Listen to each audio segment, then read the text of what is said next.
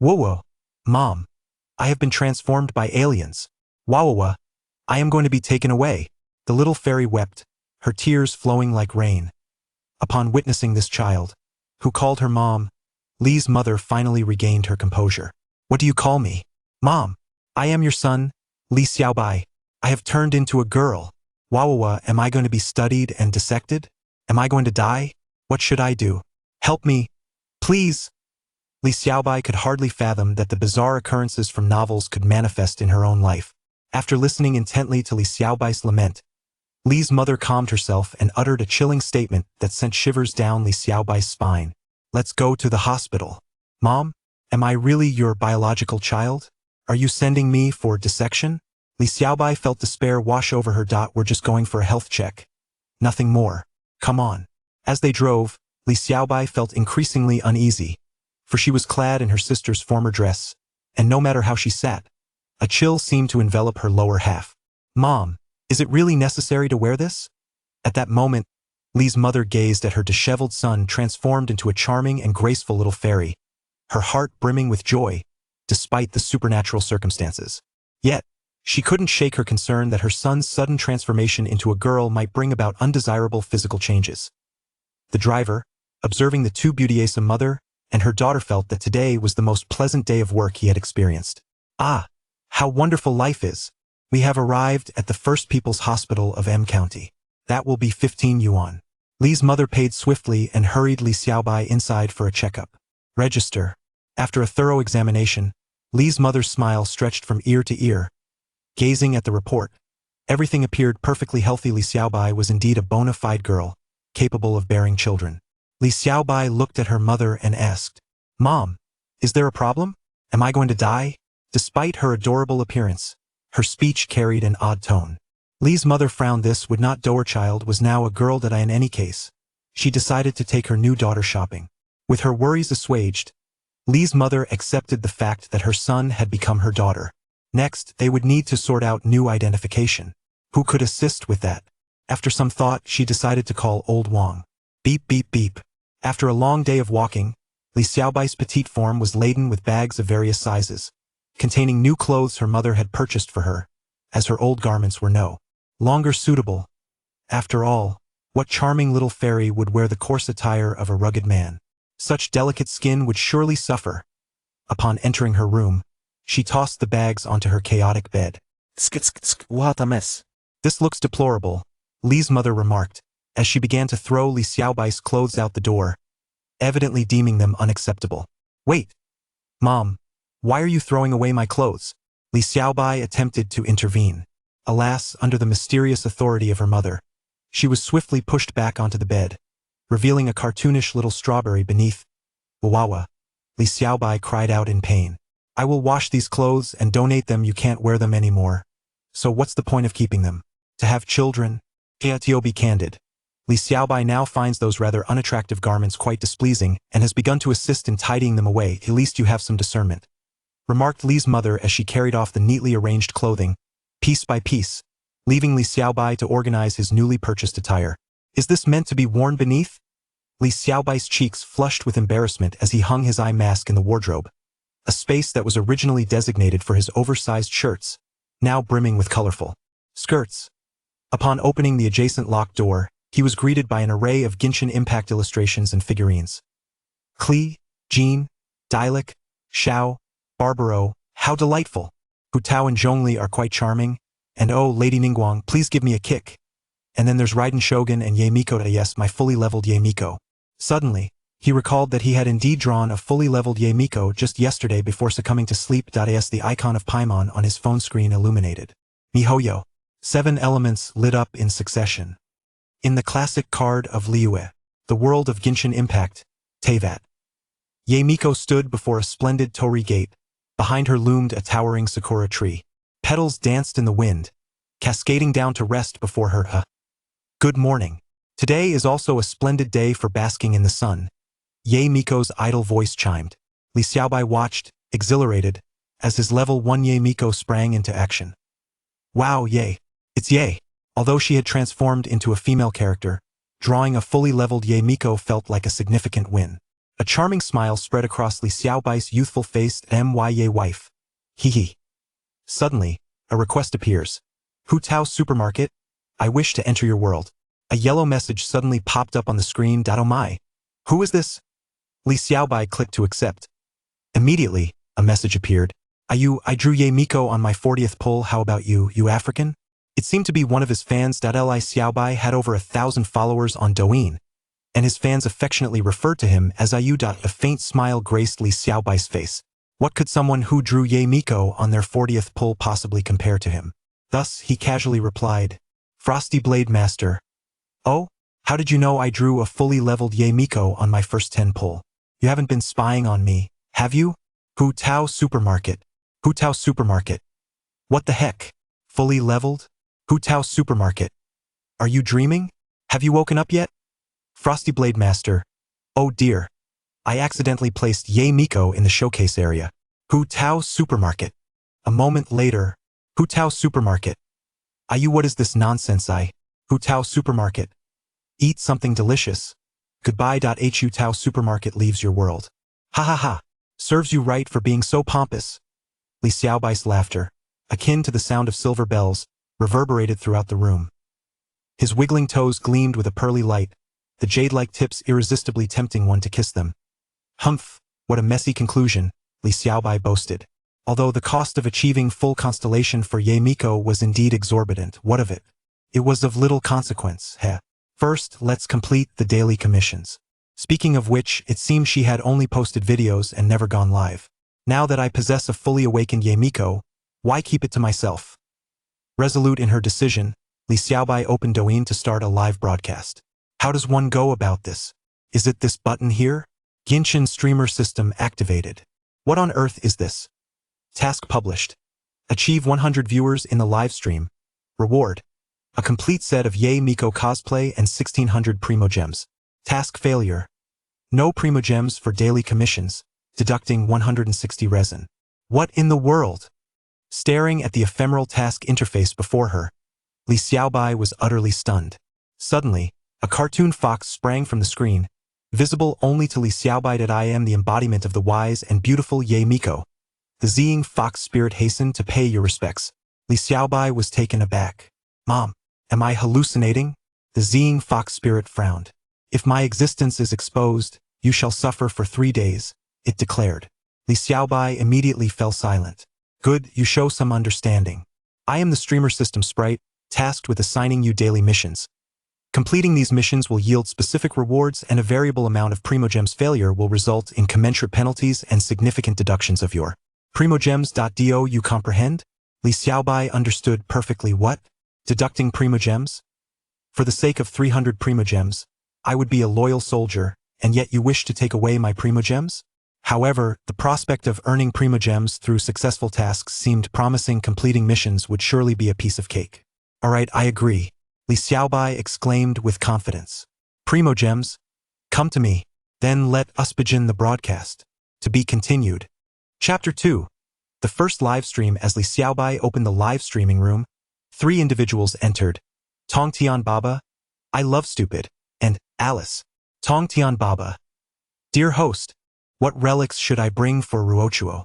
Recently, it has been quite challenging to conquer the abyss with Zhongli. I love stupid. Oh, a primal magic player? How peculiar. Indeed. Like a sparrow falling for an old hen. Shortly thereafter, another user entered the room. The best Shao in national server. Is no one here? I'm leaving. Seeing this, Li Xiaobai quickly greeted. Welcome, Tong Tian Baba, Alice, I love stupid, and the best Shao in national server. Please bear with me during my first live stream. Just as Li Xiaobai finished speaking, the number of viewers suddenly surged to 20. There are female players. A woman has arrived. This is my wife, just released from confinement. Kindly tread lightly in your words. Enough. Is your wife again? My dear is being mischievous. I shall take her home. The host's voice is so melodious, simply enchanting. I must send a little heart. As the influx of viewers continued, Li Xiaobai found himself at a loss for words. In a sweet and charming tone, he said, thank you all for your affection. This is my first live stream, and I am not entirely proficient yet. but I do play Genshin Impact. Would anyone like to join me? As soon as Li Xiaobai's words fell, the live room was flooded with responses of willingness. I am willing. I am willing. I am willing, my dear. UID is 154-369-4856. I will join first. Before long, requests to join Li Xiaobai's world began to pour in. Hubby, I wish to enter your realm. My dearest Xiaoyu wishes to enter your realm. Tongtian Baba wishes to enter your realm. Soon, the group was filled to capacity, leaving the remaining viewers in the live chat lamenting, why can only 4 people play together? We strongly urge Mihoyo to lift the number limit. Of course, this was merely jest. In truth, if the player limit were lifted, Genshin Impact would cease to be what it is, becoming indistinguishable from other pay-to-win games that measure success through damage. Alright, the number is full now, my dear viewers. I sincerely apologize, Li Xiaobai said with a charming and playful tone, blending 3 parts regret with 7 parts helplessness. He, Li Xiaobai, was indeed a female host well-versed in the intricacies of human nature. Only men truly understand men, and his playful demeanor was far from distasteful. Evidently, upon hearing this, the remaining viewers felt utterly delighted. Oh my, that voice is simply too enchanting. I must share this with my good friends.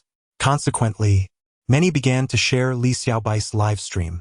You shared Yu Feifei's live stream. Beware. A wave of eager admirers is invading your live stream. Indeed, it wasn't long before even more people arrived. Wow, the girl's voice is so adorable. I am enchanted. Must follow. As a woman, hearing such a sweet voice makes me feel giddy. Is this normal? The chatter from above is merely a cacophony of irrelevant remarks. Meanwhile, Li Xiaobai is diligently engaged in daily tasks alongside 3 devoted fans. In Inazuma, as she streams, Li Xiaobai announces, this is the gathering place of the Howren Ghosts. Our first triumph today will be to vanquish them completely. Her sweet and charming voice resonates through the live stream, akin to the soothing experience of ear cleaning. Share, share. She urges. More viewers flock to Yu Feifei's live stream. Before long, the viewership in Li Xiaobai's stream reaches 100. Wow, we've hit 100 viewers. The live stream gift pack has been successfully distributed. She exclaims. Oh, that was easy. She gazes at the sudden appearance of a pink Miko outfit on her bed, adorned with exquisite decorations and lined with silk. The texture and color are remarkable. If customized, it would surely cost tens of thousands, perhaps even more. However, the live stream takes precedence. You have new mail. Please check. A notification chimes. Li Xiaobai clicks on Paymon's icon, promptly collecting her mail. 30 Primo Gems. Wow, how stingy. Only 30 Primo Gems for all that effort? She feels a pang of frustration, having put in considerable effort to entertain. Yet, upon seeing the splendid Ye Miko cosplay outfit, she realizes that this is the true prize. The Primo Gems are merely a bonus. But what am I to do with this outfit? Though it is lovely, I certainly won't wear it. Returning to the game, Li Xiaobai controls her newly leveled Ye Miko, equipped with the Raiden Shogun's lightning set, and together with her 3 fans, they engage in a fierce battle against 4 Howren Ghosts. The Howren Ghost, Yen Wei, leaps high wielding a blazing sword, and inadvertently, one of their team members, Tongtian Baba, falls. I don't care how many times we fight. Without shields, we always lose a few lives. This is truly frustrating. He articulates the thoughts that linger in the minds of others. But fear not. Her husband, Xiao, has begun planting rice, expertly maneuvering amidst the chaos while the Howren Ghosts retreat. Ah, the Howren Ghosts. Here comes Raiden's counterattack. Let us see my swordsmanship. Xiao falls, transforming into a wisp of light before reviving at a distant teleportation anchor. Ahahaha. This is too funny. Are the Howren Ghosts really that difficult to kill? Don't laugh yet. You'll see how amusing it is when you reach Inazuma. Zhongli forever. Some viewers wonder if the streamer lacks Zhongli. That healer and Xiao were swiftly eliminated, leaving only Ye and the Raiden Shogun on the field. Let us retreat. This is simply too engaging. I just devoured 10 bowls of rice. My mother asked why, and I told her the streamer is too captivating. Watching the comments flood in, Li Xiaobai couldn't help but rub her temples. Why not bring a shield? A cat would suffice, or even a second constellation Zhongli. If all else fails, Just bring a Geo character to collect the crystals. As it became apparent that the few sea spirits could not be vanquished, Li Xiaobai decided to retreat, regroup, and adopt a different role to return. At this moment, silence enveloped the surroundings. Suddenly, the Raiden Shogun unleashed a devastating attack, delivering an astonishing damage of 500,000 and cleaving the 4 sea spirits in twain. Favorite Xiaoyu. Just a trivial matter. The fully leveled Raiden Shogun has arrived. Wow, what a spender. How impressive. Favorite Xiaoyu. Li Xiaobai feigned exaggerated astonishment. I too possess a fully leveled Ye Miko, but my level has yet to rise. Soon, I shall leap about and astound you all. Favorite Xiaoyu. No biggie. Let us head to the next location. Tongtian Baba. Bro, you're amazing. How much did you spend? Husband. In truth, I was on the verge of finishing them off, just a hair's breadth away. Tongtian Baba. Can the person above change their name? It's rather awkward to look at. Husband. No way. In the live stream, is the damage of the fully leveled Raiden Shogun really that high? I envy you. My Raiden Shogun only deals 30,000. Well, your level of training isn't quite up to par, is it? Mine boasts 60,000. I envy those with a Raiden Shogun, unlike me who has only Dialek. Indeed, Li Xiaobai teleported with the 3 companions to another location, and soon, the other quests were completed. Favorite Xiaoyu. Is there anything else we need to tackle? Husband of Au.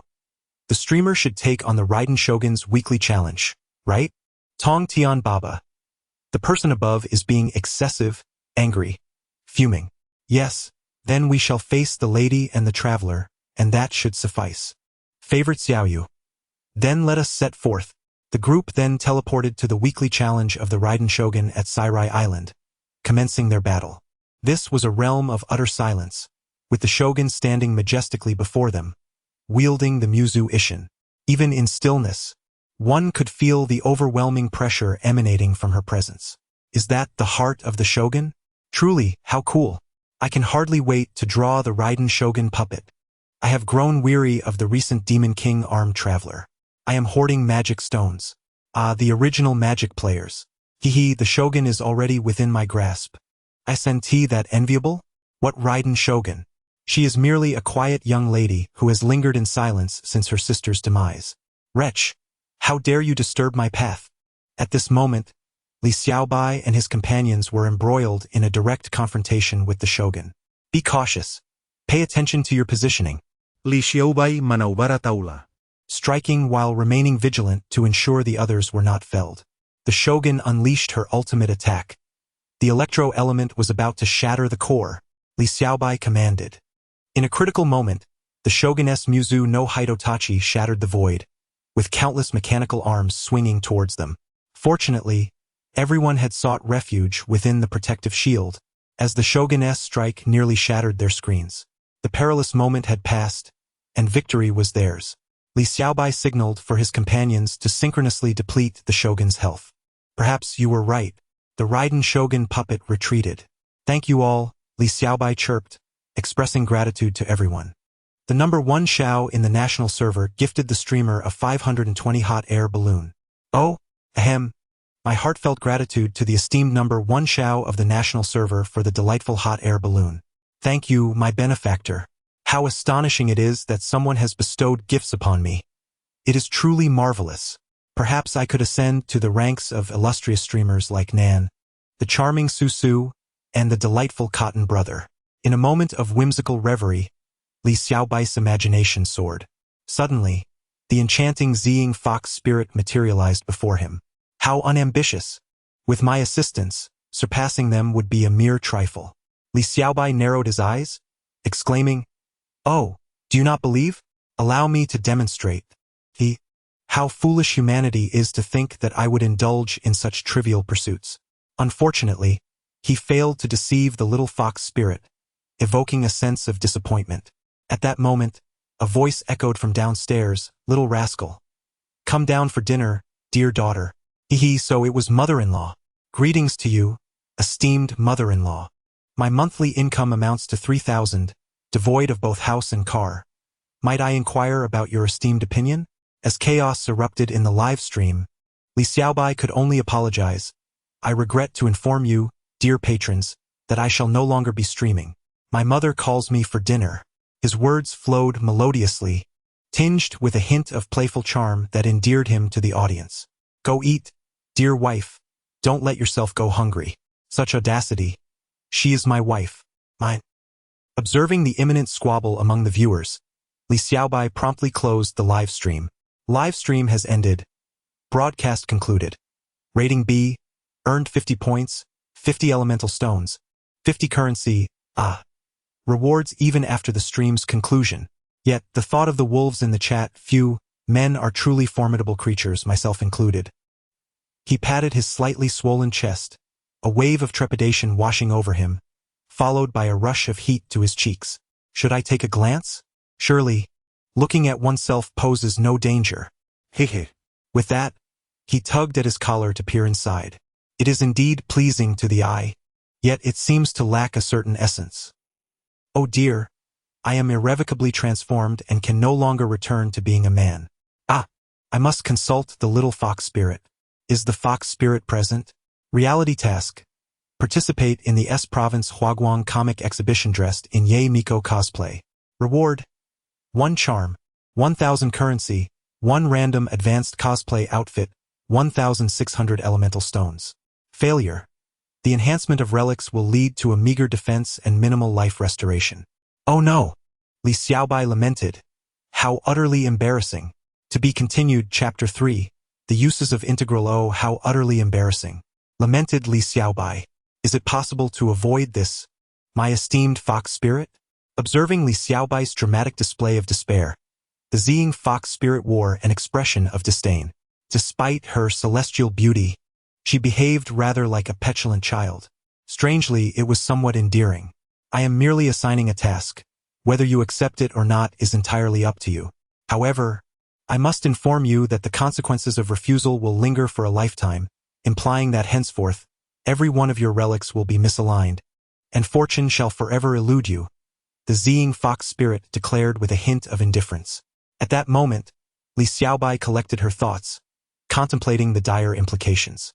The mere thought of her relics being perpetually misaligned, never yielding double crits again. Aha! A relic has arrived. Why is it not being enhanced? Exclaimed Xiao Fengyu. I heard that someone has cursed the relics, ensuring they will always be misaligned. Little life, added the crit damage. Hey now, crit damage captain. You are unjustly accusing me. Is it not the crit rate that slanders my name? You all still do not believe me, protested Xiao Fengyu. I believe you. I wholeheartedly believe you, the crit damage responded. The absurdity of it all. Perhaps donning a costume of Ye Miko was not such a trivial matter after all. Have you made your decision? Will you accept the task? The Ziying fox spirit asked languidly while licking her petite paws. With a clenched jaw, Li Xiaobai begrudgingly replied, I accept the task. Ding! You have accepted the reality task, the comic convention turmoil. Please embark within 3 days to the Huaguang Comic Convention in Province S. Outshine other cosplayers, and become the most radiant cozer at the venue, proving that you embody both beauty and wisdom as the illustrious Ye Miko. What a kitsch introduction. Li Xiaobai couldn't help but chuckle. It was evident that even the Genshin system carried a hint of melodrama. At that moment, she noticed something called points in her system backpack. Clicking to inquire, she found popularity points, used to exchange for task narratives, insufficient permissions. What is this? Fox Spirit. What purpose do these points serve? Li Xiaobai inquired. The Ziying Fox Spirit rolled her eyes. Why not check the introduction? But it's not entirely complete. If it's incomplete, why bother looking? Yet I wish to know. Then strive to earn points through diligent streaming. Why ask me? Li Xiaobai sighed, feeling disheartened. Truly, all foxes were equally cunning. Li Xiaobai, are you not going to eat? You might as well starve, her mother urged, her voice tinged with impending exasperation.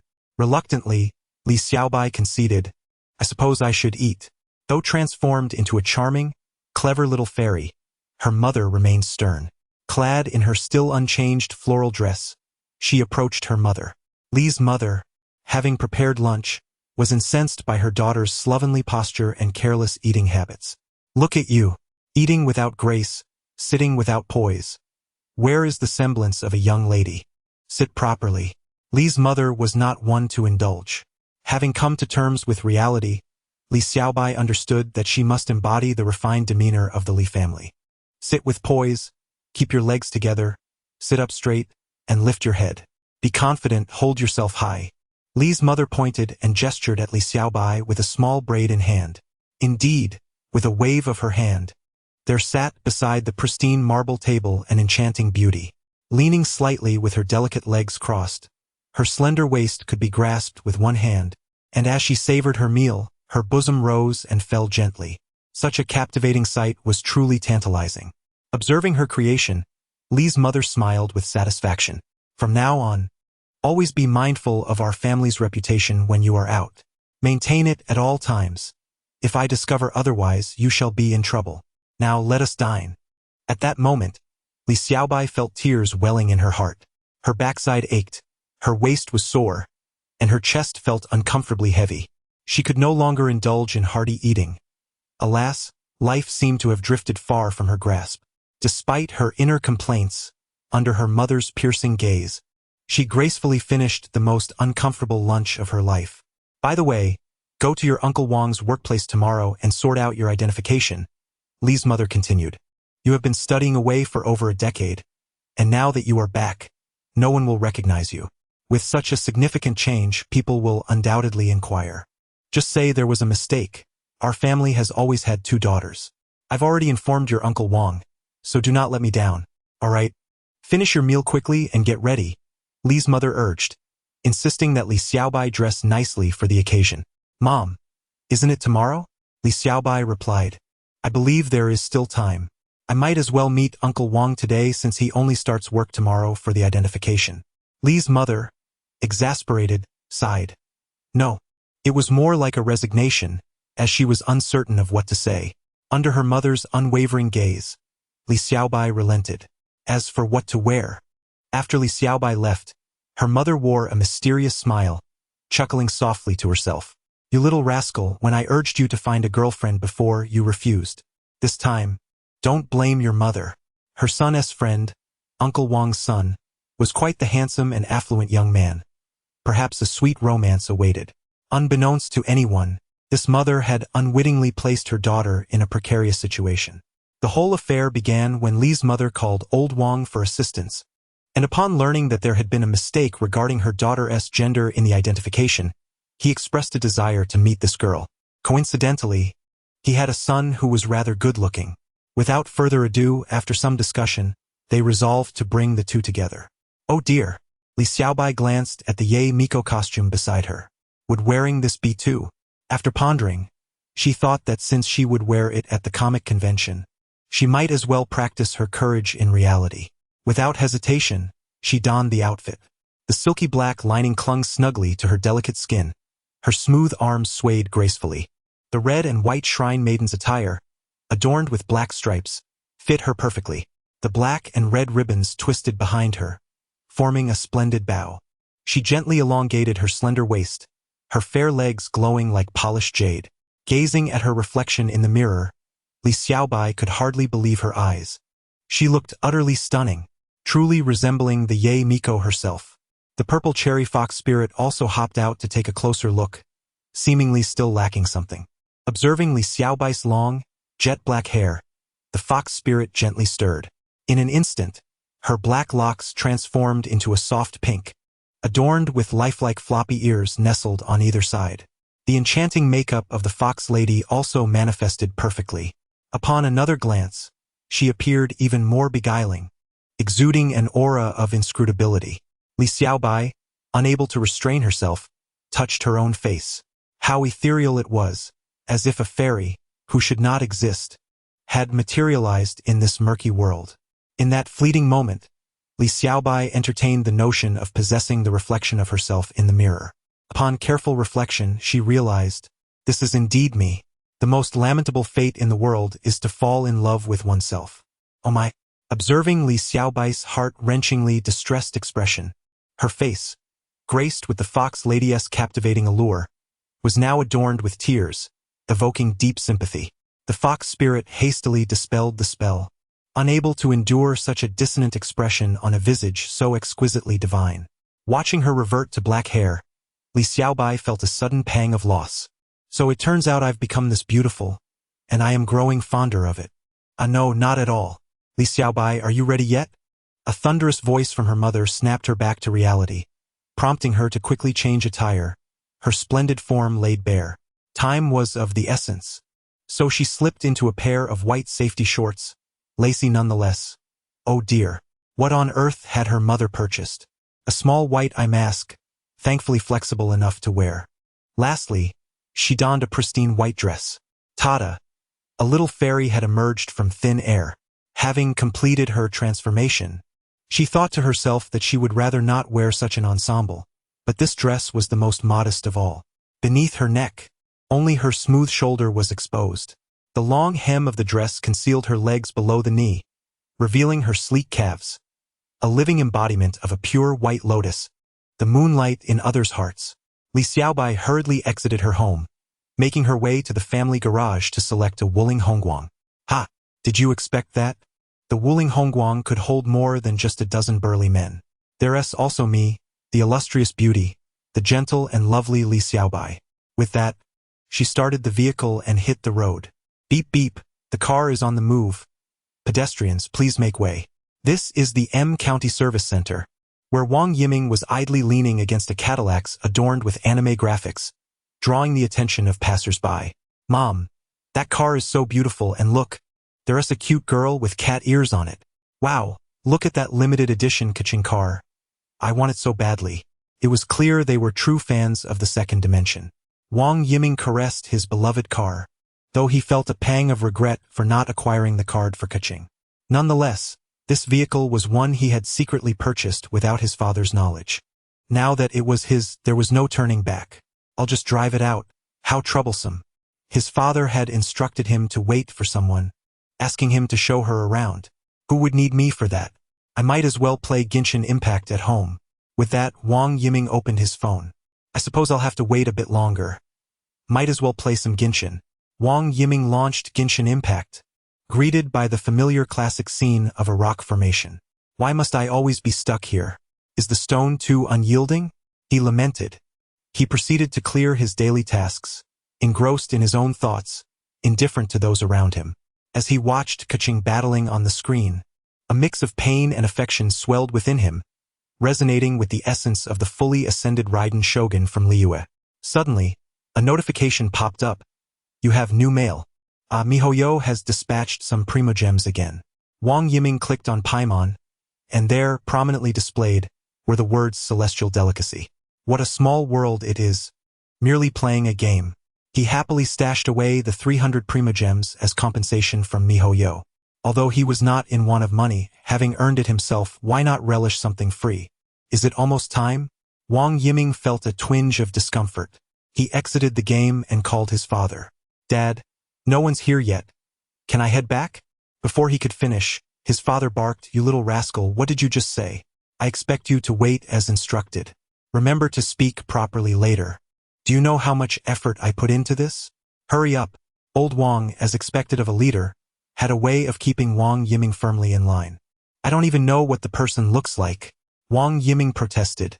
Wait for me at the front desk. If a girl named Li Xiaobai comes looking for me, you understand, right? Bring her to me and make sure to present a good image, his father commanded.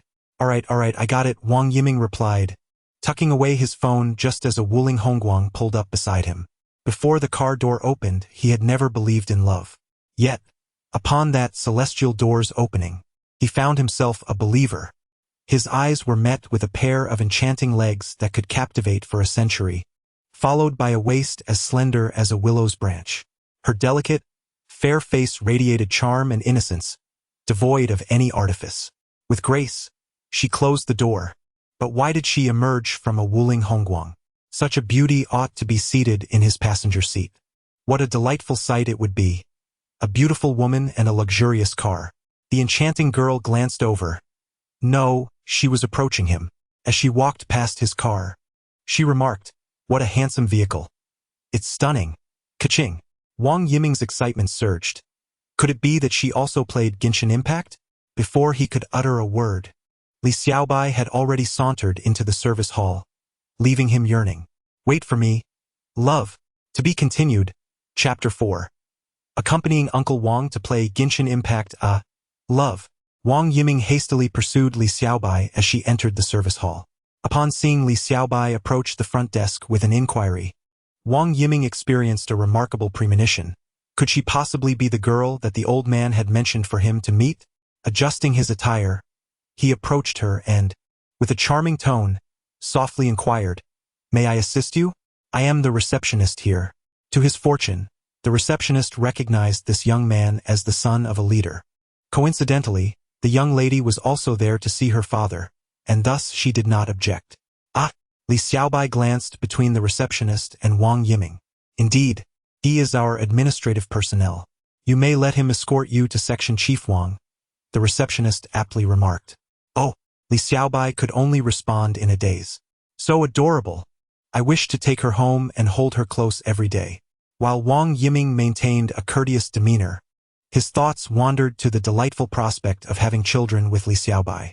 What a lovely name, Li Xiaobai. Truly fitting, like a pure white lotus flower. Casting a grateful glance at the receptionist, Wang Yiming led Li Xiaobai to find her father. As they walked down the corridor, the system unexpectedly issued a task. Daily task. Accompany Wang Tong to play Genshin Impact. Reward. Charismatic voice modulation. Staring at the suddenly refreshed task, Li Xiaobai felt bewildered. Who is Wang Tong? Is there a task tracker? Am I supposed to guide this handsome fellow? Just as he was about to inquire about her name, Wang Yiming interjected. "Hello, my name is Wang Yiming, but you may call me A Ming."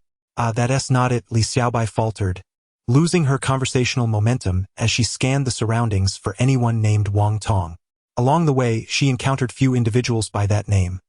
The administrative personnel wore name tags, making them relatively easy to identify. To Wang Yiming's eyes, Li Xiaobai appeared as a curious child, observing her surroundings with wonder. So delightful and pleasing to the eye. The old man has truly outdone himself this time. Knock, knock, knock. Wang Yiming rapped on the office door, ushering Li Xiaobai inside. Wang Tong, or Uncle Wang, looked up to see a radiant young lady standing before him. "Beautiful. Is this little Bai? I'm your mother's classmate. You may call me Uncle Wang. Has this fellow given you any trouble on the way? I specifically asked him to wait and escort you." "Hello, Uncle Wang. My mother asked me to visit you tomorrow. You are to assist me, so I thought it prudent to familiarize you with me first," Li Xiaobai replied obediently.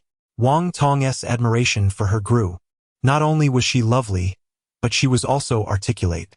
His somewhat foolish son had struck gold in winning her affection. "What are you standing there for? Go fetch 2 cups of water. Little Bai must be exhausted after such a long journey." He turned to Wang Yiming, exhibiting one demeanor to him and another to Li Xiaobai. His double standards were becoming increasingly adept. This time, Wang Yiming was not as reluctant as before. Rather, he was quite eager. "Uncle Wang's name?" Li Xiaobai sought to confirm. Although the 2 characters were prominently inscribed on the table, he continued, "Back when your mother and I were classmates, they used to call me Brother Tongzi. Our families should maintain closer ties in the future." Wang Tong, disregarding other matters, aimed to strengthen his familial connection with the Li family. He had heard from that boisterous woman that her daughter had been studying abroad for over a decade and had just returned due to issues with identification. Indeed, quite commendable. Wang Yiming gently placed the water he had prepared down, although Li Xiaobai was oblivious to this. At that moment, her sole desire was to engage Uncle Wang in Genshin Impact, to complete quests and reap rewards. Alas, like a river flowing eastward, not a drop remained. Thus, Li Xiaobai cautiously inquired, "Uncle, what do you do when you're bored?" The first step, to uncover his interests. "Oh, my dear daughter-in-law, are you planning to gift me something?" Old Wang shamelessly regarded Li Xiaobai as his future daughter-in-law. Your Uncle Wang most enjoy playing chess. Unlike you youngsters who indulge in trendy games," he declared with an air of worldly wisdom. Li Xiaobai continued her probing, "Uncle, are you familiar with Genshin Impact?" In that instant, Wang Tong's senses heightened. Had he been discovered? Was his secret exposed? He chuckled awkwardly. "What is Genshin Impact?" I am unaware. Wang Yiming, standing nearby, thought to himself that the old man was far too traditional to even allow him to bring home the figurines he had purchased. At that moment, Wang Tong yearned for calmness. The thought of an elderly man enjoying such a whimsical game was mortifying. You haven't played it? I'm playing it now. Let me teach you. Li Xiaobai eagerly offered as she opened Genshin Impact and handed the device to the old man. Uncle, look, this game is incredibly fun, and it features a plethora of traditional culture. Even foreigners are eager to learn about our culture through this game. Li Xiaobai's cherubic face radiated pride. Wang Tong understood well that it was the architectural culture and breathtaking landscapes within the game that captivated him. As an elderly man whose body no longer allowed for frequent movement, opportunities to explore the world had diminished. Experiencing the beauty of various locales and immersing in diverse cultural music within a game was something he cherished immensely, especially now that a young person was willing to share it with him. Come on, uncle, give it a try. After all, it's your break time. Li Xiaobai tugged at Wang Tong's sleeve playfully. Wang Yiming's eyes widened. She was tugging at his sleeve. How delightful. Alas, Wang Tong steeled himself and accepted the phone, gazing at the familiar MiHoYo icon with a sigh. Very well, very well. This is my account. My name is Yu Fei Fei. A thunderous shock resonated as Wang Yiming stood in stunned silence, absorbing Li Xiaobai's words. No wonder he found that voice so familiar and enchanting. She was indeed his destined one. Wang Yiming's gaze towards Li Xiaobai ignited with even greater fervor. Li Xiaobai felt a sudden chill running down her spine, perplexed as she hadn't even turned on the air conditioning. Entering the game, she guided Wang Tong on how to play. This will allows us to advance. And these are the character skills. We can defeat these monsters to protect the city, she explained, gesturing animatedly. Poor Wang Tong, pretending not to have played before, was truly suffering. After some misguided attempts, Li Xiaobai patiently elaborated on the gameplay. Soon enough, he dropped the facade and skillfully cleared the hilichurls surrounding Mondstadt, seamlessly teleporting to Liyue. Li Xiaobai assumed she had successfully taught the old man. Indeed, a system notification chimed in. Daily task completed. Rewards have been sent to your inventory. Please check.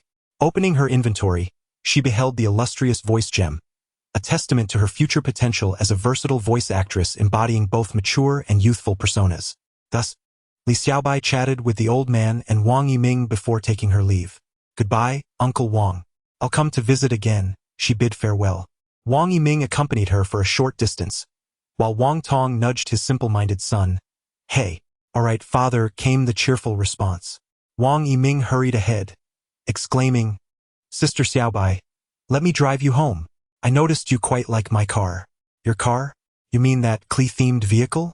Li Xiaobai hadn't paid much attention to Wang Yiming until now. Hearing his words, she blurted out, so, you also play Genshin Impact? Wang Yiming nodded. Deciding to keep his identity a secret for the moment. Why would such a handsome young man have such an absurd name? He hadn't found it distasteful before, but now that he had someone he liked, perhaps it was time for a change. What should he rename himself? Perhaps Xiaobai's dear husband? Would that be too forward and scare her away? He pondered a more melodious title. Wow, that is so cool. I really like your car too, Li Xiaobai replied, though her expression faltered slightly as she remembered she was driving a humble Wuling Hongguang. But thank you. I'll pass on the ride as I drove here myself. She gracefully declined. Oh right, Wang Yiming recalled seeing her exit from that very Wuling Hongguang. The contrast was striking. An exquisite beauty stepping out of a modest van. The juxtaposition was quite stark. Wang Yiming chuckled and extended another invitation, which Li Xiaobai respectfully declined. They exchanged contact information, and as she drove away in her van, he mused about her intriguing personality. Looking at her contact name, Fox Xiaobai, he thought it sounded delightful. Wang Yiming found himself lost in daydreams of the future. Meanwhile, Li Xiaobai, having distanced herself from the voice gem, decided to experiment with her voice. Ahem, let me try a lowly voice. Big brother, could you spare me 1600 primo gems? Thank you. You're such a wonderful person, she exclaimed, feeling a wave of embarrassment wash over her. How could I utter such words? Yet, she felt compelled to try again. In my service, my heart shall not grow cold. Oh my, how splendid. I have fallen in love with myself. The purple cherry fox spirit behind me has become quite bothersome. In the future, you may conduct your live streams in this manner. At this moment, Li Xiaobai knows better than to provoke the little fox. Thus, he ingratiatingly inquired, adopting a youthful tone, "Esteemed fox spirit, could you enlighten me about the purpose of the points?" With a playful wink, he added, "How adorable." The little fox blushed. "Though it may not conform to the rules, given your considerate nature. Ahem, I shall divulge that it is indeed of significant utility to you. Therefore, it is imperative to live stream frequently to garner popularity. The greater the popularity, the more points you shall acquire, and the rewards will be increasingly substantial. That's all I can disclose. Any further revelations might lead to repercussions," the little fox concluded, displaying a demeanor that begged for compliments. The little fox was undeniably easy to understand. "Thank you, esteemed fox spirit. You are truly remarkable, simply exceptional. I adore you, dear fox spirit." Flattery was the order of the day. It was simply a matter of expressing it. Indeed, one found comfort in the exchange, and the other relished the praise. "I shall take my leave now," the fox declared before vanishing. "Sigh, I must ponder the upcoming convention in 3 days. Should I don my attire beforehand, or wait until I arrive? Will it be perilous to venture alone? After all, I am but a delicate maiden. Li Xiaobai, dear fairy, have you perhaps forgotten someone?" Just then, Li Xiaobai arrived home, parked the van, and opened her phone. "Friend request. Black. Hello Xiaobai. I am Wang Yiming." Upon seeing this name, Li Xiaobai beamed with delight. "Ah, free transportation has arrived." It was on that fateful day when a stunning beauty emerged from a striking vehicle, overshadowing all cosplayers, marking the event as the dark light of the White Knight. To be continued, Chapter 5. The boss wants to draw cards. Wang, shall we? Good afternoon, Xiaobai. I am Wang Yiming, the one you met at the service hall today. Fox Xiaobai. Hello, Yiming. What brings you here? Wang, shall we? I was just wondering if you made it home safely. Now that I know you are, I can rest easy. Wang Yiming, with his phone in hand, sent messages with an unmistakable glow of joy on his face. Xiaobai was simply too cute and beautiful. If only she could don Kuching's black stockings and the Fox Lady's priestess attire, she would surely captivate the entire audience. It seems that the Huaguang comic exhibition in S Province is just around the corner. Should I invite Xiaobai to join me? Perhaps, in the heat of the moment, we might find ourselves entwined in romance. Cough, cough. Wang. Xiaobai, you also play Genshin Impact, right? Would you like to join me at the Huaguang comic exhibition in S Province? Promises to be incredibly fun. Fox Xiaobai, huh? Is it true that when one is hungry, someone will bring pillows? She had just been pondering how to broach the subject of attending the exhibition with Wang Yiming when, unexpectedly, "In that case, I shall not be polite." Fox Xiaobai, really? I would love to go, but I've never had the opportunity. It's quite regrettable. Wang Yiming felt his heart constrict. Even her text messages were adorably charming. It was all a product of his imagination. Wang, shall we? Then let us go together. My dad is an old classmate of your mom, so if I mention it, I'm sure Auntie will agree. Fox Xiaobai. All right, I'll mention it to my mom. Success. Li Xiaobai smiled as she shut her phone and approached her computer desk, adeptly turning on her computer. She crossed her legs on the gaming chair.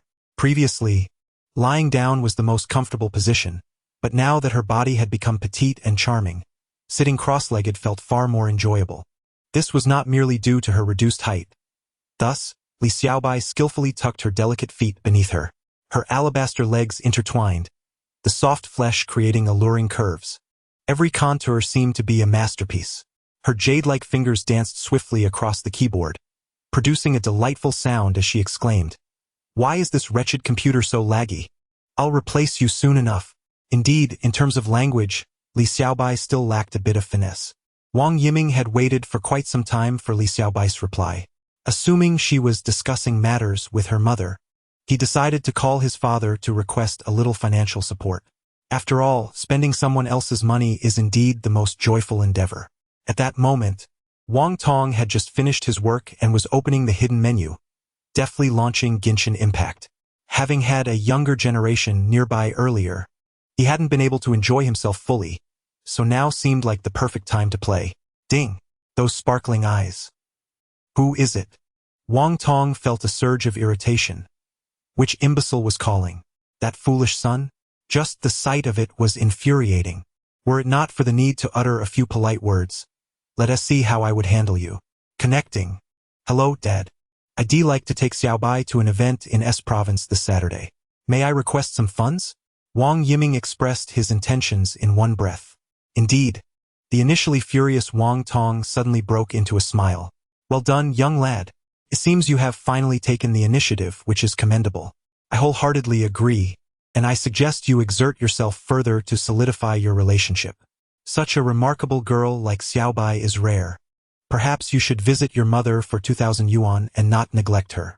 Wang Tong, with a broad smile, was clearly delighted. It appears this young man genuinely has feelings for Xiaobai. Previously, upon returning from blind dates, he would claim that all the beautiful girls were merely superficial, even upsetting several of them to tears. Consequently, he was scolded by his friends, and he dared not retort. His path has not been easy, enduring so much for the sake of his children's happiness. Fortunately, that day, the strong woman called him for assistance. Otherwise, he may never have encountered a girl as wonderful as Xiaobai. Indeed, daughters and mothers often possess contrasting personalities. It seems I must expedite matters for Xiaobai tomorrow, allowing this young man to take her out for a delightful outing. This daughter-in-law is destined for our Wang family, and no one can take her away, not even Jesus himself. Wang Yiming hung up the phone, hurriedly calling his mother for funds. Meanwhile, Li Xiaobai was lost in thought, staring at the screen where the mischievous purple fox spirit frolicked. Are you capable of existing in any electronic device? Why have you chosen to invade my computer? At that moment, Li Xiaobai's screen displayed Ye Miko, with the little fox spirit perched on her shoulder. You mere mortals understand nothing. Humph, if you won't tell me, then so be it. By the way, earning points requires live streaming, correct? Li Xiaobai inquired. Bingo! Correct answer, but alas, no reward. This little fox seems to grasp the vernacular of the real world quite swiftly. Li Xiaobai opened the live streaming partner application, the official software for Douyin's computer broadcasts. Once she amassed 1,000 followers, she could commence streaming. After some maneuvering, Li Xiaobai finally opened her live streaming room. Grandpa, the streamer you follow has finally gone live. Come and take a look. My wife is online. How could I possibly miss this? With a thunderous sound, the white bear made a dazzling entrance. Alice gifted a fan light board, while Black Star sent a small heart. As soon as Li Xiaobai came online, comments began flooding in. I was only away for an afternoon. It hasn't been that long. Li Xiaobai replied to her fans while launching Genshin Impact. Today, I mainly intend to clear tasks for my alternate account, so I won't be able to team up. Can the streamer help me pull for Ye Miko? Ah, is the newly established rotten brother about to vanish? Is that not permitted? Tianxia Bazhang sent Douyin #1 streamer. Is it possible? Li Xiaobai was taken aback. I never said I disagreed. Are such extravagant gifts given right from the start? Li Xiaobai had never received such a precious gift before. If the sender were underage, would she need to refund it? As if sensing her concerns, Tianxia Bazhang immediately sent another gift along with a message. Tianxia Bazhang sent a Dreamland Garden. I am 26 this year, single. The astonished netizens awakened from their surprise at the wealthy gifts being showered. The boss possesses a grand demeanor. However, the notion of him being single is unnecessary.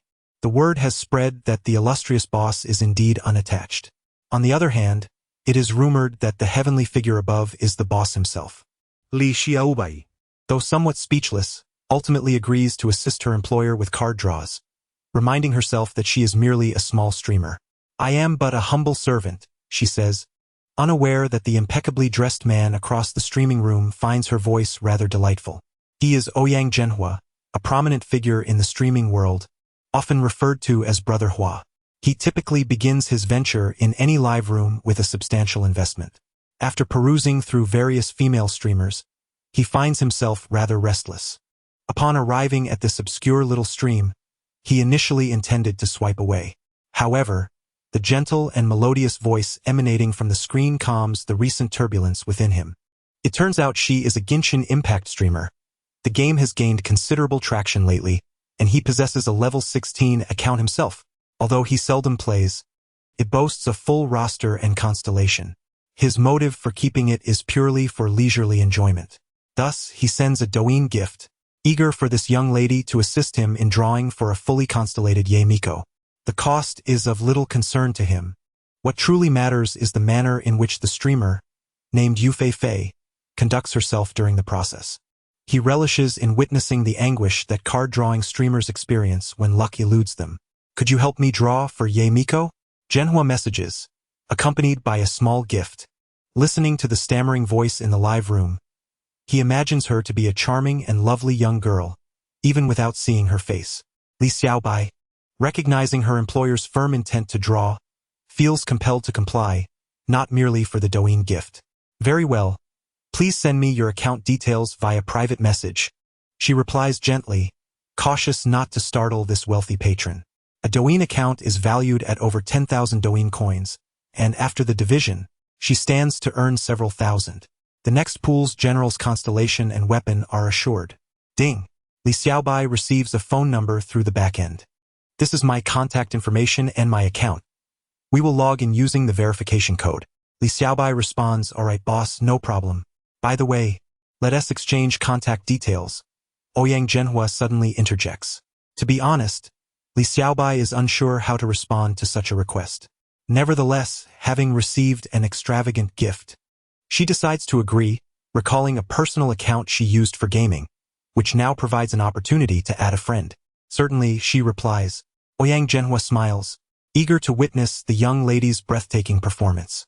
He is already filled with anticipation to see her wail, suffer, and express her frustration. Of course, let there be no misunderstanding. He merely seeks to experience the exquisite pain of others' misfortunes in card drawing, a rare guilty pleasure of his, as his own account is notably fortunate, causing every Genshin streamer he has engaged to experience utter despair during their draws. Let those self-proclaimed European emperors among the streamers ponder their existence. Li Xiaobai entered her account. Of course, she obscured a picture for privacy. Safeguarding the privacy of others is a requisite skill for any competent streamer. When the verification code from the supreme ruler of the realm arrived, Li Xiaobai successfully logged into the interface. In the live stream, one could only guess at the grandeur of a level 59 world, with every character at maximum potential and a complete set of exquisite relics. A blind guess revealed that the proprietor's weapon pool was already brimming. The owner was generous. Xiaoyu managed to draw cards with guaranteed outcomes. The naysayers above were swiftly identified. Guaranteed outcomes, guaranteed souls, all guaranteed for the elite. Remarkably, few in the live stream were inclined to support Li Xiaobai, primarily because her previous videos featured substantial guaranteed outcomes. Li Xiaobai yearned to convey that her fortunes had shifted. She had drawn Miko with 10 pulls, albeit at a frightful cost. Yet Miko's beauty rendered it worthwhile. She chose not to stoop to their level. Li Xiaobai opened the door to Sky Island and entered the Teyvat continent. After traversing the classic rocky path, she was greeted not by the fragrance of earth, but by the alluring scent of her beloved characters. At level 16, without having completed any quests, a daunting array of tasks awaited her. I apologize, Brother Basya, I was mistaken. Brother Basya was a novice. Perhaps the streamer could guide him. Mom asks why I am in tears. I reply that it is because Brother Basya is merely a level 16 fledgling. Li Xiaobai perused her inventory, overflowing with 5-star weapons that shimmered brightly, nearly blinding the viewers. Goodness, is this the passion of a whale? The weapons here could purchase a house. When asked why she was overwhelmed, she replied, I am crushed under the weight of financial pressure. Brother Basya, we erred once more. You merely appear to be a novice, yet you are indeed the mightiest novice of all time. I seek sponsorship, Brother Basya. Li Xiaobai examined her characters. One by one, everything appeared flawless. All characters were at maximum potential, albeit at level 1. Wow, how enviable, she thought, her heart seething with rage. All characters, all at maximum potential, though not entirely outrageous, it was undeniably extravagant. This was a level 16 novice account. Can you believe it? Surely, this person only harbors a penchant for collection. Clearing her throat, Li Xiaobai gently announced, Very well. Let us commence with a 10-fold draw to test the waters, for I am but an African. Should fortune elude me, the owner shall be disappointed. With a click, 10 intertwined fates vanished, and from the azure skies, a meteor descended, among which shone a dazzling golden star. Wow! Gold has appeared. Li Xiaobai's composure shattered. The fans were in awe. Ouyang Zhenhua's oversized glasses glinted. He vividly recalled just concluding a major guaranteed outcome from the previous banner. What luck was this? As the 3 golden figures glimmered, the anticipation lingered. To be continued. Chapter 6. Using life to assist fans in drawing cards. I am the triple yellow egg. The broadcaster has certainly lived up to Ba Xiaji's expectations. An error in your typing upstairs. It should be Ba Shanggu, the one who wields the bow. Oh, hiya. Does Ba Shanggu not desire a warm nest? I can be sweet, salty, assertive, or receptive. Li Xiaobai gazed incredulously at the computer screen, wondering if his luck was truly this remarkable. Ouyang Zhenhua furrowed his brow slightly, realizing the situation was more complex than it appeared. Li Xiaobai also frowned, sensing the intricacies of the matter. Even the loyal viewers in the livestream were frowning in unison, acknowledging the undeniable complexity. Being a triple yellow egg, he certainly deserved this. Ouyang Zhenhua was astonished, pondering why his card draws were as crooked as a gnarled tree, while the charming young lady seemed to possess such extraordinary fortune. Was it mere misfortune on his part? Or was it that the young lady was exceptionally lucky? Unbeknownst to them, the viewer count in the livestream surged rapidly, swiftly reaching 1,000 and continuing to climb. Li Xiaobai scrutinized the screen, inhaling deeply before proclaiming, "Congratulations, boss. Your luck is truly remarkable. This round is entirely thanks to you. You're amazing." Upon hearing this, the loyal viewers howled in delight, exclaiming how endearing it was. What could have been a rather corny line sounded so delightful in this context. Meanwhile, a group of eager fans awaited in the shadows, howling in anticipation. The first 10 draws yielded 2 Ye Miko and 1 Chi-Chi. Shall we make a prediction? Will the next golden draw go awry? Li Xiaobai emulated the methods he had observed from other streamers. Are you ready? Let's go. He clicked the mouse to draw cards. 1 10 draw resulted in 1 purple and 9 blue. The second 10 draw yielded 2 purple and 8 blue. As he initiated the third 10 draw, a brilliant golden light enveloped him. Wah, unbelievable! Exclaimed the astonished viewers. Just after 20 draws, another golden card appeared. Yet, the atmosphere in the livestream felt heavy with sorrow. What a splendid host, but alas, this was not merely spending money. It was risking one's life. Breathe in that good fortune, quickly, brothers. Even the esteemed Nanzong had to utter a remark. The reason was simple. A golden meteor descended, leading to an unremarkable beginning but an extraordinary conclusion. In that moment, the live stream erupted in excitement. Without question, the loyal viewers flooded the chat with hearts and fan club light sticks. Host, please get some rest.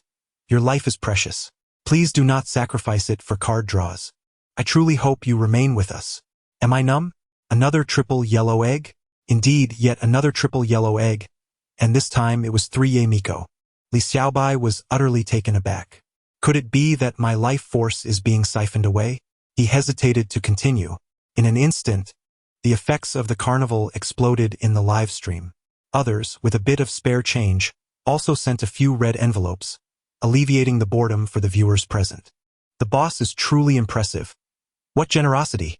Would the esteemed brother Bong grace our live stream with his presence? There's everything one could wish for here. The onlookers were in awe, marveling at how someone so extraordinary could possess such fortune. Yet, in truth, he was not as extraordinary as he appeared. He was quite fortunate indeed. He truly lived up to his name, Ouyang Zhenhua. However, the lovely young lady might not have witnessed such a spectacle before, so a couple of small gifts were sent to comfort her. Ouyang Zhenhua squinted, crossing his hands with a swaggering smile. The host continued, "We're just 2 away. Let us aim for another double yellow egg." The excitement grew. "My wife is truly amazing," one exclaimed. "Are you scared, Li Xiaobai?" Impossible. With the support of the lavish gifts, he felt invincible. "Thank you for the carnival, boss. Your generosity is commendable," Li Xiaobai playfully chirped. Although he recognized himself as a god of fortune, he refrained from being overly boastful, his lips curling into a smile. Meanwhile, someone had covertly recorded the entire stream. A new video of the God of Fortune's card pulls was in the making. When a drop of water disturbs the calm surface of a lake, one must wonder how far the ensuing ripples will spread. Tremble, African players. A goddess of fortune is about to redefine their expectations of card pulls in Genshin Impact. Alright, everyone, let us continue. The prophecy concluded, with some rejoicing and others dismayed. My points, such individuals were rare, as most had only managed to earn a little. That year, my ambitions were high, yet just as I launched, it all vanished. Li Xiaobai delicately moved his mouse to the card pull section, silently chanting, Namo Amitba, may the Jade Emperor bless me with moderate luck. I do not wish for an early demise or a premature downfall. That day, his face drained of color, as the shocking realization struck him. Is anyone concerned about the host? He wondered. Don't worry, Xiaoyu, I will marry you, even if you have your daily troubles. Can a fairy have troubles? He mused. The host seemed all right, yet the live stream was eerily silent, with only two Ye Miko illustrations smiling, devoid of any voices. Is the host not responding? Wake up. Li Xiaobai gasped suddenly, panic surging within him. I fear for my longevity. His heart raced, nearly reverting to the previous night's turmoil. With a sudden influx of energy, Li Xiaobai revived. Congratulations to the boss on achieving full health with Ye Miko. Congratulations and best wishes for a harmonious and joyful family. Li Xiaobai chattered incessantly, her small mouth moving rapidly. In the live stream, the audience, including an elderly man on the subway engrossed in his phone, remarked, We understand, Xiaoyu. No need to say so much. Boss, goodbye. Can I log off now? She hesitated, contemplating the weapons.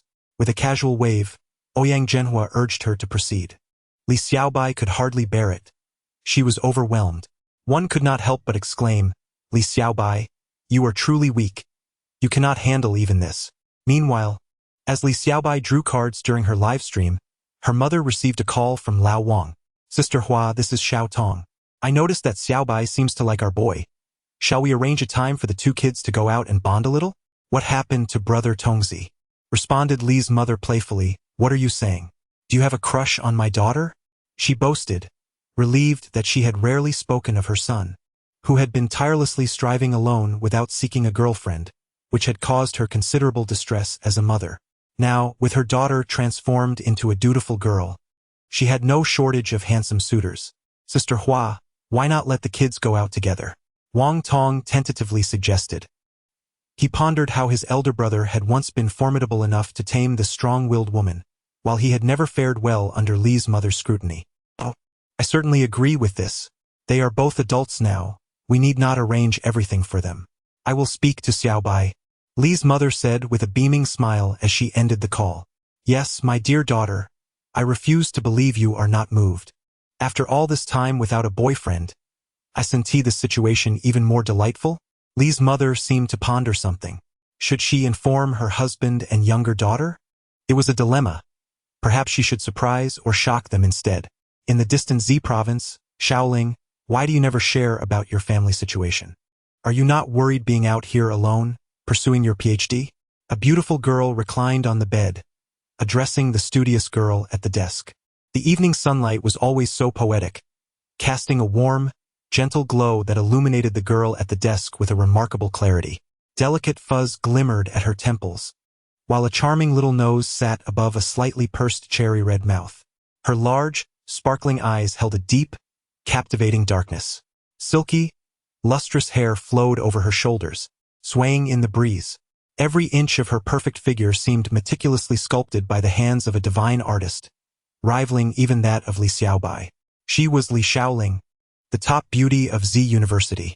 Remembering her brother, who had been away from home for over a decade due to various circumstances, Li Shaoling felt reluctant to discuss him. She had always harbored resentment towards her brother. Why squander one's life when a better path was available? More than once, she had overheard her mother lamenting how she wished Li Xiaobai were a girl. Li Shaoling longed for a sister. She envied the times when sisters donned matching outfits while shopping. Yet, Li Xiaobai could not share dresses with her. How unfortunate. After a brief video call with her brother, under their mother's pressure, they both fell silent and ended the call, never to communicate again. Xiaoling, you are so beautiful. Why haven't you entered into a relationship? Miao Tian inquired curiously. Simply because such matters are rather dull, Li Xiaoling succinctly replied. Miao Tian began scrolling through Douyin, showing Li Xiaoling. The Huaguang comic exhibition is actually in S province. How far? But I really want to go. Miao Tian lamented. Li Xiaoling, in disbelief, thought to herself, what kind of person finds wandering through such a mundane exhibition enjoyable? The cutting-edge technology at the Z City Central Exhibition Hall is far more intriguing. That is where we ought to be. Thus, Miao Tiantian's lamentations continued, while Li Xiaoling immersed herself in her book, The Days Living with My Sister. Indeed, it was a novel. In a place abundant with mountains and forests, secrets often lay hidden. In a secluded base deep within the mountains, a handsome and robust man gazed through a small window towards the moon that peeked out. When will the bright moon appear? I raised my cup to ask the blue sky. Ahua, are you thinking of me? I am thinking of you, just as a little boy yearns for his notebook. Furthermore, there was that rebellious child. He must be captured and trained rigorously in the military, constantly preoccupied with gaming and neglecting his duties, completely unaware of the importance of finding a partner. My dear daughter must surely be struggling with her studies. I will visit you as soon as I have a moment to rest, my obedient girl. The man, with a blend of iron resolve and tender emotion, had tears glistening in his eyes. General, there are developments in the 3rd district. In the live streaming room, the host had been overwhelmed. Numerous viewers had come to draw cards. Princess Yu, take a look. At that moment, over 10,000 people filled the live stream. Ouyang Zhenhua's weapon pool reached its maximum potency, having achieved full power within 120 draws. Astonishing viewers once more. What kind of luck does this Ouyang possess? This drew many eager onlookers. Li Xiaobai's private messages were incessantly buzzing, a continuous stream of notifications. Please, dear viewers, if you continue drawing, my life will be forfeit. Lu Jinxing sent Douyin number 110. I'm not tired, Li Xiaobai declared, rejuvenated. If this continued, the divine statue would soon be drained dry. After an exhausting session, Li Xiaobai finally felt fatigued. Although not as fortunate as in The World Dominates, every 60 or 70 draws yielded a character without any misses. A fully powered character is bound to yield a double jackpot. The streaming effect surged, even attracting the fans of the legendary Ouyang to come and admire this Sister S card drawing prowess. Of course, a wave of new followers surged in. Originally, the account with only a few thousand followers suddenly gained an additional 20,000. It was truly astonishing. Now, with the moon shining brightly, Li Xiaobai's alternate account awaited task clearance. Goodbye for now, dear viewers. I must attend to my alternate account. Today I am so lucky. I must empower my alternate account fully, Li Xiaobai declared with fervor. Despite this, it merely made the tens of thousands in the live stream comment on how delightful her voice was. How many floors can one carry a bag of rice? Aha! I will carry 100 floors in one go. Let us go. Li Xiaobai had struck it rich. The era of the extravagant little white was upon us. Firstly, I extend my utmost respect to the 10648s, invoking the deity of fortune. I ponder whether Princess Yu's luck may not be of benefit to herself. What leads me to such a conclusion? Allow me to interject. The seer has spoken, there will be a reckoning. I place my trust in the streamer. May their endeavors be fruitful. The streamer will surely attain the guaranteed rewards with every draw, often landing upon the likes of Mona, Chi-Chi, Dialek, and Kaching. What a malicious curse it seems. Li Xiaobai is ready. Are you prepared, dear friends? The goddess of fortune, Lady Yu Feifei, is about to commence her performance. Come forth. Lady Ye Miko. In an instant, a brilliant light dazzles, and what appears is to be continued. Chapter 7. The initiation of the plot quest. Alas, as the leaves drift away, the presence of friends brings solace. Fate is predetermined. Humph, with a mere 648, is this all I receive? Li Xiaobai suspected that MiHoYo was playing tricks on her. Why must it be Mona? My Ye is destined as well, and possesses water divination skills. West, I refuse to believe it. Surely I can draw 3 golden eggs in 20 attempts. With a 10-fold summon, 2 grand 10-folds. At last, the 8th summon yielded a golden light. Suddenly, Amidst the chaos, 9 worthless items and 1 yay appeared. In the live stream, laughter erupted. Ah, I can hardly contain my amusement. Is the one above male or female? What purpose does that question serve? I know he is peculiar. If it's a woman, he desires to urinate, and if it's a man, he seeks. It is as simple as that. Where is the prophet? Ah, here he comes. Ha ha ha. I am laughing so hard I am nearly in tears. My mother inquires why. But never mind. She hasn't he asked me. Ha ha. Li Xiaobai was utterly perplexed. Why? I refuse to accept this. I shall defy destiny. It is impossible. I cannot believe it. I will change my fate.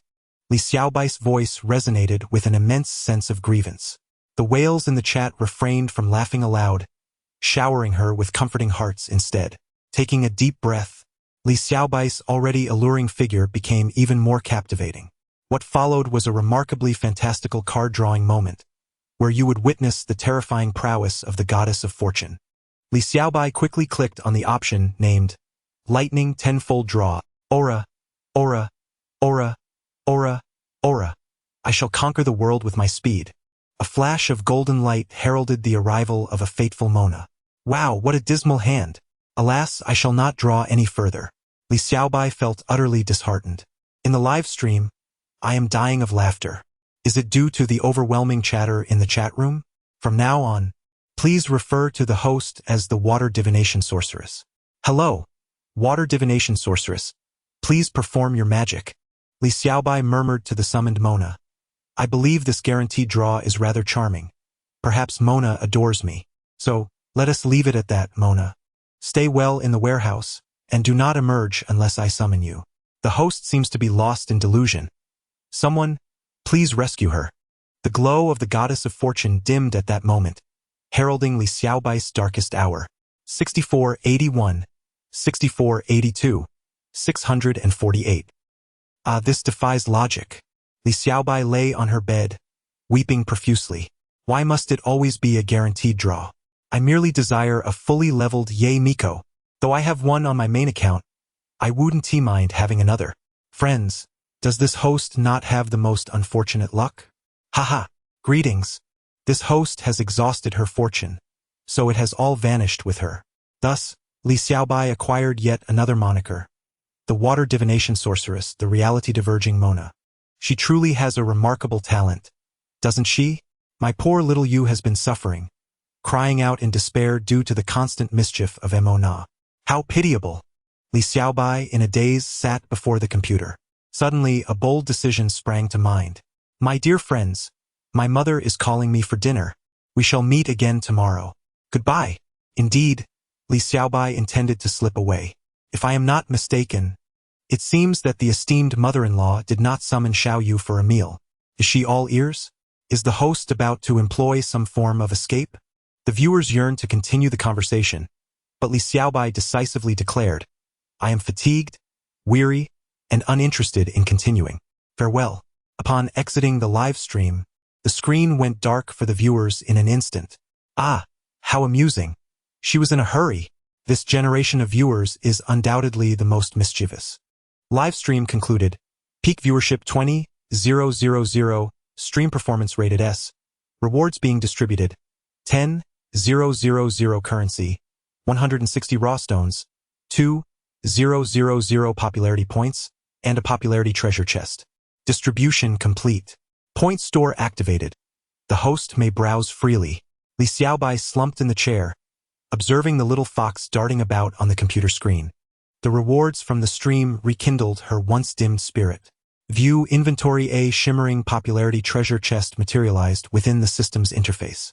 Additionally, points, 2050, Mora.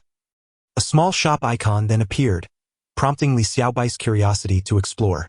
As the shop opened, a dazzling array of items overwhelmed her senses, but they were all shrouded in darkness. Only the first item glowed brightly. It was a mysterious purple object, adorned with intricate and esoteric patterns, resembling a key. Yes, akin to an ancient key, yet imbued with an even greater sense of mystery.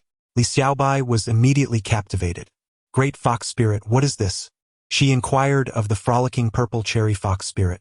The purple cherry fox spirit feigned nonchalance and replied, "This is the key to worlds, a key that connects to unknown realms, and it is quite formidable." Noticing Li Xiaobai's contemplative expression, the purple cherry fox spirit hastily added, "You must not exchange it just yet. Otherwise, you may encounter unforeseen dangers from which you cannot escape." Intrigued by the purple cherry fox spirit's words, Li Xiaobai's curiosity intensified. An unknown world? Is it akin to a parallel universe? Such things exist in reality? Very well. Observing his transformation, it is evident that there are indeed unknown phenomena in this world.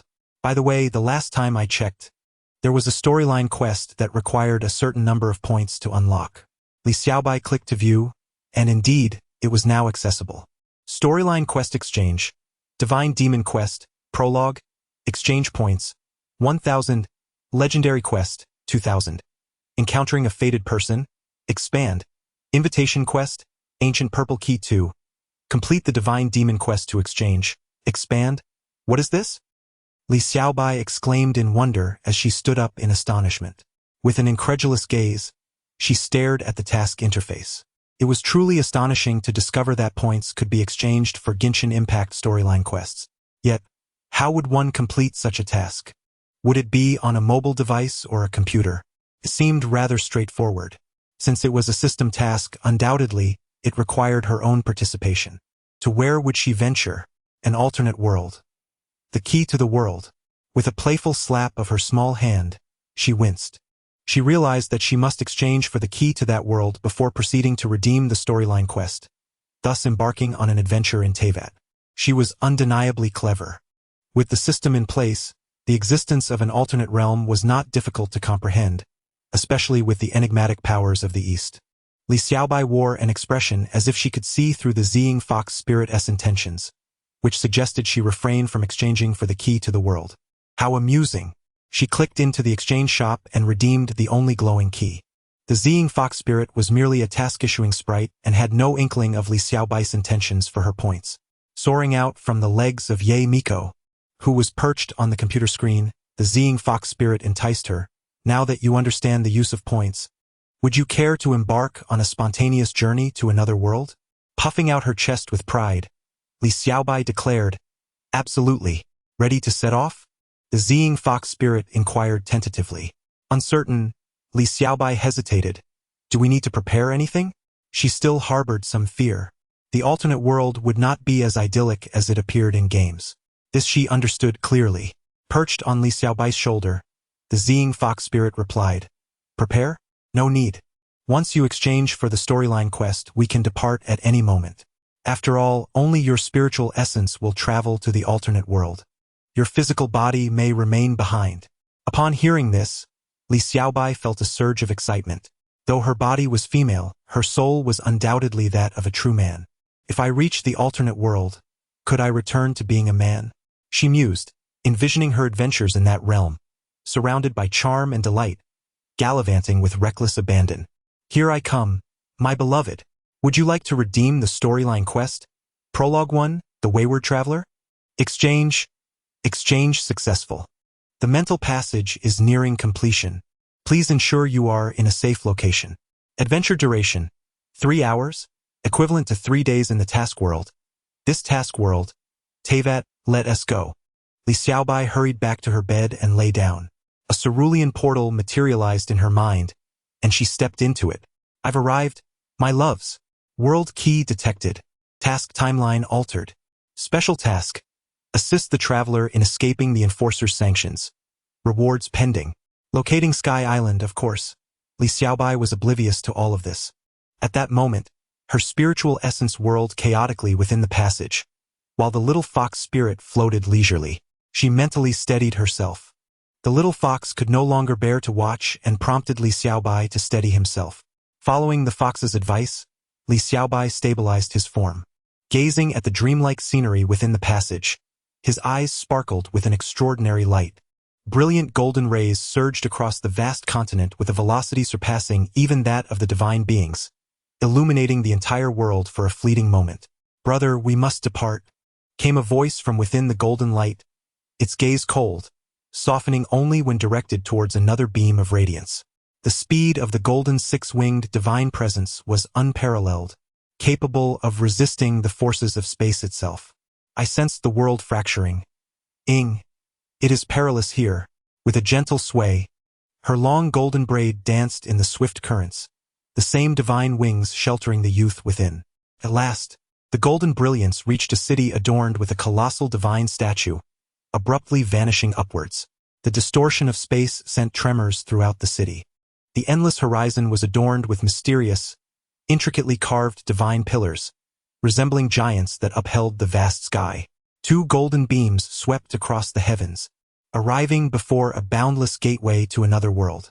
The handsome young man spoke softly, "Sister, crossing this gateway will lead us away from this realm. Brother, let us go." The girl succinctly replied, stepping forward. Just as they intended to leave this world, an overwhelming pressure surged forth, tearing the void to reveal a massive rift. A pale divine foot emerged from within, each step echoing as if it tread upon the fulcrum of existence. The divine form was flawless, and its cold visage radiated unfathomable authority. An unfamiliar deity stood before them, power emanating from its being. With a slight elevation of its divine hand, it declared, "Outsiders, your journey ends here. To be continued." Chapter 8. The intruding deity of another realm? The maintainer of heavenly principles, here to bring an end to the Son of Man. Zhan Yu. The words are devoid of warmth. A torrent of dark red divine power forms chains of the world that ensnare the two individuals. Brother, be careful. The wings of the firefly goddess unfurl, scattering the approaching chains. Yet this force is overwhelmingly immense. The firefly is violently hurled away, the chains binding tightly around her delicate arm. The sword of humanity in her hand bursts forth with blinding light, trembling incessantly. The maintainer's eyes are devoid of compassion, not even shifting an inch.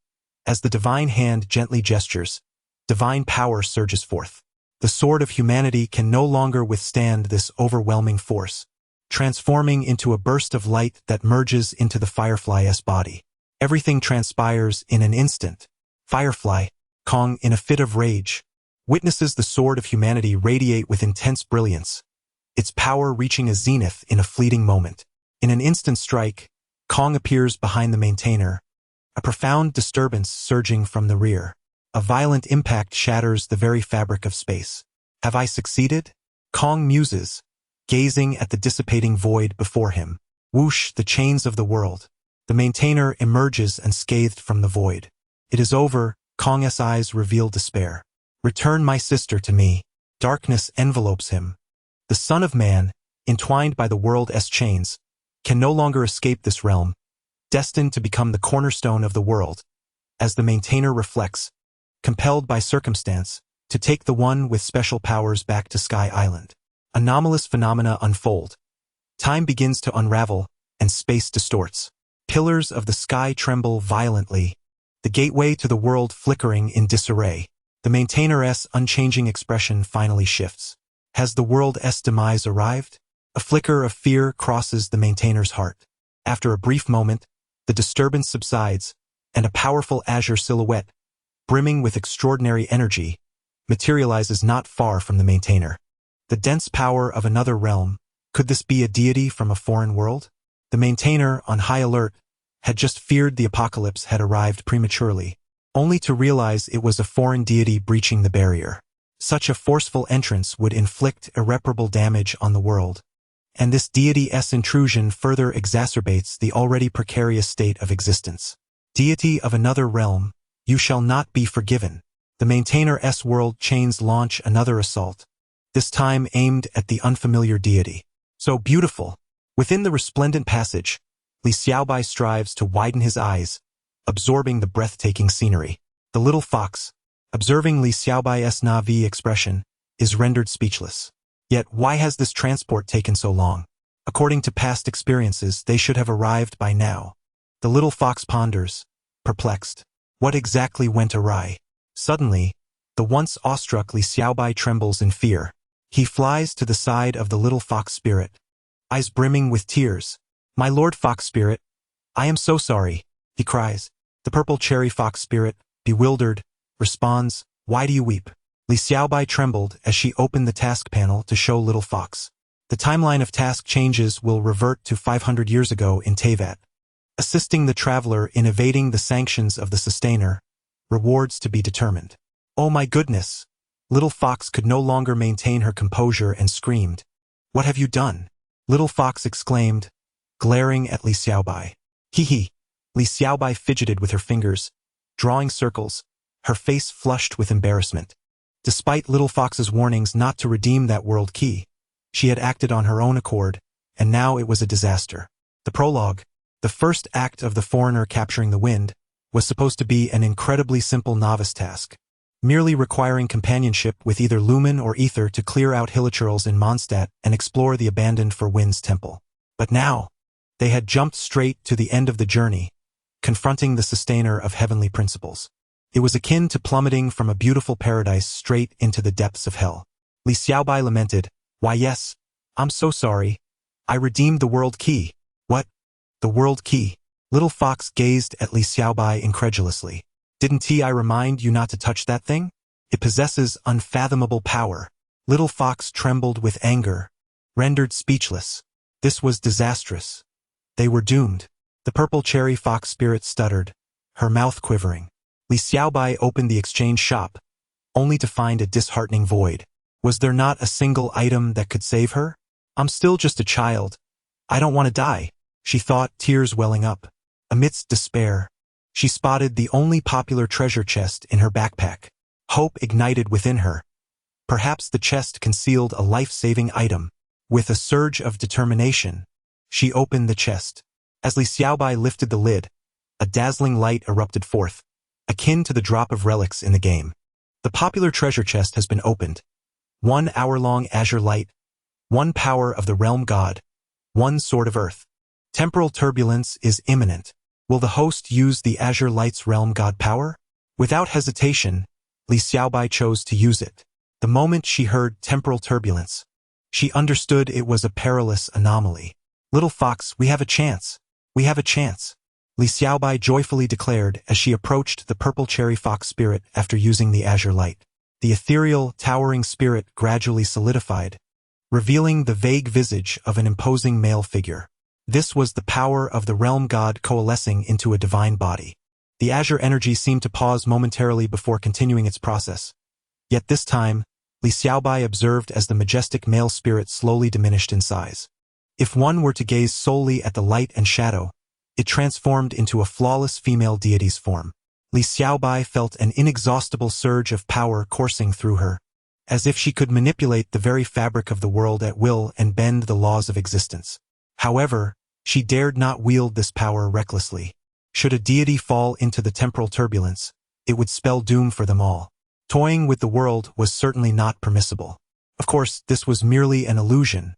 Yet breaking through the barriers of existence was indeed feasible, albeit at a tremendous cost to the world. The author advises against such actions. In the presence of the fox spirit, Lord Hu Ling, we may indeed escape our impending doom this time. Li Xiaobai's flawless divine form twisted with childlike excitement. How so? The purple Sakura fox spirit lamented the imminent conclusion of her illustrious fox life, reflecting on her youth as a mere cub. Why must the beginning be so hellish? Yet, upon hearing the host proclaim that they would not perish, tears cascaded from her fox eyes, unable to be contained. "Oh, how wonderful! I need not meet my end." Li Xiaobai, feeling somewhat embarrassed, scratched her head, ashamed that this situation was of her own making. Sighing, she gently cradled the little fox in her arms. "I apologize, little one. It shall not happen again." The small fox raised her head to gaze at her, asserting, "You must keep your word. If you doubt me, let us make a pact." Li Xiaobai extended her slender pinky. The divine form was complete, with translucent nails and delicate, fair fingers gently linking with the little fox's tiny paw. "A promise for 1,000 years, never to change. Deceivers are but pups," Li Xiaobai whispered. "Indeed, a promise for 1,000 years never to change. Deceivers are but pups," the little fox echoed. Following this event, the bond between the little fox and Li Xiaobai deepened to the essence of life and death. "My name is Sakura. I bind our covenant, unchanging in this life and the next." The little fox lightly touched her forehead to Li Xiaobai's fingertip. A purple glow emanated from the purple Sakura fox spirit, and a mysterious, intricate mark flickered, revealing a petite, adorable figure. This is our covenant. From this moment forth, we shall be eternal companions in this world. Li Xiaobai had not anticipated such a profound outcome. Then I shall call you Little Sakura, she said with a smile. The covenant has established a bond with the purple Sakura fox spirit, who is now destined to enter a deep slumber, awakening only upon returning to the real world. Due to the host's divine power, the purple Sakura fox spirit shall undergo growth and evolution. Little Sakura felt a warm sensation enveloping her, understanding it to be the divine power affirming their bond. Xiaobai, I shall sleep now. Be careful. Little Sakura felt no real concern, for with the power of the world god, Li Xiaobai was invincible in this alternate realm. Fear not, I am incredibly brave. Witnessing this, little Sakura transformed into a beam of light, entering the realm of their bond for purification. Finally, Li Xiaobai breathed a sigh of relief, ready to confront the impending task ahead. The currents of time were fraught with peril, and even deities could not withstand the strangling grasp of time. Under the protection of the azure light, Li Xiaobai navigated through the chaotic streams of time. Approaching Sky Island with a resounding thud, it seemed she had breached some barrier. The sudden brightness caused her to squint. Have I emerged? The god of the other world, you shall not be forgiven. Before Li Xiaobai could assess her surroundings, she heard this chilling proclamation, followed by a surge of terrifying power rushing towards her face. What is this? Yet it seemed the voice could not escape. The furious strike of the sustainer erupted upon Li Xiaobai's face.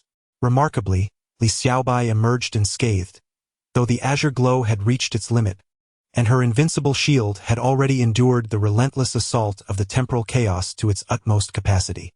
This was the moment of her arrival in this otherworldly realm, perfectly timed to withstand the initial thunderous onslaught. Truly splendid. Host has just arrived in the otherworld. Loading voice package. What are you saying? Li Xiaobai perplexably inquirat. Gazing at the figure approaching her with hostile intent. The sustainer, hearing Li Xiaobai's audacious and incessant chatter, felt a surge of wrath rising within her. The sealed traveler was set aside as she prepared for a desperate battle. The dark crimson chains of the world unfurled behind her with great force, embodying a life-and-death struggle. Li Xiaobai, equally bewildered, found the voice package still incomplete and could not comprehend the sustainer's words. However, her current strength was formidable. Perhaps she could realize the aspirations of all players to defy the heavens. If you wish to fight, then let us engage. With divine grace, Li Xiaobai summoned the Sword of Earth, aiming its blade at the sustainer. If words could not suffice, she would first vanquish her opponent and then engage in a proper dialogue. In an instant, the power of the realm surged through her, an inexhaustible force akin to tumultuous tides unleashed. The world chains, dark and overwhelming, collided with the Sword of Earth in a fleeting moment. To be continued, brothers. I have signed the contract, so I implore you to bestow your gifts upon me, or to Xiaobai, if you prefer. Chapter 9. Greetings, traveler, cease your actions. Enough. Li Xiaobai and the sustainer were engaged in a fierce battle that erupted into a myriad of spatial bubbles high above. The barriers of the world were no longer able to withstand the intensity of the conflict between deities. Yet, the sustainer appeared oblivious to the chaos surrounding them. Let it be destroyed. Since there is no hope left, let it all be utterly obliterated. The sustainer's heart, once governed by absolute rationality, had seemingly shifted at some point. Was it the sorrow of the world, affected by the forceful breach of its barriers? No one could say for certain. The sustainer yearned to deliver a punishing blow to this detestable god from another realm, to suppress them beneath the foundation of the world and restore stability. The initial pursuit of the traveler stemmed from the extraordinary powers contained within them, which could potentially slow the world's decay, granting the sustainer more time to devise a means of salvation. However, all was in ruins. Li Xiaobai's intrusion had shattered the delicate balance. The world wept as the forces of the ley lines were mercilessly consumed by the abyss. Nevertheless, Li Xiaobai possessed the essence of a realm deity. The sustainer held the upper hand solely because Li Xiaobai was still unaccustomed to wielding such formidable divine power in battle. The shockwaves generated by their clashes rippled through the cloud layers of the Sky Islands, manifesting spectacularly across the world. The inhabitants of Teyvat gazed in awe at the sky, illuminated with resplendent divine light. Yet, moments later, the continent of Teyvat was rocked by violent tremors. In an instant, the earth quaked, and the energies of the ley lines surged forth uncontrollably. The suppressed ancient nation of Kenria bore the brunt of this ferocious upheaval. The forces of the abyss seized the opportunity to invade, transforming the land into a hellish nightmare. Cries of anguish and despair echoed throughout. Once proud Kenria citizens were tainted by dark forces, rendering them unrecognizable. They wailed in torment as the fabric of space was torn apart by the abyss, drawing nearby Kenria inhabitants into the maelstrom. The ancient deities beheld this sudden upheaval with bewilderment. What was unfolding before them? Some gods gazed upon the scene with compassion and sorrow, while others revealed fear in their eyes. Is what we are doing truly right? Among them was a goddess, her visage suffused with pity. Though surrounded by the chilling essence of ice, it did not obscure the purity of her heart that was visible to all. The world turned unceasingly. All was predestined. A golden-brown divine dragon transformed into a formidable human figure, its robust form exuding an ancient aura. Golden-slitted eyes observed the transition of the world. This is wear and tear, the wear and tear of existence. In this harsh era, the ancient deities were dwindling in number. How many among the so-called 7 archons of the mortal realm willingly bore such burdens? Only eternity remained. Sister, let us return home. Alas, what a lamentable fate. She was never meant to be here. The towering figure sighed, while the other deities remained silent, some exuding faint energy, others displaying restlessness. Morix, the world is nearing its end. Even we shall be engulfed by the endless abyss. A youthful voice, incongruous with the world, echoed through the air. Indeed, he is one of the ancient deities still extant in this world, the wind god Barbados. The power of the abyss permeates the air, driving even the mightiest of gods to madness and loss of reason if they so much as touch it. Fearing the taint of this malevolent force, the ancient gods have begun to withdraw. Barbados, let us wield our powers one last time for the sake of this world. Ha ha ha, splendid, splendid indeed, Barbados remarked with a light-hearted tone. Nevertheless, their actions did not falter in the slightest. Beneath the heavens, the cosmos twisted, gales howled, and hurricanes surged forth.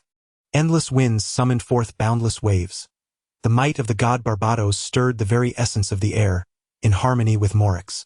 Celestial bodies descended, as if heralding the end of days, their trajectory aimed directly at the abyss shrouded in darkness. Infinite towering waves, propelled by the furious winds, surged to engulf the temporarily subdued abyss. Morix, brimming with power, invoked the formation of the Rock of 10,000 Pillars. Countless towering columns solidified under his divine influence, intricate celestial patterns gradually manifesting. Barbados swiftly, the entire sky became oppressively heavy. The might of these ancient gods was not to be underestimated. We have truly gone too far, Barbados exclaimed weakly, as they beheld the once lofty realm of the world being submerged into the depths. The passage to the abyss, sealed by their expended divine energy, shrouded the once azure sea in a golden radiance, before gradually fading away.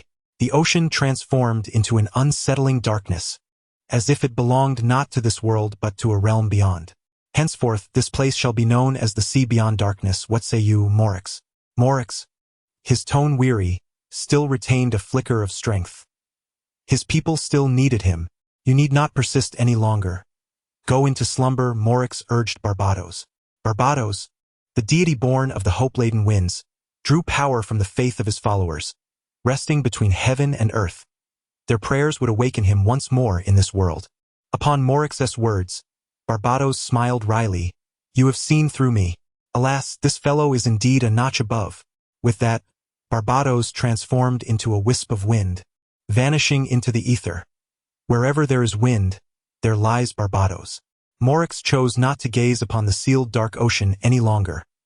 He was bound for Liyue. Even in demise, he would share the fate of his people. Have you had enough?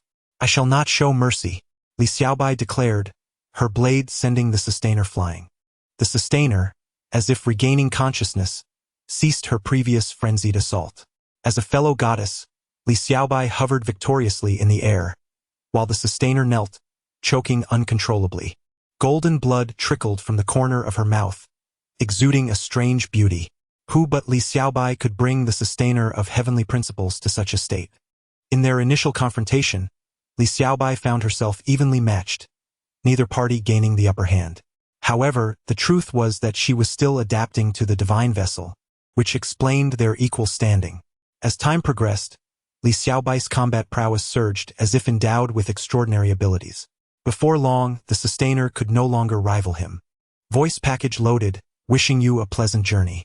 Pleasant journey, indeed. Which traveler begins their adventure by confronting the laws of the universe? It seems every traveler does, albeit none have succeeded except for her, Li Xiaobai. How clever I am. Despite the Sustainer's dissatisfaction, there was naught they could do. This deity from another realm was simply too formidable, possessing the power to rend the fabric of reality. The Sustainer chuckled cynically, pondering whether their fate would be to meet their own demise. Hello. May we converse amicably? The Sustainer raised their gaze. I can comprehend the words of this otherworldly deity. It appears a meaningful dialogue is possible. After a moment's reflection, Li Xiaobai inquired, Why do you relentlessly assault me? The Sustainer, momentarily bewildered, retorted, You have intruded upon our domain. Is it not natural for us to defend ourselves? However, the Sustainer refrained from expressing it thus. Your entry into this world was improper. You breached the barriers of existence. This realm is already on the brink of ruin, and your arrival has rendered it even more vulnerable. We are utterly powerless. This world is fated to descend into the abyss. The Sustainer's words were laced with despair and disappointment. Is there any way to salvage this world? Li Xiaobai asked.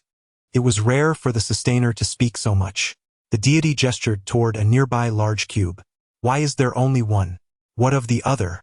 The Sustainer looked around, and upon reflection, realized with alarm that it had likely fallen into a spatial rift. Oh no, this complicates matters further. The spatial rift opens once every 500 years, and our recent conflict inadvertently tore it open, causing a traveler to plummet within. One traveler is less impactful than two. Now, we lack even the chance to slow the world's demise. After contemplating, the Sustainer remarked, We initially intended to utilize this traveler from another realm to decelerate the world's destruction. They possess extraordinary powers that could mitigate the cataclysm as long as they remain in this realm. However, our battle has caused one to tumble into the rift, which expels foreign entities every 500 years. We can no longer retrieve the traveler from within the rift. Thus, our final opportunity has vanished. The world's end approaches with alarming speed. The Sustainer fell silent, the entire divine realm seemingly bereft of spirit. Li Xiaobai touched his nose, realizing that this predicament was of his own making. No wonder one of the travelers awakens only once every 500 years. Could this be his fault? But if Teyvat were on the verge of annihilation, would not his beloved ones perish before even coming into existence? This was unacceptable. He wished to ask the Sustainer for alternatives, but witnessing their soulless demeanor, he found himself at a loss for questions. Suddenly, the gate of the world trembled violently. The traveler's cube fell before Li Xiaobai. A traveler? Otherworldly powers. It appears that I, too, may hail from another world. Could it be possible that my power could save the land of Teyvat? Quest triggered. Exhaust the power of the realm deity to save Teyvat from impending doom. Indeed, power acquired from thin air is not so easily possessed. It seems the system has been awaiting my arrival. How shall I rescue Teyvat? Through the quest. Li Xiaobai has already come to understand. The two-piece set from the popular treasure chest contains nothing intended for himself. The Earth Sword transforms into an inexhaustible reservoir of earthly energy, replenishing the dissipating ley line power and suppressing the emerging abyssal forces. The power of the realm deity manifests as an endless starlit divine energy, protecting Teyvat from being drawn into the abyss. In essence, Li Xiaobai must utilize the power he has acquired to save Teyvat. However, before that, he must first rescue the remaining traveler. For there is one crucial point. The core of the realm deity must remain in the world of Teyvat for 500 years. Li Xiaobai's remaining time renders this impossible. Thus, he has no choice but to proceed as planned. With a delicate gesture, the chains of the world dissipate, revealing a handsome youth before Li Xiaobai. The traveler, Kong, slowly opens his eyes, squinting slightly at the azure figure before him. Who has saved me? Greetings. A melodious voice resonates, emanating from the figure. I regret to inform you that you are the only one left. The ethereal voice continues. Kong bolts upright.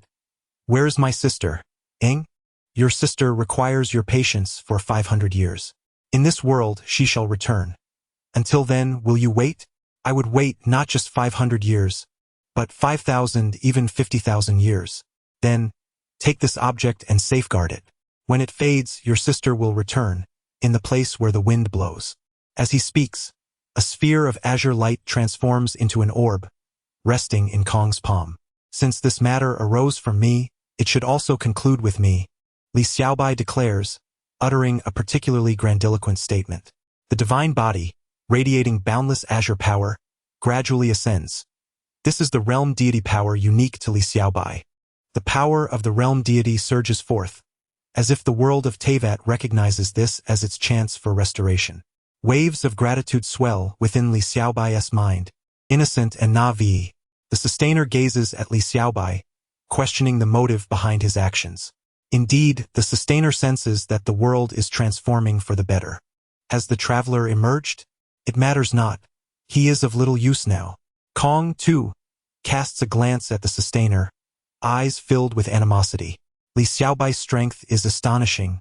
Even the inhabitants of Teyvat can perceive the world regaining its vitality. Ah, splendide. The power of Li Xiaobai's realm deity gradually stabilizes the shattered barriers of the world. Next, the foundation of the world must be restored. Summoning the Earth Sword, the power of the sword harmonizes with the ley line energy. The Earth Sword shatters, and in that instant, a force akin to the ley line energy surges from the heavens to mend the fractured earth. Mountains and rivers cease their tremors, and the ley line fervently absorbs this elixir of salvation. The entire land of Teyvat slowly stabilizes, and now it is time to return Kong to the realm of Teyvat.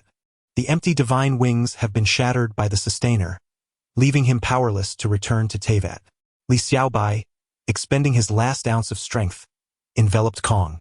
Go wait, traveler. Your journey has yet to commence.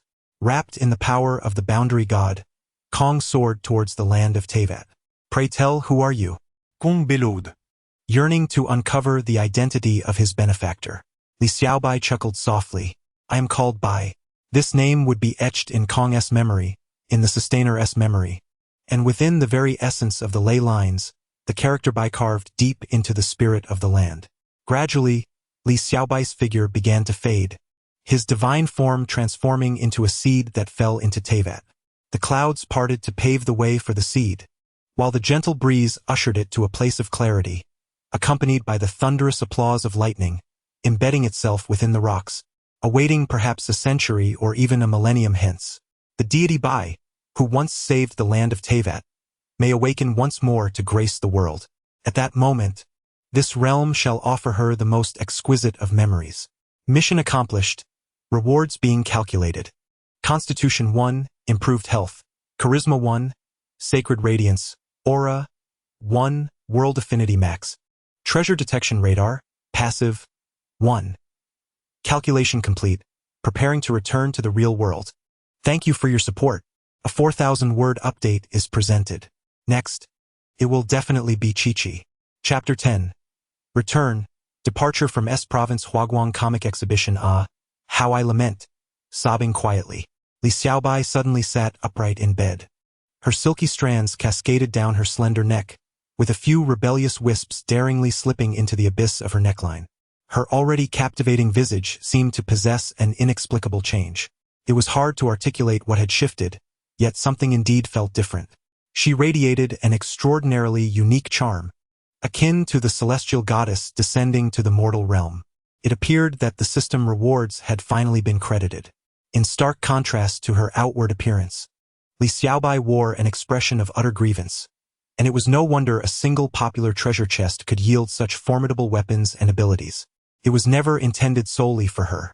Just 2 mere task items. Of course, her dissatisfaction was merely a passing thought, for she was genuinely delighted at the prospect of saving Tevat, especially since some of her beloved ones had yet to be born. Perhaps it was fortuitous that she had exchanged for the world key. After all, if she didn't go, would Lumen and Ether be left in a lurch? Fortunately, the next mission would be a standard one. Reflecting on this, Li Xiaobai felt she had indeed profited. Gazing at the task panel displaying prologue, the windcatcher from another land, incomplete, she felt a tinge of melancholy. Yet, more prominently, there was a sense of small happiness. Oh dear traveler, we shall meet soon. Is it Lumen? How I anticipate that moment. But will Paimon be there? If Paimon is present, I have Sakura with me, and together we shall embark on our adventures, he. Li Xiaobai broke into a silly grin. She was undoubtedly an ardent supporter of all her beloved characters. The traveler had been elevated to level 90, and the Geo-Archon's talents had reached their peak. Such is the power of true love. Li Xiaobai turned on the light, feeling invigorated at that moment. Her delicate feet slipped into oversized slippers. Oversized slippers? Why oversized? Why hadn't she changed into her adorable bunny cotton slippers? Had her mother forgotten? I am now a refined young lady. Ah, nonsense. I am clever and charming. I seem to have digressed. In any case, Li Xiaobai helplessly shuffled about her room in the clumsy slippers, the sound echoing with each step. Glancing at the clock, she realized it was already 4 in the morning. In 3 hours, dawn would break. Alas, she decided to log in and clear her daily tasks. Here I come, my beloveds. Thinking of how she had transformed into someone even more beautiful than her beloveds brought a hint of sadness to Li Xiaobai. Sobi, Iveip. He. Just kidding. She opened her phone, launching Mihoyo's Genshin Impact. Resist poor quality games. Reject pirated games. Maintain self-protection. Beware of scams. Moderate gaming sharpens the mind, while excessive gaming harms the body. Schedule your time wisely and enjoy a healthy gaming life. Loading game data 0-99. 100. Click to enter. Primo Gems 90. Daily commissions. Plug-in battle plan for the Geo-Archon. Task completed. Primo Gems 10. Galloping through the demon horde. Alchemical transformation. Task completed. Primo Gems 10. The thunderous crisis. Icy bonds. Severed deep-seated grudges. Task completed. Primo Gems 10. Hound management protocols. Blessings of the deep sea. Task completed. Primo Gems 10. Teleport to Inazuma City. Catherine. Towards the stars. Thank you for completing. Primo Gems 20. Towards the stars. Exploration dispatch. Choose Kaching. Choose Chongyun. Choose Bennett. Choose Fiscal. Choose Kujusera. Alchemy table. Synthesize. Synthesize 4 condensed resin. The summit of Findanel. Solo challenge. Confirm. With everyone by my side, wounds shall not ache. Alas, the falling leaves drift away. The grandeur of the eternal Narukami. The light of Inazuma is also everlasting. Challenge successful. Claim rewards. Use condensed resin to obtain the lantern of submerged waves. Ice element damage bonus. The pride of frost. Water element damage bonus. Exit the secret realm. Map. Serenidia pot. Teleport to Ayuan. This realm of tranquility. Trust level. Collect realm currency. Collect favorability. Farewell to the realm within the pot. Exit. Confirm exit from the game. Confirm. I am so tired. Huh? Why is it already bright outside? Li Xiaobai pondered, having merely cleared a few daily tasks. How could time pass so swiftly? Time flows like water, slipping away in an instant. It is time to prepare for departure. There remains a real-world task yet to be completed. Li Xiaobai opened her wardrobe, retrieving a sparkling box. Without a doubt, this was a gift box purchased by her mother, which Li Xiaobai repurposed to store the attire of Ye Miko. As she caressed the silky fabric, her eyes sparkled with excitement. If only she could see Ye Miko donning this outfit, how thrilling it would be. Hiya. No, that is not allowed. A sweet voice suddenly chimed in. Who spoke? Li Xiaobai looked around in alarm. With a flash, a pink-haired little girl appeared before her. I am your great companion, Sakura. Li Xiaobai gazed in delight at the purple Sakura fox spirit. Or rather, it should be little Sakura. You've transformed into a lowly. Wow. Amazing, exclaimed Li Xiaobai as she lunged forward to embrace little Sakura for a hearty squeeze. I adore Lolis.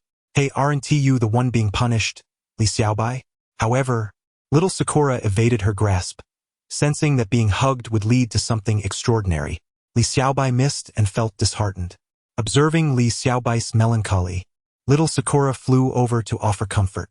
Why do you feel sad? Sad? In a state of melancholy, Li Xiaobai, lacking in moral integrity, deceives others emotionally and exploits their compassion. She embraces Sakura tightly, her nose flaring in a comically exaggerated manner, delighting in the fragrance that wafts in the air. Ah, how delightful! Indeed, Sakura is the best. Sakura, momentarily bewildered, quickly transforms into a luminescent orb, retreating to the corner. Come now, Sakura, don't be so distant. Li Xiaobai beams with a charming smile, observing the still cowering figure of Sakura. With a sigh, she concedes, all right, I won't pursue this any longer. You can relax, but alas, how can one truly let go of their worries? Sakura, feeling exasperated, swiftly returns to her domain, muttering about the insufferable Xiaobai. Li Xiaobai lets out a resigned sigh, contemplating a meal after such a long period of play and rest that has left her famished. The sound of her oversized slippers echoes through the space, while her delicate, pearl-like toes seem endearingly cute within them. Upon reaching the lower floor, she discovers her mother still asleep. Very well, she decides. I'll prepare a heartfelt breakfast for my wonderful mother. The aroma wafts invitingly through the air. If one were to inquire about the merits of Li Xiaobai, they would surely refer to her past self, a culinary genius whose flavors are unparalleled. Half an hour later, drawn by the enticing scent, Li's mother appears, gazing fondly at her daughter, who is adorably clad in a bunny-themed apron while cooking. My daughter is simply too adorable. I wonder which wild boar will be fortunate enough to win her heart in the future. Li's mother is nearly intoxicated with joy, her lips unable to contain a wide smile. Li Xiaobai sets the breakfast on the table. A gentle, nourishing porridge with pickled egg and lean meat, accompanied by playful, non-greasy dumplings and a tangy, appetizing pickled vegetable. Despite its simplicity, Li Xiaobai elevates the breakfast into a feast. Isn't this to your satisfaction, dear mother? She playfully inquires. Just as she prepares to sit down casually, she catches her mother's piercing gaze, compelling her to exhibit grace. Thus, Li Xiaobai elegantly takes her seat and partakes of the meal, much to her mother's delight. Uncle Wang asked me to convey a message. Once you've sorted out your documentation today, you may go out and enjoy yourself, her mother encourages, unknowingly striking a chord with Li Xiaobai's own intentions. Feigning deep contemplation, Li Xiaobai finally relents. Very well. Have I truly agreed to this? Have you, my dear mother, been deceived by my exterior? In truth, she is merely intent on completing her task, grappling with how to excuse herself from home to venture to provinces. Her mother's attention drifts away. After finishing breakfast, Li Xiaobai begins to clear the dishes, but her mother swiftly sends her away. Go on. Attend to your affairs. I shall handle the cleanup. With a wave, she urges Li Xiaobai to don the lovely dress purchased the day before. To be honest, Li Xiaobai has grown comfortable with the idea of wearing skirts. Which girl, harboring a princess within, could resist the allure of a beautiful dress? Regardless, the current Li Xiaobai cannot afford such reluctance. All right, esteemed mother, she chirps, dashing upstairs to change her attire. As she shed her pajamas, her fair figure was unmistakably revealed. Clad in a lovely canary yellow dress, adorned with minimal embellishments, she radiated a particularly sunny and charming aura. Delicate lavender crystal shoes enveloped her petite feet, white and alluring. Indeed, this beauty was the epitome of grace. As she struck a pose in front of the mirror, she delightedly admired her enviable figure, exclaiming, "How peculiar! Why do I find myself behaving this way?" With a sigh, Li Xiaobai made her way to the garage, deciding against driving this time. Opening her phone, she noticed a message, "Ouyang Zhenhua. I am interested in meeting you. Would you like to meet?" She dismissed it. Another message read, "Wang Xiaohai. Let me know when you're ready, and I'll come to pick you up." Sure, she thought, amused that this fellow was clearly captivated by her charm. His directness was quite refreshing. She sent a message. Fox Xiaobai, Brother Yi Ming, could you please come pick me up? I prefer not to drive today. Her expression remained neutral as she sent the text. Almost instantly, she received a reply. All right, I'll be there shortly. Impressive. A swift response. Clearly, he had been monitoring her. Do you know where I live? She inquired. Yesterday, your mother sent me the address. He replied. Li Xiaobai raised an eyebrow in confusion. What? You've already enlisted my mother's help? I thought we were brothers. Are you trying to woo me? With that thought, she pondered whether to employ her feminine wiles to ensnare him. Oh, how shameful! How could I entertain such thoughts? Li Xiaobai blusha. Feeling embarrassed by her recent musings. Moments later, a car honked, and she felt a twinge of disappointment upon realizing it wasn't her expected ride. The window lowered to reveal Wang Yiming's handsome, clean-cut visage. One couldn't deny that he was quite the sight. With a cheerful grin, he beckoned, Xiaobai, hop in. The tone of his voice suggested an exuberance that was almost endearing. As spring arrived, it seemed that the creatures of the season were awakening. Ahem, off we go. Li Xiaobai settled into the passenger seat, fastening her seatbelt and denying him the opportunity to shower her with attention. Wang Yiming's expression shifted to one of disappointment, perhaps regretting not arriving faster. Throughout the journey, Li Xiaobai remained relatively quiet, uncertain of what to say. In contrast, Wang Yiming was content simply admiring her striking beauty. How spineless of him! Upon arriving at the M County Administrative Hall, Wang Yiming escorted Li Xiaobai for a re-verification of her identity. The verification officer glanced between the identification card bearing a youthful boy and the stunning woman before him. Is this you? He asked incredulously.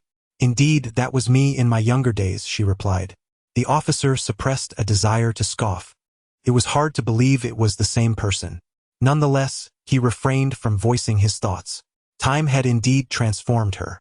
Although the photo depicted a delicate young boy, she mused, why do I still feel the same as before?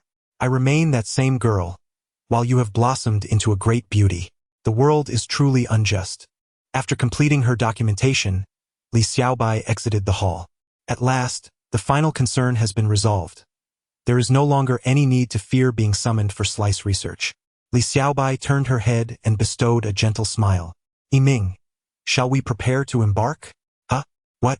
Wang Yiming had yet to grasp the situation. Li Xiaobai leaned closer, gazing into Wang Yiming's eyes, and said, the Huaguang comic exhibition, of course. To be continued, P.S. Ugh. Completing a chapter in the car was utterly nauseating. I suffer from motion sickness. Nevertheless, I managed to fulfill my daily quota of 2 chapters. Such is the power of the urging talisman. Chapter 11. Darkness approaches. Li Xiaobai's cherry blossom lips softly uttered those 5 words. Wang Yiming's throat involuntarily emitted a low grunt. Who could possibly endure this? He hurriedly turned away, his face aflame with embarrassment. Li Xiaobai's delicate fingers gently grazed her lips. Did I say something wrong? Is it not permissible to set off today? Or is there some taboo against embarking on this journey? That would be quite serious. Her slender fingers caressed her smooth chin as she bowed her head in contemplation, initially intending to arrive a day early to familiarize herself with the venue. Was she now expected to venture alone? No, that would be far too perilous. Wang Yiming was utterly unreliable. After a slight recovery, Wang Yiming turned back to see Li Xiaobai's lovely face etched with disappointment. What was she disheartened about? She had just been so close to me. Did she want me to do something? Yet I had shyly turned away, leaving her in such disappointment. I truly am a fool. Could I not have another chance? Wang Yiming's heart screamed in frustration. Enough, Xiaobai. Let us set forth. At that moment, Wang Yiming's smile was radiant, akin to a sunny senior, standing beside Li Xiaobai as if they were a perfect pair. Wow, they make such a charming couple, a passerby remarked in approval. Women are so naive. I bet that girl and that boy have no connection whatsoever, chuckled the male companion. How would you know? What do you understand? Do you know more about love than I do? The girl retorted, seemingly unconvinced. The boy, raising his hands in surrender, replied, though I remain single, I possess a keen insight into human emotions. That boy's eyes light up when he gazes at that beautiful, radiant girl. Yet the enchanting little fairy's expression is quite indifferent. What do you mean? Do tell, the girl urged, playfully striking the boy's chest, causing him to wince. You're such a brute, he exclaimed. The girl, her fists poised for another strike, insisted, speak up, or else. Unrequited love. The boy is infatuated, he quickly divulged. Their commotion soon captured the attention of Li Xiaobai and Wang Yiming. These two. Wang Yiming cast a casual glance at Li Xiaobai. She remains as charming and captivating as ever, unlike that girl over there who seems to relish in tormenting boys. Indeed, Xiaobai is the epitome of gentleness. Unbeknownst to the youth, did they realize how a deity from the realm of Tevat had been beaten to the point of vomiting blood? A gentle breeze stirred, lifting her silky hair, the pale yellow dress accentuating the girl's exquisite figure. In that moment, whether male or female, all eyes were fixated solely on Li Xiaobai. Even Wang Yiming was entranced. Li Xiaobai delicately tucked a strand of hair behind her fair ear and turned to Wang Yiming with a puzzled expression. Oh my, what a lethal blow. Wang Yiming's heart raced, pleading for mercy. Xiaobai's beauty was simply overwhelming. Yiming, aren't we leaving? Li Xiaobai urge. Huh? Oh, let us go. Let us go. Wang Yiming felt compelled to leave. He had noticed several rather attractive men approaching, clearly with designs on Xiaobai. He opened the car door, and Xiaobai smoothly entered, following suit. Wang Yiming hurried to the other side, urging her to fasten her seatbelt. In truth, such reminders were unnecessary, as Xiaobai was scrupulous in adhering to traffic regulations. Once inside the vehicle, there would be no turning back. Clearing his throat, Xiaobai took out her phone and began to play. What are you up to? Wang Yiming inquired with curiosity. I'm reading a novel. There's this author who writes after waking up as a girl. I became a Genshin streamer, and it's incredibly captivating, but the updates are dreadfully slow. I've sent 10 urging symbols to pressure this lazy author. Her fingers tapped furiously, seemingly channeling all her frustration onto the hapless writer. Is it truly that good? I might check it out when I get back, Wang Yiming replied in agreement. An awkward silence ensued, leaving Xiaobai pondering what to say next. So, what do you want to do at the Huaguang comic exhibition? Do what? Xiaobai was hesitant but wanted to share with Wang Yiming. However, recalling that he was also an avid fan of the subculture, she worried that revealing her intention to cosplay as Ye Miko might cause him to slam on the brakes out of shock. For her own safety, it was better to keep that tidbit to herself. After all, she was just an ordinary girl. I'll just take a look around, snap pictures of pretty girls, and expand my circle, she chuckled. Wang Yiming couldn't help but smile sweetly at the endearing Xiaobai. He longed to remain in her company indefinitely. Young man, your thoughts are perilous. Focus on driving, she teased. Where are we headed? Xiaobai asked, puzzled. Aren't we going to Provinces? This doesn't seem like a national road. Are you taking me to a dark corner? Xiaobai gazed at Wang Yiming, awaiting his response. One could say that her imagination was rather vivid. Compared to her ideal goddess's appearance, her thoughts were rather shadowy. This time, our visit to the comic exhibition cannot be trivial. We must astonish the crowd.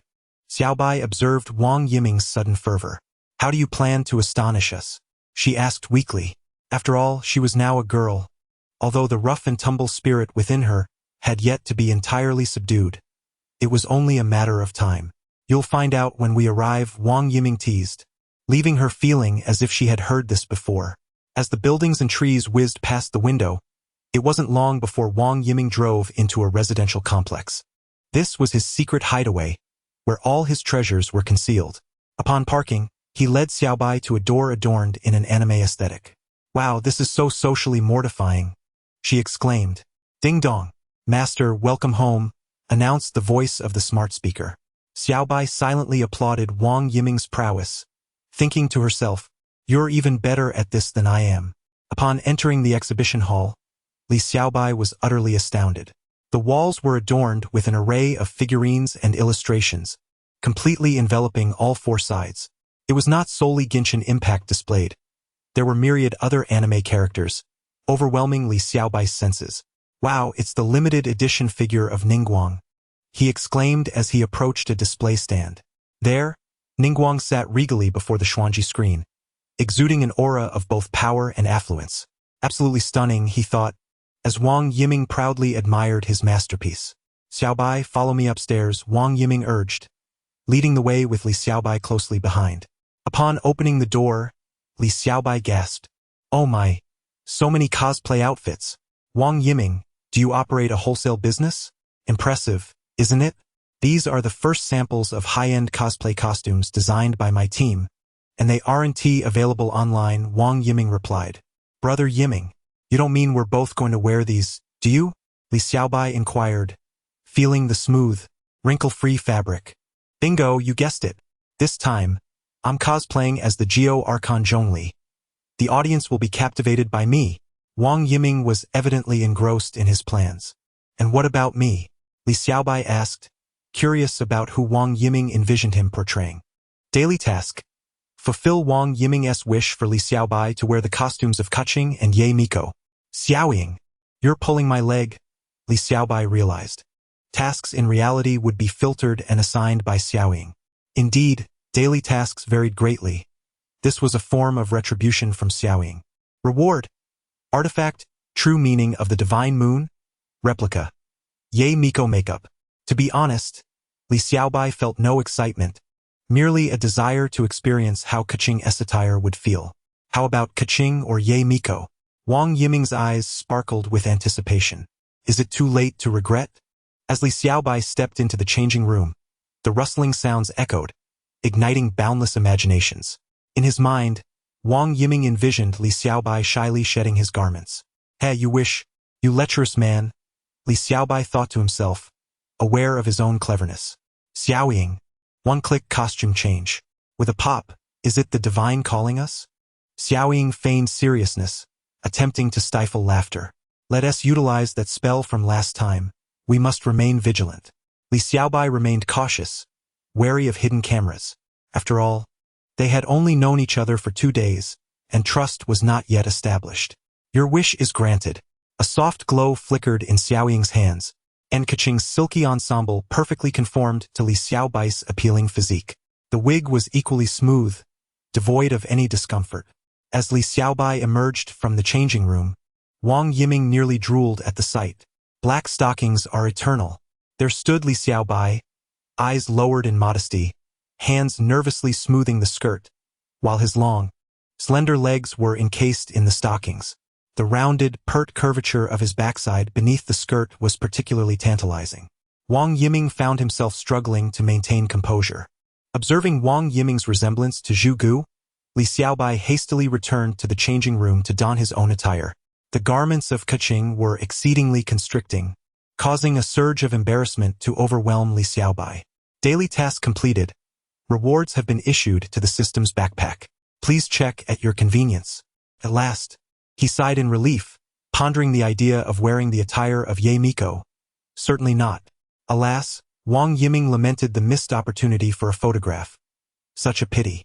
One could only assume he was dreaming, as it was inconceivable that Li Xiaobai would acquiesce. Perhaps he might consent at the comic convention. The mere act of trying on the outfit had been breathtaking. With the right makeup, he would undoubtedly outshine the entire event. Li Xiaobai emerged from the room, dismissing the occurrence as a mere figment of imagination. "Let us select our items and prepare for departure," he declared, unable to remain any longer. His exquisitely delicate toes nearly burst forth from the confines of his shoes. "All right." Wang Yiming selected his cosplay attire, placing it into a golden-brown gift box, and discreetly added outfits for Keqing, Ye Miko, and Ganyu. Should Li Xiaobai be willing later, it would be a remarkable gain. He placed the gift box into his car.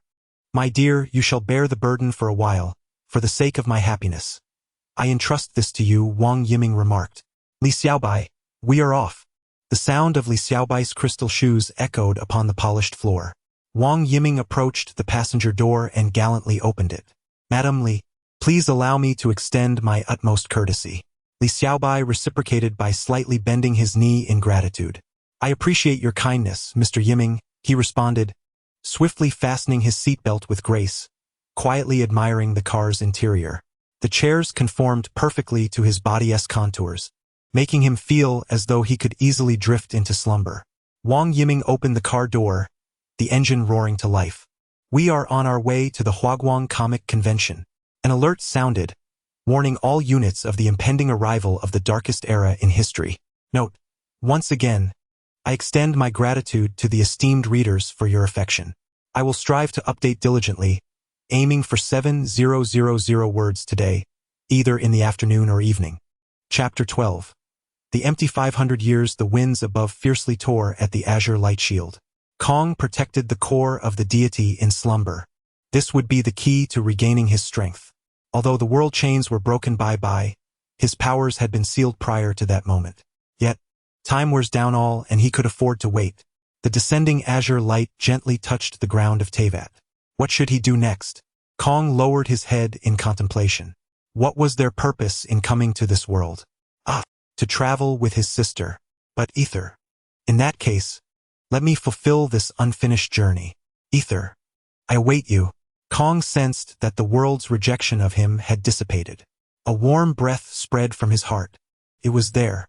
At that moment, he seemed to perceive something, as if a peculiar energy permeated the distant corners of the world. This power stirred the depths of his sealed abilities. If he wished to reclaim his strength, he would need to seek it out himself. Kong's eyes sharpened once more, and he understood. Was this the gift bestowed upon him by that deity? The essence of travel? Thus Kong set forth alone, on a quest to seek the scattered blessings of the deity across Teyvat. For a full 500 years. During his journey, Kong encountered the deranged inhabitants of Kenria. He discovered that the remnants left by the deity named Bai could awaken the tainted Kenria people, restoring their sanity and endowing them with the ability to wield elemental powers. The awakened Kenria followed Kong, rallying behind him as their Abyss Prince, for only he could assist them in mastering the powers of the Abyss, granting them the ability to wield elemental forces normally. Scattered across the land, the Kenria were hunted down as monsters, yet Kong endeavored to rescue every lost soul consumed by madness throughout his travels. Over the course of a century, the lingering aftermath of the vanished nation of Kenria seemed to fade, yet the occasional awakening of machines in the mountains and forests still proclaimed, "Our nation has not perished."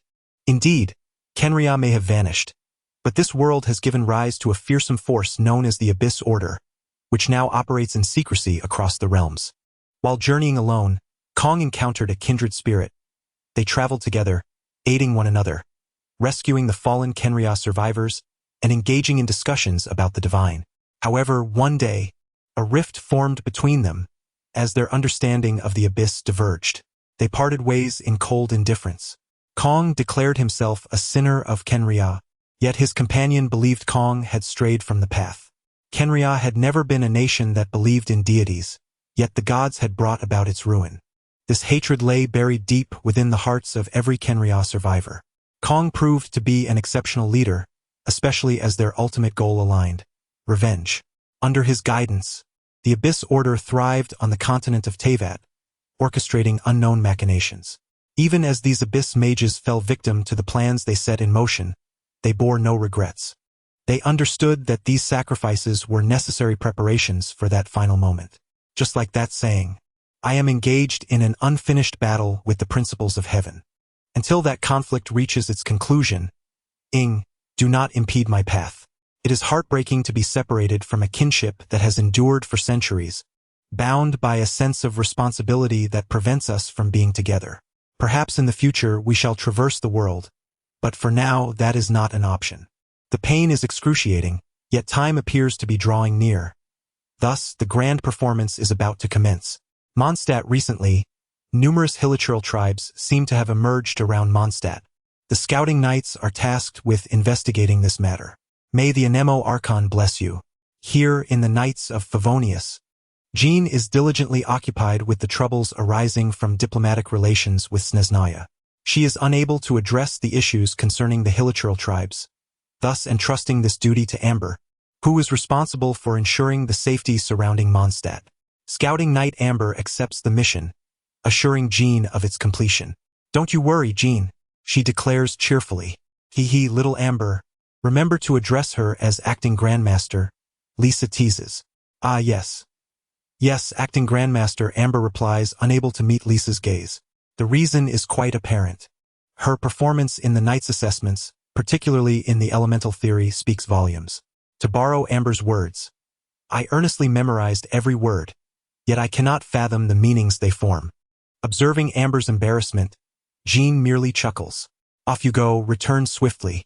Amber, as if granted a lifeline, casts a grateful glance at Jean before hastily departing the Knights to investigate the encroaching hilichurl camps. Alas, Amber truly causes me much distress. The constant struggles with elemental theory leave me utterly exhausted.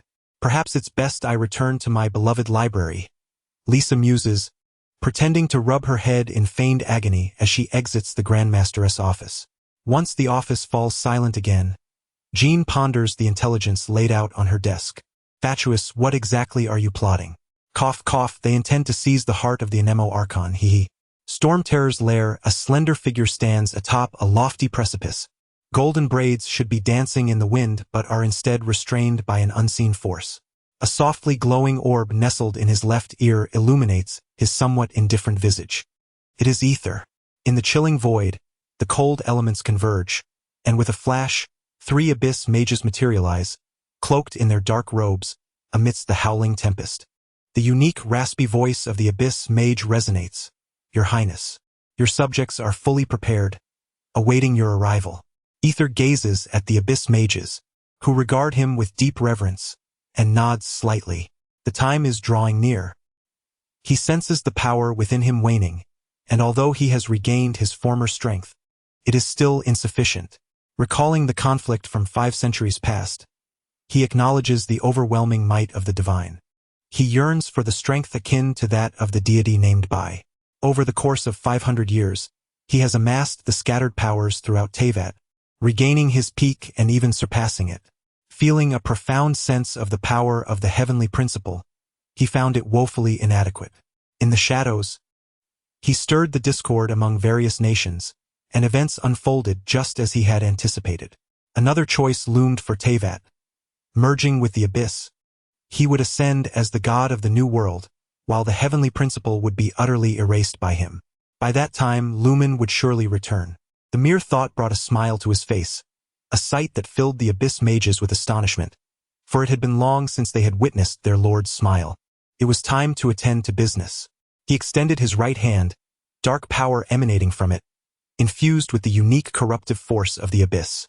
It transformed into a sphere of black light, hurtling towards the city of perpetual storms, now known as the ruins of the Wind Dragon. The black energy encountered no hindrance as it penetrated within, followed by a series of eerie utterances from the abyss mage's lips. Named by the divine, O free dragon, are you truly free? Your god has forsaken you. Otherwise, why has he not appeared despite your grievous wounds? You have been cast aside by the very city you vowed to protect. Yield to the abyss, for here you shall discover new purpose. A howl erupted from the desolate city. What manner of creature was that? No amount of beautiful or grandiose words could adequately describe its magnificence. Could only be encapsulated in a single word: dragon. The Eastern dragon, symbolizing freedom, an ethereal being birthed from the fierce cold winds high above. It was also the slumbering progeny of the demon god, known as Tuolin. Go forth and destroy. Lay waste to the nation you once safeguarded. The abyss mage continued to entice Tuolin. The needle had begun to turn. When would it eventually come to rest? That remained contingent upon who among us would ascend to become the new divinity of this world. He gazed skyward, seemingly piercing through the false heavens to glimpse the lofty heavenly principle. Let us proceed to the next location. Our partners have already taken the lead, he said with an air of indifference. He surveyed the endless distance toward that nation. It would be a formidable challenge, the realm in which gods walked. How would you respond this time? I am most curious. With that, a portal to the void opened, and the abyss bard emerged, respectfully watching their lord depart. From here forth the responsibility lies with you, the abyss bard addressed the abyss mages. Yes, esteemed scribe, they replied. The clouds parted over the sea, revealing a vessel from the nation of Snezhnaya docking at Liyue harbor. Ah, this is Liyue, truly different from our Snezhnaya. Bustling with life, he remarked, his youthful eyes gleaming with wonder as he observed the vendors calling out their wares. So many peculiar and novel items. I must purchase some to send to Anton and Tak. They will surely leap with joy. These were all things absent in Snezhnaya.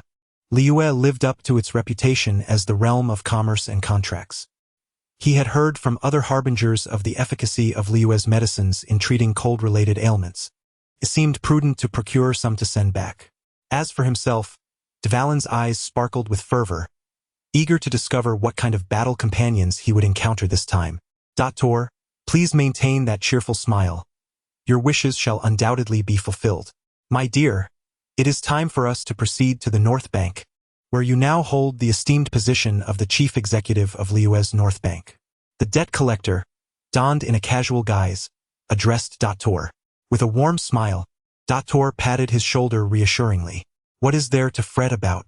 Since we are newcomers to Liyue, how could we possibly neglect to explore? Look, there are 2 children engaged in a playful scuffle. Let us wager on the outcome. Whoever loses shall perform a task for the other, what say you? The debt collector hesitated, pondering the propriety of gambling against an esteemed executive. Then choose any contender. I will place my bet on the slender child to win. Ah, a discerning choice. I shall wager on the plump one, Tor replied.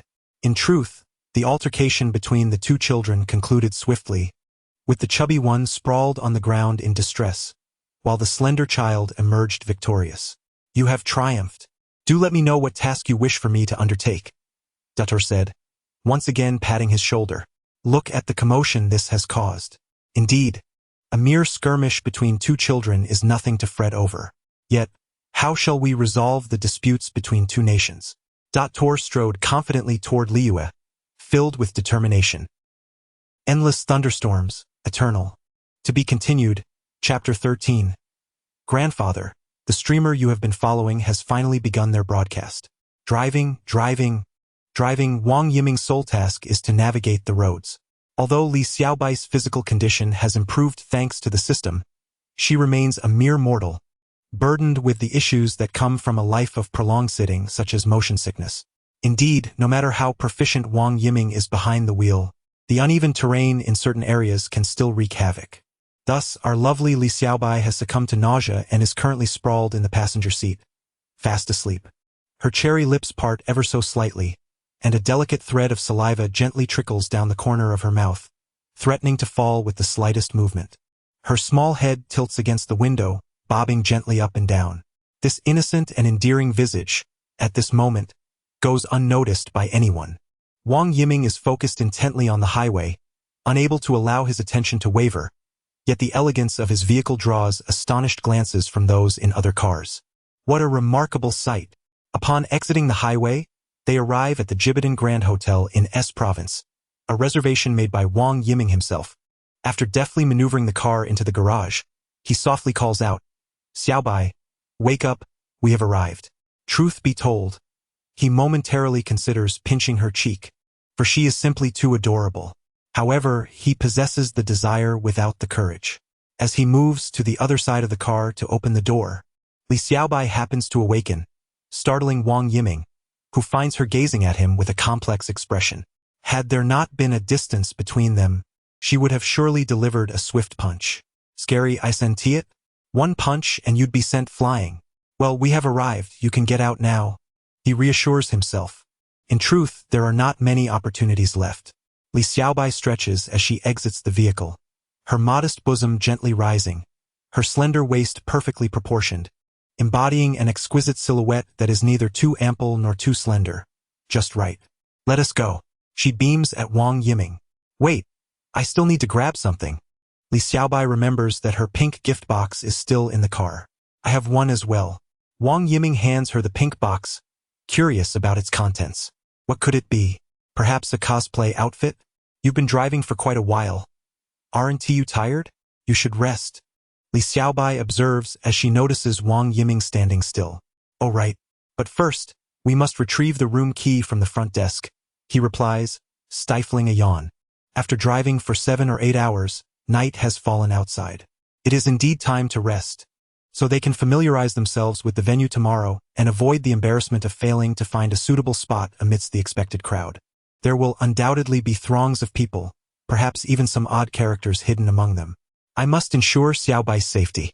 Naturally, Li Xiaobai would accept Wang Yiming's invitation to the comic convention, for attending alone would indeed be somewhat daunting. The internet is rife with stories of girls at conventions being harassed by unsavory individuals and rumors spread by those envious of their beauty. In summary, society is a vast melting pot, inhabited by all kinds of people, including the nefarious. Upon arriving at the first-floor lobby via the elevator, Wang Yiming instructed Li Xiaobai to take a seat while he retrieved the room key from the front desk. Li Xiaobai, however, was eager to explore her surroundings, noting the long line of people collecting their room keys, each burdened with an assortment of items. She even spotted numerous props, such as the Wolf's End and the Staff of Homa. It appeared they were all participants of a comic convention, creating quite a lively atmosphere. Oh my, what has she spotted? It was none other than Xiang Ling. Could there truly be such an impressive individual? She felt a strong desire to make her acquaintance. Yet, in the blink of an eye, the cosplayer vanished into the elevator. Li Xiaobai recognized her from somewhere, but as she glanced around, she remained oblivious to the fact that others were also watching her upon entering the lobby. After all, her current appearance was rather striking. "Miss, are you alone? May I sit beside you?" Someone had approached. Li Xiaobai turned her head, and her expression faltered. The man before her was adorned in slicked-back hair, a tight-fitting outfit, and polished shoes. What a peculiar ensemble. The man flashed a charming smile, showcasing his allure.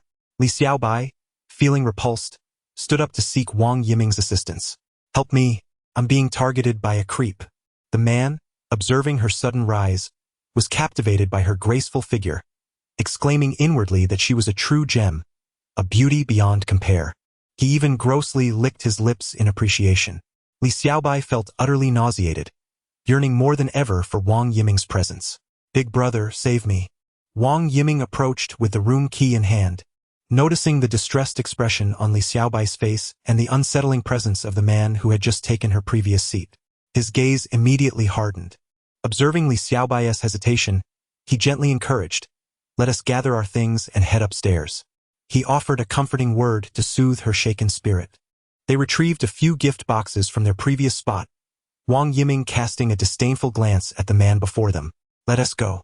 Li Xiaobai clutched tightly to Wang Yiming's sleeve, not wishing to appear timid, yet feeling vulnerable in the presence of such a menacing figure. The thought of such a creepy man was indeed terrifying.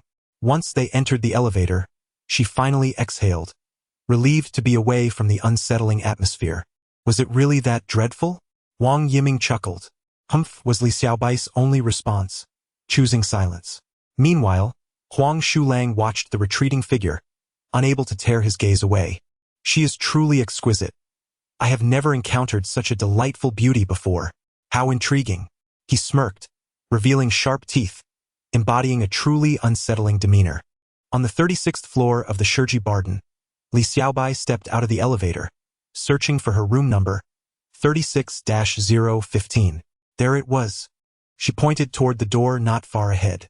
Wang Yiming's room, 36-016, was conveniently situated across from hers.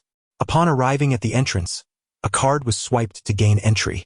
Truly, it is a grand hotel, with the gentle illumination creating an immediate sense of comfort. The shower room is quite spacious, complete with a bathing area, which surely must have cost a considerable sum. Wang Yiming has truly indulged this time. He should repay him upon returning. Observing Li Xiaobai frolicking in the room, Wang Yiming smiled indulgently. Xiaobai is indeed adorable and beautiful. However, he himself could no longer endure the fatigue. He was simply too weary. "Xiaobai, sleep early. We have an early start tomorrow." With that, he opened his door and stepped inside. Undressing, showering, drying off, lying down, and quickly drifting into slumber. Meanwhile, Li Xiaobai was perched before the expansive floor-to-ceiling window, gazing at the distant picturesque scenery. The cityscape, adorned with twinkling lights amid towering skyscrapers, thrived with the bustling flow of traffic. A surge of ambition welled within him, standing high and looking far. Indeed, the sentiment of conquering the pinnacle and surveying the diminutive mountains below is not easily comprehensible. Yet, when one truly stands aloft, overlooking the world, that overwhelming urge to exclaim cannot be contained. Ah, the world! What is this cacophony at such a late hour, preventing slumber? Brother, cease your antics. The lady's voice is quite pleasing. Li Xiaobai withdrew his head, closed the shutters, and drew the curtains. How embarrassing, he chuckled. Turning to the gift box resting on the cabinet by the door, he retrieved it and gently opened it, revealing the Miko attire of the eightfold god, quietly lying within. Sakura, at your summons I have arrived. Sakura's adorable visage appeared stern. What is it you seek from me? Oh dear. It has been ages since I last saw Sakura. You've transformed into a little lowly and no longer seek me out for play. Li Xiaobai pouted playfully. In truth, he only wished to seize the opportunity to draw close to Sakura and take a hearty breath of her essence. In a flash, Sakura vanished, leaving Li Xiaobai with no chance whatsoever. Her powers were still stabilizing. Appearing in the physical realm too frequently hindered her growth. One day, I shall have you willingly rolling on me, begging for a hug, Li Xiaobai vowed. Entering the shower room, he adjusted the bathtub to an appropriate level and began to shed his garments. A radiant light. Ah, this is delightful. His pearl-like toes playfully broke the surface, while bubbles cloaked him from the neck down. His milk-white skin flushed slightly as Li Xiaobai basked in the joy of his bath. After a while, his long, slender legs touched the slightly uneven tiled floor. The cascading water from the showerhead washed away the bubbles, and Li Xiaobai, upon glancing at his curvaceous figure, couldn't help but blush. He swiftly donned a bathrobe and exited the shower room. Plopping onto the bed, he found himself reluctant to move, yet unwilling to succumb to sleep. There's no live stream today. Perhaps I should do one, he mused. By the way, I haven't had the chance to tackle the abyss yet. Let us dive into the abyss today.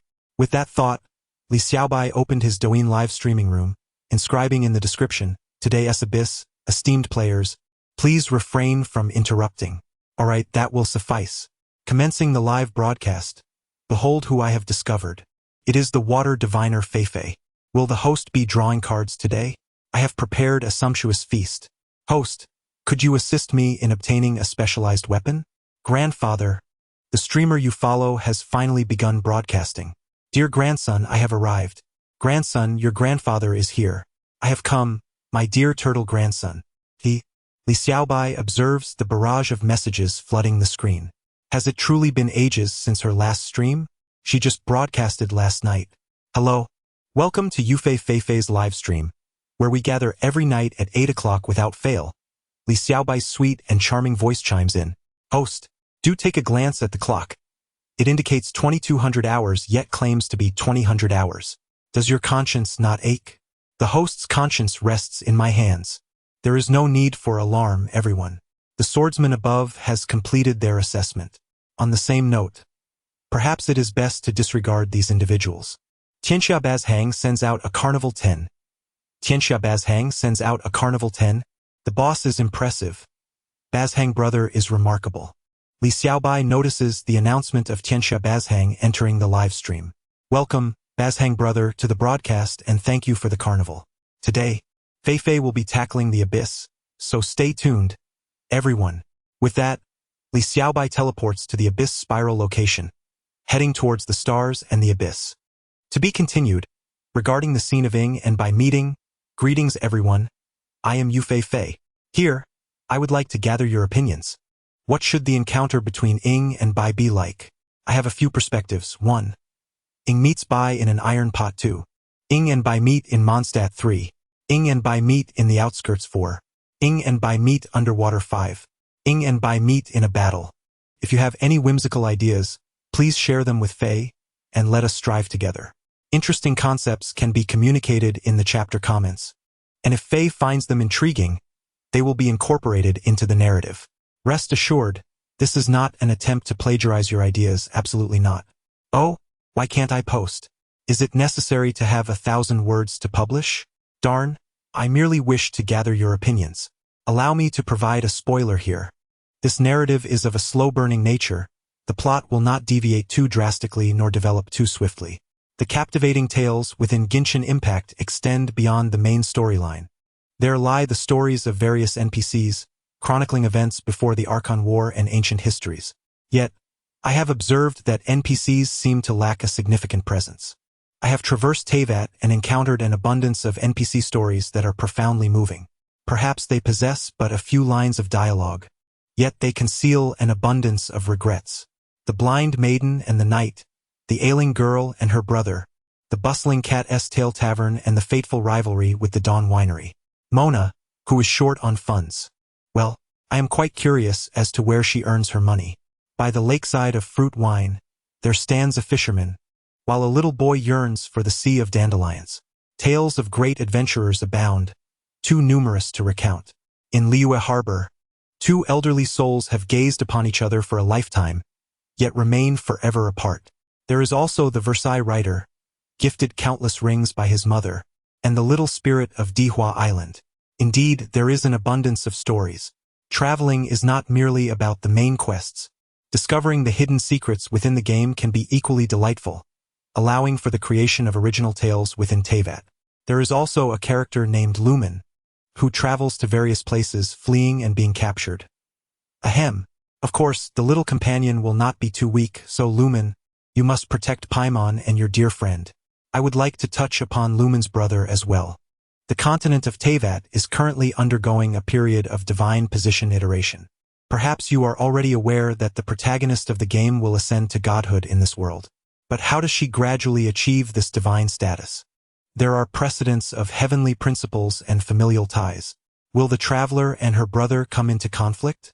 Perhaps the ensuing narrative will not mirror Mihoyo's storyline exactly, yet it will follow a similar trajectory, albeit at a slower pace. In reality, the little companion will blossom into a beloved goddess, though she may secretly wish to become a god herself. I also aspire to weave our fellow Genshin Impact players into this narrative, though I fear infringing upon their rights. I shall inquire about that later. By the way, do not forget, if you have any intriguing comments, please share them in the comment section for us to appreciate together. I enjoy watching live streams, yet I struggle to capture that vibrant atmosphere in my writing, but I shall strive to improve. Thank you for indulging in my ramblings of around 1,000 words. It seems that only 1,000 words can be posted. How frustrating. This chapter does not require gifts. Kiss for you. Tonight I shall update a chapter. After all, I have been quite busy during the day, alas. It is already 1,000 words. Why can I not publish it? I suppose I shall add some filler. One day, the little companion arrived at the highest peak of Teyvat, gazing into the distance, exclaiming, "Ah, how wondrous!" She longed to leap down, and so she jumped. "Ah, I forgot my anemo wings." Just then, a fierce gust of wind swept her into Starfall Lake, and before she could surface, a violent explosion ejected her from the water. "Oh no, I'm doomed. The bomb is coming for me. Perhaps I should flee. But what if I am injured?" Slowly, she opened her eyes, beholding a lovely little girl who trembled as she reached out for an elusive dream. Suddenly, the world spun around her. Lumen emerged from the teleportation anchor point. Did you get teleported back due to a bug? Isn't this Teyvat? Why is there still a bug? Chuckled Lumen, who then transformed into ether. "Oh, Divine One, I have awaited your return for 5 centuries. Now, grant me your power." With that, she reached out with her wicked hands towards the little companion. "Help! I saved you from the hands of heavenly principles. One must not bully the injured young lady." Oh, the whimsical bomb. Very well. Both Bai and Kong were hurled into the air by a multitude of explosions. They soared over meadows and skies, traversing vast oceans and deserts. Why have we been flying for such an eternity? "Ah, look, you two are airborne." A playful voice echoed in the wind. It was that inebriated fellow, indeed, never attending to serious matters, frolicking about. Amidst their flight, I beheld a plethora of intriguing sights, such as colossal sea beasts reminiscent of Teyvat. There were also lifeless, absolute forbidden lands. At one point, a meteor plummeted from the heavens, plunging the little Bai into the depths of the ocean. Faint whispers of celestial delusions could be discerned. Beneath the waves, she encountered a creature with countless heads, along with bizarre fish. Suddenly, darkness enveloped them. A gargantuan whale opened its maw wide, lunging forward. "I shall devour you," roar. How could I possibly be consumed when I possess divine power? With a mighty punch, I shattered the ocean floor, obliterating Teyvat itself. The spirit of the world lamented. "You have saved me, yet you have also destroyed me. Woe is me. In that moment, Li Xiaobai awoke, her eyes fluttering open to the familiar surroundings of her hotel. It dawned upon her that she had dozed off whilst engrossed in her game. Chapter 14. The abyss and my sister a century has gracefully passed, and the uninvited guest has arrived at the land of no questions, known as Musk Reef. Alas, why are recent light novels predominantly about traversing to alternate worlds? Is there such a disdain for one's own reality? Li Xiaobai's countenance darkened as he heard his Ye Miko utter these words. It feels as though it is a veiled reference to certain individuals. Well, why ponder so much? It does not concern me. Greetings, everyone. As we delve into the abyss, let us first examine the enhancements bestowed upon us in this episode. Blessing of the Abyssal Moon. The Awakening Moon. When the character currently on the field lands multiple hits on enemies with their normal, charged, or plunging attacks within 2 seconds, they will gain a stack of the exposed effect. This effect can trigger a maximum of once every 0.1 seconds and lasts for 8 seconds. The exposed effect will be cleared when the character falls or exits the field. If the character accumulates 15 stacks of this effect, it will be cleared, releasing a shockwave that inflicts true damage on nearby foes. For 10 seconds following the release of the shockwave, all characters in the party will deal 25 more damage. This is a quintessential buff tailored for main DPS characters on the battlefield, well suited for those like Eula and Kamisato Ayaka, who excel at sustained damage output. However, it would be remiss to generalize, as some unconventional teams can be exceptionally formidable. Speaking of which, upon entering the 9th layer of the Spiral Abyss, one will notice a stark contrast compared to the preceding 8 layers. An eerie, chaotic force swirls amidst the void, lifting debris into a tumultuous dance. Although it leads to an unfathomable abyss, there exists an uncanny sense of ascendance. Compared to the moon of Tevat, the abyssal moon here is larger and more radiant, seemingly imbued with a peculiar power that enhances the adventurers who arrive beneath its glow. It evokes the feeling that one has not descended into an abyss, but rather stepped into a breathtaking starry sky. Perhaps, I muse, it could be even more splendid without the presence of these monstrous beings. Or perhaps, the abyss and the starry sky are intrinsically linked in nature. Li Xiaobai lingered on the character selection screen for quite some time before ultimately deciding on the following composition. Upper Team: Hu Tao, Xingqiu, Zhongli. Albedo. Lower Team: Kamisato Ayaka, Eula, Raiden Shogun, Ye Miko. Why is the lower team's composition so peculiar? The answer lies in the desire to experience Ye Miko's capabilities within the abyss. The foes in the upper layer of the 9th level predominantly comprise level 74 hilichurls, proving to be rather manageable. Clicking to challenge, Hu Tao made the first move. But wait, Zhongli should activate his shield first, followed by Xingqiu's Rain Cutter to apply Hydro, then a couple of swift kicks to recharge energy. With the ultimate ability's energy fully charged, Albedo unleashed his Flower of Creation, culminating in Hu Tao switching in to initiate her elemental skill. There were not many complex maneuvers required.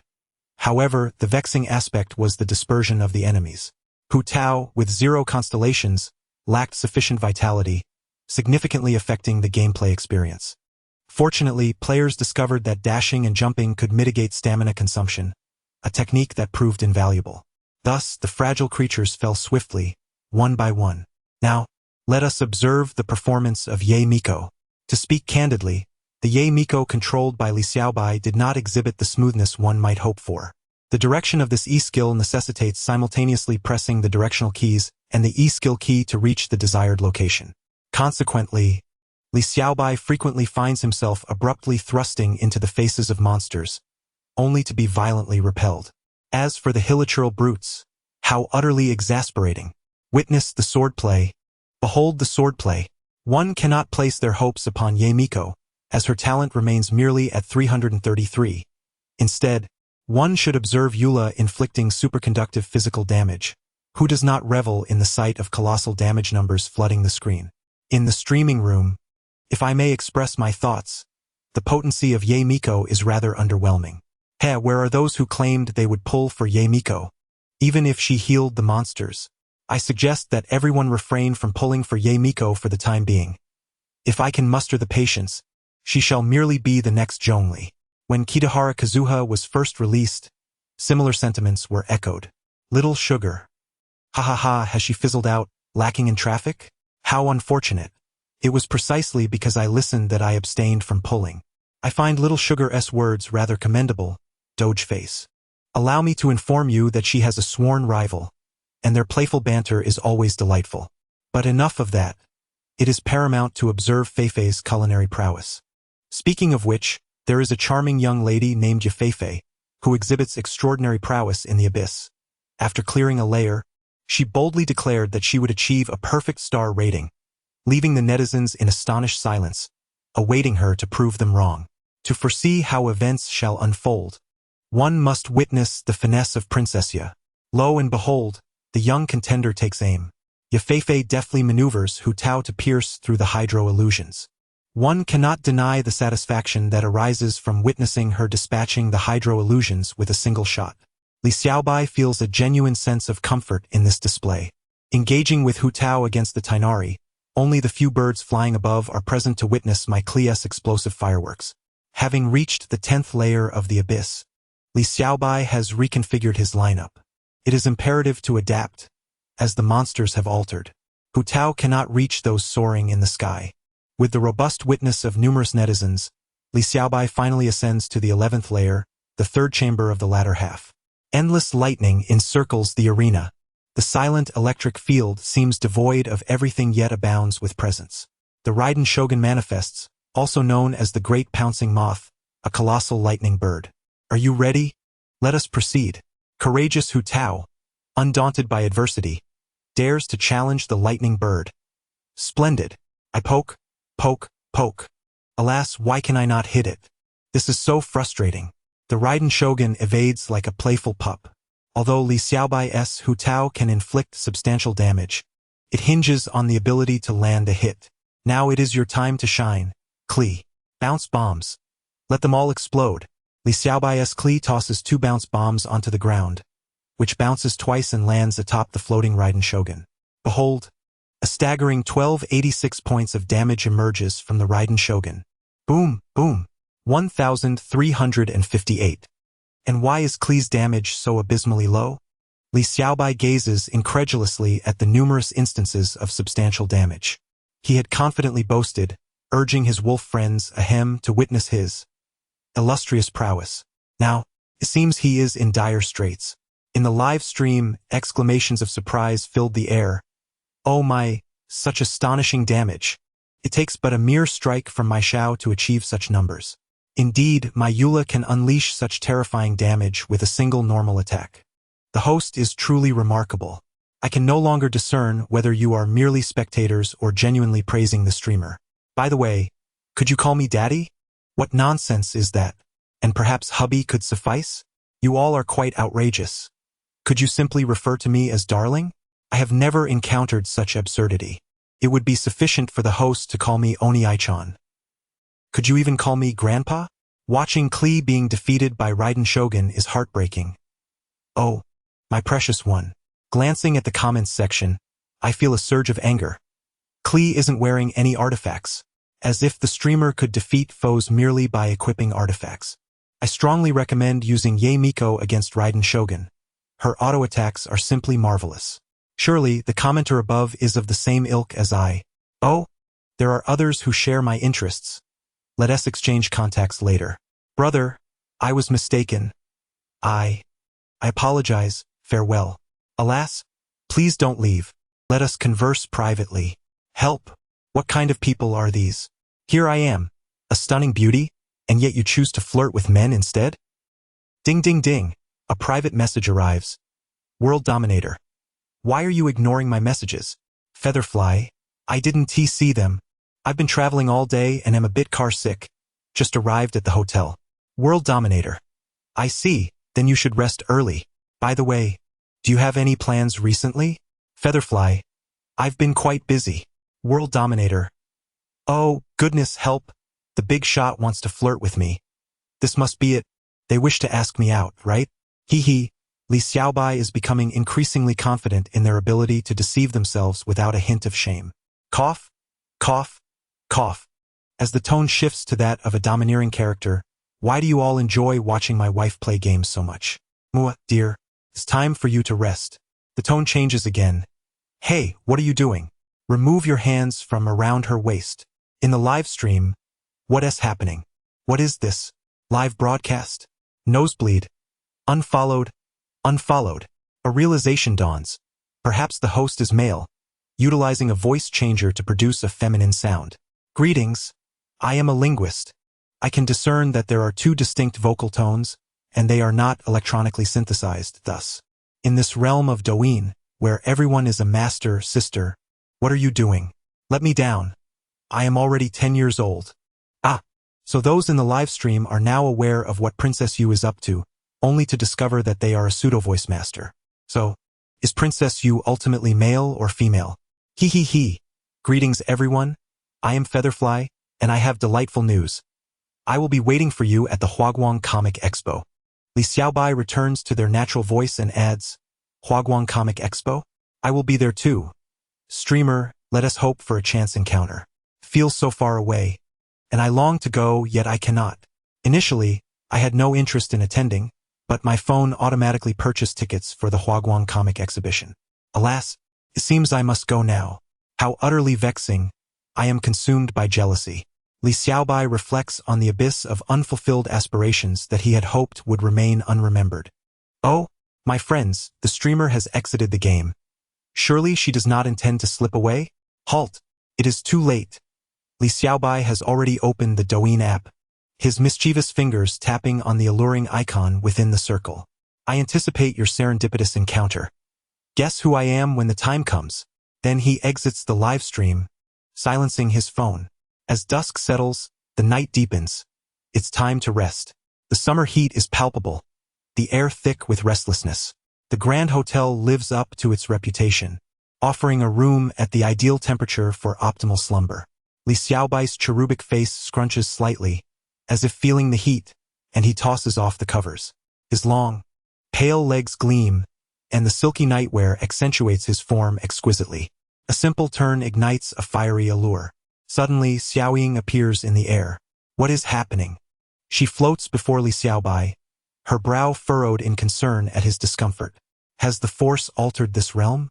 At this moment, Li Xiaobai feels unbearably hot, as if standing on the rim of a volcano nearly scorched.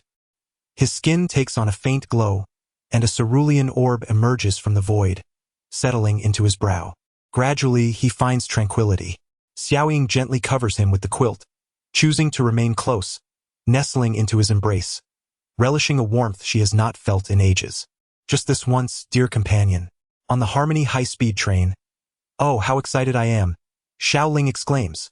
I never anticipated a holiday today, and a 3-day break at that. I am eagerly looking forward to this comic exhibition. I want to purchase countless souvenirs. Observing the fervent Miao Yin. Xiao Ling cannot comprehend what is so captivating about an exhibition of animated characters. Surely, the most enthralling events are the various technology displays. Placing the unfinished novel into her bag, she gazes intently at Miao Yin. This is the last time I will accompany you in this manner. You are not permitted to go out at night henceforth. Xiao Ling states solemnly. Oh, but I have you by my side, and with you I fear nothing, Miao Yin coos, her voice sweet enough to be cloying. After all, Xiao Ling is a master capable of shattering stones with her bare hands. Ah, what is this? Superpowers? The sight of two stunning beauties behaving so playfully evokes the descriptions found in ancient texts. Charming smiles and captivating gazes, delighting all passengers present. As for why they departed so late in the evening, it was merely due to a delayed ticket purchase. However, it works out perfectly. I can catch up on sleep during the journey, and by the time we reach Province S from Province Z, it will be just noon, allowing us to explore other places since the distance is indeed considerable.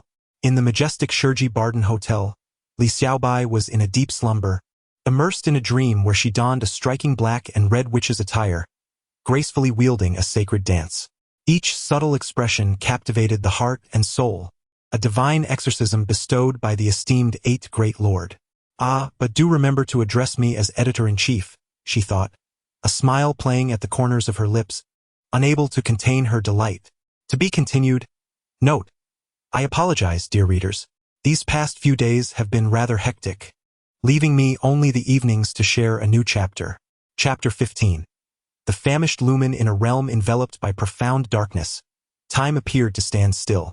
Amidst the boundless abyss wandered a creation of deep crimson, faintly pulsating with the power of seals, yet it seemed on the verge of exhaustion. It is unclear how much time passed, when suddenly, a fissure tore through the heavens, revealing a ray of light. Waves of energy surged toward this beacon, propelling the crimson entity outward. In that moment of escape, the creation shattered, and a golden figure tumbled forth, landing upon the sandy shore. Brother. It was a young girl, her golden-hued attire perfectly suited for a journey. She murmured softly, yet her words were met with silence as the ocean water gradually engulfed her ankles. The frigid embrace of the sea roused a flicker of consciousness within her. At last, she opened her eyes, her golden irises captivating, adorned with the delicate Cecilia blossoms that intertwined with her golden locks. Brother, be careful. In a sudden instinct, she reached out, as if to push someone away, but encountered nothing. Gazing at the desolate beach before her, an overwhelming sense of emptiness and solitude washed over her. Where am I? Where are you, brother? With great effort, Lumen struggled to rise, her unsteady form evoking a pang of sympathy. After wandering for what felt like an eternity without sight of another soul, she stumbled upon a cave, where an abandoned iron pot lay. Exhausted, she approached, discovering merely a few wilted sunset fruits and apple cores. Without hesitation, she seized a sunset fruit, devouring a substantial portion. With a modicum of energy restored, Lumen began to search for useful items. To her delight, she found several treasures: a tattered fishing net, an old fishing rod, a flint stone, and a scrap of cloth. For one who had traversed many worlds, these few possessions, coupled with the vast ocean before her, sufficed to sustain her. Seizing the moment while she still had the strength, she resolved to procure more sustenance. The beach teemed with crabs, yet they vanished at the mere sight of her. Grasping the fishing net, albeit with a few holes, she approached the shore and cast out a handful of crushed apple cores, patiently waiting. Fortune favored the diligent. The sea was bountiful, and although many fish slipped through the gaps, she ultimately captured 3. That would suffice, for overabundance would lead to spoilage. Returning to her cave, she commenced grilling the fish, aptly naming her dish freshly grilled fish jerky. Thus, Lumen lingered in this place for 2 days, yearning to explore beyond. To the north lay a forest, to the south the ocean, to the east towering cliffs, and to the west similarly daunting. To leave the beach, she would have to venture through the northern woods. Yet, several times, she had heard strange roars, prompting her to act with caution. After spending a few more days along the shore, she found herself, as usual, perched upon a stone, fishing while casting her net nearby. The cave has grown scarce in fish. I must catch more today, she murmured to herself. The fishing net beside her remained still, yet suddenly, the fishing rod began to sink. Has something taken the bait? Is it a large fish? Ying's face lit up with a smile. With her relentless efforts, the fishing rod jerked upward with great force. To her astonishment, a peculiar humanoid creature was caught on her line. Quietly, she set the little being aside, observing that it merely appeared to be unconscious. Since it had been pulled from the water, she pondered, it should be safe to consume. Upon entering the cave, Ying skillfully kindled a fire, and the water in the iron pot gradually warmed, releasing wisps of steam. She glanced at the little creature lying nearby. "Oh no, please don't eat me," it exclaimed, revealing that it had already awakened. It was merely observing its surroundings, showing no signs of fear, but instead watching the golden-haired woman tending the fire with a stoic expression, all while casting wary glances in its direction. Unable to maintain its facade any longer, the creature pleaded, "Please don't eat me. I can be of great assistance." Paimon hastily began to enumerate her capabilities. "Assist me?" Ying responded with a tone of indifference. "How exactly can you be of help?" Intrigued, she wondered how this odd little being could contribute to her quest. Well, first tell me what you intend to do and then I can help you. Although I may be an adorable and lovely girl, I do not possess mind-reading abilities," Paimon said charmingly. As she watched the small creature float over to the freshly cooked fish and begin to eat, Ying felt a twinge of disbelief, yet decided to place her trust in it, for it had been days since anyone had engaged her in meaningful conversation. Hereas the situation, Ying began to recount the fragments of her memory. So you and your brother were traveling in this world. And just as you were about to leave, a strange deity obstructed your path. You and your brother were sealed away, and now you seek him? Paimon succinctly summarized. Yes, but how did I haul you from the sea? Ing inquired with curiosity in her eyes. Ah well, I merely grew too weary from flying and, being famished, fell into the sea, Paimon replied, her gaze evasive. Oh, is that so? Ing observed Paimon's flushed cheeks and decided to believe her for the time being. I have a suggestion. Since you were hindered by a strange deity, let us seek out the gods of this world. Perhaps they possess information about your brother, Paimon proposed. Ing contemplated this notion, finding it quite reasonable.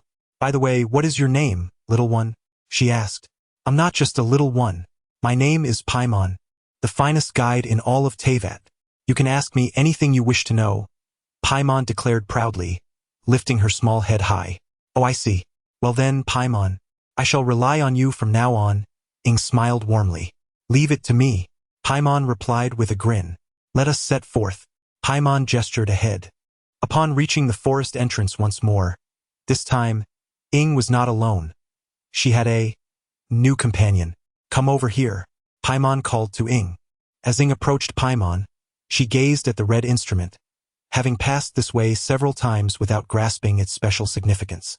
Curiously, she wondered why Paimon had called her over, as it seemed unlikely that this object was edible. This ancient device, known as a teleport anchor, connects through the energy of the Earth's veins, with such instruments found throughout the world. Originally created for ease of communication, they have since fallen into disuse, though Paimon is well versed in their operation. After an enthusiastic introduction, Paimon urged Ing to open her mind and attune herself to the device, promising that they would unlock it and be able to use it henceforth, allowing them to activate any such anchors they encountered in the future. As Paimon spoke with such conviction, Ing cautiously reached out to touch the instrument, feeling a sound akin to flowing water. Intricate branches extended into the darkness, emanating a force capable of distorting space, evoking the sensation of instantaneously reaching another location. Was this the function of the anchor? Yet, the surrounding areas remained shrouded in darkness, obscuring visibility. Traveler, have we succeeded? Paimon inquired. Ing nodded, only able to sense a heavy power, while the rest remained obscured in shadow. This is quite normal. The instrument has automatically shut down due to disuse. In the future, we can reactivate it just as we did now, allowing for unfettered usage, Paimon reassured her. Then let us set off for Mondstadt, Paimon exclaimed. Mondstadt? Ing echoed as they walked together. It is the domain of the Anemo Archon, a city of freedom and poetry, where many bards reside. Perhaps we will discover news of your brother there, Paimon elaborated. Indeed, Ing affirmed Paimon's words.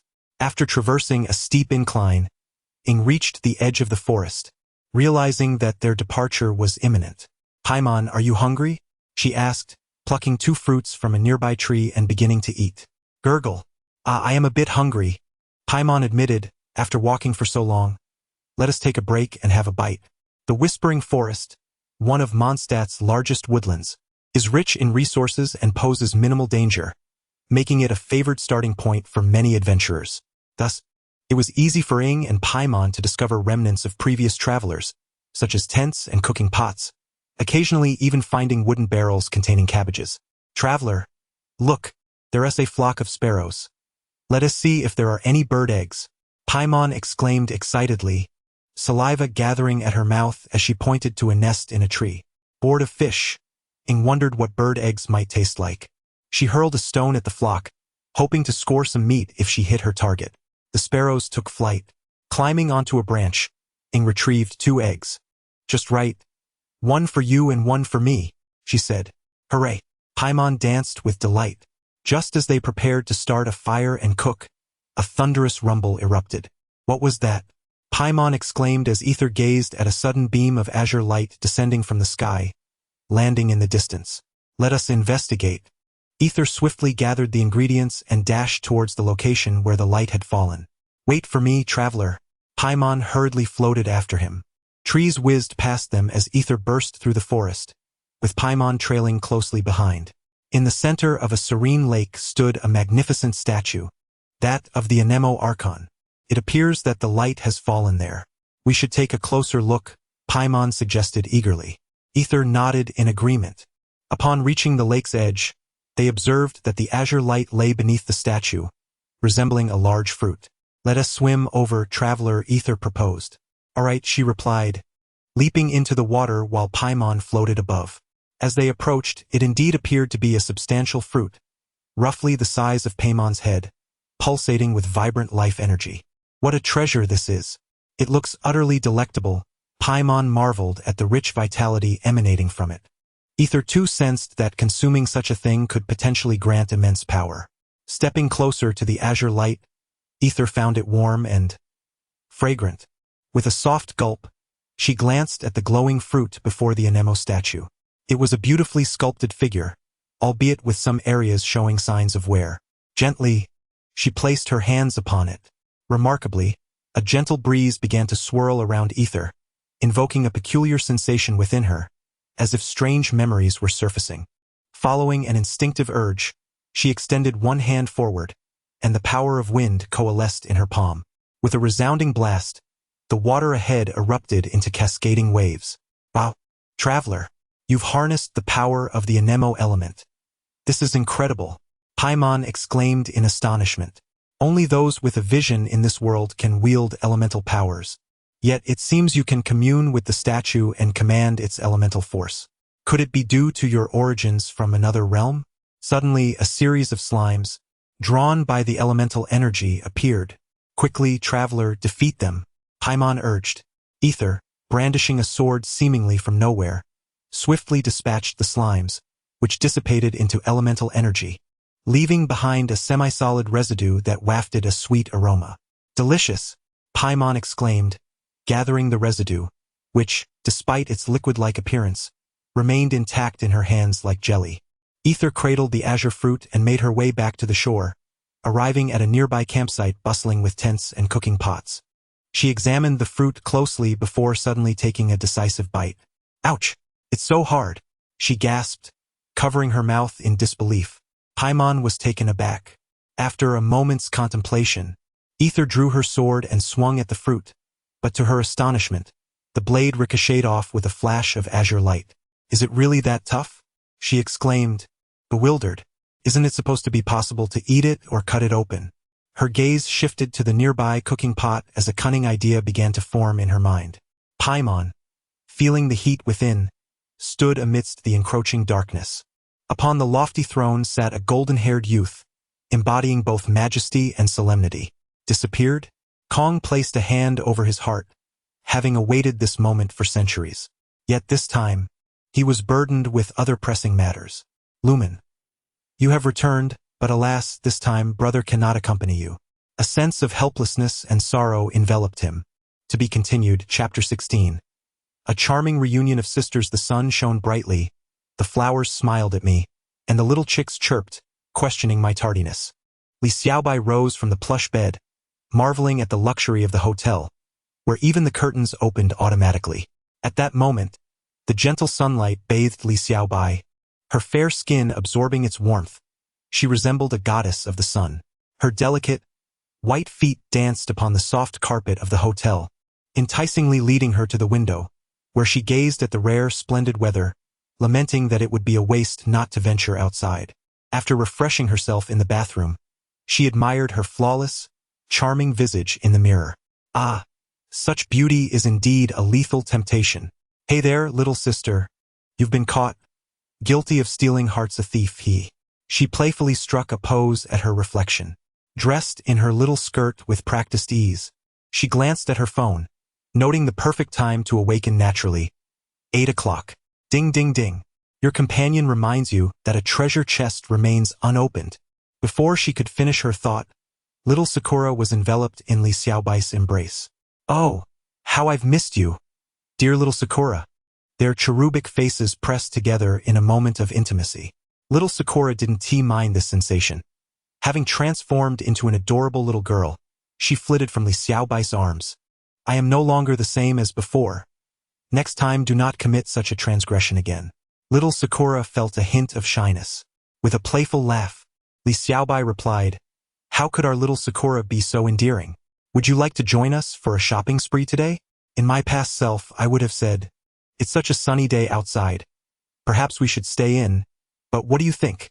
Li Xiaobai gazed at little Sakura with anticipation.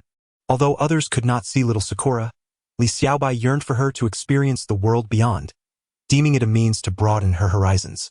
Little Sakura, moved by the suggestion, agreed.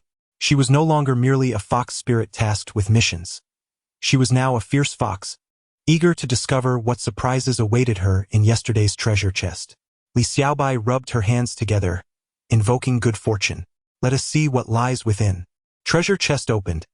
Anti-gravity skirt X1. Amusing spray X1. Male scoundrel detector. Active X1. What on earth are these items? Do I need an anti-gravity skirt? Indeed, I do. Amusing spray? Enemies struck by the amusing spray will have their facial expressions turned comical. Usable times 10. This lacks any lethality. As for the male scoundrel detector, daily usage 3. I suppose I should give it a try, Li Xiaobai pondered, lost in thought. Ding dong. The doorbell chimed. Xiaobai? Have you risen yet? Let us head down for breakfast.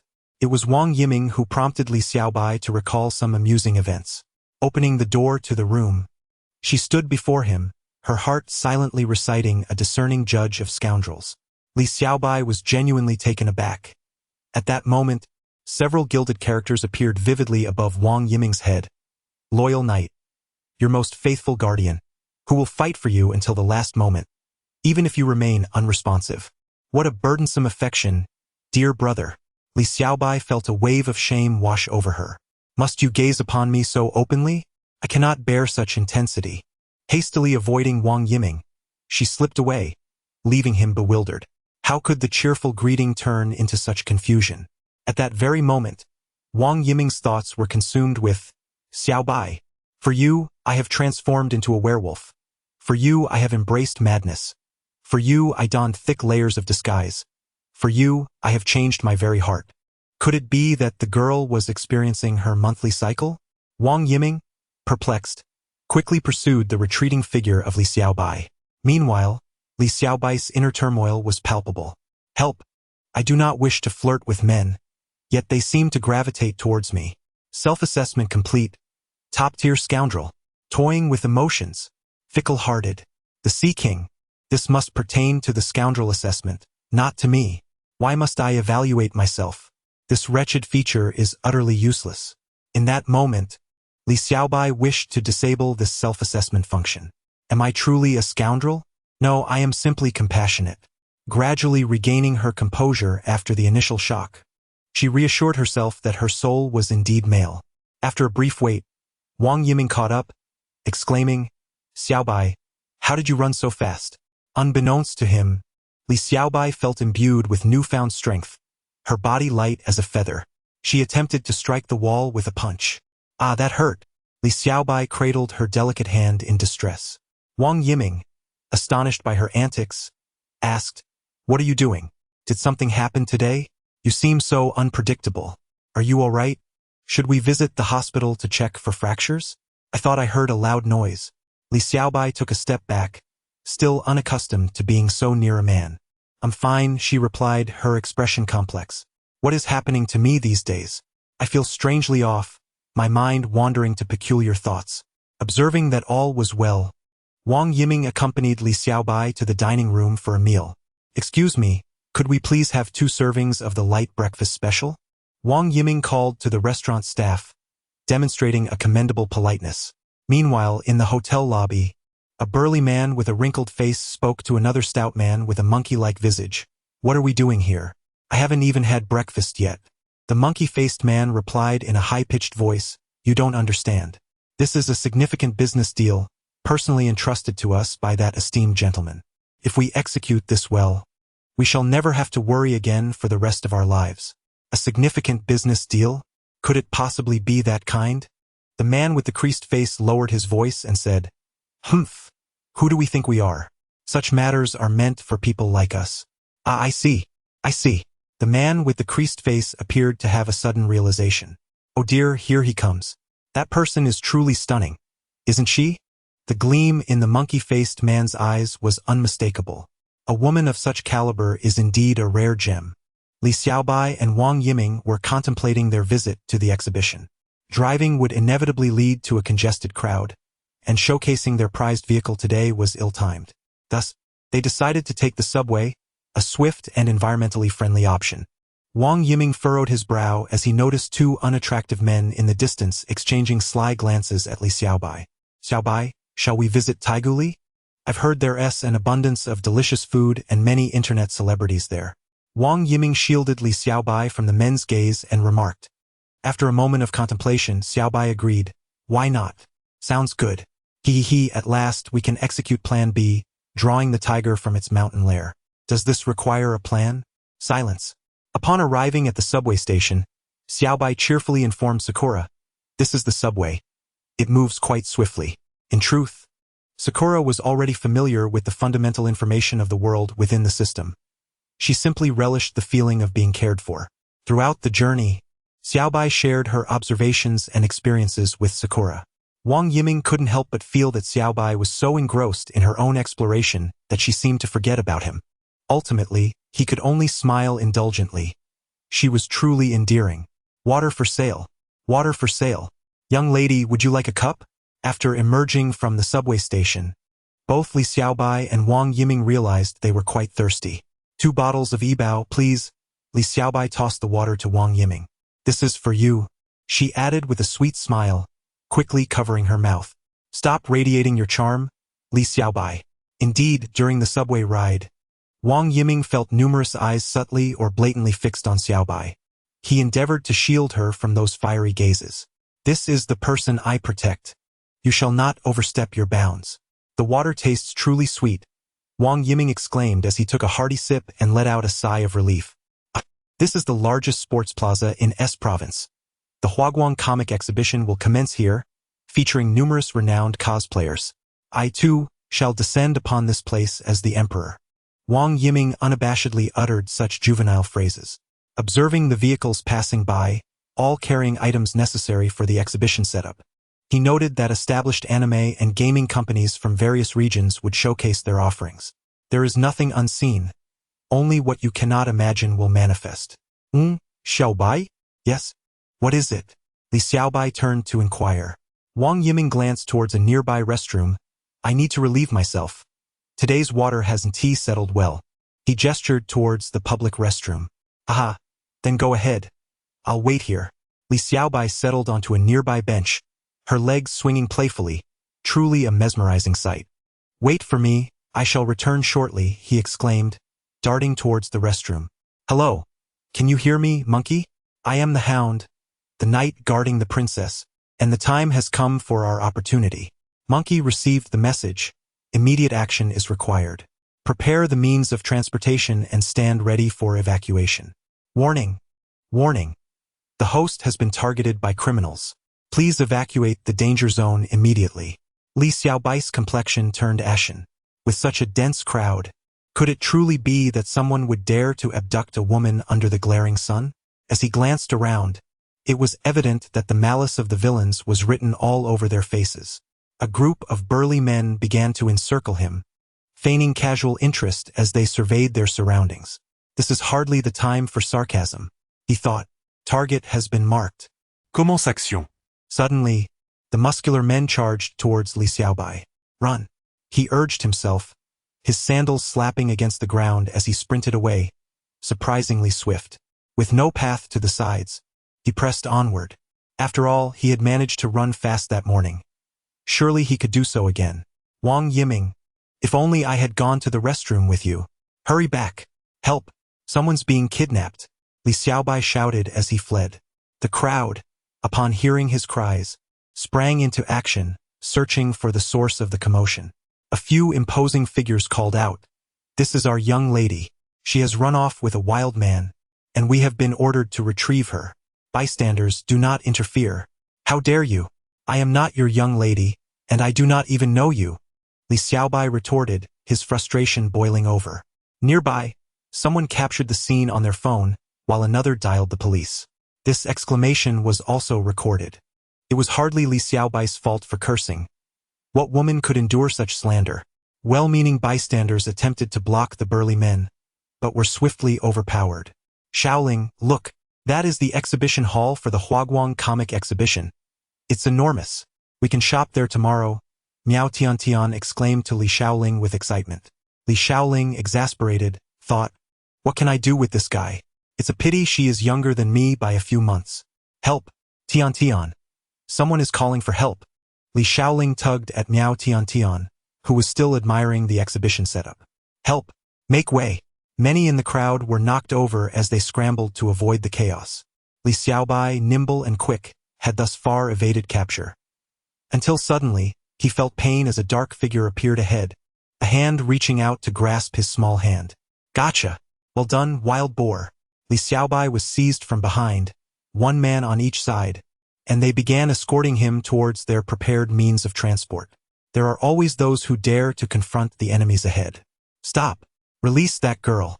The 5 imposing men stared at the 2 beautiful young women blocking their path, one of whom was hiding behind the other. Xiaoling, take them down. You can do it. Miao Tiantian encouraged. Do not squander your time. The police are nearing. A voice echoed through the headphones. Take them both away as well. We have been in need of a release for our frustrations lately. The wild boar charged forward, extending a dark hand toward Li Xiaoling. With a piercing gaze, Li Xiaoling deftly seized the wild boar's wrist with her slender fingers, executing a precise maneuver. Ah! The wild boar howled in agony as he knelt, grasping at his upward twisted hand. In a swift motion, Li Xiaoling's delicate foot shot out like a bullet, sending the wild boar flying 3 meters before he crashed heavily to the ground. The onlookers gasped, realizing they had encountered a formidable opponent. Meanwhile, bystanders began recording the scene, intending to share the video titled Let's Go Together. The remaining 4 assailants released Li Xiaobai and surged forward. Be careful. Beautiful. If you kill them, they are kidnappers. The crowd urged, brimming with excitement. Is this the prowess of a martial arts master? Bring it on. Li Xiaoling gracefully retracted one leg. As the first burly man charged at her, she unleashed a powerful kick that sent him soaring several meters into the air, likely breaking his jaw. With a swift turn, she delivered another kick, sending another man flying backward into his companion, and they both tumbled away. With determination, Li Xiaoling exerted her strength. The last assailant, sensing defeat, attempted to flee, but she seized him by the nape of his neck and pressed down. The stone slab shattered beneath them, rendering the burly man unconscious, with his nose broken and blood streaming down his face. The 2 men who had been flung away sought a hostage, and fortuitously, they approached Li Xiaobai. You there? Come here. However, before they could apprehend her, a bottle of spray materialized from nowhere, releasing a comical mist. Ah, my eyes! And my mouth! They cried out as their facial features contorted into crescent shapes resembling the moon. Woa! Woa! In a swift motion, Li Xiaoling dispatched each of them with a punch, rendering them unconscious and piling them together. Meanwhile, the vehicle had already fled the scene the moment the wild boar was knocked down. Li Xiaoling approached Li Xiaobai, her eyes narrowing as she observed closely. Have we not met somewhere before? To be continued, Chapter 17. The sisters who became internet sensations. Have we met somewhere before? Li Xiaoling pondered, feeling an inexplicable connection to the unfamiliar face before her. At that moment, Li Xiaobai was engulfed in embarrassment. Who would have anticipated encountering her sister here? She decided to feign ignorance. Oh, really? I also find you quite familiar. Li Xiaoling's striking visage drew ever closer, as if she were attempting to peer into Li Xiaobai's very soul. Li Xiaobai chuckled awkwardly. Please do not look at me like that. Overwhelmed, she took a step back, bowing slightly to express her gratitude.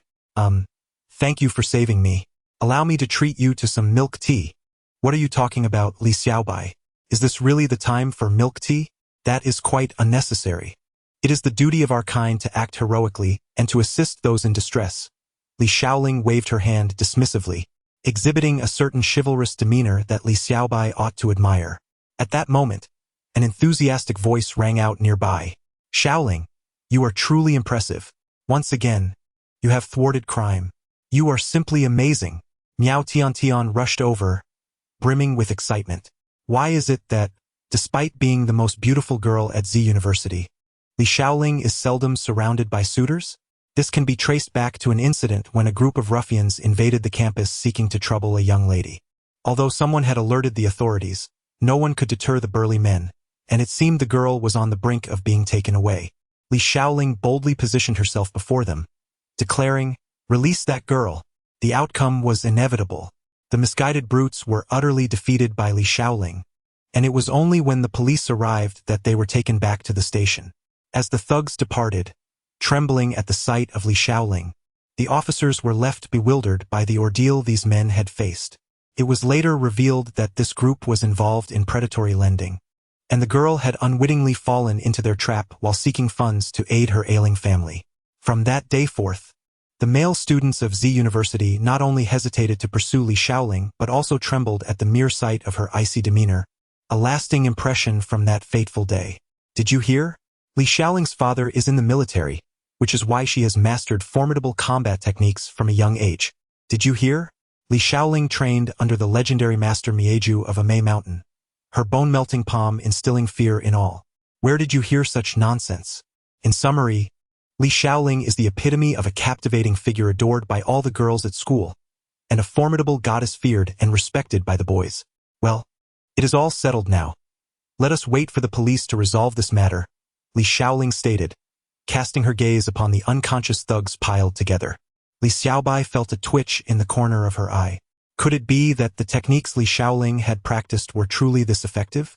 Li Xiaobai hesitated to articulate her thoughts. Not so fast.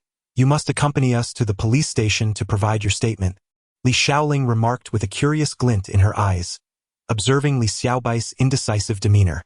This girl is undeniably captivating, exuding a gentle charm akin to that of a bashful young lady. Do not panic. It is merely a matter of recording a statement, and nothing more. Li Xiaoling maintained an air of calmness as she gently patted Li Xiaobai's back. A shiver ran down Li Xiaobai's spine, sensing an underlying strangeness in the atmosphere. And then there was Li Xiaoling. Who could fathom the number of individuals she had sent to the police station to wear such a nonchalant expression? Very well. Wang Yiming, have you fallen into the toilet? By the way, what is Wang Yiming up to now? Xiaobai, please wait for me a moment. Suddenly, the police car, flashing its red and blue lights, arrived with a flourish. We received a call from the public reporting a kidnapping related to organized crime. May I inquire about the whereabouts of the individuals involved? The onlookers pointed in unison. Clear a path.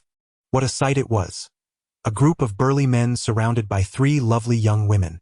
If no one spoke up, one could easily assume that the man lying down was the villain. Officers, you have arrived just in time. These individuals attempted to abduct me. Li Xiaobai was eager to escape this scene, tugging at the police officer's uniform with a captivating demeanor, which caused the young officer, who had just begun his duty, to blush. The other officers exchanged amused glances. Arrest them and take them back to the station, commanded the team leader with a wave of his hand. Initially, upon hearing the public's report of a kidnapping, they had arrived fully prepared, only to find the assailants subdued. Who possessed such formidable skills? If only someone like that could join our station. However, seeing the crowd's adoring and admiring gazes fixed upon the young women, Captain Zhao quickly deduced who was responsible. Greetings, comrade. We sincerely appreciate your assistance. It is the duty of every citizen to combat crime, yet one must also act within their means. Otherwise, we would be concerned for your safety as well. Captain Zhao approached Li Xiaoling and offered a respectful salute. Understood. These individuals are rather clumsy. Dealing with them is as simple as snapping a twig, she replied, casually breaking a nearby ornamental tree with ease. Such extraordinary strength. How remarkable, Captain Zhao coughed, pretending to wipe non-existent sweat from his brow. Well then, let us proceed with recording your statement. Please follow us. As Li Xiaobai and Li Xiaoling were escorted away in the police car, the crowd erupted into a frenzy. Those eager to share the news recorded videos, while others posted updates on social media. Within a short span, the footage of Li Xiaoling heroically rescuing Li Xiaobai spread like wildfire across the internet. Various media outlets seemed to catch wind of a sensational story, sensing a lucrative opportunity. Quickly send someone to interview them. If we obtain first-hand accounts, this will be a substantial profit. They rushed to seize the first scoop. It must be said that the media's instincts were remarkably sharp. Just a few hours had passed, and the beautiful woman who had been captured by the burly man was undoubtedly terrified. Well done, beautiful. Who says women are inferior to men? We can fight just as fiercely. Upstairs, not all young ladies are like that, are they? Does anyone know who those two girls are? They seem to share a captivating chemistry. Just with that single remark, the talented creators began their artistic endeavors. Urgent music played, the rhythm was tight, and a charming young beauty was being seized by an ugly, malevolent villain. Suddenly, a strikingly graceful woman descended from the heavens, vanquishing the evildoer and gently embracing the terrified beauty. Do not worry, I am here. Ah, the artwork is simply magnificent. The artist is remarkable. I'm now following her work. Moreover, numerous agencies aspire to sign these two beauties in hopes of acquiring a fortune, though it appears they are merely daydreaming. If they were to dare, Li Shaoling would make them understand why the flowers bloom so brightly. The captured young beauty's voice sounds so familiar. Everyone, stop pondering. The heroine who came to the rescue is named Li Shaoling, the illustrious campus belle of Z University, possessing extraordinary martial prowess. She has frequently assisted local law enforcement in apprehending criminals, earning considerable acclaim. If Li Shaoling were to join an organization, her rank would undoubtedly soar. Yet she is solely focused on her research. She may be regarded as the most formidable researcher in terms of martial strength. How does the person upstairs know so much? I am her alumnus, and I advise you not to be overly captivated by our Li Shaoling's stunning figure. Let us not all discuss her. Does anyone know the information about the captured young beauty? It feels like this heroic act of saving a damsel is simply too delightful to resist. The comments from netizens are varied and eccentric. Some wish to follow, some want to advertise, and there are others who are rather peculiar. Wouldn't it be better this way? Little Ling, kick me. The person upstairs might just get kicked to death. I don't care, I want to be kicked. I am willing. Oh, according to reports from the station, a severe and atrocious incident occurred yesterday in S province, and relevant authorities have begun an investigation. Bang! Useless wretch. You can't even handle this trivial matter. What a failure! In a lavish room, Huang Shulang smashed a bottle of 1981 red wine onto the floor. Xiong, send someone to resolve this matter. Find a scapegoat. Yes, young master, responded a diminutive man with slanted eyebrows that exuded cunning.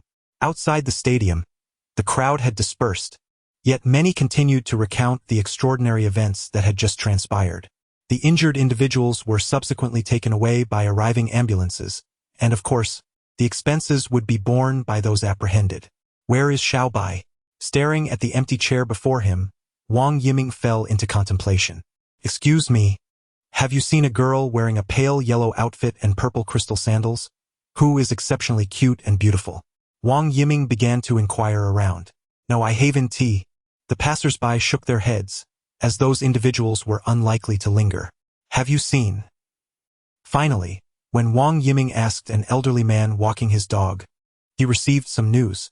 Oh, you mean that girl? She was taken away by the police. What a predicament. Officer, you must listen to my plea. I truly do not know them. The moment they laid eyes on me, they charged at me, compelling me to flee. However, they were far too numerous. I had only just arrived that day and had not offended anyone. Why are they attempting to apprehend me? Officer, you must uphold justice for the people and find that villain. Li Xiaobai exclaimed animatedly in the vehicle, addressing the young policeman. Though your voice is melodious and your beauty striking, do you not find your incessant chatter exhausting? Just as Li Xiaobai was about to recount her harrowing escape and subsequent capture, a gentle hand covered her mouth. A voice, cold yet laced with jest, interjected, "We shall discuss this further at the station. For now, refrain from excessive talking. I fear your voice may falter." The soft hand then withdrew.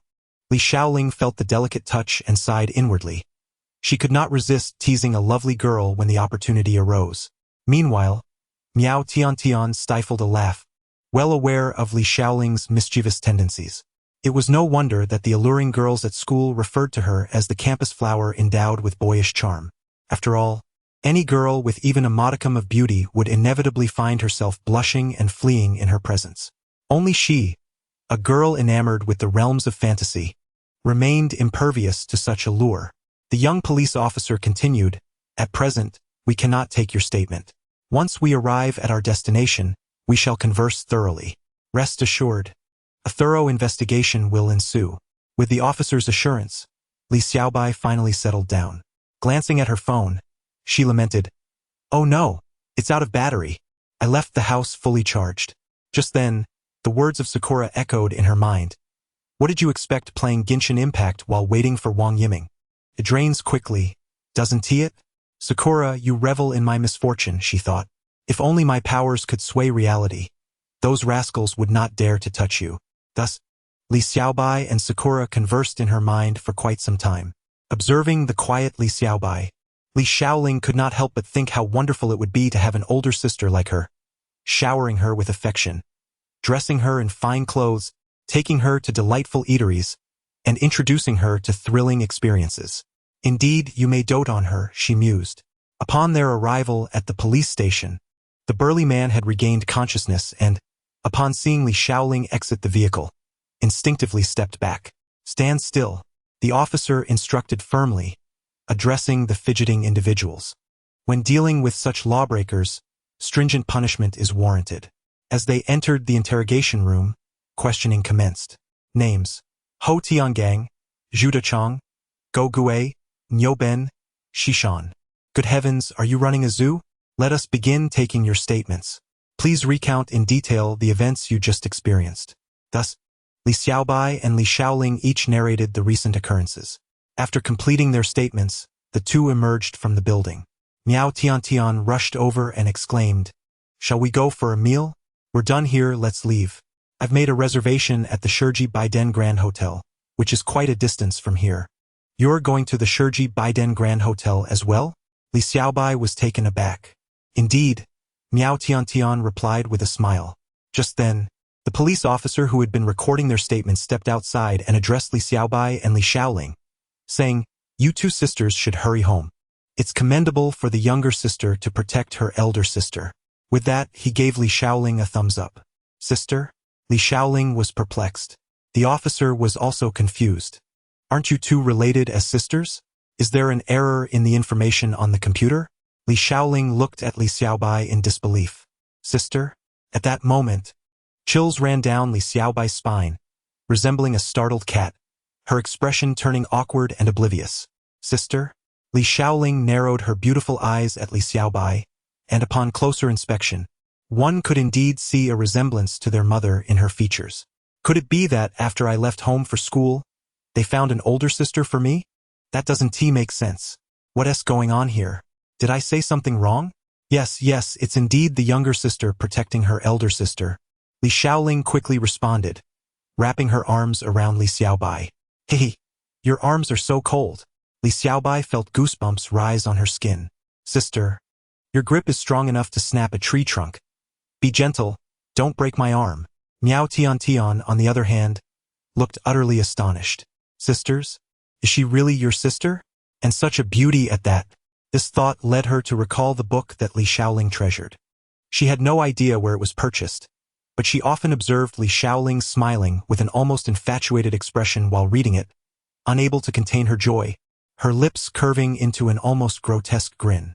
Yet, whenever Miao Tiantian tried to take a closer look, Li Xiaoling would quickly notice and shut the book, feigning seriousness. Hence, Miao Tiantian believed that the boys at school could never see through Li Xiaoling's true nature. Li Xiaoling was indeed a master of cunning. "Sister, let us head back to the hotel. You've been startled today. You need to rest," she said, swiftly taking Li Xiaobai away, leaving everyone in the police station in shock. "Wait for me," Miao Tiantian exclaimed, determined to chase after them for the safety of her so-called sister, who appeared quite fragile.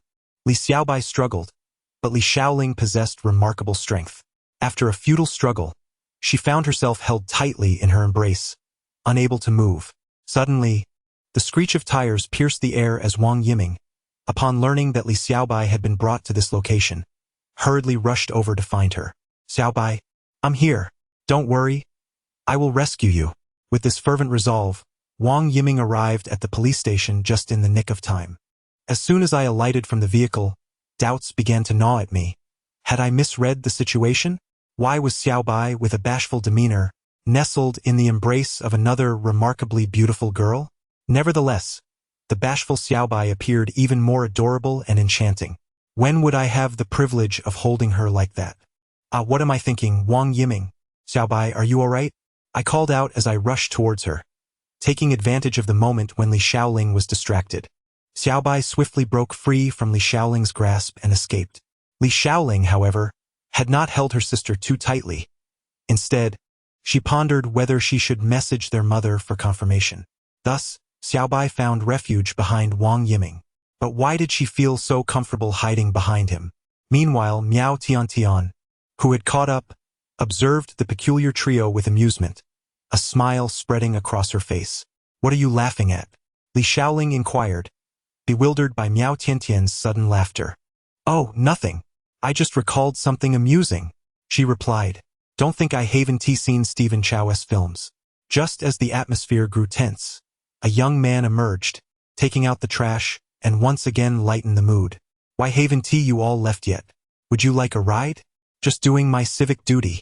Thank you. We'll be on our way shortly, Xiaobai responded promptly. I had no idea where Wang Yiming had procured the vehicle, but as Xiaobai opened the door, Li Xiaoling unexpectedly pushed Miao Tiantian inside. Sister, let us sit in the back, she said, her eyes shimmering with an inexplicable curiosity. What else can we do? Let us take a seat, I thought. Wang Yiming was momentarily perplexed by the unfolding circumstances, but he recognized that the safest course of action was to remain silent. Indeed, having witnessed the dramatic interplay of 3 women in his household on numerous occasions, he knew that any words he uttered would redirect the conversation toward him. Thus, he resolved to remain mute, disregarding Xiaobai's subtle glances. My apologies, princess. Your knight is currently overwhelmed by an unforeseen force and is unable to act, he mused inwardly. Hello there, I'm Miao Tiantian. We just rescued this sister of ours, thanks to Xiaoling, who bravely defeated the kidnappers.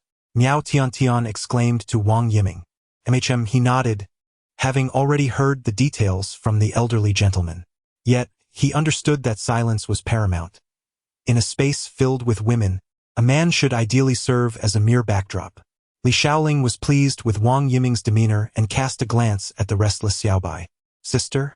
Li Xiaoling attempted to call her. Xiaobai felt quite awkward.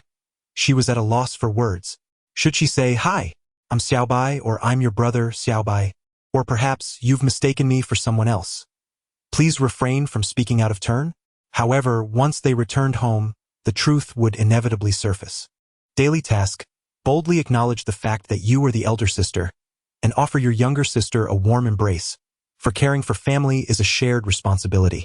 Alas, this wretched system fails to recognize humanity. Sakura lamented in her mind, this situation has nothing to do with me. It is the doing of this flawed system. How on earth are we expected to respond to such absurdity? How bothersome. Li Xiaoling observed Li Xiaobai, reminiscing about a story she had once encountered.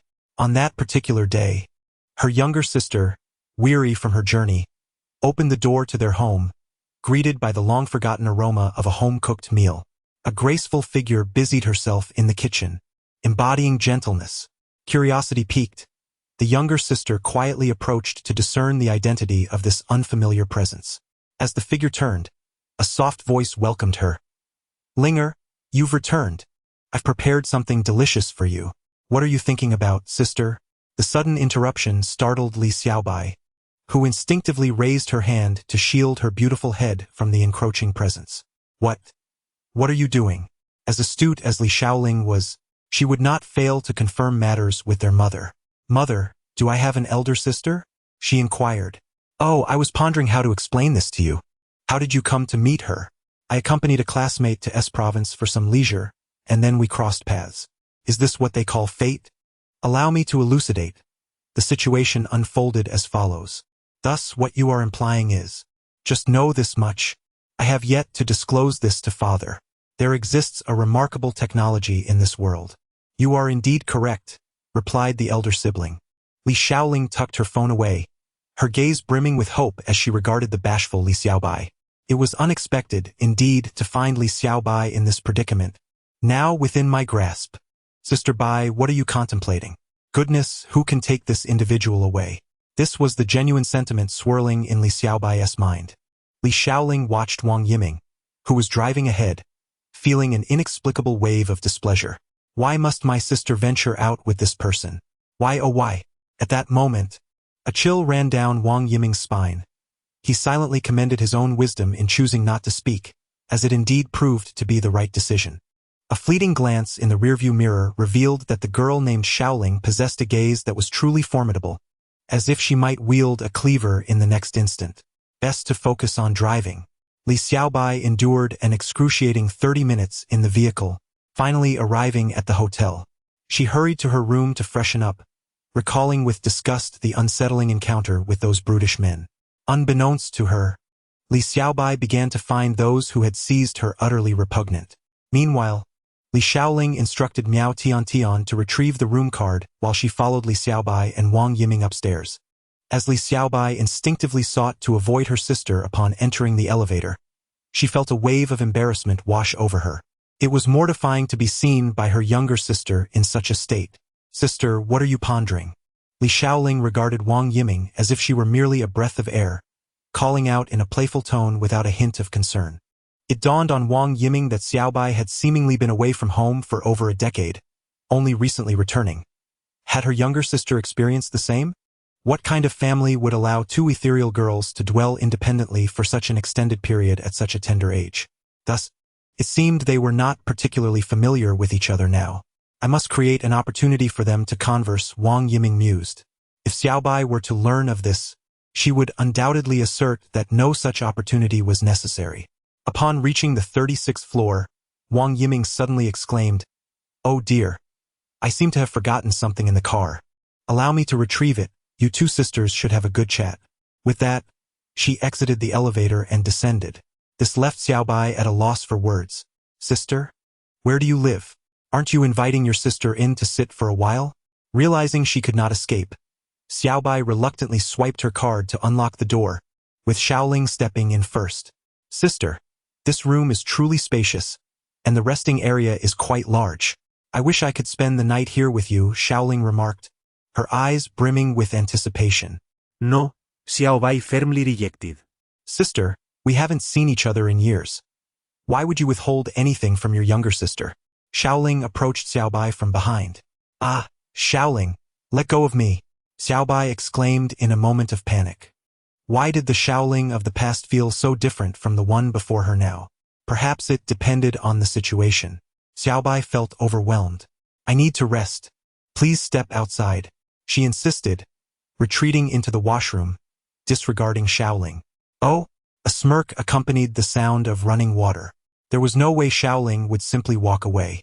Meanwhile, Xiaobai contemplated quietly in the warm water, her exquisite features marred by a complex expression. What should she do next? Squeak. Ah! To be continued, Chapter 19. The universal condiment traveler. The aroma wafting through the air is simply divine, evoking an insatiable desire for a hearty feast. Paimon waved her tiny hands, lauding Ying's culinary skills. However, Ying was fixated on the exquisite green fruit before her, pondering in frustration why it remained uncooked. The boiling water in the cauldron shimmered with an ethereal green light, exuding a delectable fragrance. The cabbage and meat were tumbling joyously, revealing a translucent brilliance. This was no ordinary fare, but rather ethereal cuisine. When the moment to indulge arrived, Paimon and Ying found themselves unable to restrain their appetites. Delicious. Another bowl, please, Paimon implored, extending her chipped bowl. Ignoring Paimon's request, Ying filled her own bowl to the brim and began to savor the dish. The flavors were exquisite. The cabbage was sweet and refreshing, while the meat melted in her mouth. The experience was nothing short of blissful, imbued with a unique essence that spoke of the fragrant gifts of nature. Ah, leave me a bowl, Paimon exclaimed, resorting to serve herself. The two, with their bellies pleasantly full, wore expressions of contentment. Life is truly wonderful. Their eyes sparkled as they gazed at the green fruit. It was indeed a treasure. The boiled water had transformed into a mystical elixir, both sweet and thirst-quenching, replenishing their vitality. Incorporating it into their cooking only enhanced the flavors further. This was undoubtedly nature's universal condiment. Ing glanced at Paimon and then at the green fruit. All set. A mischievous smile gradually spread across her face. Now that we are well-fed and hydrated, let us head to Mondstadt for a bit of exercise, Paimon suggested as she began to float upwards. Ing concurred, thinking it best to arrive in Mondstadt early to inquire about her brother's whereabouts, find him and bring him home. After gathering their belongings, Ing found it impossible to stow the green fruit in her space pouch, so she wrapped it in cloth to carry it along. At the crossroads of time, the fate of the twins began to shift. Paimon, how much longer until we exit this vast forest? It feels like we have been walking for ages. I don't know, but it should be soon, Paimon replied, scratching her head. The whispering forest was indeed quite expansive. Just as they spoke, the sky darkened ominously, accompanied by a tremendous roar. A colossal shadow swept across the heavens, and a fierce wind element, like a hurricane, sent the trees swaying violently. Ing had to cling to a sturdy trunk, while Paimon exclaimed, "You're hurting me," as Ing pulled her down from her perch. Feigning ignorance, Paimon pointed to the creature soaring past and exclaimed, "Wow, what is that beast? A dragon, perhaps? Let us chase after it." With determination in her eyes, Paimon took the lead, and Ing had no choice but to follow the path the shadow had traversed. The surroundings fell eerily silent. "Hush, what do you see ahead?" Ing whispered suddenly. The two stealthily hid behind a rock and peered closely. It was a young boy conversing with the dragon. They seemed to be engaged in some form of communication, Ing noted quietly. "Perhaps we should depart swiftly. It feels rather ominous," Paimon whispered in agreement. Just as Lumen and Paimon attempted to slip away quietly, an unexpected event occurred.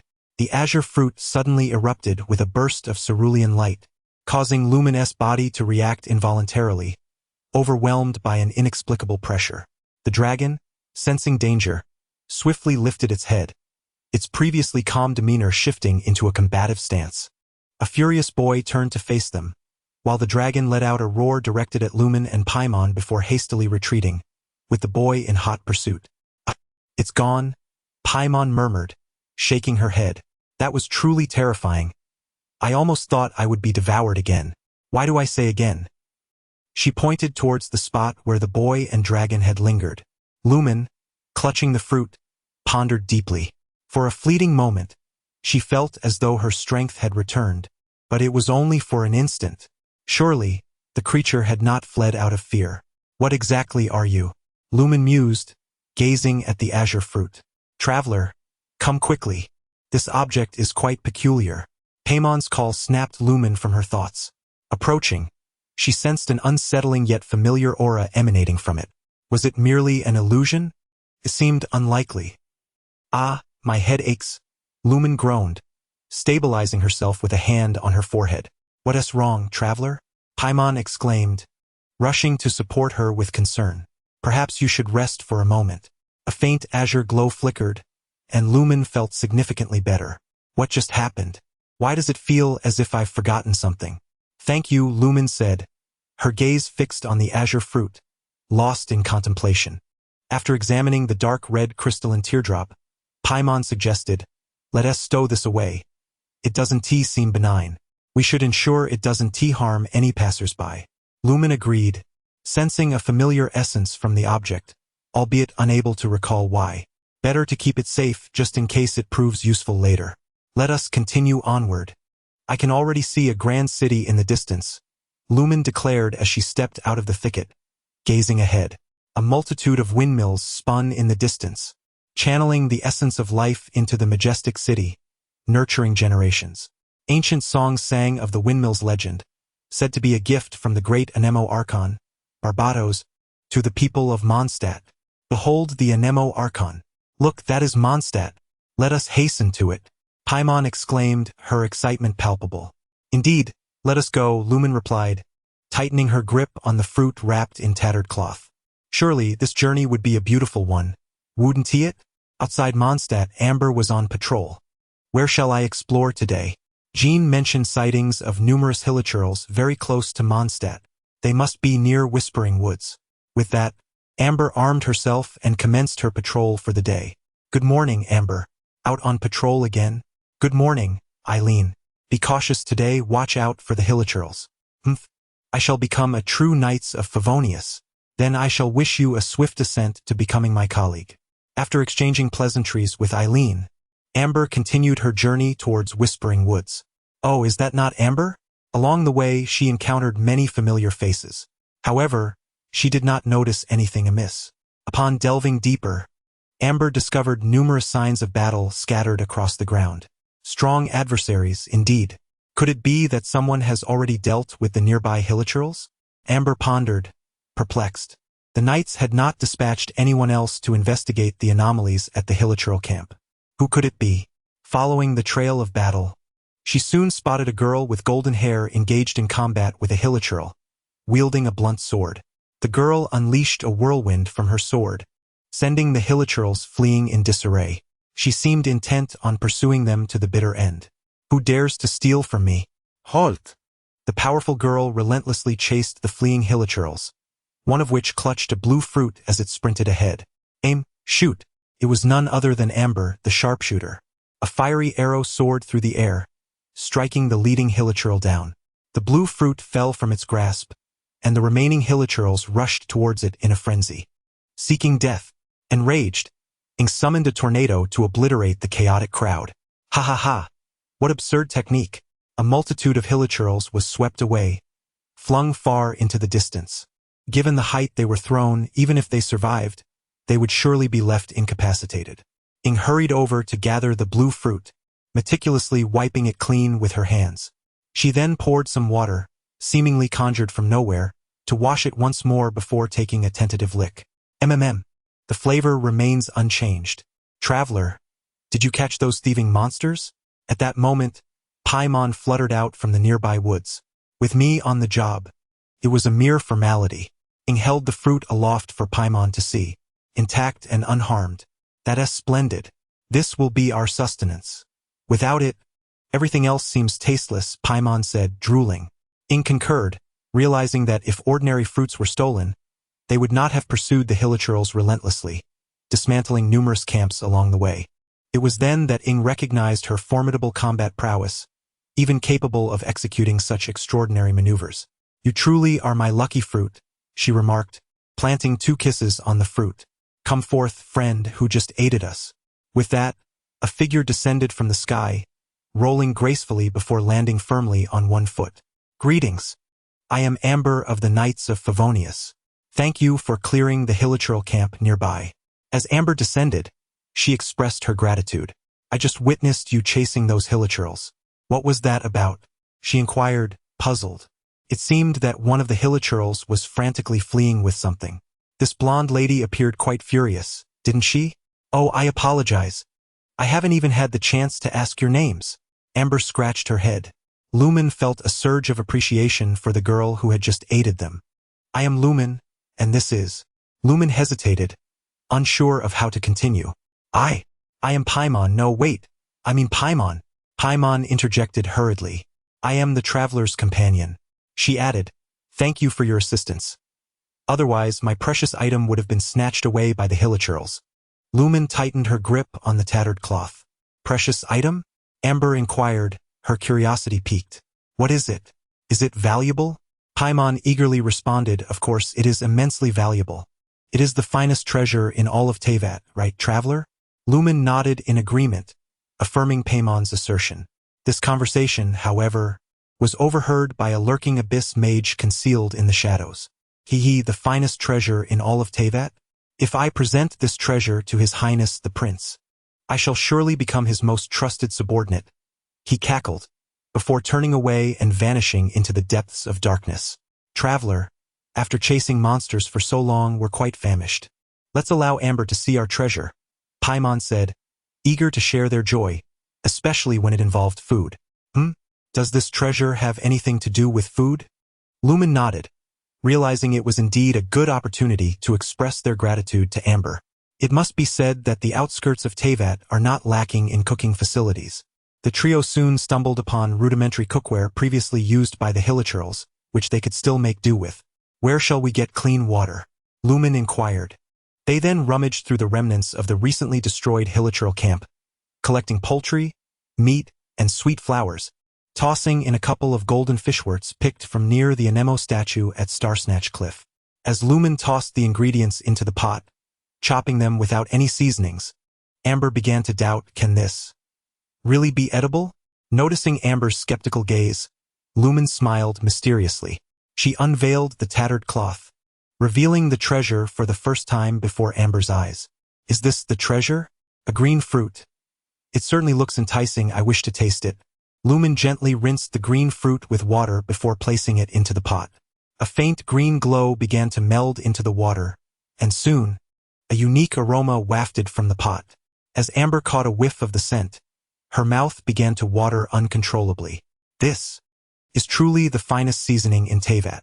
Observing Amber's astonishment at the delicious aroma, Lumen and Paimon exchanged knowing smiles. Indeed, this is the finest seasoning in all of Teyvat. The spirit of the world remarked, in truth. This is an embryo of a deity. I apologize, bye. Hee sister? Do you need assistance? Li Shaoling. Get out. To be continued. Chapter 20. The comic convention is about to begin. I have dried the silence, regretting my impulsiveness. Li Xiaobai's face flushed crimson as she gazed at Li Shaoling, recalling the events that transpired in the bathroom. Oh dear, how has she transformed into this? At this moment, Li Xiaobai merely wished to distance herself from her sister. Images flashed in her mind, and she swiftly admonished herself to cease those thoughts. Suddenly, a notification echoed in her mind, announcing the completion of her task. Stamina 1, rewards dispensed. Li Xiaobai felt a wave of embarrassment wash over her. Her defeat had come too swiftly. Is my sister truly this bashful? Such matters become easier with repetition. After all, we are sisters. Li Shaoling approached Li Xiaobai, gently grasping her delicate hand, the touch soft and tender. Such a delight. Are you going to the comic convention tomorrow, sister? Sweetie, and I will be going too. So remember to call me. I will be waiting for you, Li Shaoling said, releasing the soft tips of Li Xiaobai's fingers, chuckling softly, don't forget, or else your little sister will be very upset. She then vanished into the hallway. Li Xiaobai felt her strength wane, exclaiming in her mind, help! Completing a task was proving to be so arduous. Did Li Shaoling truly harbor disdain for her? Surely this is her way of seeking revenge. Just wait until I have the strength to send her flying with a single slap. Then I shall retaliate. With these thoughts, the humiliation she had recently faced seemed trivial, for retribution would surely come in due course. After a long day of exploring the convention and spending considerable time at the police station, she returned home utterly exhausted. Thus, Li Xiaobai languidly sprawled across the large bed, a hint of springtime radiance illuminating the otherwise empty room. Her body began to emit a faint blue glow, a mysterious force circulating around her, dancing like ethereal blue sprites.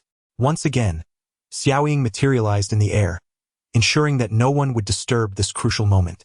It was imperative that nothing went awry. It feels stifling.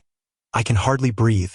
Li Xiaobai opened her eyes, a faint beam of sunlight filtering through the deep blue water, casting reflections upon her fair, unblemished face. The sea? Wasn't I asleep on my bed? How did I end up in the ocean? Am I dreaming? Yet, why does breathing feel so laborious? As if I am on the brink of suffocation. Help! Li Xiaobai abruptly sat upright in bed, surveying her surroundings. There was no ocean, only her large bed. I am indeed dreaming, but it feels far too real. Now awake, she noticed her body was damp. It turns out she had been sweating profusely. Did I have a nightmare? Putting on her slippers, Li Xiaobai made her way to the washroom, glancing at the bathtub, her cheeks flushing. Is this truly me? She pondered, as she gazed into the mirror, admiring her delicate, glistening face, the skin so supple it seemed as if one could press water from it. Her eyes sparkled with autumn's charm, and her brows held the essence of spring. This appearance could surely rejuvenate even those who had long forsaken desire. She shed her bathrobe and stepped under the showerhead to cleanse herself. Beneath the steamy vapor, Li Xiaobai's skin appeared delicate, with a fleeting shimmer of red and blue light flickering between her brows. She felt an overwhelming sense of lightness and vitality coursing through her body. The reflection in the mirror revealed a complexion radiant and glowing. She compared her fist against the wall, momentarily dismissing a certain thought. Perhaps it was not feasible. Could this be the system reforming her body? Li Xiaobai was no fool. Her mind immediately gravitated towards the enigmatic streaming system. She realized she had not broadcasted today. However, with the convention looming tomorrow, it would be prudent to forego the stream. Yes, they would understand her decision. Furthermore, though she had awoken from slumber, the rest had not been entirely restorative, and beauty sleep was not merely a trivial notion. Although her physical condition felt exceptionally splendid, a lingering mental fatigue weighed heavily upon her. Particularly, the profound sense of oppression akin to the depths of the ocean left her feeling an overwhelming helplessness. The jarring sound of the doorbell pierced through the bathroom, reaching Li Xiaobai's ears, despite the distance and the running water. Had her hearing sharpened as well?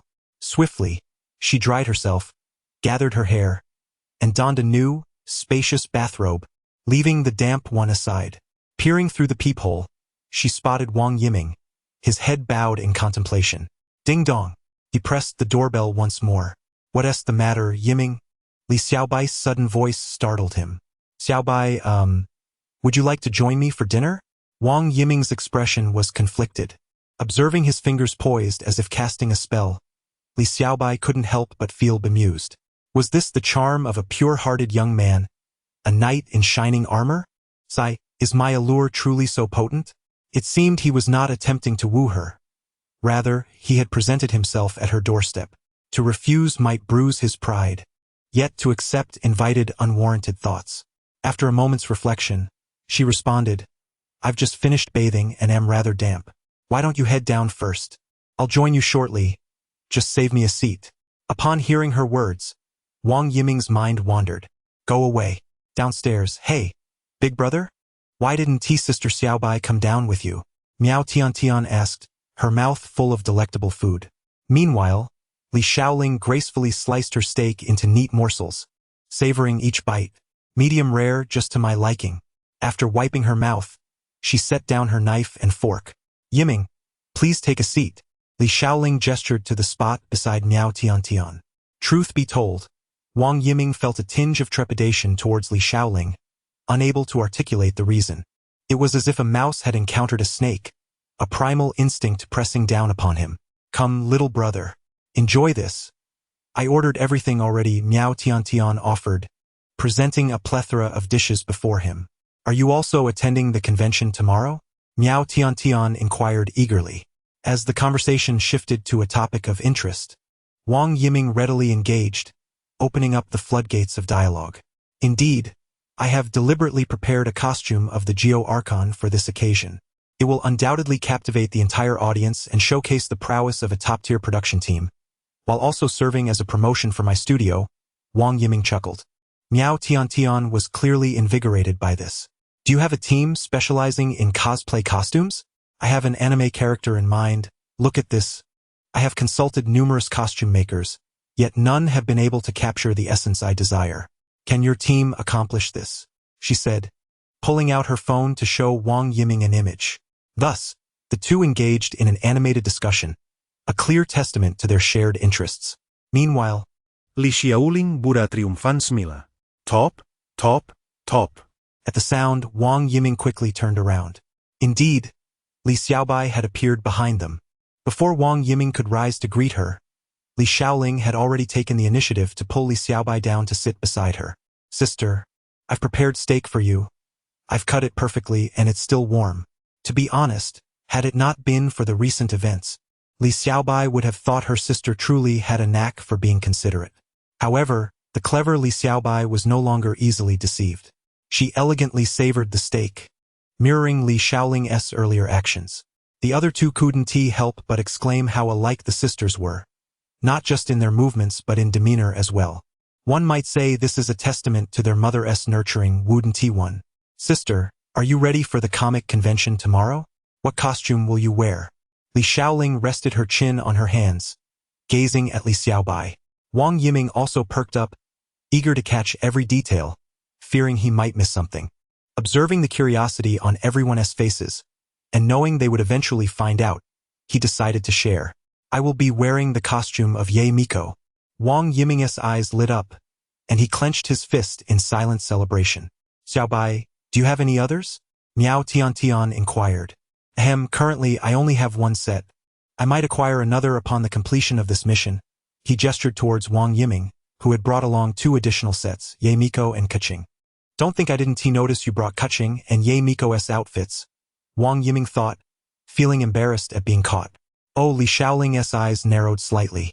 Brother Yiming, can I wear the Ye Miko costume you brought? I wish to be a fox sister with my sister. Such a delightful prospect? Wang Yiming was astonished.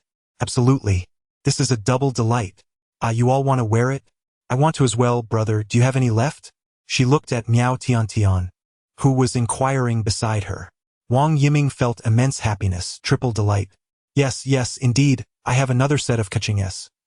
Once we finish our meal, come to my room, and I shall provide it for you. Tomorrow we embark on our journey to the comic convention together. Wang Yiming could hardly contain his excitement for the festivities to come. Then it's settled, Miao Tian said with a smile. Li Shaoling turned to Li Xiaobai and echoed. Then it's settled, sister. Oh, how greasy it is, my dear sister. Meanwhile, cosplayers from various locales were already preparing for the event. I have mentioned that tomorrow I shall don the attire of Xiangling, while you shall arrive dressed as Guoba. Do you believe I should wear Shinha or Ganyu? Undoubtedly it should be Shinha Ayaka, my dear little Bai. Hehehe. My companion Guzi is determined to scatter bombshells throughout the venue. Humph, this emperor shall undoubtedly dazzle the entire assembly. Huayi, come quickly for the makeup trial. How do you feel? Are you confident? Ha ha ha. Rest assured, Sister Susu, this young master shall not falter. I am not referring to you, but to you, Xiaoling. I have no issues. Very well then, I shall rely on you all when the time comes. Ahahaha. Arataki Ito has come to grace us with his presence. Oh, Teacher Lu, why not join our fatui? Oh, many other cosplayers from various games and anime are also eager to showcase their talents. Kageyama is indeed the mightiest. Behold the sword, behold the sword, behold the sword. A dance of longing. Ali.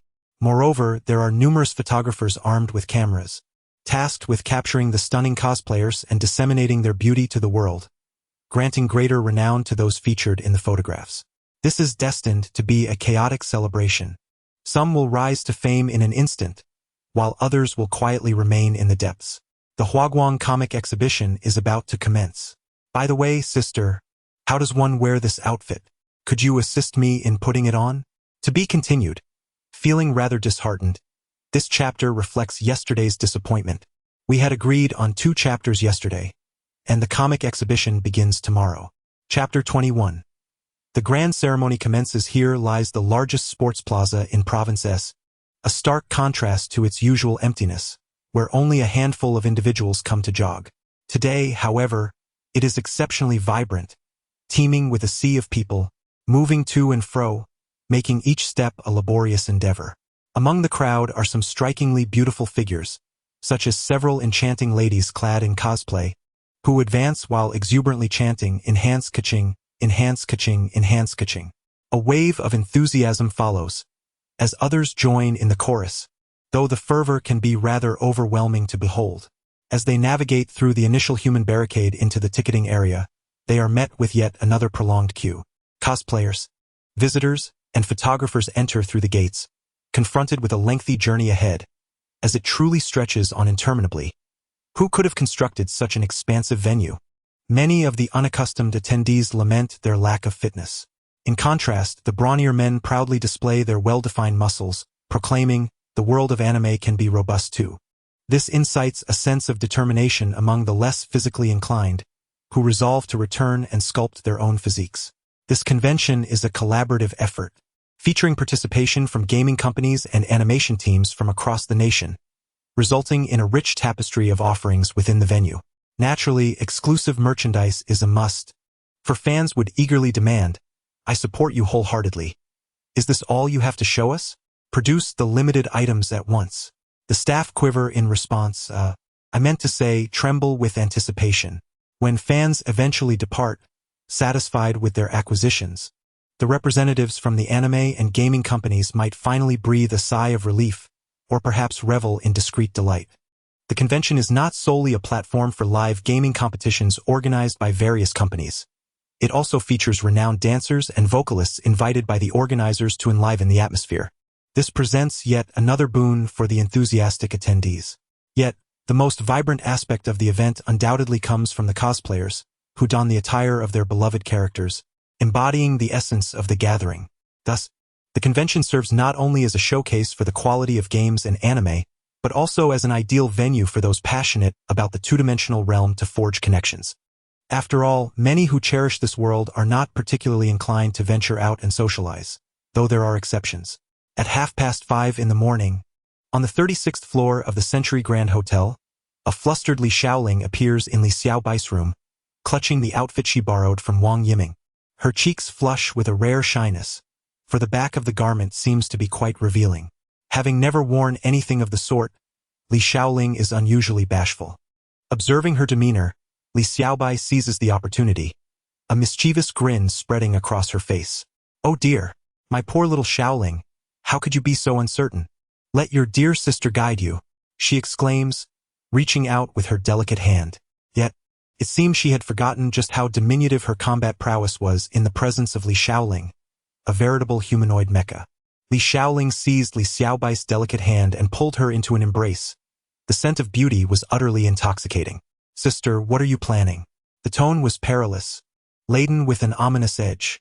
Li Xiaobai felt a jolt of foolishness for daring to provoke her formidable sister.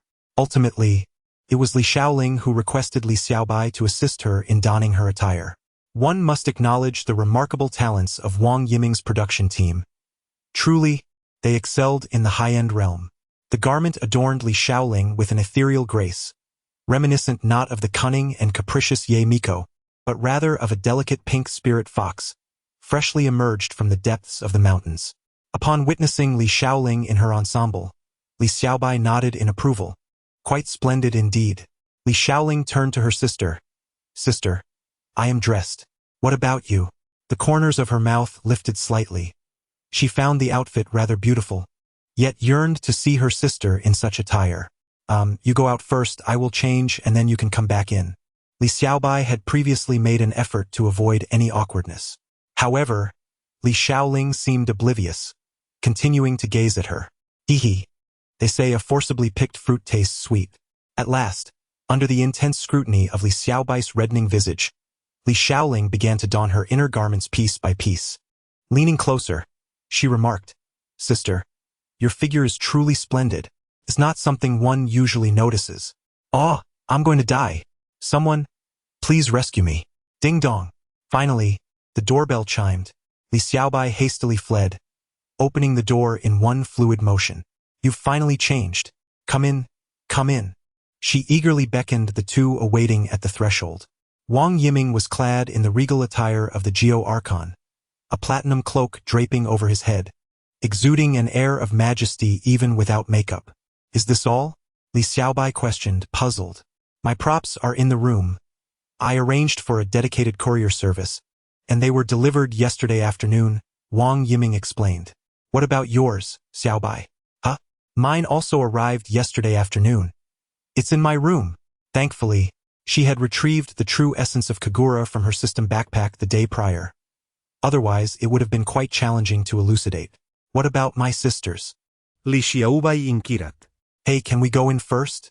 Miao Tian, donned in Kaching's attire, displayed no shyness, appearing utterly at ease. Li Xiaobai ushered the two inside, while Li Xiaoling slipped on an outer garment. "Xiaoling, I brought your props," Miao Tian proclaimed, producing a rather simplistic-looking version of the true essence of Kagura, especially when compared to Li Xiaobai's replica. Miao Tian meticulously arranged the items on the table. Eyebrow pencil, powder puff, compact powder, false eyelashes, facial cleanser, blush, lipstick, nail polish, and setting spray bottles and jars filled the surface. Then she positioned a mirror.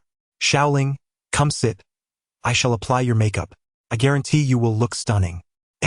Li Xiaoling sat bewildered on the stool, watching Miao Tian flit about, applying makeup to her face. "Xiaoling, rest assured, My makeup skills are top-notch. Trust me. In the midst of a tedious wait, Wang Yiming found himself teaming up with Li Xiaobai to battle the deep-sea dragon lizard. Feng Shui Dai Dao Ku.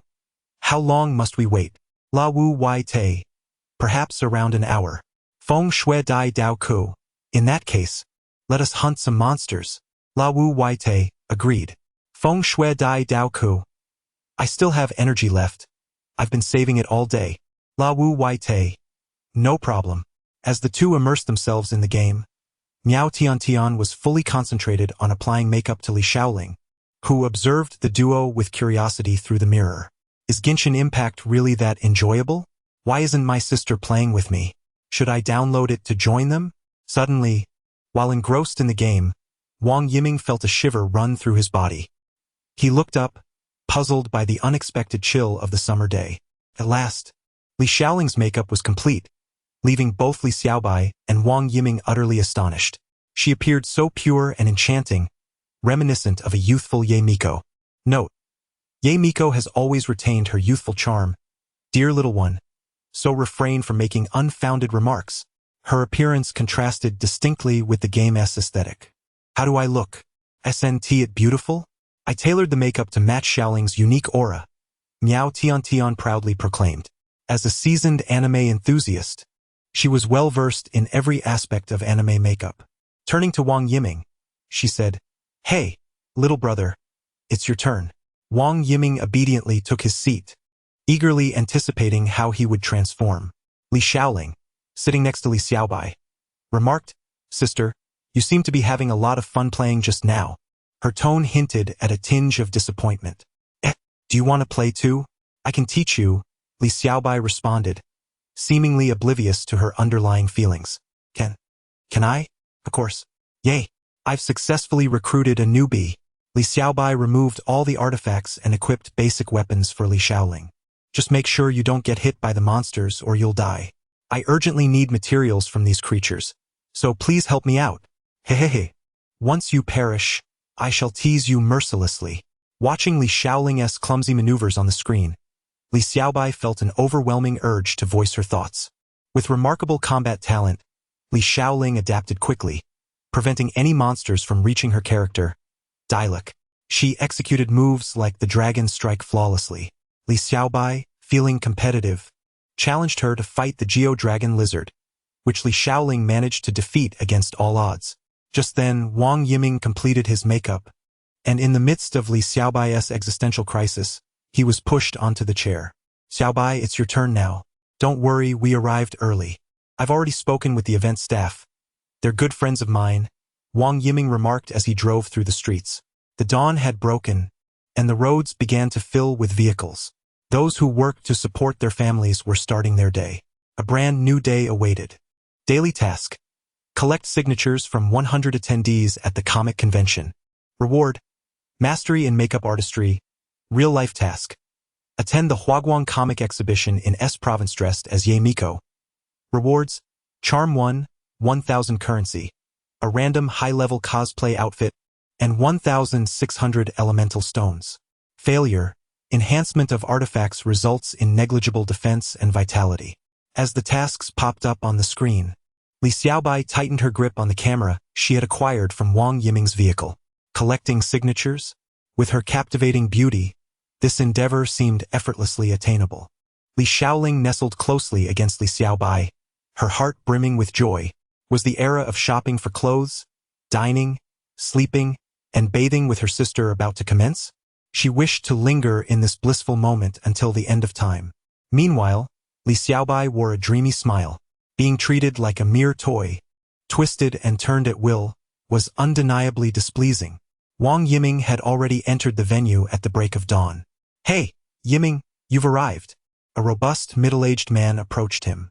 "Brother Yang, I appreciate your assistance. I promise I won't shirk my responsibilities next time. I'm aware of your character.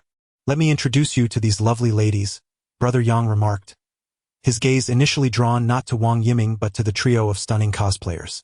"They're my friends. Well acquainted." "Oh, splendid. I must attend to my duties. Feel free to explore," Brother Yang, being astute, recognized Wang Yiming's reluctance to elaborate and refrained from further inquiry. He cast a familiar glance at the ladies, pondering where he might have encountered them before turning to his own tasks. Let us venture to the main hall. Today promises a plethora of intriguing activities. You must immerse yourselves fully in the experience. Wang Yiming, a seasoned aficionado of the subculture, even had acquaintances at the venue. As for the aforementioned middle-aged man, Brother Yang appeared aged. Yet he was merely 27 years old. Li Xiaobai was astonished. Without this revelation, she would have assumed him to be at least 45. Was it possible for someone to appear so prematurely aged? The group arrived at a section obscured by coverings, which would only be unveiled when the event commenced. Look, there's a sequence of numbers, Miao Tian exclaimed, as if she had stumbled upon something extraordinary. Let me see. Li Xiaobai crouched down. Why are there 2 6s missing beneath 99? Let us search. Perhaps we will uncover something remarkable, Wang Yiming encouraged. With her keen eyesight, Li Shaoling pointed at a specific spot. 88. 88, what does it signify? Li Xiaobai queried, perplexed. Could it be a secret number hidden by the organizers? If we discover it, we might win a prize. Miao Tian exclaimed excitedly. That seems unlikely. Let us explore other areas first, Li Xiaobai suggested. The group gradually wandered about, observing that many booths from gaming companies and animation production teams had already opened. As the most advanced attendees, they were treated to a visual feast. With half an hour remaining before the official start, the crowd began to swell, prompting Li Xiaobai and her companions to don masks. At long last, the number of attendees swelled, and the event officially commenced. Li Xiaobai and his companions occupied seats at the forefront. After all, opportunities are crafted by Wang Yiming. This fellow is acquainted with numerous individuals within the venue. In the foreground, Li Xiaobai encountered many renowned dancers and singers from the online realm, as well as familiar cosplayers, all invited by the organizers to enliven the atmosphere. First and foremost, I would like to convey a message on behalf of the Huaguang Comic Exhibition's organizers. We adhere to the principle of. A myriad of statements followed. At noon, an array of captivating activities awaits, and we kindly invite everyone to partake. Now, let the festivities commence. With the host's declaration, visitors and photographers began to engage in various activities. Shopping, snapping photos, and collecting memorabilia. Brothers, let us embark on a quest to find beautiful ladies. Li Xiaobai exclaimed. I wonder if I might serendipitously encounter Feifei. Fujio, I am here. Come take a photo with me. The crowd was already in motion, and the exhibition was brimming with excitement. Let us set forth. Li Xiaobai addressed his companions. The stamp collecting initiative was set in motion. Li Xiaobai clenched his fist, and the others chuckled. All right, prepare for action. Our first target is to dazzle the entire venue. Li Xiaobai arrived at a pre-selected location, the spot designated for Wang Yiming's themed car exhibition. Indeed, Wang Yiming had driven his decorated vehicle into the exhibition hall, capturing the attention of many onlookers. As Li Xiaobai and his friends entered the car and stowed their jackets inside, the moment they stepped out, curious gazes from outside the venue were drawn toward them. Ah, how beautiful, how handsome. I wish to embrace them. Look over there. A stunning beauty. Why are there so many people over there? Let us investigate. Brothers, kindly make way. Grant us an opportunity. Who the hell touched my backside? Step forward. Eetselterrein. I am your go. Voices rose in a crescendo. Li Xiaobai had never witnessed such a spectacle, utterly unaware of the allure that radiated from them. With their exquisite features, custom-tailored attire, and professional makeup, they were simply mesmerizing. Sister, please. Someone, drag him away. Reality task completed. You have fulfilled the task. Participate in the Huaguang Comic Exhibition dressed as Ye Miko. Rewards are being distributed. Rewards distribution complete. In that fleeting moment, Li Xiaobai emanated an even more astonishing charm. Huang Shulang, who had stealthily approached, slightly bent his body. You cannot escape. I told you. We shall meet again, my lovely. He cackled ominously. To be continued. Can you guess what I have concealed within the text? Chapter 22.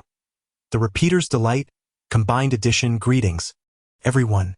I am Xiao Jiufan, and today I find myself at the Huaguang Comic Expo. It is indeed a pity that many of my fans watching the live stream could not make it. Look at me. Oh, how I revel in this moment. Behold, the limited edition merchandise. I simply must acquire it all. Limited figurines, yes, I shall purchase them. And free little gifts. How could I resist? The renowned Genshin Impact streamer, Xiaojiu fan, engages in playful banter with his audience. He proudly showcases an array of Genshin memorabilia, inciting a mixture of envy and frustration among his viewers. In the live chat, a flurry of messages emerges. Hey, it seems like a crowd has gathered behind you. Jogo, go see what's happening. Could it be? They must be taking photos. Upon reading the messages, Xiaojiu turns around and indeed finds a throng of people clustered together, snapping pictures. What could be so captivating that hundreds have gathered? He presses through the crowd, his robust physique aiding his passage. To his delight, he discovers two ethereal beauties, their pink hair cascading gracefully behind them, their porcelain faces radiating innocence and charm. Meanwhile, the viewers in the chat express their discontent. Old Joe, switch the camera angle. As they observe Xiaojiu's bewildered expression, the fans hastily urge him to redirect the camera. Some even seize the opportunity to take screenshots, adding to their collection of amusing memories. Realizing the situation, Xiaojiu quickly adjusts the camera. The moment it shifts, the chat erupts with excitement. Oh my goodness! I think I might be in love with them. Friend, you need not ponder. I too have fallen for them. Your affection is rather cheap. I merely wish to be with them. Someone, take me away, as you command. You have been kicked from the live stream, due to excessive remarks. Your account has been banned. What? Did so many people report me? The unfortunate soul, now banned, glares at the screen displaying the notification. I was just speaking candidly, was I not? Such is the fate of those who fail to grasp the ramifications of their words, oblivious to the repercussions of their reckless banter. Come on, Xiaojiu. Go ask for their contact information. Make a friend. Be brave, Xiaojiu, do not fear the challenges ahead. With so many taking photos, surely we can wait a bit. Why? Are you foolish? With this many people, professionally edited photos are bound to surface. But even in the live stream, they appear breathtaking. Why is the top viewer silent? I am too busy admiring the screen. Do not disturb me. Incredible. The taste of my holy sword is truly sweet. At the venue, it is not only Xiaojiu who is captivated. Other streamers at the Comic Expo are also drawn to the commotion. The sheer number of people gathered is a testament to humanity's perpetual instinct to seek out excitement and revelry. Make way, what is happening here? The exhibition venue, which had been completely congested, was finally noticed by the organizers, who promptly sent personnel for maintenance. Visitors are kindly reminded to observe decorum while touring and photographing, and to refrain from touching. Observing the enthusiastic crowd, Li Xiaobai felt as though she were a queen in that moment. Ah, how splendid it is to be a queen, her confidence radiating brilliantly. Li Xiaoling, Captivated by the enchanting smile of Li Xiaobai, found herself momentarily entranced, only to lower her gaze. This fleeting glance was fortuitously captured by a photographer. Incredible! The photographer who seized this moment felt assured that this photograph could secure him the title of Best Photographer of the Year. In the image, one woman beams with vivacity, while the other's gaze conceals an elusive emotion, deeply fixated on the smiling figure. The photographer found it difficult to divert his gaze, yearning to discover their names. This photograph was destined to become a viral sensation online. Miss, may I collect your stamps? At last, the first brave soul emerged. Clad in the peculiar attire of a choo-choo person, they breached the absolute barrier formed by the collective gaze. With a soft and melodious voice, yet dressed in such eccentric garb, this must be a female player embodying the original demon. Li Xiaobai smiled gently, of course. Daily task. Current task completion. One Wang Yiming and Miao Tiantian stood by, resembling mere background figures. Shouldn't we be elsewhere? Wang Yiming remarked, observing Li Xiaobai as she posed for photographs with others. This sentiment resonated deeply with Miao Tiantian. Indeed, we've been standing here for ages without a single soul acknowledging us. Is this the weight of the spotlight? Miao Tiantian felt Wang Yiming's words echoed her own frustrations. They exchanged glances, both sensing the palpable dissatisfaction in each other's eyes. We are the true connoisseurs of the second dimension. We cannot allow this to pass unchallenged. Suddenly, oh wow! I see two more individuals behind. What are they doing? It appeared they were dancing to a euphoric tune. Indeed, unwilling to fade into the crowd, the two began to play their music, seizing their moment in the limelight. Hearing the commotion from behind, Li Xiaobai turned around, amused by the antics of the two. Photographers surged in waves, eager to capture the moment, while fellow collectors arrived in droves. Hello, my name is Xiao Jifan. I am your ardent admirer. No, wait. May I ask for the CN of the young lady? She inquired eagerly. Can I collect a stamp? Finally, amidst the collective encouragement from numerous online fans, Xiao Jifan squeezed through the crowd to approach the two sisters. It's a secret, Li Xiaobai whispered, raising her little finger to her lips. A wave of disappointment washed over the many viewers. However, many felt the sisters looked vaguely familiar, but the makeup had altered their appearance considerably, leaving them with just a sense of recognition. After taking a photo with Xiao Jifan, the sisters decided to explore other areas. As they departed, Xiao Jifan turned to the live stream, her eyes lingering on their retreating figures. In 30 minutes, I require the Douyin accounts of these two young ladies. This may prove difficult. Have you noticed that these two young ladies seem quite familiar? Indeed, there's a vague sense of recognition, as if I have encountered them before. Does anyone recall yesterday's trending topics? It was also related to the event at the Huaguang Comic Expo.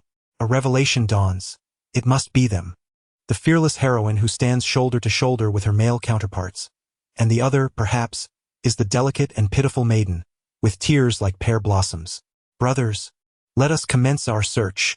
I refuse to believe I cannot find them. Action is already underway. Await my good news. Xiao Jiao is speechless. Whose fans are you exactly? A bunch of lustful individuals? Furthermore, as the sisters strolled through the expo, many were seen approaching the stunning duo for autographs, though the majority seemed more focused on Li Xiaobai. While Li Xiaoling's makeup exuded a pure and ethereal charm, the unapproachable aura was unmistakably communicated to every passerby. Li Xiaoling sensed a filthy gaze trailing behind her, distinctly unpleasant and fixated on Li Xiaobai. Upon closer inspection, she discerned a suspicious figure. Distasteful, revolting, lustful, brazen yet feeble in strength. Nonetheless, the onlooker merely leered without taking action, leaving Li Xiaoling reluctant to confront him directly. Instead, she discreetly retrieved her phone to report the incident while Li Xiaobai engaged with others. Xiao Yi, has there been any progress in the case? Captain Zhao inquired, approaching the officer who was diligently organizing case materials. It was the same young man who had repeatedly assisted Li Xiaobai. Captain, we have made headway. After thorough investigation by the criminal investigation team, we now have a suspect. Who? Huang Xilang from Baijia Group. Wu Yi enumerated the details. So soon? Captain Zhao expressed his astonishment. Wu Yi continued, we traced the movements of the individuals involved through surveillance footage, revealing they emerged from a garage. Initially, our dispatch team found nothing useful. Just as they were about to regroup, a conversation was overheard, recorded by several officers from the Criminal Investigation Department. It was none other than Huang Shulong's chief strategist, who has a history of frequent run-ins with the law over trivial matters. Yet this time he could not escape scrutiny. Wu Yi recounted the sequence of events, noting the unfortunate fate of a Xiong, who had just received a task from the young master, eager to achieve something noteworthy, only to be thwarted by the swift police investigation that cornered him right at the entrance. Moreover, a Xiong, without a hint of discretion, boldly proclaimed the young master's orders within the company's underground garage. Was he truly overconfident, or had the police simply lost their edge? The outcome, of course, was that upon recording the evidence, they apprehended him on the spot and brought him in for questioning, leading to Huang Shulong's arrest the following day. Huang Shulang exclaimed, I sent you to find a scapegoat, and you've delivered me straight to the police? A Xiong replied, young master, I have a secret. Huang Shulang, what secret? A Xiong, my favorite character in Genshin Impact is Barbara. Suddenly, the phone at the police station rang. Hello, is this the police? We are currently at the Huaguang Comic Exhibition, and we have noticed a pervert and a stalker following us. Could you please come to our aid? We are terrified. The police officer on the other end, hearing the cold and articulate voice, couldn't help but doubt. Are you really being followed? All right, we will dispatch officers immediately, so do not worry. With that, the officer sought out Captain Zhao to arrange the response. Upon hearing this news, Captain Zhao did not underestimate the situation. He divided his team into two groups, one to apprehend Huang Shulang, the black sheep, and the other to address the stalking at the exhibition. In truth, those assigned to the exhibition were more eager to capture Huang Shulang. Let us move out. They set off with determination. Meanwhile, Li Xiaobai and her sister wandered through the exhibition. With Li Xiaoling by her side, Li Xiaobai felt an unexpected sense of security. Several times, men with dubious intentions attempted to take low-angle photographs of her without permission. Of course, they were swiftly dealt with by Li Xiaoling, who punished them thoroughly. Some onlookers applauded, as such despicable individuals often appeared at comic conventions, much to the disdain of cosplayers. Is that guy still following us? Li Xiaoling's forehead furrowed with anger. How dare he covet my sister? Huang Shulang's lecherous gaze was utterly repulsive to Li Xiaoling. Noticing her sister's anxious glances behind them, Li Xiaobai had already spotted the persistent man trailing them.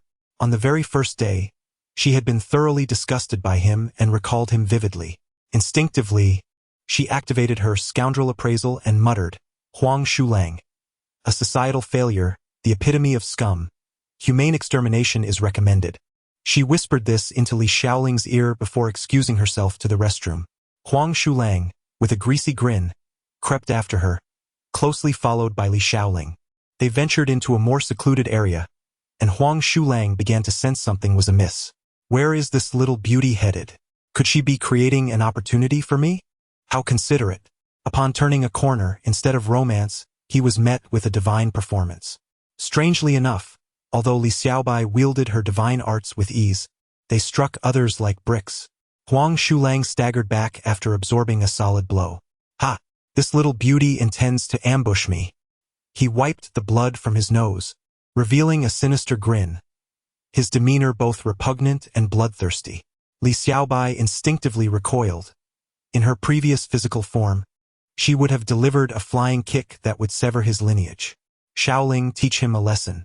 Before Huang Shulang could react, he found himself rapidly retreating, his facial features contorting in disbelief. At the moment just before Huang Shulang fell into a coma, he felt as though he were traversing through time and space. The scenery around him retreated at a dizzying pace, rendering everything indistinct and blurred. Yet one thing stood out with crystal clarity. A pair of eyes so chillingly indifferent that they seemed to harbor the desire to plunge a knife into him. Ultimately, Huang Shulang slumped down the wall, leaving behind a clear silhouette. Li Xiaobai rushed to Li Xiaoling's side, exclaiming, Yay, Xiaoling, you were amazing. They had merely intended to give that fellow a good thrashing, but now it appeared he had fainted. Have we crossed the line? She wondered aloud. Xiaoling, what should we do next? She pointed at the unconscious Huang Shulang, looking to Li Xiaoling for guidance. Li Xiaoling reassured her. Someone will arrive shortly to take him away. Rest assured, I will protect you, my sister. How sentimental, Li Xiaobai thought to herself. Report to Captain Zhao, the suspect is missing. Locate him immediately. Captain Zhao hung up the phone, astonished to hear that the team sent to apprehend the suspect reported he had vanished. Could he have escaped? The officers returning from the comic convention were in disarray. They had initially thought this would be yet another tedious case involving a lewd individual, but unexpectedly, the credit for the capture had fallen into their laps. Captain Zhao, look who we've caught, one officer called out. Stepping outside, Captain Zhao was taken aback to discover that it was indeed the same individual who had ventured to the convention to cause trouble. What on earth happened? He inquired. The officers chuckled as they recounted how they had nearly been dazzled by the vibrant sights upon their arrival, with numerous attendees approaching them to inquire about their cosplay. Presenting their identification had certainly eased the process. However, upon seeing Huang Shulang sprawled on the ground, the imprint of a person on the wall, and two stunningly beautiful ladies, they were not awestruck but rather terrified. What kind of strength would it take to leave someone in such a state? Some officers who recognized the two women seized the opportunity to inform their colleagues that this incident was indeed instigated by the suspect. Li Xiaobai, incensed, felt the urge to deliver a couple of good kicks. Naturally, she refrained. as Li Xiaoling was concerned about dirtying her sister's feet. If you wish to kick, dear sister, then kick me instead. I am quite soft. Thus, with undeniable witnesses and substantial evidence, Huang Shulang and his legal team found themselves bereft of any defense.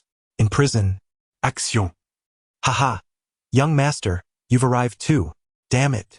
After the incident, Li Xiaobai found herself increasingly fond of Li Xiaoling. Having a sister was indeed a blessing, especially one with such formidable prowess in battle. Once I become even stronger, I will protect you, dear sister Xiaoling. It appeared that the bond between the two sisters was blossoming. By the way, where are Wang Yiming and Miao Tiantian? Li Xiaobai pundara talot. As the music of Pure Land played, it was not just Wang Yiming and Miao Tiantian who were present. Several passing dancers, drawn in by the lively atmosphere, joined in, inciting a wave of excitement among the tourists.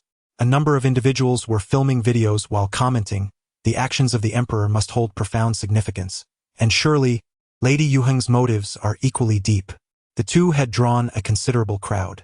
When Li Xiaobai and his companion returned, they found the two dancers panting heavily after their performance.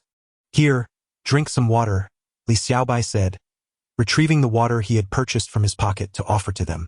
This water is quite expensive. Next time, I must remember to bring my own, he thought, feeling a pang of sympathy. After finishing the water, the two finally revived. You actually took the opportunity to slip away, to go on a date. How despicable, Miao Tiantian weakly pointed out. Actually, it wasn't a date. Perhaps you misused the term, one of them replied. Naturally, they refrained from disclosing that they were off to deal with an unpleasant individual. It was better to avoid unnecessary complications, and such bothersome matters need not be shared. Today was meant for enjoyment. Daily task progress. 89, only 11 more to go. Let us continue exploring. I intend to acquire a plethora of merchandise today. The Genshin event is about to commence. We should hurry over, Li Xiaobai exclaimed with excitement. Perhaps I might even converse with some voice actors. The group, possessing striking appearances, attracted attention as they made their way to the Genshin event area. Indeed, the task was completed. Daily task completed. Mastery of makeup techniques 1, hooray. From now on, I can create beautiful makeup looks myself. Upon reaching the Genshin event area, Li Xiaobai found himself unable to move his legs. He dashed to the exhibition case and exclaimed, "Ah, my dear daughter and beloved wife." Each figurine and piece of merchandise was extraordinarily exquisite. Their presence also caught the attention of others. The venue was vast, making chance encounters unlikely, and everything depended on timing. Wow, look, such a beautiful cosplayer. Let us collect some stamps. Hi there, I'm Fujio. May I join you? Wow, such stunning attire. It's so lifelike. Hello, I'm Xiaobai. May we take a photo together? Suddenly, a lovely young lady approached to engage in conversation, bringing great joy to Li Xiaobai. It was someone he had previously followed. Li Xiaobai grasped the hands of several individuals and exclaimed, "Wow, I'm a fan of yours. Finally meeting you today is absolutely fantastic." Observing the hands intertwined with the other women, Li Xiaoling stared intently. "Hello, it's a pleasure to meet you. Let us take a picture together," she said, pulling the hands of the others to hold them. "Let us head over together. The event is about to start. I heard that teacher Hualing is also here. Ergo is a devoted fan of hers," Fujio remarked, glancing at the lovely Xiaobai. "By the way, I still don't know your names," Xiaobai inquired. "You can call me Fei, one replied. She is Tayo, Li Xiaobai hastily invented a name. I am Tian. I am the Flame Warlord. What a rather juvenile name. Let us just ignore him. Let us take a seat over there first." A few individuals gathered before a grand stage, engaging in lively conversation. Fei, have you followed me?" inquired Fujio. "Which one are you? Let us follow each other," he added. "Huh?" Li Xiaobai opened her phone, revealing her Douyin account. "Wow, you're that female god of Europe." Fujio's eyes sparkled with excitement. She had previously drawn the pain bow and had quite the experience. Thank you. What female god of Europe?" Li Xiaobai asked, perplexed. However, she realized that further inquiries would yield little, so she resolved to search for it later. Her sister, Li Xiaoling, nestled close, wrapping her arms around Li Xiaobai's, playfully imploring, "Hey, what's up? Teach me how to play Genshin Impact and we can play together every day." Despite her usual disinterest in gaming, Li Xiaoling was determined. She believed that her efforts would surely captivate her sister. "All right, if you visit, I'll help you create an account," Li Xiaobai replied, genuinely pleased. As the event commenced, the previously dark screen erupted with vibrant Genshin Impact animations, the exhilarating music stirring the audience's spirits. This was the latest news brought by MiHoYo, and those fortunate enough to attend the comic convention were the first to learn of it. Though others would later share the information online for those unable to attend, the experience of being present was distinctly different. Xiao Ling, Tian. Look, it's Sister Su Su and Teacher Hua Ling, along with Ben, Di Jun. This was Li Xiaobai's first visit to a comic convention, and she felt a touch of social bravado. Li Xiaoling wished she could silence her sister's exuberance. Well, the other two aren't putting on much of a show either. Once the host appeared, the atmosphere among the audience instantly transformed into one of excitement and energy. Strengthen Kaching for the Geo Archon, Wang Xiaomei. I love you. Teacher Hua is particularly adorable today. When the music came to an abrupt halt, Sister Su Su spoke up. Hello everyone, I am the voice actress for Chi-Chi and Ganyu, and I also serve as a voice director. I am Su Su. She waved her hand. Hello everyone, I'm the voice actress for Kli Hua Ling. The charming teacher Hua Ling waved enthusiastically to the audience. Kli will always be with you all. Keep it up. The audience erupted in fervent cheers. Hello everyone, I'm Peng Bo, the voice actor for Zhongli. Di Jun, Zhongli. It must be said, these three voice actors possessed immense popularity. Does my sister like them? Li Xiaoling whispered in Li Xiaobai's ear. Of course, Li Xiaobai replied swiftly. Who wouldn't he adore them? Whether it be the beautiful sister Su Su, the delightful Hua Ling, or the composed teacher Peng Bo, they were all beloved. Then does my sister like me? Of course I do. In that moment, Li Xiaoling's eyes sparkled with joy. I also like my sister. To be continued. Note, please refrain from repeating. Every time I hope to see interesting comments, I end up discovering they are merely reiterations of what I've written. Please share your genuine thoughts. Thank you for your cooperation. Today, I present 6,000 words. Chapter 23. The first encounter. Oh, how splendid it was. The comic convention was truly remarkable, a veritable celebration of creativity. Today was filled with such joy, and I am profoundly grateful for your companionship. As dusk descended, the venue outside was aglow with lights. A few friends, having just finished dinner, decided to take a leisurely stroll. Summer is indeed delightful. Li Xiaobai, for reasons unknown, felt an exhilarating surge of excitement, a fervor that seemed uncontainable. This exuberance radiated from her, rendering her irresistibly captivating. The other three watched as she sprinted ahead, her vitality a sight to behold. Wang Yiming, with a gentle gaze, reflected on their brief acquaintance of merely 3 days. From the initial awe at her beauty to the discovery of her gentle and cheerful disposition today, his admiration deepened. He longed to confess his feelings but sensed that Li Xiaobai was not inclined towards such matters. What to do? Li Xiaoling observed her sister's graceful figure beneath the streetlights, reminiscent of a nimble butterfly. Such beauty made one wish to preserve it like a specimen.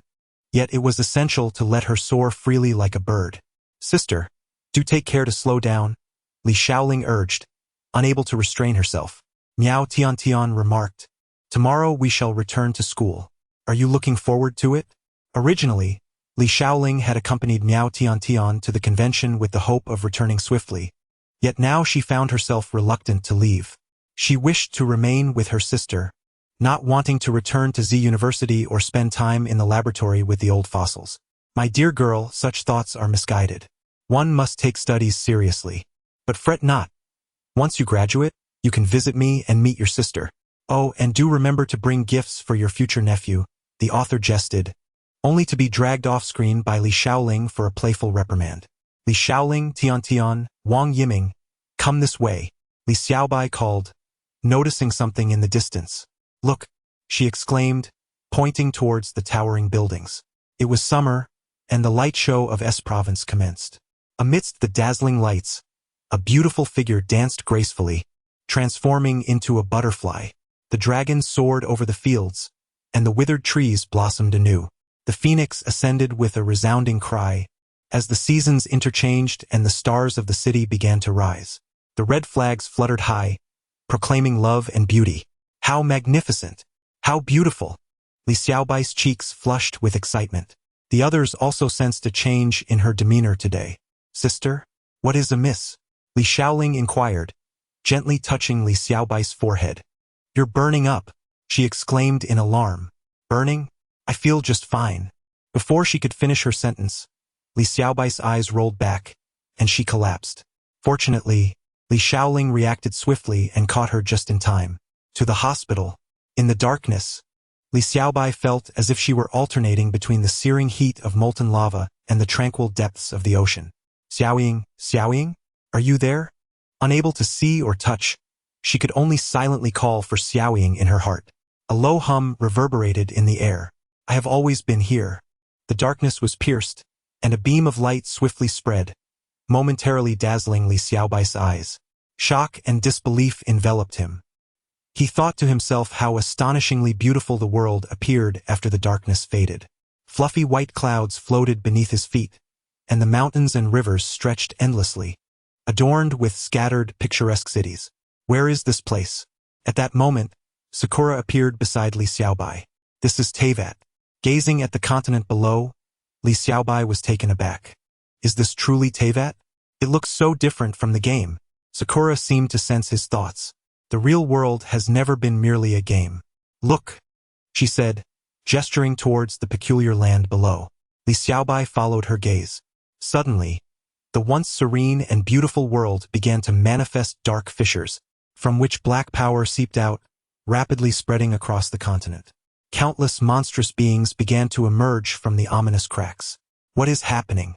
Li Xiaobai exclaimed, flustered. Sakura cast a complicated glance at him. It is destruction. All right, it's time you must return by. Until we meet again in Teyvat. Sakura waved her hand. The scene before him swiftly faded, and Li Xiaobai jolted upright in his hospital bed.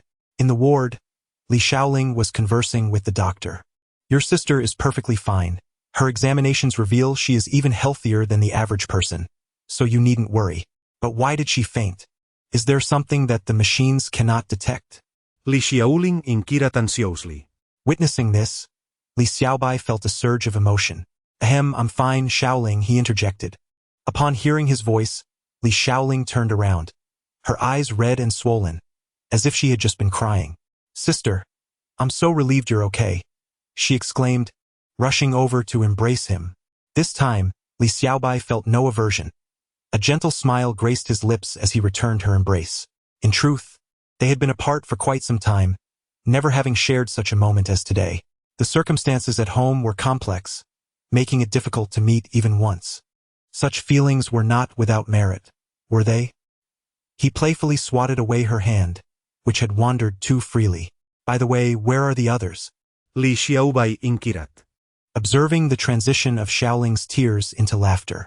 They went downstairs to settle the payment. I'm here to take care of you, Xiaoling replied. Then let us call them to handle the discharge procedures. I'm fine now, and we can return to the hotel, he suggested, asking Xiaoling for his phone. As soon as he unlocked it, he discovered an influx of notifications from Douyin. What happened? Never mind, I'll check later. Let me call Wang Yiming. Hello, Yiming. I'm ready for discharge. Let us take care of the paperwork and head back. Sure, no problem. We were just coming to settle the bill, so it's perfect timing. After finishing the phone call, Li Xiaobai prepared to rise from the hospital bed. The moment her smooth, fair feet extended from the bed, not only did Li Xiaoling's gaze sharpen, but several other patients also involuntarily turned to look. Such exquisitely beautiful feet. Ahem. Let me help you with your shoes, she said, squatting down to grasp Li Xiaobai's delicate feet, her fingertips gently caressing them. So soft, Li Xiaobai's expression darkened, feeling exasperated. However, being in a hospital, she refrained from raising her voice, choosing to endure this incident. Once her shoes were properly on, Li Xiaobai advised Xiaoling, Make sure to study hard when you return to school tomorrow, and strive to become a valuable asset to the nation. She then patted Xiaoling's shoulder. All right, Xiaoling replied, beaming with joy. Brothers, I have discovered the answer. Oh, let us have a word, shall we? Speak up quickly. Drawing upon my rare detective intuition and extensive experience in discerning beauty, I have successfully uncovered the TikTok account of the internet's newly trending beauty. In a group chat, discussions were fervently underway. Observing the group's profile picture and name, which featured Li Xiaobai's cosplay photo, it was evident that she had indeed gone viral online. Instantly, numerous gentlemen began inquiring about this enchanting beauty. In 3 minutes, I want all the information on this girl. I've loved.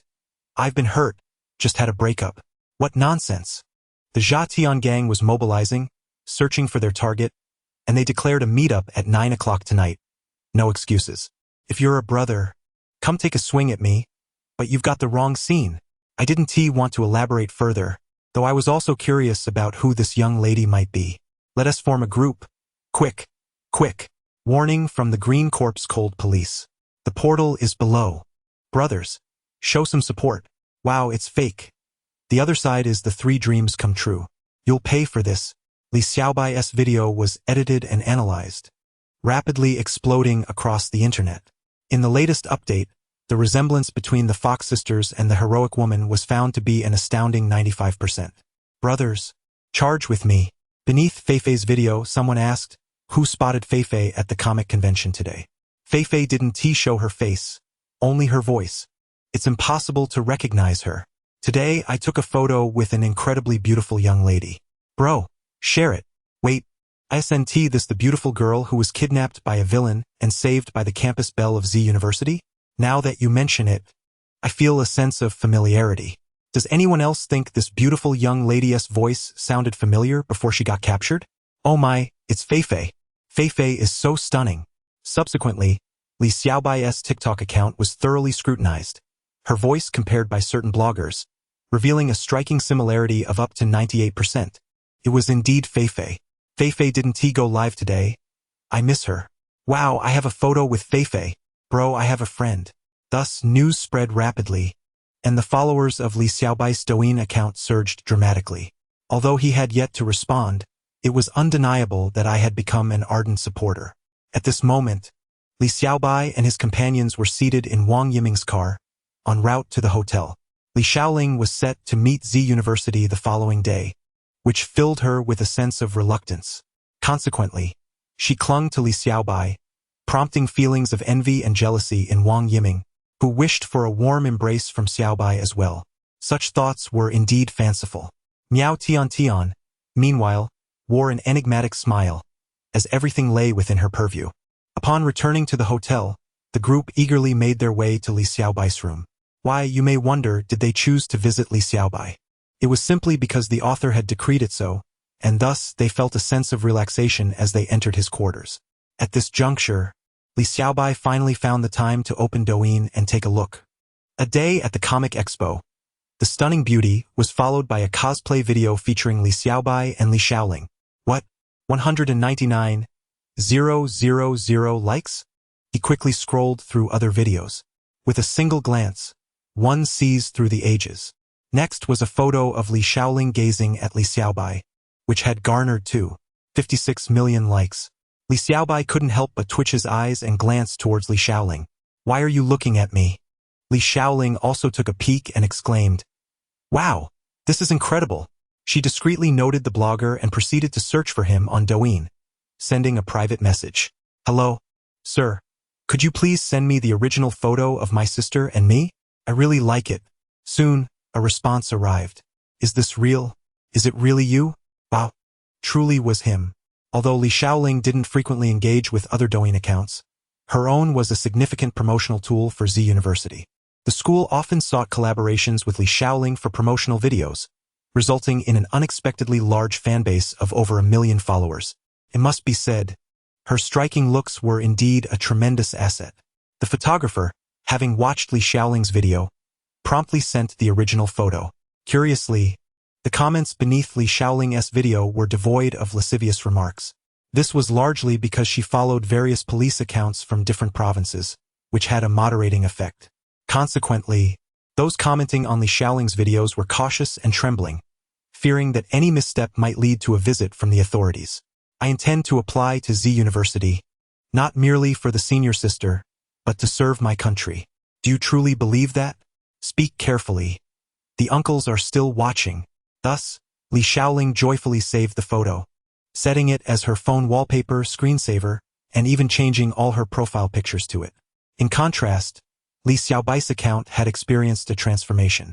Originally gaining a few thousand followers due to the influence of the goddess of Europe, he now found himself with an astonishing increase of over 1 million followers, and the numbers continued to rise. His private messages flooded in, leaving him unable to see the end. Most inquiries were along the lines of, "Are you really the girl from the Comic Expo? Sister, CPDD? What nonsense is this?" There are numerous inquiries directed towards me. I am affiliated with the Cha-Cha organization. If you are interested, we may engage in conversation. We assure you of the most reliable and favorable contracts. Additionally, there are comments from fans beneath the video. Fei Fei, you look stunning. Quickly share a picture. Fei Fei, please commence a live stream. Grandfather, the streamer you follow has not broadcasted for nearly 2 days. Tianxia Basha. It truly is you. So beautiful. Thank you immensely. However, today the exuberant Li Xiaobai has no inclination to stream. Since she has been found, she concedes with a sigh, admitting her situation. She casually selects a background melody and captures her ethereal beauty in front of the mirror. I have returned to the hotel, utterly exhausted from the comic convention. Hua Guang Comic Exhibition. In the video, Li Xiaobai holds a Huawei P40 Pro, capturing her breathtaking visage. To a melodic tune, she winks at her reflection. Subsequently, she powers off her device, ready to rest. Sister, are you tired? Allow me to give you a massage, she says, extending her hand. Ultimately, amidst reluctance, the group departs from Li Xiaobai's room. Xiaobai, rest well. We are heading to M County tomorrow. Wang Yiming bids farewell. Li Xiaoling gazes at Li Xiaobai with a forlorn expression, wishing to share a bed with her sister. Naturally, Li Xiaobai would never consent, and she ultimately leaves after much persuasion from Miao Tiantian. Ah, this feels so wonderful, Li Xiaobai exclaims as she relaxes in bed after her shower. The enchanting world of Tivit, as introduced by Sakura, unfolds before her, vast and magnificent, entirely distinct from the game. She opens the quest interface. Prologue. The wind-chasing stranger. Incomplete. Sakura. We are ready to embark. Traveler. Why does this object seem to glow more intensely? Could it explode? Paimon queries, eyeing the fragrant dish in the pot. Lumen observes as well. No, it's not just your imagination. It is genuinely becoming brighter. As Lumen's words resonate, the green fruit radiates a visible brilliance. What is this? Amber exclaims. Gradually, the green light retracts, concentrating back into the pot. The group perceives it as a miraculous occurrence. Yet, why is there a small, naked sprite with green hair and clear, luminous eyes, emanating a faint green glow, now present in the pot? As Li Xiaobai steps out of the mental passage once more, she senses warmth enveloping her. This time, it is indeed much more comfortable than before. Upon opening her eyes, she questions whether she has arrived in Tivit or a land of giants. The 3 enormous heads with 6 large eyes and drooling mouths, alongside the ingredients floating beside her, astound her. Oh no. Sakura, help. Chapter 24. My name is Bai. Ah, Sakura, help me. At this moment, Li Xiaobai's heart was screaming. Her delicate, fair form appeared particularly alluring within the fragrant cauldron, with her azure locks partially concealing her most crucial areas. The azure glimmer in her eyes gradually faded, revealing a pair of vibrant, crystalline orbs, reminiscent of a lost sprite from another realm. Yet, the current scene was undeniably peculiar. Gourmet traveler? You claim this is edible? It certainly does not resemble food, Amber said anxiously, her gaze fixed on the trembling Li Xiaobai. A sense of wrongdoing lingered. Furthermore, she must be a sprite, akin to the flower or grass sprites described in tales. Is this truly consumable? It cannot be. It cannot be. Lumen also leaned in, scrutinizing Li Xiaobai intently, her petite nose twitching slightly. This is the very aroma, unchanged. How could a fine seasoning transform into a beautiful maiden? Wow, she has transformed into a person. Traveler, look, she has become a person, Paimon exclaimed in astonishment, pointing at Li Xiaobai. At that moment, Li Xiaobai felt a surge of confusion. What is happening? Is my method of traversing incorrect? Or have I opened the door improperly? She covered her eyes with her hands and then opened them again, only to find herself unchanged. This cannot be real. How could I possibly be boiled in a cauldron? I am the supreme deity who vanquished the celestial order. Li Xiaobai attempted to close her eyes and reopen them once more, insisting to herself that she was merely dreaming, pleading with the system not to toy with her. However, when she opened her eyes, she found 3 pairs of large, inquisitive eyes fixed upon her. Oh well, it is what it is. I shall surrender, she thought. Come. Devour me. Please, do not let this be a painful experience. I never imagined that I, a once mighty supreme deity, would meet such a fate. Indeed, at this moment, Li Xiaobai felt utterly unfortunate. Arriving in Teyvat for the first time, had her abilities not emerged from the treasure chests, she would have been obliterated by the celestial order or sealed away for 5 centuries. Why am I so unlucky on this second occasion? She lamented. She is peculiar. Why does she keep covering her eyes and then looking around? Paimon remarked, perplexed. Lumen recalled the moment she found this fruit, having plummeted from the heavens. Could it possibly be related? System task. Chapter prologue.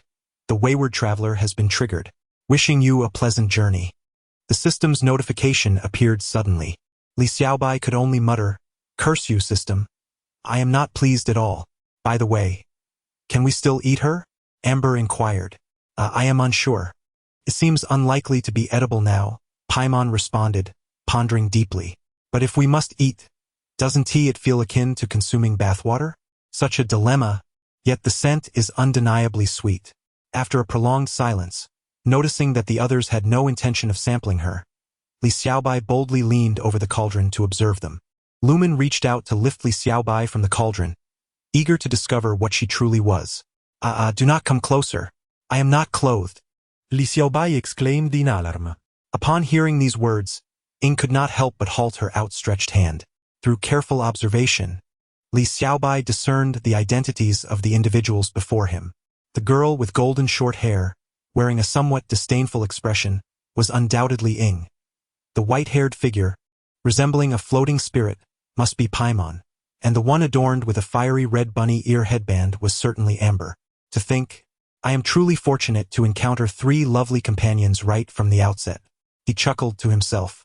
With that, he summoned his system inventory and retrieved a garment to wear. The sudden eruption of radiant light compelled Ying and her companions to shield their eyes. Subsequently, a flurry of sound ensued as Li Xiaobai, donned in a delicate green dress, ascended gracefully before Ying and introduced himself. Greetings, I am Bai, and it is a pleasure to meet you. He smiled brightly, anticipating that Ying would respond with equal enthusiasm. Perhaps she would say, hello, I am Ying, or something of that nature. Alas, imagination paints a beautiful picture, while reality can be rather harsh. Ying's reflexes were lightning quick as she seized the levitating Li Xiaobai. Her large eyes drew nearer to his small, fist-sized head. Ying examined Li Xiaobai from all angles, confirming that he was indeed a sentient being akin to Paimon, albeit appearing even smaller than her. At this moment, the newly emerged Li Xiaobai was at his most vulnerable, feeling dizzy from Ying's scrutiny. Why did you emerge from a fruit? Ying inquired. Li Xiaobai pondered for a moment, drawing from his extensive reading experience. It should not have been a fruit but rather his egg. It wasn't a fruit. It was my egg, and I emerged from it, he clarified. Ying suddenly collapsed to the ground, unable to accept this revelation. No. Everything we eat will lose its flavor now. Amber and Paimon exchanged bewildered glances at Ying's sudden outburst. Is it really that outrageous? Amber finally mustered the courage to ask, so, can we still eat this soup? Soup? Li Xiaobai turned to gaze into the pot brimming with vegetables, horrified at the notion that he was being boiled as an ingredient. He glanced at Paimon, who was dubbed emergency food. How dare you mock others, you universal seasoning? We ought to toss the two of you into the pot together to see how delightful that would be, he retorted.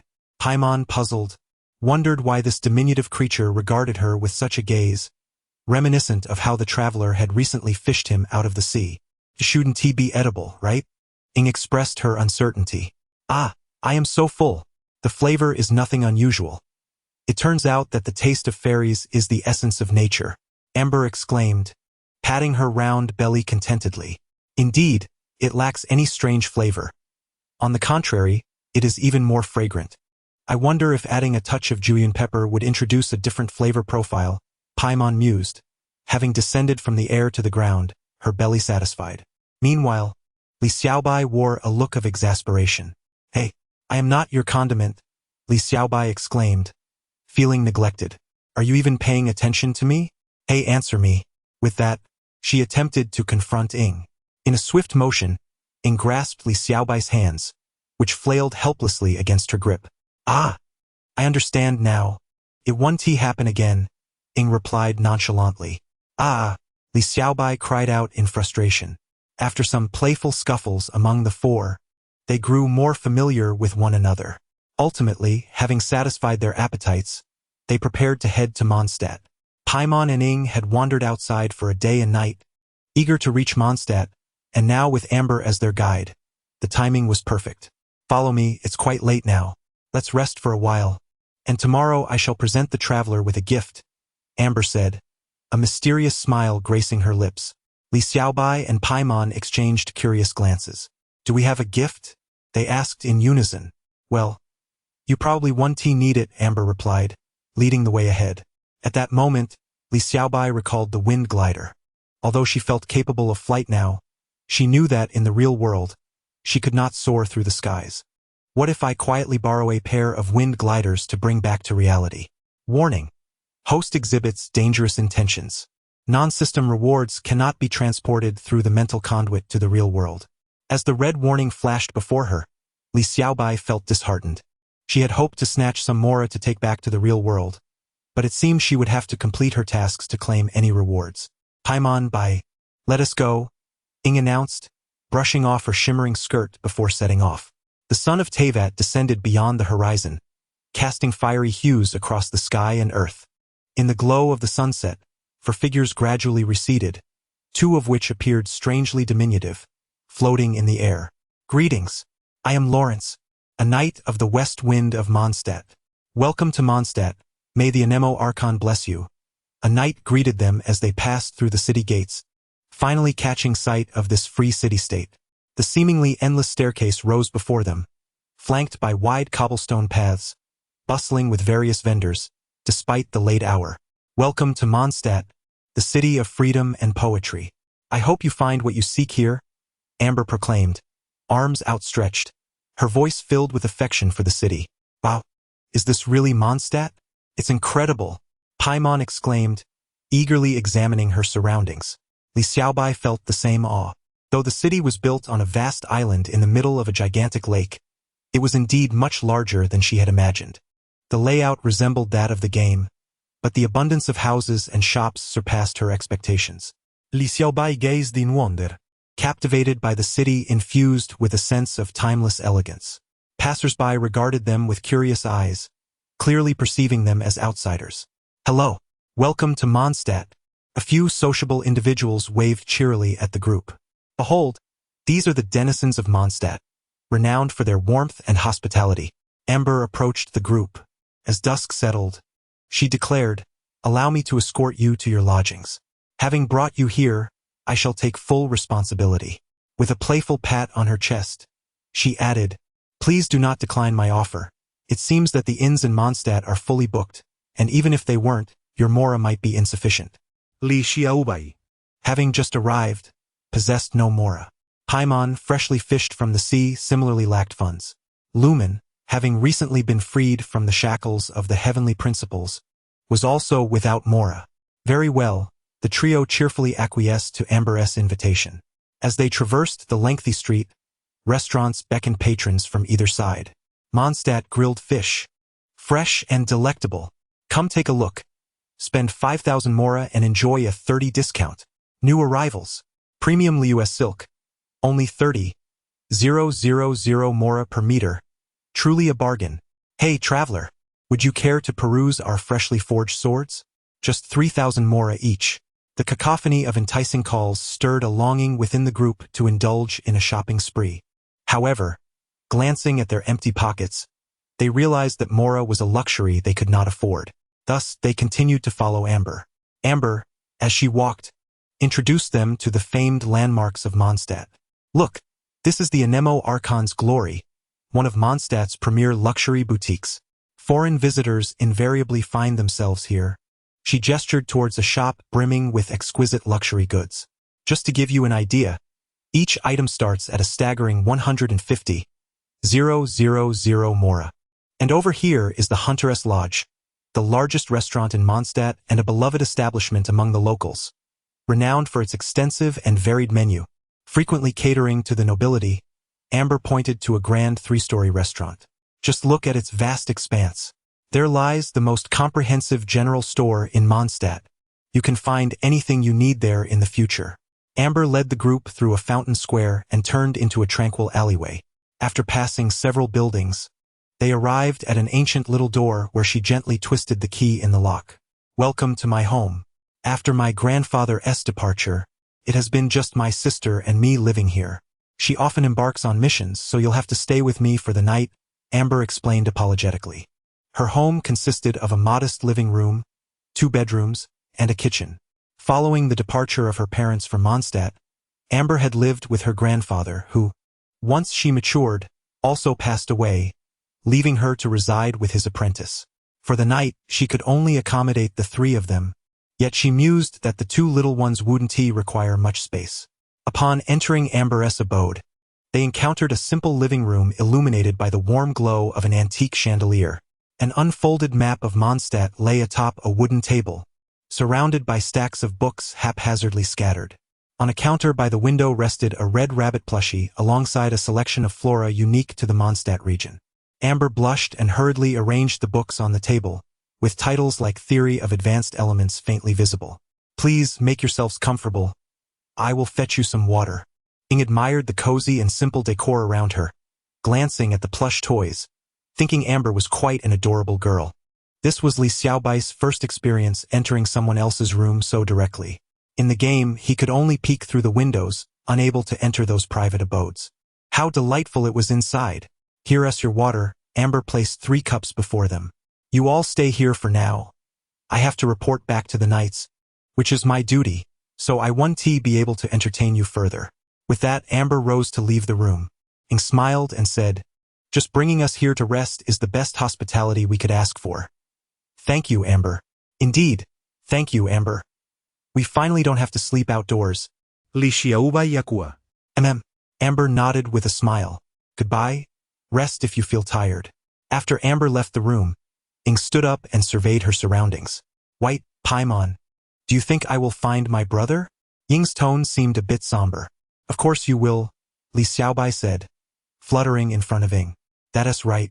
Paimon has said that if we can find the god of the Wind Nation, we will surely hear news of your brother, Paimon encouraged Ing. The thought of the god reminded Ing of the deity that sealed her. Could it be that guy, the god of the Wind Nation? She pondered. Was the deity an enemy or a friend? It's getting late. We should rest, Paimon suggested. True, Ing and Paimon have been busy all day. They must be quite tired. Li Xiaobai agreed. Paimon, White, let us go rest, she said, moving toward the room Amber had prepared for them. Rest? Li Xiaobai contemplata. The prologue task would take 3 days, though only 3 hours would pass in the real world. We still have plenty of time.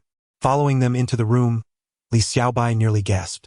At that moment, Ing was neatly folding her clothes, her exquisite figure and fair skin clearly visible. What are you 2 doing at the door? Come in and sleep. Paimon and White exchanged glances. Should we go in? Seeing them frozen, Ing had no choice but to pull the 2 little ones into the bed, turning off the lights and snuggling under the covers herself. With one little one in each arm, soft and fragrant. How delightful it felt. Ing smiled at the thought. At that moment, Li Xiaobai was utterly astonished. So this is what it means to sleep without clothes? Suddenly, a soft touch pressed against Li Xiaobai's face, It was the delightful warmth of Ing cuddling the two of them together. Ah, this is bliss. The author has something to say. Li Xiaobai, you little LSP. Do you deserve your sister? You awful person. Knock knock knock. It's so late. Who could still be at the knight's headquarters? Please come in. Qin said with a hint of confusion. Amber pushed open the door and noticed Qin was still occupied with reviewing documents, which tugged at her heartstrings. She placed the dinner she had conveniently picked up at the Hunter's restaurant in front of Qin. The Knights of Favonius Reconnaissance Knight, Amber, reporting for duty. Today's mission was successfully accomplished. We have successfully expelled the Hilichurl encampment near Mondstadt. Please, dear Acting Grandmaster, provide your instructions. After delivering her report with utmost seriousness, Amber skipped over to Qin's side. Qin, even amidst your busy schedule, you must remember to eat, she exclaimed, her face brimming with concern. Qin set aside her work.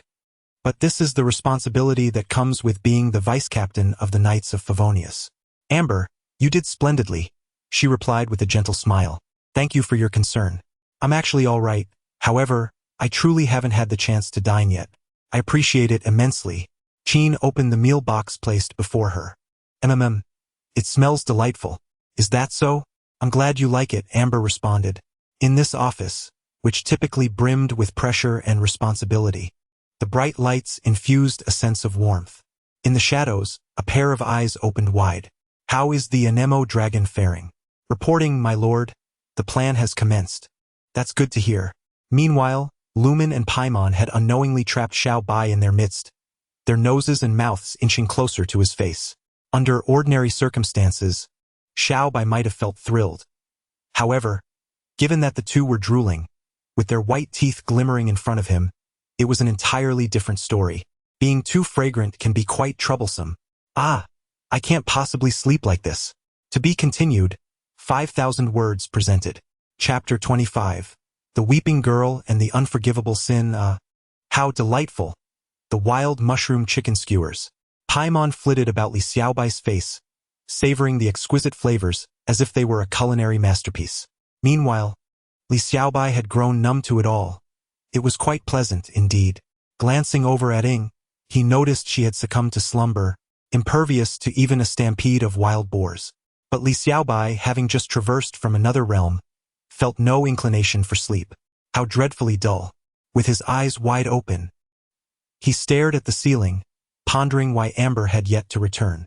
Had the Knights of Favonius become so occupied?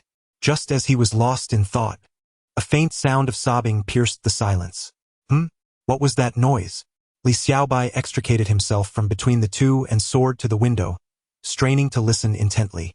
The sound fluctuated between heart-wrenching cries and anguished wails, sending chills down his spine. Could it be a ghost? Irritated by the inaction of his companions, he darted over to nudge them awake. Hey, wake up! Did you hear that strange noise? He called, but to little effect. Ing seemed intent on pulling Bai into her embrace. Ugh! Bai dodged away, and with his curiosity piqued, Li Xiaobai found himself in a quandary. Ultimately, he decided to fly out the window, reassuring himself, I am a deity, nothing to fear, not in the slightest, and followed the sound. The quietude of Mondstadt at this hour was profound, offering Li Xiaobai his first thorough observation of the city, steeped in medieval architecture. Buildings stood closely packed, their sharp spires reaching defiantly towards the heavens, as if yearning to pierce the oppressive darkness. Yet, sunlight struggled to penetrate through the narrow spaces between the structures, casting a somber shadow over the town. Oh, how dark it is! Who could possibly be weeping? Li Xiaobai's petite form drifted along the sound's origin. After navigating several corners and traversing multiple streets, he found himself lost in the labyrinthine alleys, the cries growing ever clearer. He felt he was drawing nearer. Upon rounding the final corner, a heap of foul-smelling refuse came into view. This was the designated waste disposal site for Mondstadt, where the daily refuse of its people accumulated, only to be carted away the following day for repurposing. Many less fortunate souls scavenged here for recyclable items, hoping to sell them to those who could use them, those who collected waste. This was the reality for the lower strata of society in the free city of Mondstadt. Not everyone enjoyed a life of abundance. especially in a world beset by monstrous threats. To survive safely, one must seek their livelihood within the confines of a secure city. Though the sobbing had ceased, Li Xiaobai knew he had arrived at his destination. Gently drifting closer, I discovered a tattered girl, seemingly around 12 or 13 years old, rummaging through a heap of refuse. "Hi, are you all right?" Li Xiaobai attempted to greet her. The petite figure edged nearer, revealing a wild tangle of hair adorned with a vivid hue. What a striking color! Just as Li Xiaobai's small hand made contact with the girl, she turned around and smiled, greeting her with a peculiar sound. Niao. Aash. Li Xiaobai instinctively recoiled. For the visage of the girl had transformed into something unrecognizable. Her mouth could barely close, and her speech emitted strange noises, as if she had endured unspeakable torment. Triggering World Quest, Unforgivable Sin, Quest Rewards, Divine Transformation, Combat Talent, Eye of Clarity, 60,000 Mora, Trade. 60 Primogems, Trade. Quest Description. In the Commoner's District of Mondstadt lives a young girl named Musa, who lost her parents to monsters at the tender age of 9, forcing her to survive by scavenging. However, one fateful day, she was abducted by degenerate gamblers and drunks, succumbing to her tragic fate. Her spirit, filled with a yearning for life, now roams this refuse heap, unable to depart from the mortal realm in peace. Please assist Musa in locating her murderers and administering justice. Life should be cherished. What does it matter to be alone? Simply existing in this world is a beautiful thing. Is it not? Musa. The quest description left Li Xiaobai astounded. What kind of torment had this once vibrant girl endured to become what she was now? Overwhelmed with compassion, Li Xiaobai disregarded Musa's disfigured appearance, gently enveloping the wretched head in her embrace and reassuring her. Do not fear, I will help you. Rest assured. Leave everything to me. With those words, a surge of verdant life force emanated from her being, flowing into Musa's spirit. The once bloodied figure transformed back into an ordinary girl, her eyes now brimming with hope. Her flaxen hair, slightly curled, framed her face, adorned with a sprinkling of freckles along the bridge of her nose. Her large brown eyes sparkled with light, radiating brightness. Thank you, are you a deity? Musa's spirit inquired. Li Xiaobai gazed at the rejuvenated girl, a gentle smile gracing her lips. Indeed, I am. I never thought I would meet a deity, Musa remarked, patting her own head, which had once been a gaping pit. But I have come to find you, and I will also track down those shameless scoundrels. At that moment, the determination in Li Xiaobai's gaze transformed. One cannot conceal the intent to avenge. Mother was indeed right. Deities do not forsake their children. I have finally awaited your arrival, Musa exclaimed, a note of joy in her voice. With that, she transformed into a beam of light, attaching herself to Li Xiaobai's azure garment, becoming a radiant pearl. Li Xiaobai tenderly caressed the small pearl, tears shimmering in her eyes. Do not worry, I will aid you. At this moment, Li Xiaobai pondered, where exactly am I? How do I return? Thus, Li Xiaobai floated along in search of Amber's home. After Li Xiaobai's departure, a fleeting green figure abruptly appeared atop the roof, its verdant cloak playfully dancing with the night breeze. Such a familiar aura. Where have I encountered this before? Alas, this was a matter I should have resolved myself. Since assistance has arrived, I shall first visit the Angel's Gift to see if any discounted wine is available. With that, the figure vanished without a trace, leaving behind the fading echo of a thought. Ah, the freedom of Mondstadt. There will always be those who seek to challenge the divine decrees. In the dimmest corners of Mondstadt, a place scarcely known even to the members of the Knights of Favonius, shadows lingered like rats in the sewers, relentless as cockroaches. This was the largest smuggling hub in all of Mondstadt, a clandestine trading ground constructed by unscrupulous merchants evading taxes, willing to peddle anything. Today, a green figure appeared here unnoticed. The crowd instinctively drew their weapons, indifferent to who had intruded. Without an internal invitation, the only outcome was death. The freedom of Mondstadt is not what you believe it to be. Before the greedy shadows could utter a word, a melody resonated from thin air. The winds surged, the tune concluded, and all returned to tranquility. leaving behind a scene of chaos. It is said that the divine favors the beloved, yet it is the beloved who must be cherished, not those who bring harm. Many hidden vermin remain. Let them resolve their own predicaments. Ah, I feel much better now. Time for a drink. Once the storm had settled, the smuggled goods were gathered in a heap. However, where could the most smuggled wine be? Oh dear. It is quite late. The travelers must be fast asleep. Amber took out her key, preparing to enter her home. She had intended to complete her task and return swiftly, but she had lost track of the other knights, leaving her to scurry about under Jean's command until now, utterly exhausted. With her weary body, Amber longed only to lie down and rest. As she approached the door, she noticed Li Xiaobai's small figure peering through the windows of each house, the azure strands of hair swaying mischievously. How vexing. I should have opened the window before leaving. Which one is Amber's house? Having floated for quite some time, Li Xiaobai had navigated to this familiar neighborhood through sheer instinct. Hey, over here, come down. Just as Li Xiaobai leaned closer to one window, a soft voice called from below. Huh? Is that you, Amber? Li Xiaobai darted to Amber, her heart aching at the sight of Amber's fatigue. What has happened? Just a moment apart, and she seems so worn. With a gentle hand, Li Xiaobai caressed Amber's slightly puffy cheek, so soft and comforting. A faint azure light emanated from Xiaobai's small hand, merging with Amber's body. This was a newly discovered ability.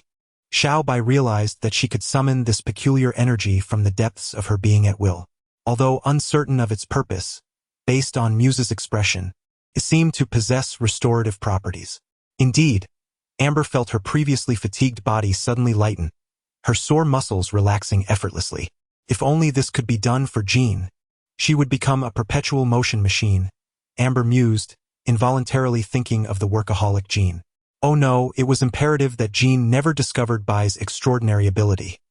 Otherwise, Jean might truly exhaust herself to the point of collapse. Wow, you are simply amazing, exclaimed Amber, enveloping Bai in a warm embrace, unable to contain her admiration. At that moment, Xiaobai reveled in the softness of Amber's embrace. Yet, thoughts of Muse lingered in her mind. Should she confide in Amber? If she did, Amber would probably explode with anger. Bai, let us go home. I just want to take a relaxing bath and get a good night's sleep. This feeling of relief is simply delightful, she said, leading Xiaobai back to their abode. At that moment, Ying and Paimon were soundly asleep. Amber cautiously returned to her room, noticing Xiaobai hesitating, and pulled her inside. Shoo! The traveler and Paimon are already asleep. Let us not disturb them. Amber signaled for silence. Alas, the bath plan is cancelled. Bai, you've been looking troubled since we started. What is bothering you? Amber, true to her role as a scout knight, maintained her sharp gaze. After all, anyone returning late at night from a night out would surely be curious. With the atmosphere thickening, it seemed the time had come for revelations. Xiaobai wanted to express that Mondstadt was vastly different from the game. It was far larger than she had anticipated, making the search for clues quite challenging. Gathering her thoughts, she aimed to calm Amber and encourage rationality. Once I speak, you must promise to remain composed, Xiaobai cautioned, fearing that if she revealed the truth now, Amber might grab her bow and take drastic action. Go on. You're making me incredibly curious, Amber replied, her expression brimming with anticipation, which prompted Xiaobai to wonder how furious Amber would look once she learned the truth. When Muse was 9, she lived a joyful and happy life with her parents. One day, when Qingchuan town required a shipment of goods, Muse's parents, as the contractors, set off with a merchant convoy. As per protocol, the Knights of Favonius regularly patrolled the nearby roads to eliminate monsters. Unfortunately, that day proved to be unusually catastrophic. Countless monsters attacked various trade routes, and even fearsome dragon-like creatures descended from the sky. The monsters attacked with ferocity, prompting the Knights of Favonius to split into multiple groups for rescue efforts. While Muse's parents and their convoy fought valiantly against the relentless onslaught, the monsters were overwhelming. By the time the knights arrived to vanquish the beasts, Muse's parents and many others in the convoy had tragically lost their lives. Musa, shielded within the innermost sanctuary, managed to survive alongside a few others. In his final moments, Musa's father spoke to her, saying, "My dearest Musa, you are a resilient ancient tree amidst the snow-capped mountains. Live well and do not lose hope." Thus, Musa held steadfast to her father's words, persevering through the trials and tribulations of life. She believed that her parents would, like characters from a tale, transform into stars watching over her from the heavens. Consequently, she took on various jobs, running errands for the grocery store and serving at the restaurant. The cathedral also extended its aid, yet Musa felt capable enough to allow others, more in need, to receive their assistance. Even after she declined their offer, the cathedral provided her with a position to help the nuns clear the fallen leaves around the cathedral. In pursuit of a better life and to honor her parents' hopes, she would scavenge through refuse during the day, collecting scrap to sell to those who required it. For instance, the local blacksmith had a particular fondness for metals, offering her 50 moras in return, although Musa was oblivious to the fact that such items were hardly worth that sum. How could such a hopeful young woman be subjected to such injustice? Those denied entry to the Cat's Tail Tavern and the Angel's Gift resorted to purchasing counterfeit liquor in the smuggling district. Muddled in spirit and consumed by malevolence, these brutish men, upon spotting this once sunny girl, harbored wicked intentions. The sinister hand of evil reached out towards the innocent maiden, and before she could comprehend the gravity of the situation, she was thrust into a realm of darkness. Musa lost her beautiful life. She deserved a far better existence, a brighter future. Her spirit was so filled with hope and yearning for life. Yet that vile group extinguished her flame in its infancy. This was a sin deemed unforgivable by both the divine and the mortal. With a resounding thud, Amber slammed her hand upon the table, unleashing a cacophony. Infuriated, she resembled an enraged red hare, her eyes swirling with crimson elemental energy, her hands clenching involuntarily. Those wretches deserved to die 1,000 deaths. Upon hearing Li Xiaobai recount the events, Amber's fury transcended mere anger. She yearned to dismantle those miscreants into oblivion. "Where is my bow?" Yet, tears soon followed. "I'm so sorry, Sister Musa. This is our failure. Forgive us. Forgive us." Amber sobbed, addressing the ethereal form of Musa that had emerged into the world. Indeed, all of this resonated within Musa's spirit, a sentiment Li Xiaobai felt deeply. As a spirit currently tethered to Li Xiaobai for survival, she passively absorbed Musa's once vibrant and hopeful memories of life. Alas, the darkness that followed remained a blur. Amber rose to address Musa. "Rest assured, Sister Musa, the West Wind Knights will undoubtedly bring those criminals to justice. This heinous act is unforgivable, and they will face the consequences." A sudden noise erupted from the doorway as Ing forcefully kicked open Amber's door. "Hey, are you all right? What just happened? Why did a loud noise suddenly erupt?" Observing the vigilant Ing, sword in hand, and the bewildered Paimon, Li Xiaobai realized that sleep was a luxury none would enjoy tonight. He promptly recounted the earlier events to both Ing and Paimon once more. "What? Such despicable individuals exist? Traveler, you must assist Misha," Paimon exclaimed, shaking her fists in anger towards Ing. Without needing further persuasion from Paimon, Li Xiaobai could see the terrifying intensity in Ying's eyes, a palpable fury repressed within her, an urge to obliterate those criminals, a rage that would slice them into pieces. "I must capture these scoundrels."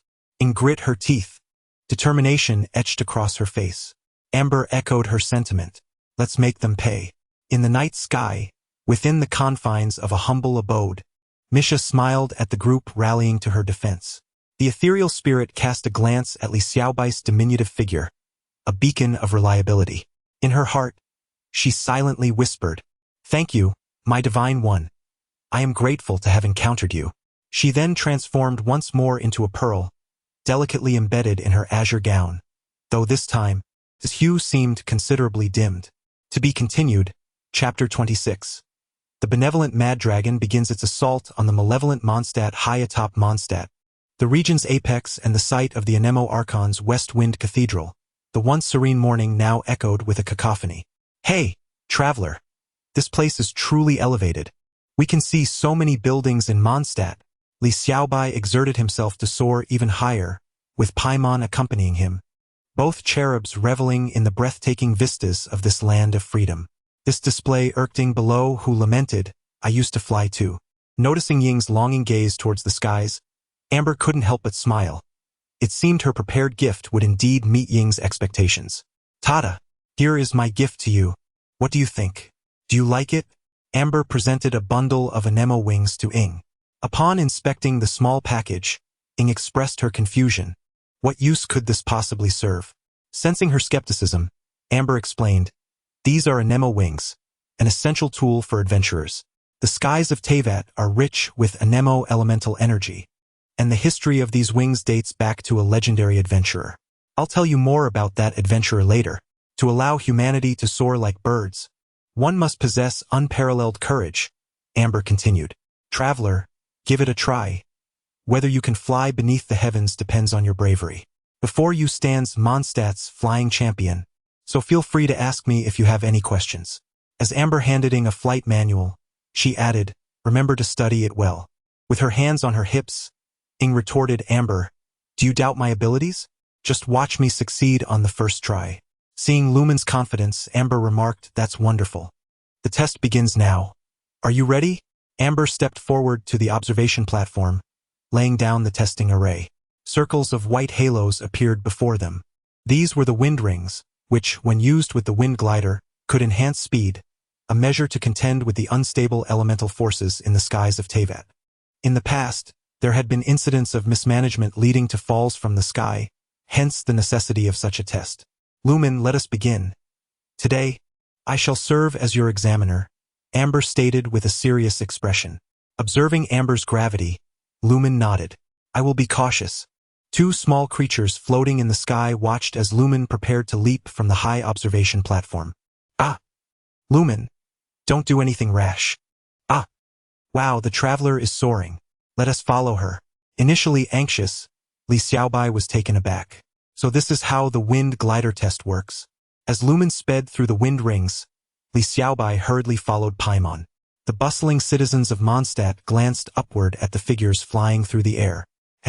Another young one taking the wind glider test. If it weren't for my age, I'd show them a thing or two. How dare you, old man? You never even passed a test in your youth. Ha ha ha, still bragging. You old shoemaker. What right do you have to laugh? Such banter was a familiar delight among the people of Mondstadt, as those who succeeded in the wind glider test would undoubtedly become remarkable young individuals. At that moment, Lumen, initially unfamiliar with the wind glider, quickly grasped its usage through her perception of the elemental force within the wind rings. She experienced the exhilarating sensation of flight. It was magnificent. Lumen soared through the sky at high speed, causing Paimon and Li Xiaobai to gasp. Lumen, could you slow down a bit? Li Xiaobai was already breathless. Paimon echoed the sentiment. I'll need to eat a lot to replenish the energy I've expended. Paimon glanced at Li Xiaobai. Li Xiaobai awkwardly turned away. Why are you looking at me? I have no food. Meanwhile, Jean was engrossed in reviewing documents, focusing on Mondstadt's defensive preparations, trade regulations, citizen welfare, and combating smuggling. Just then, the office door swung open, and a man resembling a flamboyant peacock entered, a nonchalant smile gracing his face. Yet, one exposed eye concealed an inscrutable emotion. Jean, our esteemed acting leader, it seems the winds in Mondstadt are somewhat unusual today, The direction has shifted. Jean remained silent. In that case, I shall take care of it, the man declared before departing the office. That thing cannot remain as a mere toy, it should be allowed to breathe a little. His seemingly carefree demeanor belied the chilling undertones of his words. The sky had changed. The guards of Mondstadt stood ready. However, Lumen, soaring aloft, was caught in a swirling tempest. Li Xiaobai and Paimon, in their desperate attempt to avoid being swept away, could only grasp Lumen's two braids tightly, exclaiming in unison, Ah! It hurts! In the shadows, a boy clad in green sensed the city beginning to exude a lethal aura. Sigh, have they activated them? He pondered. Tuolin, you shouldn't have come here. A thought flickered in his mind. Perhaps he could harness her power. He lifted his gaze to Lumen, who was swirling amidst the tornado, and a smile crept onto his face. Let the winds assist you.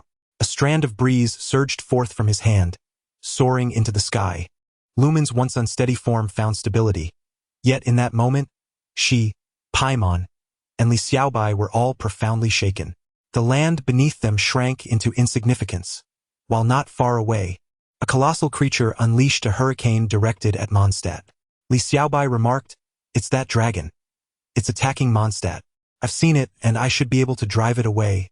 Lumen responded with fierce determination.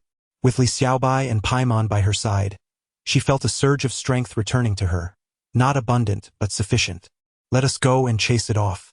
Lumen sensed the vibrant wind elements around her, ready to be commanded at will. "Is someone helping me?" A mysterious rune at the center of her chest radiated an immense light. A massive energy blast struck the Anemo dragon, causing it significant pain. The recently awakened power of the demon's offspring seemed not yet fully restored, hastily seeking revenge. In Mondstadt, the prepared men found themselves frustrated. "Why fly so high? Come down a bit so we can hit it." The Anemo dragon twisted its body, its claws lunging towards Lumen, who deftly evaded using her control over the wind elements. The force of an unknown rune struck the exposed crimson crystal of the Anemo dragon. This very blow elicited a sound of profound agony from the beast. In the dark, the boy's face mirrored that pain. I'm sorry." The intense suffering from the strike compelled the Anemo dragon to flee rapidly. With the dragon's departure, Lumen sensed the wind elements surrounding her no longer responded to her commands as they had before. "Whoever you are, thank you." The exertion seemed to drain her strength, and Li Xiaobai quickly placed his small hand on her smooth back, channeling some azure energy into her. Thus rejuvenated, Lumen felt significantly better, and Paimon grasped one of her hands to prevent her from falling too quickly. "I'm feeling better now, don't worry." As she regained her composure, Lumen reopened her wings of wind and gently descended to the ground, though she stumbled slightly upon landing. Amber, who had been waiting anxiously, rushed over to support Lumen. "Lumen, are you all right?" she inquired, carefully checking for any injuries. What a spectacle! To possess the ability to battle a dragon. Are you truly the great hero destined to save Mondstadt? Or merely a new storm? A figure with darkly tanned skin, dressed in a carefree manner, spoke with a slightly unsettling tone. Amber glanced over, letting out a sigh of relief. "Oh, it's you, Kia." She turned to her companions and introduced him. "This is Kia, the captain of the Knights of Favonius Cavalry, and also my colleague. He is quite amiable." However, Lumen felt a sense of caution within her heart. At that moment, her trust rested solely on Amber, whose concern had been unmistakable when they had descended. Kia observed Lumen and the two floating entities with intrigue.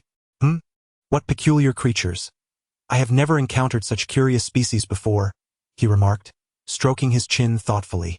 At this point, Paimon couldn't contain herself. "They're not strange creatures. I'm Paimon. This is Lumen. We are good companions of travelers." Paimon was quite proud of herself. "Oh, if it weren't for this foreigner, that dragon would have surely escaped." "Is that so? Then we ought to express our gratitude to you. How about treating you to some delicious food?" Kia replied with a smile. "Let us go to the Deer Hunter restaurant. I assure you will be satisfied." His perceptiveness was commendable. No wonder he was regarded as a cunning individual. "Yay, Lumen, we're going. Amber has mentioned the food is delightful," Paimon exclaimed, momentarily forgetting her earlier concerns. Lumen and White couldn't help but chuckle. "Paimon, you're so easy to read." Upon their arrival at the Deer Hunter restaurant, many Mondstadt residents turned to gaze at Lumen. "I just saw her. She is the one who drove the dragon away. Is she a new member of the Knights of Favonius? How impressive." Listening to the murmurs of the crowd, Kia conceived a clever idea. Perhaps he should bestow upon this traveler the honorary title of knight. It appeared she was quite popular among the people of Mondstadt, and he should discuss it with Jean. "Order whatever you like. This time, it's on me." Paimon and White flew into the restaurant, captivated by its opulent decor and grand hall. Even the reception area was beautifully adorned, with Mondstadt's apple cider and dandelion wine prominently displayed. Once seated, Paimon eagerly flipped through the menu. "Since someone is treating us, I want tea, hold back. I want this, and this, all of it." "Paimon, can you eat that much?" White asked with concern. Paimon's stomach can hold a lot," she declared confidently. Seeing this, White merely hid behind Lumen, feeling Kia's gaze fixed upon her. "What does he want? Is he going to call me father?" How frightening. Of course, all of this was merely White's imagination. Kia's interest in her was not without reason. He sensed that this little creature was different from the others, and even from the traveler. There was a formidable power within her, albeit faint. This piqued Kia's curiosity. He was eager to explore the inner workings of such a peculiar being. Surely Albedo would be even more intrigued. However, noticing the wary look Lumen cast in his direction, he decided against pursuing that thought. This time it's on me. Feel free to eat as you wish. After we finish, we must pay a visit to the Knights of Favonius. Amber rose and approached the front desk. Miss Sarah will have these, please. Thank you. Amber, rest assured. It will be all right soon. Sarah, the adaptive hunter, smiled at Amber. After all, they were longtime patrons, and Amber had been immensely helpful on numerous occasions. Plates of delectable dishes were served, each a feast for the senses with their vibrant colors and enticing aromas. Kia took the first bite, savoring the delightful flavors. Amber, Ing, and Paimon soon followed suit, though they sensed something was amiss.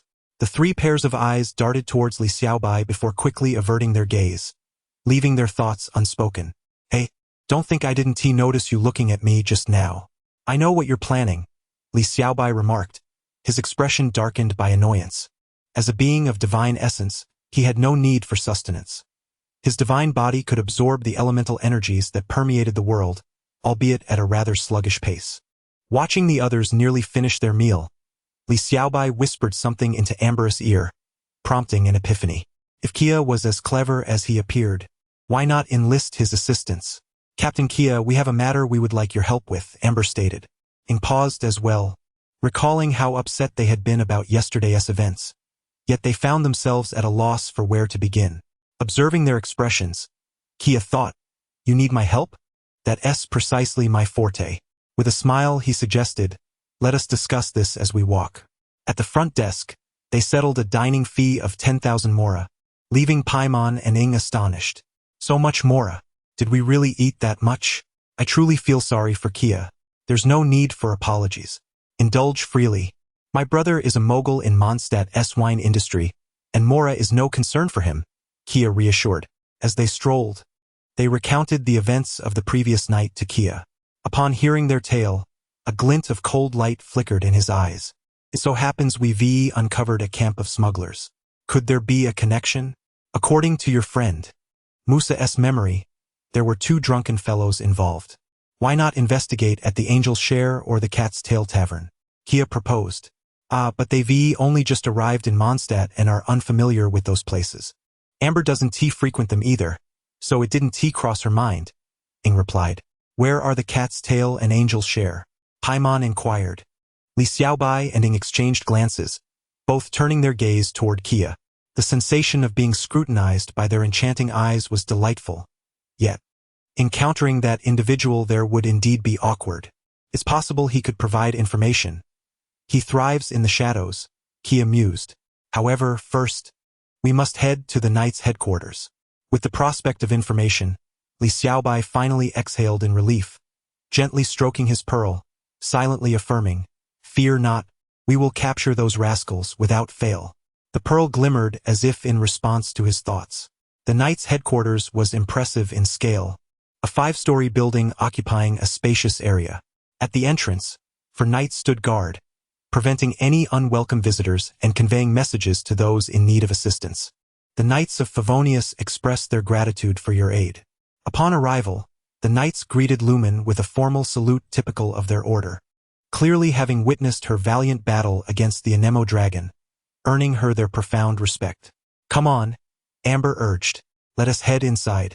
Jean has probably been waiting for quite some time. She pushed open the door, ushering Lumen and the others in. Once inside, they were greeted by a spacious interior. Welcome to the headquarters of the Knights of Favonius. Please follow me. Jean has been waiting eagerly, Kaya said, opening the door to the office for Lumen and her companions. Inside, 2 individuals were already present. A strikingly capable woman exuding strength and grace, and a mature lady radiating a languid yet captivating charm. I presume these are the new recruits aware of the recent busyness of our order? Greetings, dears, Lisa teased. Meanwhile, Kaya discreetly shared his thoughts with Jean, who, upon glancing at Lumen, deemed this decision excellent, though perhaps not for the present moment. Greetings, traveler. I am Jean, the vice-captain of the Knights of Favonius. This is Lisa, our librarian, and you likely already know Kaya.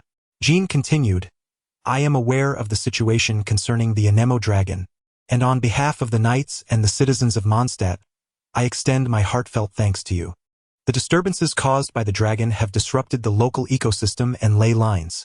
Yet we have discovered a potential solution. We would like to enlist your strength. Would you be willing to assist us? Jean spoke earnestly, the knights currently overwhelmed with duties. Rest assured, you will not be alone in this endeavor.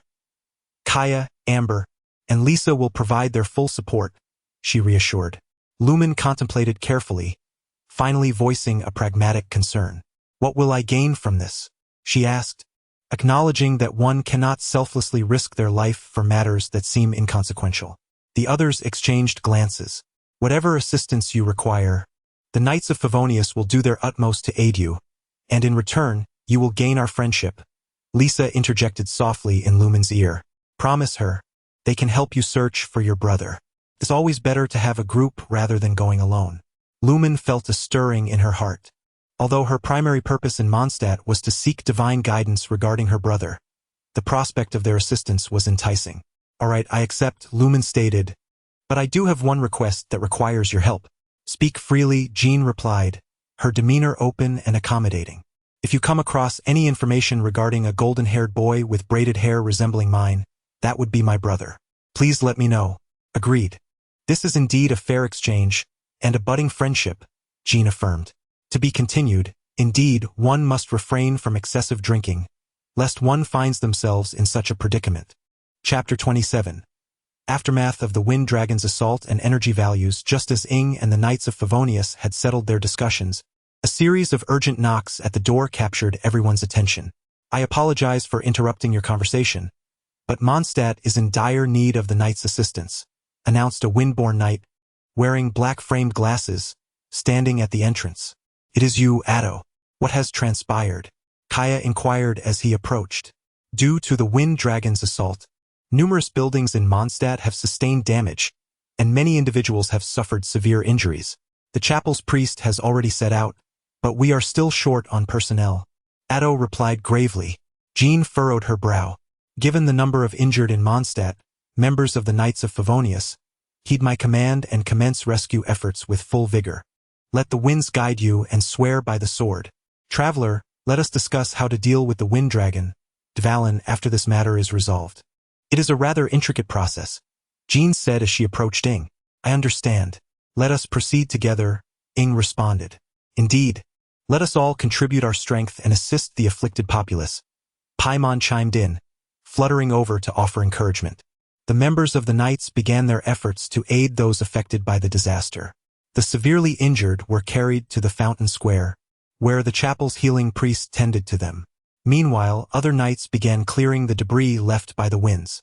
Jean was tirelessly breaking a boulder weighing several tons into smaller pieces, directing others to move the rubble from the center of the road. She sighed in relief, thankful that the stone had not harmed anyone, when a nun clad in the priestly robes of the Church of Favonius approached her. Captain Jean, your presence here is a blessing. The injured are mostly in a state of distress, and Miss Barbara has exhausted her magical energy in an effort to calm them. She is now unable to heal anyone further. Are there other healers available in Mondstadt? Upon hearing the news about Barbara, Jean quickly asked, Is Barbara all right? Miss Barbara is fine. She has merely depleted her magical energy and is fatigued. She is currently resting, but there are simply too many injured, and we lack the capacity to assist them all. The nun replied, her voice growing softer, tinged with guilt. Do not dwell on it too much. You have all been contributing greatly to Mondstadt, Jean reassured her. I will seek out additional help. You should attend to the others. After comforting the nun, Jean set off in search of assistance. Ing, there is someone trapped over there. We must hurry to help. Paimon exclaimed as she darted through the wreckage and reported the situation to Ing and the nearby Windborn Knights. Li Xiaobai, due to her petite stature, was searching through the rubble of collapsed houses, hoping to find anyone overlooked. Indeed, humans can be quite fragile. Even within the safety of their city, they are vulnerable to the onslaught of more powerful beings. After thoroughly searching one house, Li Xiaobai emerged to inform the others that there were no trapped individuals beneath. Just then, she spotted Jean approaching. "Do you know of any healers nearby?" "It is quite peculiar," she remarked. "The Grandmaster has taken nearly 4/5 of Mondstadt's strength, including the healing priests. Such a scarcity of priests endowed with healing abilities is indeed troubling. Perhaps we should inquire with the Adventurers Guild." A more seasoned knight suggested. "I believe there is one, a certain. What was it called? Perhaps something like, isn't that right, Bolto?" Another knight pondered before replying. "Why don't we lend a hand?" Just as the group deliberated on where to seek assistance, Paimon's voice chimed in from the side. Li Xiaobai turned to Paimon, exclaiming, "Hey, what are you doing here? You can't heal anyone." Paimon fluttered to Li Xiaobai's side and lifted her up. Xiaobai, you are the best and the most beautiful fairy. Surely you wouldn't want to see the ordinary citizens suffer, would you?" Paimon gazed earnestly into Li Xiaobai's eyes. I certainly wouldn't just stand by," Li Xiaobai declared, puffing out her small chest. "Indeed, let us assist." Her petite frame belied a resolute spirit. Jean observed the two with curiosity. "Oh, Paimon and Bai, what do you need? We can prepare it for you." Paimon glanced at the silent Ying, chuckling to herself. Li Xiaobai felt a sense of foreboding, sensing that trouble was brewing. "All we need is a place to boil some water," Ying said. Jean, perplexed, inquired, "A place to boil water? Is that for concocting medicine?" "But the current herbs can only temporarily alleviate the injuries. They cannot heal them completely. At this point, we must manage the situation until Barber recovers," Ying replied. "Very well, the Hunter's Lodge is the nearest, and they possess the finest equipment. Allow me to guide you there." Just as Li Xiaobai prepared to sneak away, a slender yet firm hand grasped her, golden pupils fixating on her. "Bai, where do you think you're going? We need your assistance." "Wah, this is unfair. I'm not just emergency rations." Jean led the group to the Hunter's Lodge. Ying turned to Jean, saying, "Leave the rest to us. If you have matters to attend to, please do so. We will bring the prepared potions to Fountain Square." Yes, Jean, you should hurry," Paimon urged. "Then I shall entrust this to you. Thank you once more for your assistance to Mondstadt." "I shall remember this kindness," Jean said before departing, for Mondstadt still required her guidance. "Let us begin, Xiaobai." Paimon and Ying wore mischievous smiles as they extended their hands toward Li Xiaobai. "Nu!"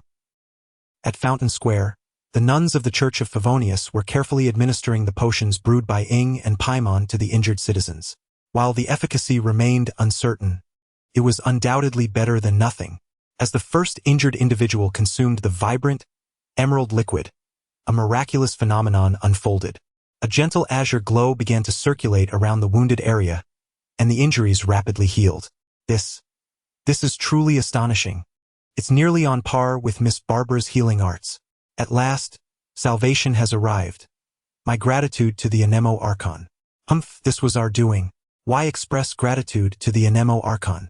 Paimon crossed her arms, visibly displeased.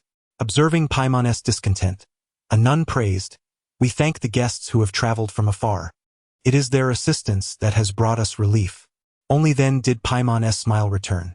Li Xiaobai, weakly resting his head on Ying's shoulder, murmured, "I am truly running out of strength." Ying gently reached out to caress Li Xiaobai's head, saying, "You have worked hard, Xiaobai." Li Xiaobai relished the soothing massage, finding comfort in her touch. Meanwhile, the nuns, witnessing the remarkable results, swiftly distributed a large pot of potion to the injured populace. The crowd, with eyes gleaming, cast grateful glances towards Ying and Paimon. In a realm where medical resources are scarce, relying solely on magic and potions for healing, many would never have the opportunity to procure medicine. They could only occasionally seek the help of the priest for blessings to cure minor ailments. As the injured drank the potion, they felt a warm sensation enveloping their bodies, instantly revitalizing them, as if they had regained years of youth. One could not help but exclaim, such a potion would easily sell for 2,000 mora a vial. This might even underestimate its true worth. Though the speaker was oblivious, the listener took note. Ying, while stroking Li Xiaobai's head, instinctively squinted her eyes, exchanging a knowing glance with Paimon. Humph, kindred spirits indeed. Jean approached them, expressing her surprise. I never anticipated you truly had a solution. We are immensely grateful. The people of Mondstadt are deeply appreciative of you. Hee, it was nothing. Though Paimon feigned modesty, her proud expression betrayed her inner thoughts. As Li Xiaobai comfortably enjoyed Ying's massage, a covetous gaze emerged from the shadows. This immediately triggered Li Xiaobai's instinctive response. The intruder likely did not expect such a swift reaction, and promptly fled. However, within Li Xiaobai's line of sight, a faint trace of elemental fire lingered in that spot. Elemental fire? What is it, Xiaobai? Ying inquired, noticing Li Xiaobai's sudden rise. A strange individual was lurking in the shadows, but he escaped too quickly.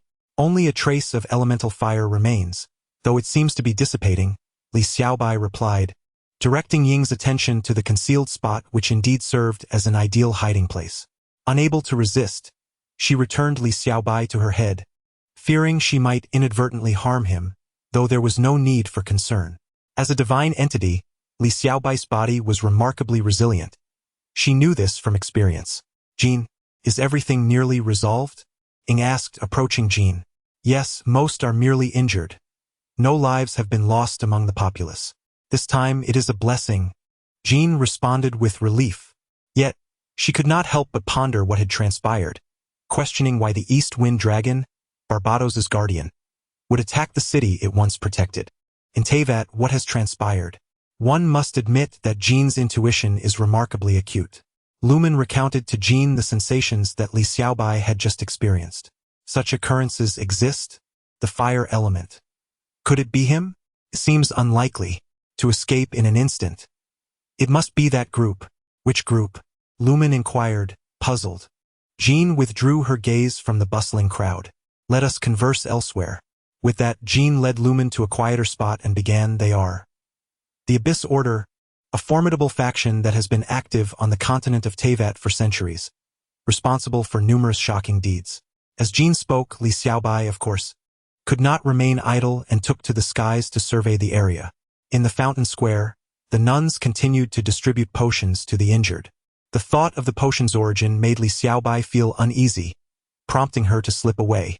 Ascending above the fountain square, she spotted a few benches. One figure clad in a white clerical robe, adorned with a beautifully crafted book and a sea blue vision at her waist, exuded a soft and delicate demeanor. Oh, what an adorable girl! Li Xiaobai approached, drawn by curiosity. The young maiden's cherubic face, framed by platinum curls, was irresistible to pinch as she rested with closed eyes.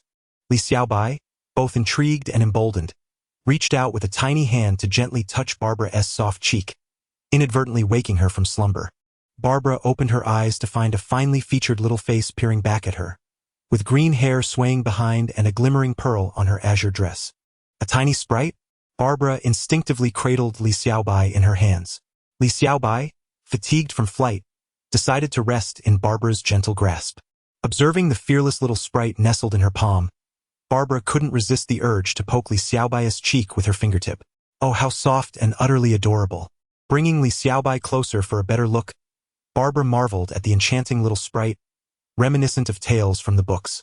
Her voice was soft and tender, yet tinged with fatigue. Li Xiaobai recalled Jean mentioning that Barbara was likely drained of magical energy and resting here. Why are you sitting here all alone? Li Xiaobai inquired. You spoke. Barbara seemed not to have been listening, her expression momentarily blank. I asked. Why are you here by yourself, without anyone to care for you? Li Xiaobai's voice was melodious and sweet. Finally snapping back to reality, Barbara replied, because there are others below who need help more than I do. That response made Li Xiaobai feel rather ignorant. Never mind. What is your name? She asked, gazing at the charming Li Xiaobai. Barbara couldn't help but think how delightful it would be to bring her back to the nights of Favonius, where each morning she could awaken to her sweet voice, share meals, offer prayers, and even share a bed at night. The very thought was enchanting, yet it left her feeling a tinge of melancholy, for Li Xiaobai likely had companions of her own. Completely oblivious to the thoughts swirling in Barbara's mind, Li Xiaobai perceived her as somewhat dazed. I am Bai. You are Barbara? Am I correct? He inquired. You know my name? Barbara replied, intrigued. Just now. I overheard your sister and a nun discussing that your magical energy was depleted and that you needed assistance. Li Xiaobai chuckled as he perched on Barbara's shoulder. Assistance? Can you truly help me? She asked, a hint of hope in her voice. Of course. I am a supreme deity, after all, Li Xiaobai declared with considerable pride. Humph. I find that hard to believe, Barbara retorted skeptically. Gently, Li Xiaobai placed his small hand on Barbara's head, and a radiant blue light emanated from his palm. Barbara felt her strength gradually returning, with her magical energy flowing forth like a spring, astonishment glimmering in her eyes. How wondrous, she gasped.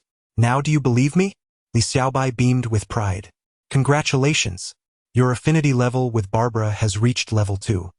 The affinity shop is now unlocked. You may exchange original stones for items to gift characters. Affinity shop is now open. Sky AK-47, never twisted high heels, tactical leggings, and an incredibly sturdy edgeless sword. What on earth is this? Li Xiaobai pondered, his excitement waning as he glimpsed the cost of the items. The Sky AK required a staggering 16,000 stones, while the high heels were a mere 1,600 stones. The leggings, never mind, and the edgeless sword was surprisingly affordable at just 60 stones. Checking his own stones, he found points, 2050, Mora. Original stones. Alas, I possess nothing. He lamented, feeling a knot of frustration form in his chest as he recalled an unfinished task. I shall capture those wretched creatures. Wait. Where are you? Paimon's voice suddenly called from below. Li Xiaobai waved goodbye to Barbara, saying, Farewell, Miss Barbara. It was a pleasure meeting you. With that, he soared downwards. Barbara reached out, wishing to retain him, sighing, I suppose I shall follow. Upon landing beside Hu Tao, who had just concluded a conversation with Jean, Paimon fluttered over, exclaiming, Where were you just now? I thought that fellow you mentioned had captured you. Not at all. I was merely above where I made a new friend, Li Xiaobai replied. No sooner had he spoken than Barbara descended from above. Sister, Captain Jean and everyone, good afternoon, Barbara greeted them warmly. Miss Barbara, have you recovered? The nun cast a concerned glance her way. Barbara nodded, waving gently at the small figure beside Hu Tao. Li Xiaobai reciprocated the gesture. Wow, is she the friend you just made? Paimon inquired. Why not? I can introduce you, Li Xiaobai offered with a smile. No need. I shall introduce myself, Barbara replied, her confidence restored. With matters settled, Jean prepared to address the issue of the Anemo dragon. Travelers, please follow me. Amber, Lisa, and Kia will be joining us shortly, Jean addressed Ether. Ether nodded, beckoning Xiao Bai and Paimon to follow suit. Barbara gazed reluctantly at the departing Xiao Bai, then turned to observe the nuns tending to the injured. She too had responsibilities to attend to. As Xiao Bai accompanied Ether and Paimon on their way to the Knights of Favonius, a system interface abruptly appeared. Energy level, 21,000. Energy is about to be depleted. Maintaining the spiritual conduit and engaging in divine activities will consume energy. Utilizing combat and talent skills will similarly deplete energy. Please seek a safe location promptly. The spiritual conduit is on the verge of construction. Upon seeing the sudden notification, Xiao Bai realized the extent of his energy expenditure for the day, particularly after infusing so much azure energy into the potion. So that was it. At that moment, Xiao Bai whispered into Ether's ear, I am about to enter slumber. You must protect me. No sooner had he spoken than his diminutive form radiated a brilliant azure light, transforming once more into a fruit. Is this your companion? Jean inquired, somewhat astonished. Ether, gazing at Xiao Bai now reverted to fruit form, could not help but salivate. Ah, spit it out. Bai trusts her so much, she thought. It's fine. She's just a bit fatigued today and needs to rest, she added, casting a glance at Paimon. Paimon understood instantly. He as expected of you. At the St. Michael's Hotel, Xiao Bai's eyes involuntarily fluttered open. The task interface displayed a rather considerate message. This task remains incomplete. No points will be deducted for the next journey to Tevat. What is going on? Why do I feel so heavy? What is pressing down on me? Xiaobai stretched out a hand to push it away, encountering a soft object that startled him into retracting his hand. What on earth? Turning his head, he saw Xiao Ling slowly opening her eyes, her dark, profound pupils reflecting Xiaobai's startled yet exquisite visage. Oh, sister. You're awake. To be continued, Chapter 28. The evolution of the comic convention incident and the emergence of unfamiliar forces as night deepened, Li Xiaobai lay in a tranquil slumber, unaware of the delicate silhouette that stealthily approached the hotel room door. With a gentle caress of the icy doorknob, the figure's lips curled into an astonishing smile, seemingly reaching for the moon. A finely crafted golden card materialized in that fair hand. A stifled chuckle revealed the intentions of this mysterious presence. With a soft beep, the door swung open, and the figure held her breath, cautiously stepping inside. She tiptoed to close the door behind her and glided along the corridor to stand before Li Xiaobai's grand bed. A faint light filtered through the curtain, illuminating Li Xiaoling's enigmatic visage. With gentle hands, she slipped off her clothing, allowing her delicate camisole to rest lightly upon her porcelain shoulders. Shoes were carelessly discarded beside the bed, and like a serpentine creature, she slid beneath the covers beside Li Xiaobai. Her alabaster arms wrapped tightly around Li Xiaobai's soft form, and she nestled her face into his chest, sighing contentedly. Hey, sister, this is simply wonderful. In the darkness, Li Xiaoling embraced Li Xiaobai and gradually drifted into slumber, her dreams filled with joyful moments. Shopping together, dining together, living together. She truly wished to escape the days of the past. In this land where night had fallen, many night owls remained invigorated, engrossed in Douyin and live streaming. Sisters, I can't think of tea or food. I just want to know that Sister's Douyin handle. Is that too much to ask? One upstairs interjected. Please change your profile gender before speaking. By the way, I also want to know that Sister's handle. Mysterious Eastern forces, please act swiftly.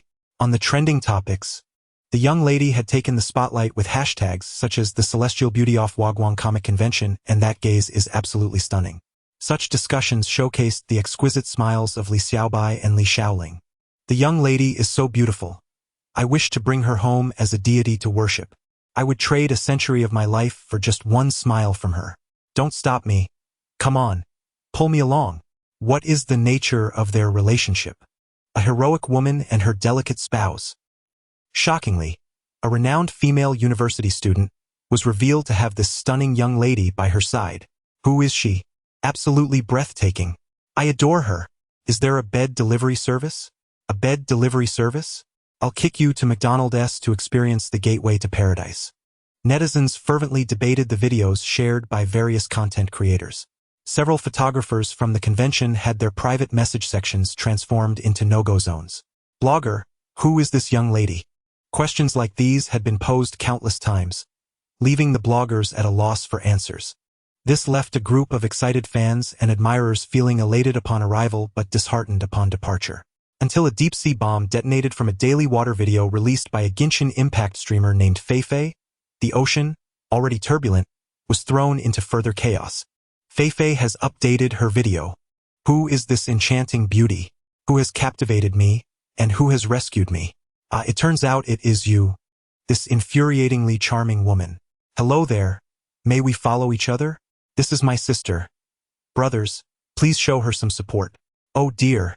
The pufferfish keeps its lips sealed. I previously inquired in the live stream, and she claimed to know nothing. I suspect she has taken a liking to someone and wishes to keep it hidden from us. Indeed, Feifei is as lovely as ever. Erguzi has also arrived. I must see the cosplay of Klee. My wife is so beautiful. Please do encourage me. Everyone mind your words. The video released by Li Xiaobai quickly became a sensation. It was merely a casual upload, yet the path ahead is already paved. Feifei's popularity is simply undeniable. Consequently, an informant emerged in various groups.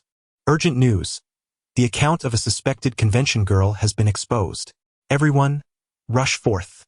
I want to be the first. I want to be the first to engage with the lady. Should we not kick him out? My fists are getting sore just watching. Thus, information spread from person to person, group to group. Under Li Xiaobai's daily showcase of astonishing beauty, Thousands of comments began to accumulate. Some tagged their brothers, while others indulged in flattery. From this day forth, I am Feifei's devoted follower. Just yesterday, someone claimed to be Aunt Bai's follower. How quickly the tides can turn. I am willing to be the dog of both. Does it concern you? I cannot deny it, for I am too woof woof. How stunning. From this day forth, I am Ifei, I have arrived. Go away. Feifei just winked at me. My heart nearly stopped. So, comrade, are you still alive? Perhaps typing with a spiritual body? The absurdity of the discourse is escalating. Yet the fervor is intensifying as well. Many encountered Li Xiaobai's exquisite visage through significant recommendations. Sometimes, upon the first glance, one immediately recognizes that person. Indeed, I am a beauty enthusiast. This has drawn the attention of numerous prominent figures to this emerging star. Each year, there is always a blogger who rises suddenly due to a stroke of luck, only to fade away just as quickly. However, that does not deter others from seeking a taste of the limelight. Thus, comments suggesting future collaborations abound, as well as inquiries about meeting for a meal. If I were the author, I would simply wish them to think of nothing. Their fans still attempt to engage them in the comments. But upon seeing Li Xiaobai for the first time, they realize they seem unable to escape. Forgive me, but this woman just winked at me. The woman possessed an enchanting allure, captivating their attention with an irresistible charm, inadvertently igniting that crimson mark. You have taken notice of you, Feifei. Yet, amidst the unfolding events of the digital realm, Li Xiaobai remained blissfully unaware. At that moment, she found herself helplessly gazing at Li Xiaoling, who still had her arms wrapped around her waist. Huff! Huff! Li Xiaoling, let go, Li Xiaobai exclaimed, utterly perplexed by how this individual had materialized before her.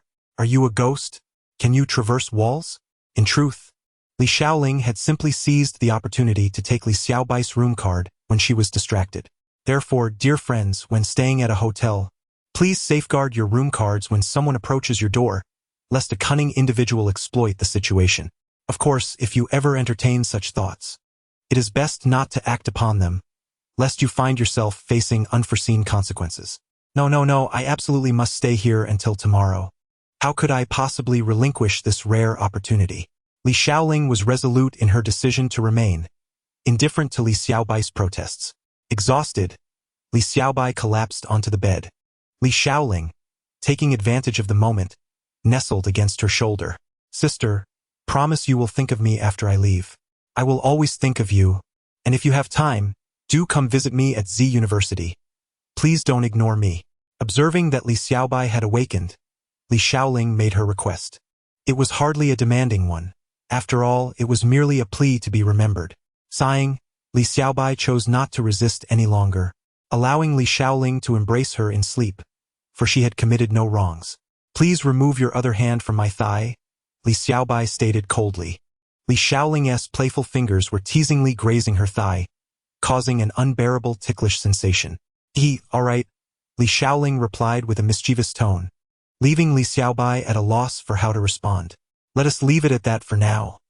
I'll be heading back tomorrow, and my streaming career is yet to begin. I aspire to become the finest Genshin Impact streamer.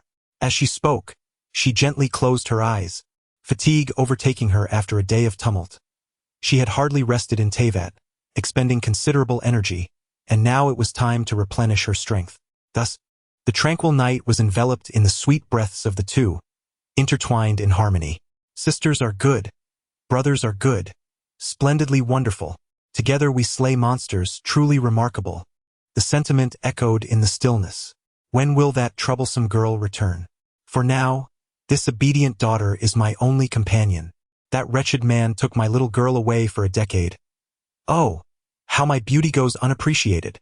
Li Mu rested her chin on her hand, gazing out the window at the still full moon, lost in contemplation. Of course, the notion of being unappreciated was false. The oily middle-aged men who came seeking her attention were still nursing their wounds. Ah, Genshin Impact is such a delightful game.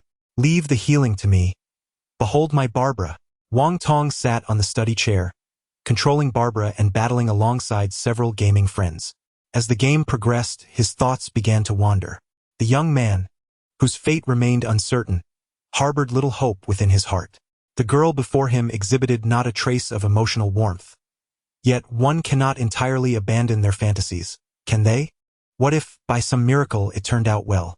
After a fleeting moment of contemplation, he snapped back to reality, directing Barbara to charge ahead in pursuit of the coveted relics. Ah, a double crit flower. Today is indeed fortuitous.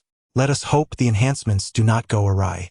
Nestled within a primordial forest lay a specialized unit, with the entire expanse divided into 9 distinct zones. In the third zone, an enormous sinkhole had emerged, unparalleled in size according to historical records. General, in the third zone, a sudden sinkhole has appeared, and several brothers have tragically fallen, reported a subordinate.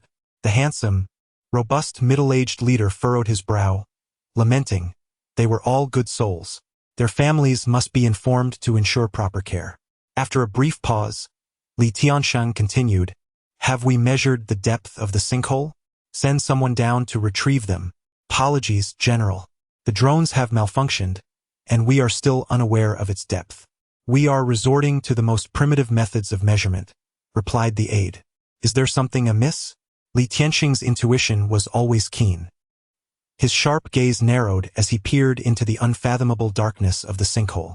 Alas, Huamei and Linger, it appears our vacation shall be postponed once more, as that wretched boy has evaded capture yet again. Is the information reliable? A message from the Z Province Division had been transmitted with urgency, now confirmed. In the shadows, whispers seemed to conspire over a clandestine plot. Mississippi. The woman known by that codename has caused us significant losses. Most of Z Province has fallen. Only a few intelligence personnel remain, barely clinging to life. They risked capture to relay this news, making it exceedingly accurate. Are you certain of its veracity? One of our brothers secretly captured footage and sent it through. He produced a device of indeterminate brand, clearly displaying a photograph of Li Shaoling and Miao Tiantian boarding a high-speed train. Ironically, the intelligence officer had intended to flee but decided to take a commemorative photo of the place that had instilled fear in him for most of his life. Unbeknownst to him, he inadvertently captured the image of the woman who haunted them, as he had no ulterior motives, allowing Li Shaoling's instincts to remain unalerted. He observed as she, too afraid to board the train, fled directly to her safe house, subsequently relaying the information to the S Province Division. Thus, the operation codenamed Fragrant Smoke, Jade Extinction was officially initiated. Those within the information network had quietly discerned Li Shaoling's whereabouts, and that night, they would devise a plan to introduce this angelic yet fearsome woman to their so-called deity. As dawn broke, Li Shaoling awoke from a sweet reverie, the morning sunlight streaming through the window, illuminating the two of them in a warm glow. Rubbing her eyes and stretching lazily, the astonishing arc of her body provoked a sense of envy, yet no one had dared to emulate such a display. Casting a glance at the peacefully slumbering Li Xiaobai beside her, Li Shaoling couldn't resist poking her sister's soft, flawless face, brimming with collagen. Hey sister, it's time to wake up, Li Shaoling whispered into Li Xiaobai's ear. Li Xiaobai merely turned over, ignoring her, wishing to linger in the realm of dreams a little longer. Sister, you're being naughty. Let me rouse you. With that thought, Li Shaoling slipped her delicate hand under the covers, pinching Li Xiaobai's bare, white arm, causing a strap to slip away from her smooth shoulder. Ah. Li Xiaoling. Eventually, the two sisters rose from their slumber. After tidying themselves up, Li Xiaobai checked her phone and saw that it was already 8:56. It's nearly 9. All because of you, Li Shaoling, and your late-night antics. How could we wake up so late? Hey, I senti this your fault, Li Xiaobai? How can you place the blame on your sister? After washing up, the two made their way downstairs, where Miao Tiantian was having breakfast with Wang Yiming. Hey, over here, Miao Tiantian called out, waving at them. Shaoling, I called you several times, but you didn't answer. I even knocked on your door for ages, and you didn't respond. You're not usually like this, Miao Tiantian complained. Indeed, Li Shaoling thought to herself that she didn't want anyone to disturb her rare time with her sister. Thus, silence mode was essential. Li Xiaobai smiled at Li Shaoling's evasive remarks, feeling a sense of exasperation. A gentle kick from Li Xiaobai nudged Li Shaoling. You're quite the troublemaker. Li Shaoling shrugged it off. Wang Yiming presented 2 plates of breakfast to the 2 lovely ladies. Ladies, please enjoy, he proclaimed, putting on an impressive show. As the 4 of them ate, the atmosphere grew somewhat somber. The thought of parting from her sister, whom she had just met, weighed heavily on Li Shaoling's heart, a sentiment that did not go unnoticed by the others. Shaoling, what is wrong? Miao Tian inquired. The resolution Li Shaoling had initially made began to waver. I don't want to part with my sister. Sister, come to Z University to study. Li Shaoling earnestly looked at Li Xiaobai. Li Xiaobai, having barely escaped the torment of academic life, had no desire to return to such a fate. Haha, just go back, and when I have the time, I'll come to see you, she promised, patting her chest reassuringly. I'll drive you both to the train station later. It's quite a distance. At that moment, Wang Yiming just wanted to expedite their departure. He had not had the chance to spend time alone with Li Xiaobai these past few days, and this situation was hardly conducive to nurturing their relationship. Sounds good. After we finish eating, you can go get the car, and we'll wait for you at the hotel entrance, Li Xiaobai mused, finding the suggestion agreeable. Perfect, Wang Yiming replied, hastening to finish the remnants of his meal. I'll go get the car, you take your time eating. Wang Yiming departed from his seat and made his way to the underground parking garage, where a considerable number of people were also leaving, ensuring a lengthy wait. Just then, a petite beauty, having just finished her meal, approached Li Xiaobai with a mix of uncertainty and conviction in her voice. You. Hello, you must be Yu Feifei. Yes, that's correct, he replied. Wow, I can't believe I'm meeting you in person. Hello, I'm your fan. May I have your autograph? The young woman appeared quite exhilarated. As she reached out to grasp Li Xiaobai's hand, Li Shaoling swiftly intervened, taking hold of the young woman's hand instead. Hello, I am Li Shaoling, she stated coldly, seemingly startling the girl. Shaoling, it's fine. You can sign. Where would you like it? Li Xiaobai said with a gentle smile. The girl looked around, glancing at her bag, which, though not a designer piece, was rather charming. Right here, she exclaimed, producing a pen for Li Xiaobai. He inscribed the name Yu Feifei, and the girl, as if having received a treasured gift, leapt joyfully, thanking him while grasping his hand. I won't disturb you any longer.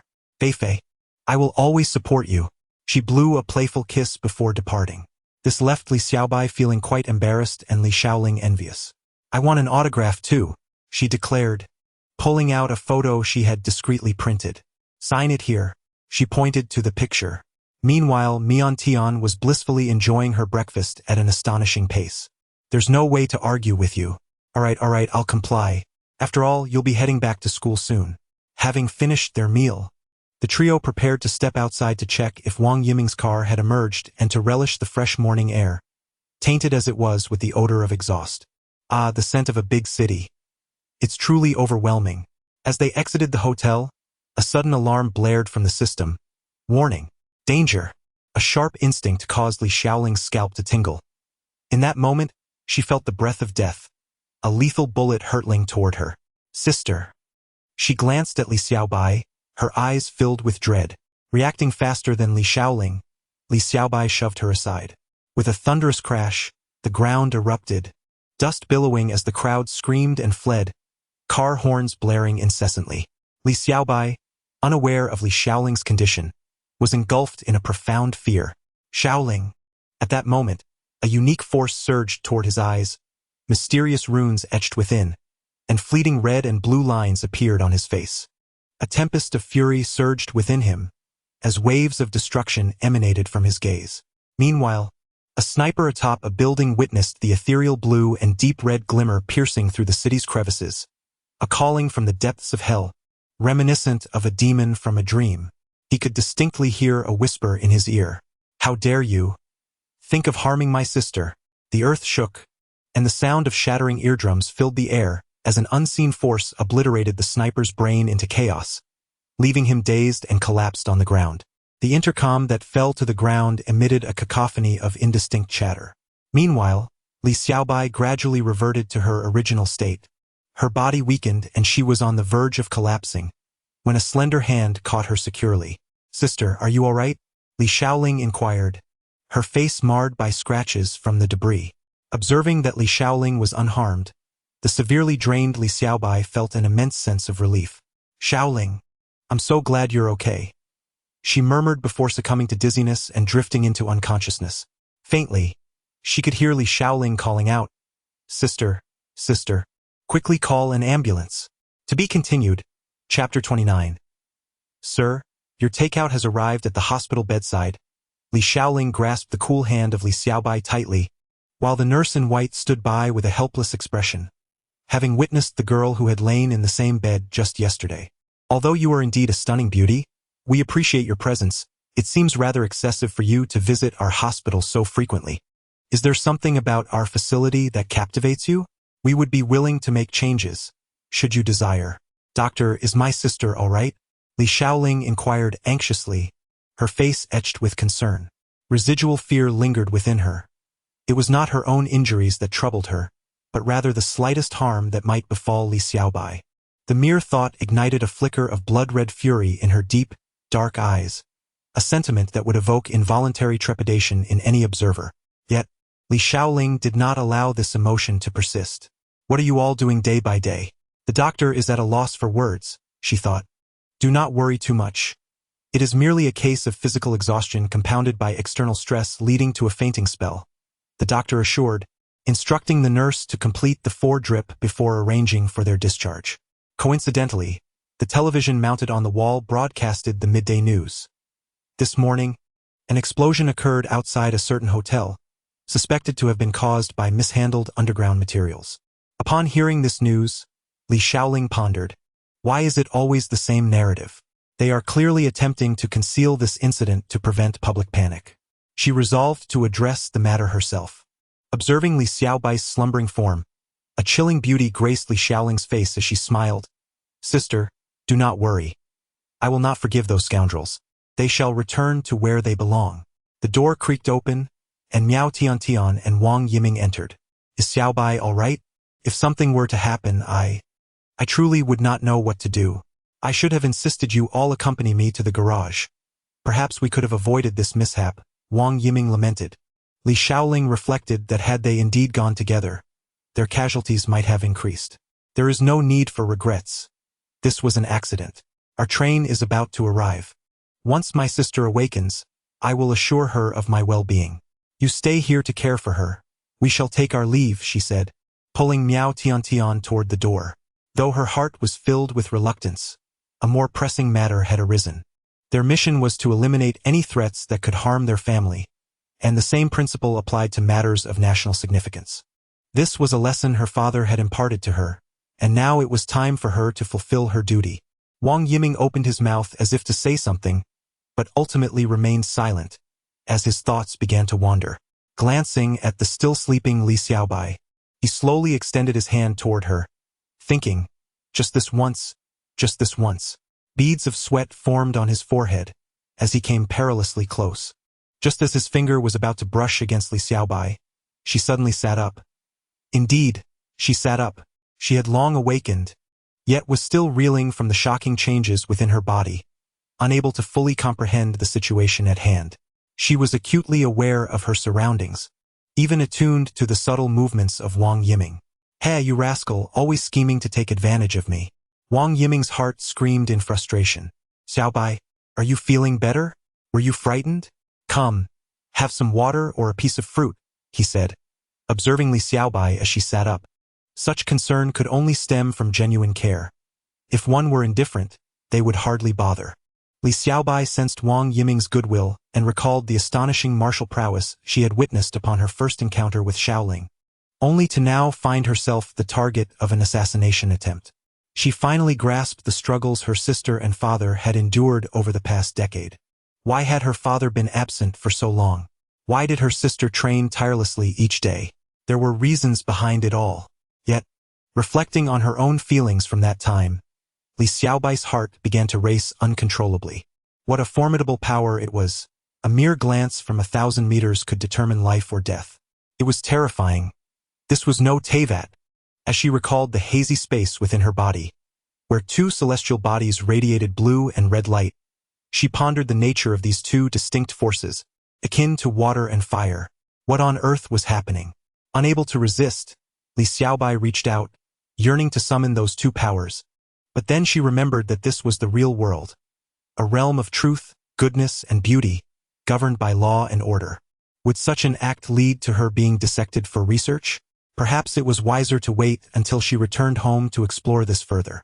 On the rooftop, a figure clad in specialized attire was conducting an investigation at the scene, where the character for punishment could be faintly discerned. The body remained intact, with no apparent external injuries. However, the eardrums were ruptured, suggesting a violent sonic attack. The individual bore the distinctive complexion of an Asian, yet with subtle differences hinting at origins from the land of Penglai, markedly different from those of Shenzhou. A ghostly eye tattoo on the chest confirmed the assailant as a member of the Ghost Eye organization. The head showed no damage, but there was a sensation reminiscent of water within, warranting further investigation during the dissection. Nearby lay a Sauer SSG 3000 sniper rifle, a flexible weapon capable of both semi-automatic and automatic firing, renowned for its substantial power and impressive accuracy. I have no idea how this group of cockroaches managed to transport themselves here, but I know the higher-ups are furious, extremely furious, over this incident occurring in broad daylight. For now, we must suppress this situation. Your immediate task is to swiftly capture these criminals, the officer with the keen eye commanded coldly. The public was not to be underestimated. Despite numerous retractions of information, discussions continued to simmer online. The crowd dared not breathe too loudly, forced to clean up the scene under the watchful gaze of this unparalleled officer, hoping to uncover any clues. Even the walkie-talkie had been placed into a sealed bag. This time, it was imperative to apprehend every last member of the Ghost Eye organization hidden within Province S. In the high-speed train, the scenery outside the window whizzes by. Shaoling, are we heading back now? Miao Yan asked Li Shaoling. Indeed, the holiday is nearly over. Where else would we go if not back to school? It's not like you want to continue playing, Li Shaoling replied, fully aware that Miao Yan was concerned about her sister. However, she had significant matters to attend to upon her return. Li Shaoling took out her specially designed phone and sent a series of enigmatic symbols in response to a string of mysterious numbers. The other party reciprocated with their own set of strange symbols. This was a coded conversation. The message conveyed was clear. No need to keep the fish anymore. I was attacked by the fish, we can cast the net now. Understood. The bait and net have been laid. Tonight will be the opportune moment to reap our harvest. Those so-called intelligence officers who believed they had narrowly escaped were merely bait for Li Shaoling, who had not anticipated nearly putting her sister in jeopardy this time. Yet, why had the assassin not fired again? It was perplexing. Nevertheless, there was no need to wait. They had already exposed their intentions. The matter concerning S Province would be left to Eagle Eye to resolve, while her focus remained on Z Province. Perhaps it was time to request a reassignment from her father. How tiresome. We shall meet tonight, you bunch of rodents. In a concealed location, a bald man was furiously berating his subordinates over the equipment in his possession. How could this possibly fail? You pathetic fools, to miss such a rare opportunity. Doesn't that guy, the Falcon, know how to finish the job? The bald man was infuriated, questioning why only a single shot had been fired. And why? Boss, the Falcon is dead. He was shot and then perished. A voice came through on the phone. What? Dead? The bald man had assumed that after the Falcon's failed shot, he had fled, anticipating a scolding from him upon his return, only to discover he had died. Time seemed to halt in that moment as he could not fathom what could cause the Falcon to die so inexplicably after firing.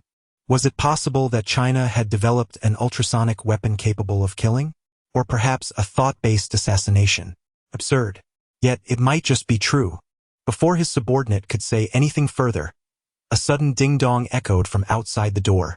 At that moment, the young man held his breath and cautiously approached the entrance. A delivery guy clad in yellow stood at the door. Hey, your delivery has arrived, he exclaimed, slightly anxious as he finished speaking. Turning back, the young man inquired of the others, did anyone order takeout? They all shook their heads, insisting, not me, not me. Perhaps sensing the delivery guy's urgency, the young man finally said, we didn't order takeout. You must have made a mistake. Huh? A mistake? The delivery guy paused for a moment before replying.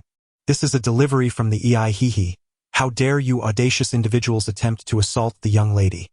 As I spoke, I swiftly maneuvered through the chaos, and amidst the pandemonium, watermelons erupted one after another. Being present at that scene was extraordinarily enchanting. It made me regurgitate the remnants of a decade-old indigestible meal. The delivery man picked up a peculiar intercom and declared, "You shall be next." Beads of cold sweat cascaded down the bald man's forehead. Why does such an extraordinary individual exist in the realm of Shenzhou? Why are they not in Penglai or Ryukyu? He felt an insatiable unrest within. There must be some hidden treasure. Indeed, we shall find it, by any means necessary. The bald man's legs trembled uncontrollably, for the wails from across the way were simply exquisite, causing him to involuntarily shake and even dance. Ding-dong. Hello? Your delivery has arrived. Ah? To be continued. One more chapter remains. Chapter 30. An abundance of information. The evergreen trees flanking the highway stood resolutely, akin to unwavering sentinels, steadfastly guarding the landscape year after year without change. As Li Xiaobai gazed through the window at the fleeting scenery, a wave of emotion washed over her. Although she had witnessed it once before, experiencing it anew stirred a different resonance within her. Yiming, do you think I am a negligent and unworthy sister? I am fully awake, yet I hesitate to personally bid her farewell. Li Xiaobai spoke, her voice tinged with a hint of melancholy. Haha, I believe quite the opposite. You wish to spare both parties the sorrow of tearful goodbyes, don't you? That is indeed the best course of action. Moreover, with transportation so convenient these days, be it by plane or subway, you can easily visit Shaoling again. Wang Yiming replied, unusually loquacious in this moment. Besides, driving on the highway can be perilous. The journey home is still quite long. Perhaps you should rest for a while. Li Xiaobai complied, closing her eyes to deeply immerse herself in the ethereal realm within her, where two celestial bodies, one red and one blue, danced in a harmonious interplay of constraint and fusion, radiating waves of energy throughout the nebulous space. This sensation felt hauntingly familiar, reminiscent of elemental forces, akin to the elemental powers of Teyvat. How could such forces manifest within her body? What could be the reason? By the way, why has Sakura been absent these past few days? She has not appeared in Teyvat, nor does she respond when called in the real world. What could be happening? Li Xiaobai mentally summoned Sakura. Sakura, are you there? If so, please make a sound. After several calls, there was still no response from Sakura. What could be the matter? Has she gone to report back to the system headquarters, as depicted in novels? One must admit your imagination is quite vivid. In an immense, dark expanse, scattered points of light punctuated the boundless void. Behind the colossal form of Sakura lay an infinitely vast world bubble, which she diligently shielded. You have crossed the boundary. Sakura addressed the nearly transparent creature before her. This new world has boundary deities as well? How unfortunate. Let us seek the next one, another ethereal shadow remarked, appearing relatively calm. Yet, another presence clearly had no intention of letting matters rest. What a delectable world this appears to be. I cannot bear to miss out on such an opportunity. May I have a taste, please? Ha ha ha. An ominous voice echoed throughout the space. Boundary trespassers. Attack! Sakura, having become Li Xiaobai's guardian, was also endowed with the power of a boundary deity. As a protector of this realm, her true form, now imbued with immense power, could no longer enter the land of Teyvat, as such colossal strength belonged to the guardians of another world and was, naturally, forbidden entry, unless one, like Li Xiaobai, sought to rescue the world from peril. Additionally, within this limitless abyss, new worlds were continuously being born, while others faced inevitable demise. Such void-dwelling spirits were among the chief culprits, alongside the encroachment of the abyss. In a world devoid of guardians, survival becomes exceedingly arduous once such entities are discovered. They cling to the barriers of the world, siphoning off the fundamental energies that sustain existence. When these primal forces are harmed or excessively depleted, ominous signs of destruction manifest within the realm. Yet, these beings harbor their own fears. They dare not approach worlds ensnared by the abyss, for to do so would render them mere appetizers before the abyss's ravenous appetite. For instance, in the world of Li Xiaobai, he ascended beyond the barriers of his realm, becoming the possessor of divine power. When the inaugural individual breaches the confines of a new world, they are enshrined as its deity. Although this individual expended much of their divine power to save Tivit, a portion was also used to sanctify Sakura, thus necessitating her role as the guardian of the world in Li Xiaobai's stead. Sakura lamented, "What ill fate is this? We were supposed to travel together, yet I have become the one burdened with toil." As the lingering spirits showed no signs of retreating, thunderous energy coalesced around Sakura, the very bane of such phantoms. Begone, foul presence. It was indeed Sakura's inaugural venture as a world guardian, a rare success. Surely, no further calamities would arise. As the night descended, the warm glow of lanterns illuminated the doorstep of Li Xiaobai's home. After a protracted journey, he finally returned. He waved farewell to Wang Yiming with one hand, while the other carried souvenirs and gifts. At that moment, Wang Yiming yearned for Li Xiaobai to utter the words, "Would you care to come in for a moment?" He would never have declined such an invitation. Alas, only a wave of goodbye ensued. "Oh, woe is me! I am heartbroken," Wang Yiming sighed as he drove home, where he would be met with the inquisitive gazes of his mother and sister, alongside his father's disapproving stare. Oh, how difficult this is! Upon entering his home, Li Xiaobai was greeted by darkness. After some fumbling, he located the switch to illuminate the room. "Mother, why are you already asleep?" he mused, slipping off his sandals in favor of comfortable slippers. Upon noticing the adorable rabbit slippers adorning his feet, he chuckled heartily. When did this change occur? Suddenly, a voice pierced the stillness. "What are you yelling about?" "Yes, I am your mother," Li's mother replied with exasperation. "It's so lonely being home alone," he protested. "Mother, scaring someone can be fatal." Settling on the sofa, Li Xiaobai placed the souvenirs on the coffee table. His mother approached curiously, inquiring, "So, how was it? Are you satisfied?" "What are you talking about, mother? Have you forgotten who I was before?" he replied, exasperated. He rudely peeled open a sugar orange from the coffee table and began to eat. His mother, seeing this, could hardly contain her irritation. "Eat, eat, eat. All you do is eat. Haven't you had enough with your sister yet?" His mother's words were indeed sharp. Li Xiaobai felt as though he had barely escaped being consumed himself and was now somewhat psychologically scarred. "Ah!" he exclaimed, stamping his foot. He gathered his belongings and headed upstairs. His mother called after him, "Hey, you haven't told me what happened after you met Xiaoling." What was her expression? Li's mother is currently brimming with curiosity. The once disheveled and odious brother has transformed into a charming beauty that captivates everyone, leaving anyone astonished. Reflecting on the delightful interactions with Li Xiaoling over the past few days, she recounted their encounter, albeit omitting certain details for fear that Li Xiaoling might be interrupted in her reverie by their mother. "How detestable that weasel! Fortunately, your sister is quite formidable," Li's mother couldn't help but exclaim. Such foul language, yet she dares to lecture Li Xiaobai? Indeed, with just a few swift strikes, she had those foolish individuals trembling in confusion. "Quite impressive," Li Xiaobai interjected, urging her to choose her words carefully, emphasizing the rudeness. Instantly, Li's mother's demeanor soured. Doesn't she understand the essence of grace and poise? Sit properly. Oh dear mother. Finally, Li Xiaobai managed to extricate herself from her mother's clutches, wearily immersing her delicate, fair form in the warm water. Her exquisite silhouette shimmered beneath the surface, and she couldn't help but caress her tender skin. How smooth it is! Cradling her curves, she marveled at her splendid physique, extending her flawless, jade-like legs, glistening with droplets that cascaded down. Oh, how bashful! She was beginning to comprehend Li Xiaoling more deeply. As she scrubbed herself, humming an unfamiliar tune, she draped a bathrobe over her, accentuating her alluring figure. "Hello everyone, I am the humble author. This bathrobe has transformed me."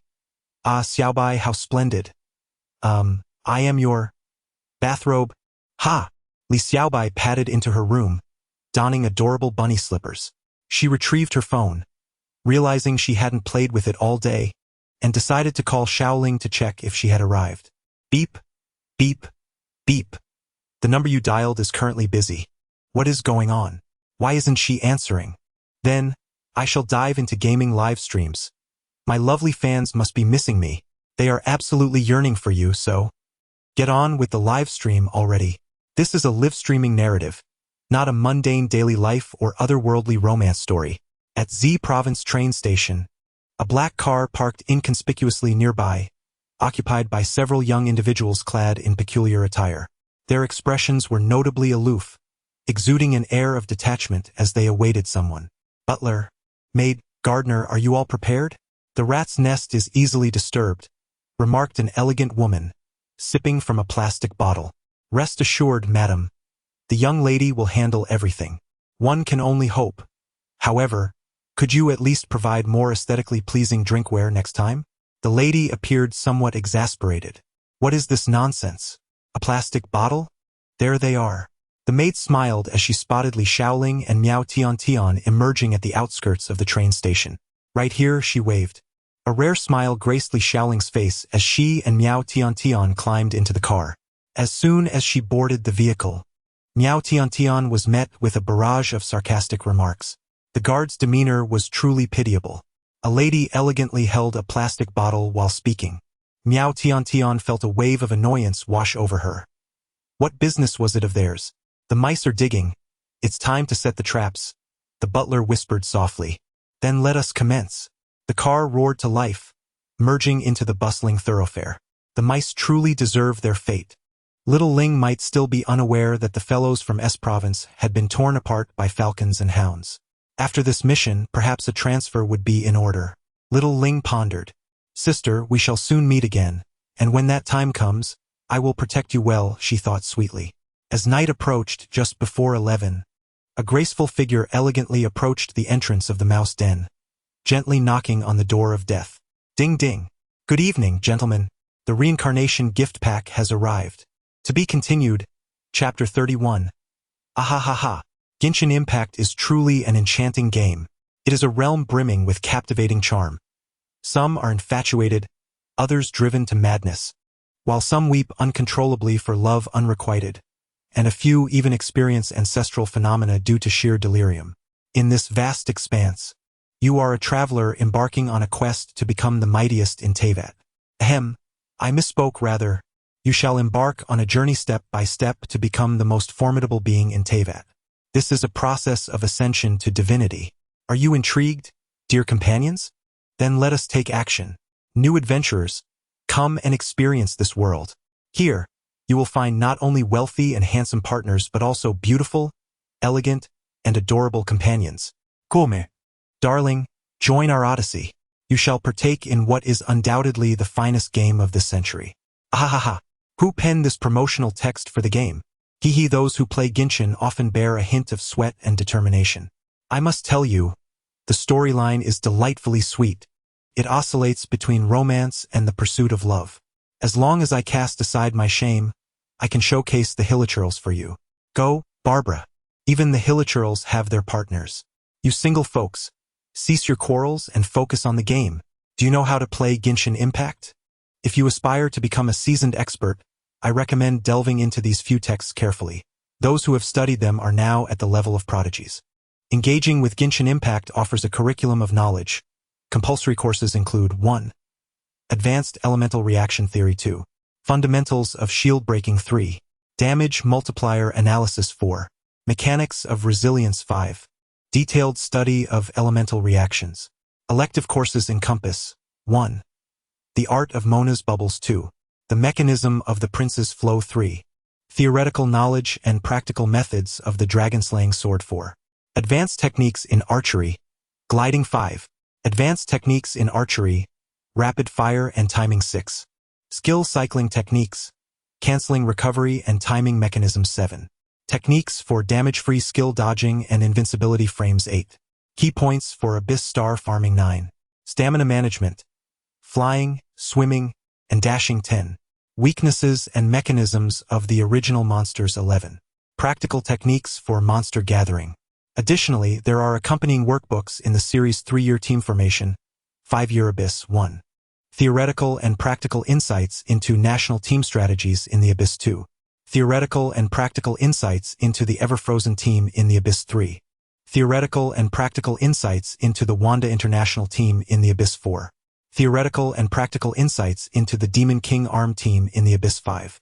Development and variability of the national team and Ever-Frozen team. Extracurricular reading includes 1. Self-management of experience points 2. Planning and allocation of resin 3. Management of Primogem economics 4. Guide to extinction of Tevat species 5. Guide to land tilling route 6. The mystique of gacha luck 7. Enhancing artifacts, from selection to scoring 8. Probability theory and pity mechanisms. Educational films such as The 31 Rolls of Toilet Paper and The Painful Amos can also be found. In the realm of playing the lyre, one may learn 1. Introduction to the Windflower and Mirrorflower lyre. In the realm of the teapot, one may learn 1. Calculating load 2. Advanced techniques in shaking and floating 3. Theories and practices of planting within the teapot. All of the above is compiled by the esteemed members of MiHoYo, and you are welcome to take it without hesitation. A wave of disillusionment has indeed set in. Under a popular Genshin Impact content creator's video, a fervent discussion unfolds. If only they possessed 20 stamina, their boredom would be alleviated. A sudden notification appears at the top of the screen. Your followed streamer, Yufei, has gone live. In that instant, time seems to stand still. Oh my goodness! The missing streamer has returned. Brothers, let us rush in. Come join the fun and see the excitement. A day apart feels like 3 autumns. Seeing her today makes me want to lick the screen. Before the viewers stands the gateway to Sky Island, which opens amidst the eager anticipation of countless fans. Ah! Hello everyone. I am Yufei. Did you miss me over the past few days? Li Xiaobai's voice resonates through the screen, reaching the ears of the live audience. A tingling sensation envelopes me. I am overwhelmed. Someone, please support me. Good evening, my beloved Fei. I have missed you dearly. Fei looks absolutely stunning. Surely, no one truly believes Fei could be unattractive, do they? You wouldn't, would you? I certainly don't. In an instant, the barrage of comments on the screen surged forth like a hail of bullets, prompting Li Xiaobai to pause the stream just to decipher their lively chatter. Oh dear, could you possibly slow down a bit? It is all happening so swiftly that I can hardly discern anything. Li Xiaobai inadvertently seemed to reveal something. Did I just hear a peculiar sound? The netizens are all ears. Daily task. Randomly take a streamer to play Genshin Impact. Ever since the comic convention concluded, Li Xiaobai felt as though it had been ages since she last heard the system's voice. In truth, it had not been long. She had heard it just this morning. The uncertainty of the daily task refresh timing often preoccupied her thoughts. Sometimes, Li Xiaobai pondered whether, if she were to fall asleep, the system would suddenly issue a daily task, compelling her to rise and act like a ghost or attend to some other urgent matter. Perhaps she was overthinking it. You must have misheard. That was the voice of my sister, whom I have already sent away, Li Xiaobai's current persona is that of a female lecturer well-versed in human nature.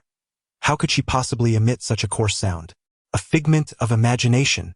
I have a sister who wishes to be upset with me. I offered her a piece of candy, and she retaliated with a lump. Thus, having a brother can sometimes be preferable. When he misbehaves, a mere reprimand suffices. I have a brother, and I find it rather delightful. Fei, let us see your face during the live stream. I'm eager to catch a glimpse. One netizen initiated a wish challenge. However, fulfilling it is simply out of the question. Li Xiaobai scoffed.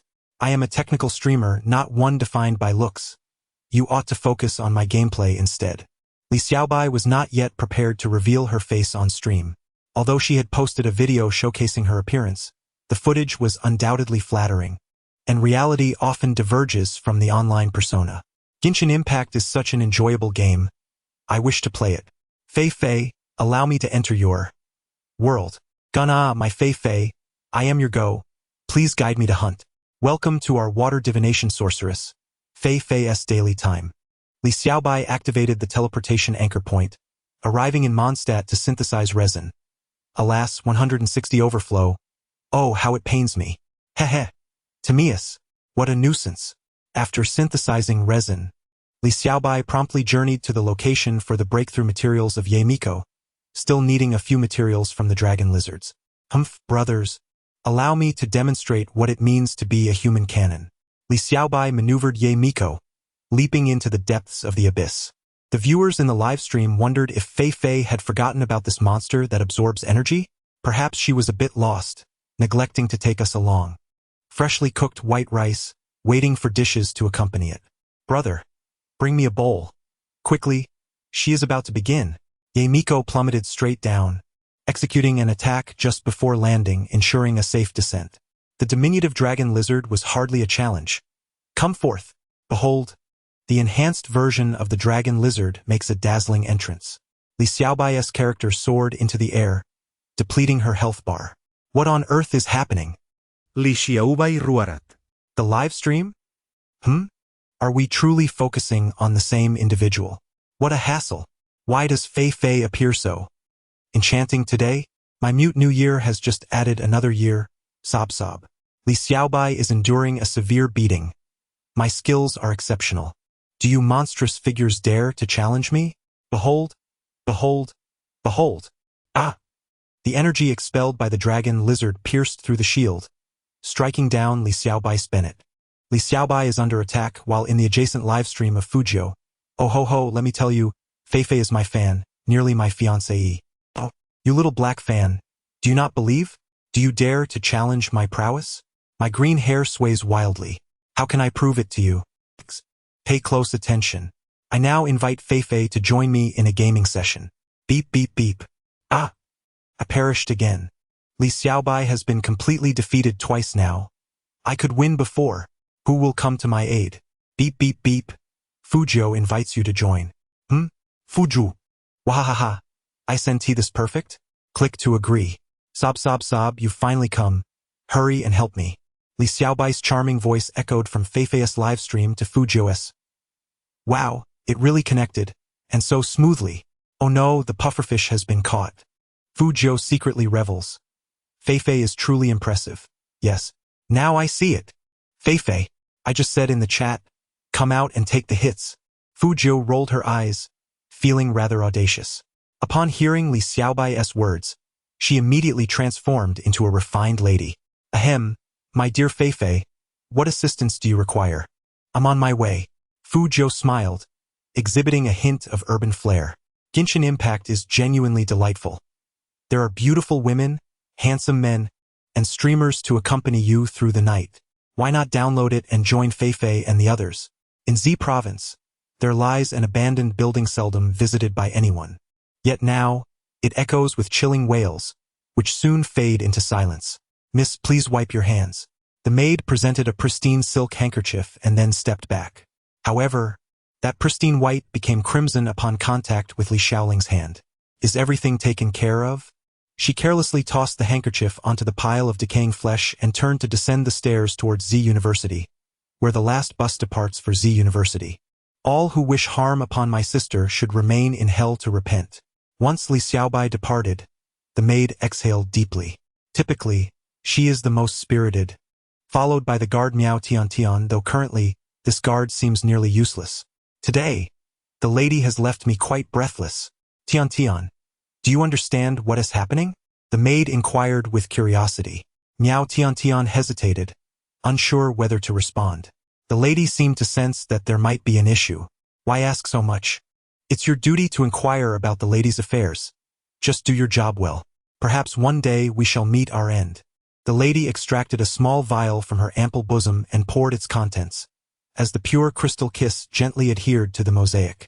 In no time, only a pile of fragments remained, scattered by the breeze. Let us go. We must take our leave. The next encounter remains uncertain.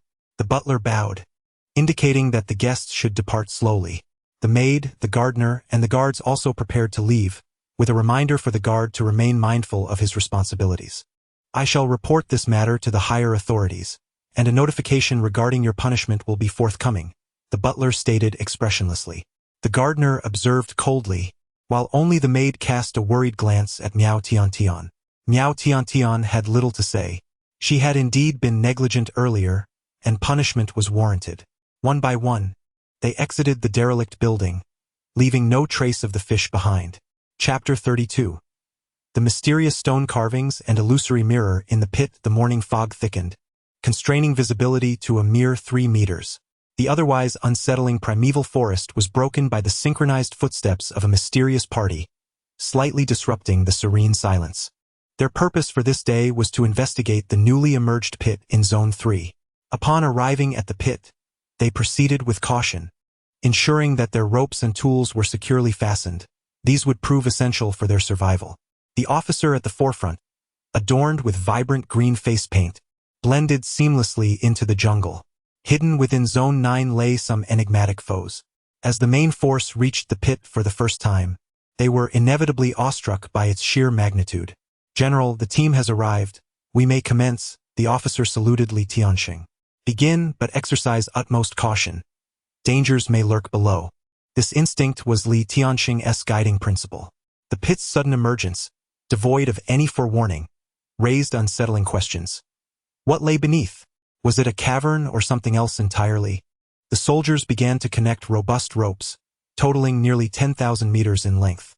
"General, estimating the depth to be no less than 7,000 meters. The temperature and atmospheric pressure will differ significantly from that above," the adjutant expressed his concerns. Li Tianxing contemplated the notion that only those forged in the crucible of challenge, warriors who dare confront the unknown, could truly claim the title of a valiant hero. Was this not an ideal testing ground? With proper safety measures in place, calamity could be averted, he understood clearly. After an hour of preparation, the lengthy ropes had been lowered to their full extent, utilizing the entire 10,000 meters brought along. The process of deploying the ropes had consumed considerable time. Li Tianxing stood before the pit, gazing into the unfathomable abyss. "What exactly are you?" A soldier stepped forward, resolutely descending the rope at command, equipped with a signal transmission device and camera. "Since wireless signals are ineffective, what can you do about a wired network?" This was the solution devised by the communicators, reminiscent of times long past when telephone lines were safeguarded with lives. As the soldier descended, the images began to materialize on the computer in the adjacent tent. The once bright environment gradually succumbed to darkness, and the labored breaths of the soldiers, exhausted from their prolonged descent, became distinctly audible. The individuals within the tent instinctively held their breath, particularly the researchers, who fixated on the screen as if watching a horror film, hoping to uncover previously unseen species that captivated their interests. As the soldiers descended further, the unfolding imagery on the computer screen sent shivers down the spines of those present. Countless bizarre remnants were skewed against the walls, while peculiar and striking flora thrived in this pitch-black abyss, defying the essential light requirements for plant growth.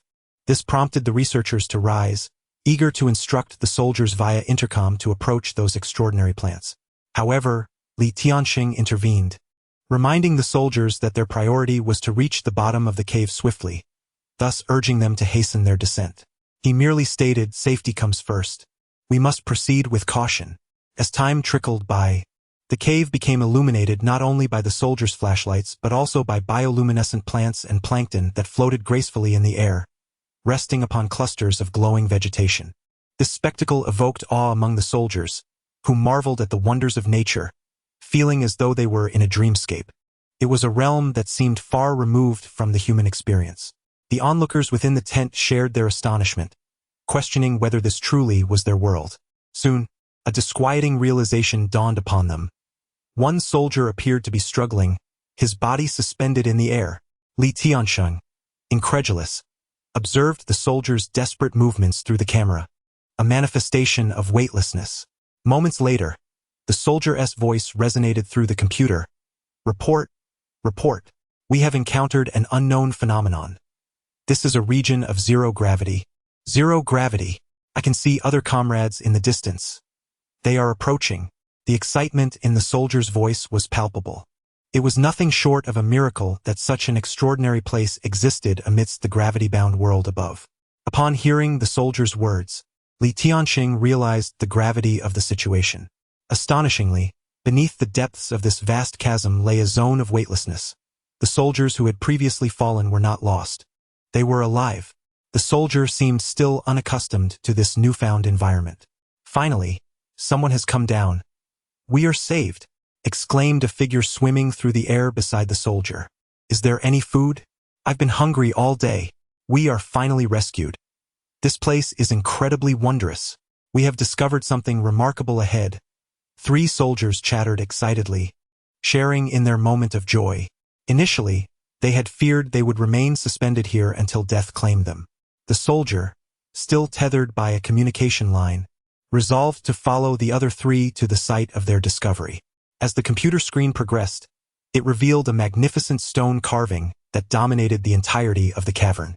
A mysterious creature surged forth from the inky darkness, as a colossal rift tore through the fabric of the world. On the other side stood a goddess-like figure, her hands radiating a verdant light that cascaded across the earth. As the scene shifted, the inhabitants of the land, humans and other beings alike, united to repel the monstrous invader, ultimately achieving victory amidst their jubilant cheers. Then came the third and final stone carving, depicting the divine entity dissipating into the ether, leaving behind a mirror-like object that emanated a gentle luminescence. This ethereal glow was embedded within the carving, pulsing with mysterious waves that captivated all who beheld it. What could this be? The onlookers marveled. Yet, Li Tiansheng seemed to have an epiphany, swiftly dispatching a team to retrieve the mirror from its resting place, for it was crucial to ushering in a new era. Li Tianxing was transported back to a fateful night 25 years prior. The sky was shrouded in darkness, illuminated only by flashes of lightning as he and Hualing Bai ventured into the depths of the mountains. Though they possessed the skills for survival, they encountered an event beyond comprehension. A fissure appeared in the heavens, from which a spherical mass of lightning emerged, heralding a spectacle akin to a divine battle. In this vision, titanic demons were pierced by celestial spears, while swords crackled with lightning, cleaving colossal serpents in twain. An unrelenting chill engulfed the continent, while roaring flames erupted from the earth. The tumultuous winds howled as the titans clashed in a grand contest, witnessed not only by the couple but also by a younger soul. Shortly after their return, Li Xiaobai was born, followed by Li Shaoling. Reflecting on that moment, he realized it took place in what is now the 3rd district. The mirror must be safeguarded within our nation. As Li Tianxing's words resonated, troops began to prepare for their mission. The world's tides were shifting dramatically. Meanwhile, Li Xiaobai, live-streaming, was struck by a sudden flash of insight, ephemeral images racing through his mind. What is happening? Feifei, help, please, give me milk. I'm going to die. In a frantic escape, he was jolted back to reality by a series of piercing cries. Wait, just a moment, I need to recharge. Come here. My Bennett's ultimate is ready. Li Xiaobai hastened toward F. Xiangling. They were engaged in a battle against the Ruochuo Dragon King, accompanied by a Zhongli, Feifei, and a fallen servant, F, leaving only Xiangling, who was barely clinging to life. The live chat erupted with laughter. Ahahaha. This Feifei and F are utterly useless. Sent a hot air balloon. 10. Sent a Douyin number 13. Seeing you all having so much fun, I want to join in too. Brother, let me play with you. I don't want gifts. I simply wish to enjoy the game with you. In the realm of gaming, the vibrant interactions between players unfold in a humorous tapestry.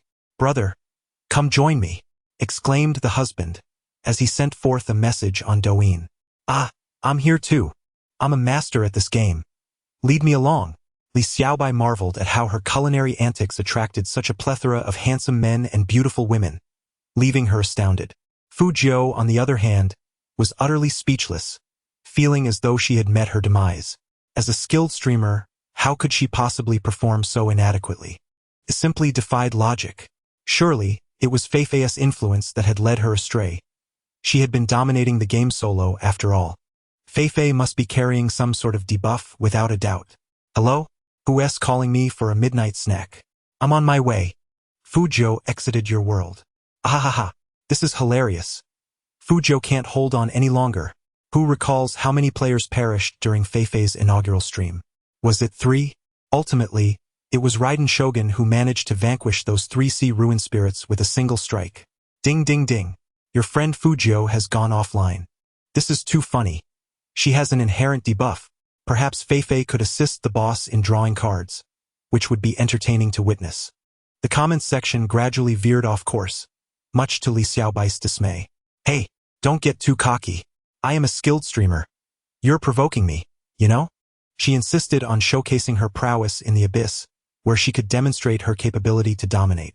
Li Xiaobai could hardly tolerate the provocation. In the end, she failed to sway the hearts of the viewers, as their attention had strayed from the outset. Daily task completed. Rare reward obtained. 1 unique eye. As the first task concluded, Li Xiaobai felt a strange chill and warmth spreading through her eyes. What on earth? To be continued. Chapter 33. The elemental laws and global transportation on a certain day, at a certain hour in the early morning. Atop a towering edifice in the magical metropolis, a man, seemingly youthful yet on the brink of middle age, gazed at the world with a serene smile. Listen. Enchanting melodies wafted down from the heavens, accompanied by the profound mysteries of the elements. How many years had it been? The Count eluded him. A streak of silver hair at his brow evoked a pang of sorrow within him. Yet all of this was worthwhile. As he spoke, a flicker of brown light danced in his hand. He could sense it, they were approaching swiftly the elemental laws. And he was that man. As the sun rose and the earth awakened, a new day dawned. Li Xiaobai, having indulged in a refreshing slumber after concluding his broadcast, felt a peculiar lightness enveloping his body. Opening the task interface, he noticed, Prologue, the windcatcher from a distant land, incomplete. Energy value, 1,1200 Ah? The energy cap has increased. Could it be that each traversal between worlds enhances one's energy? Yet, it had been nearly a week. He had yet to complete his first demonic task, longing to reunite with his beloved wives. Sakura?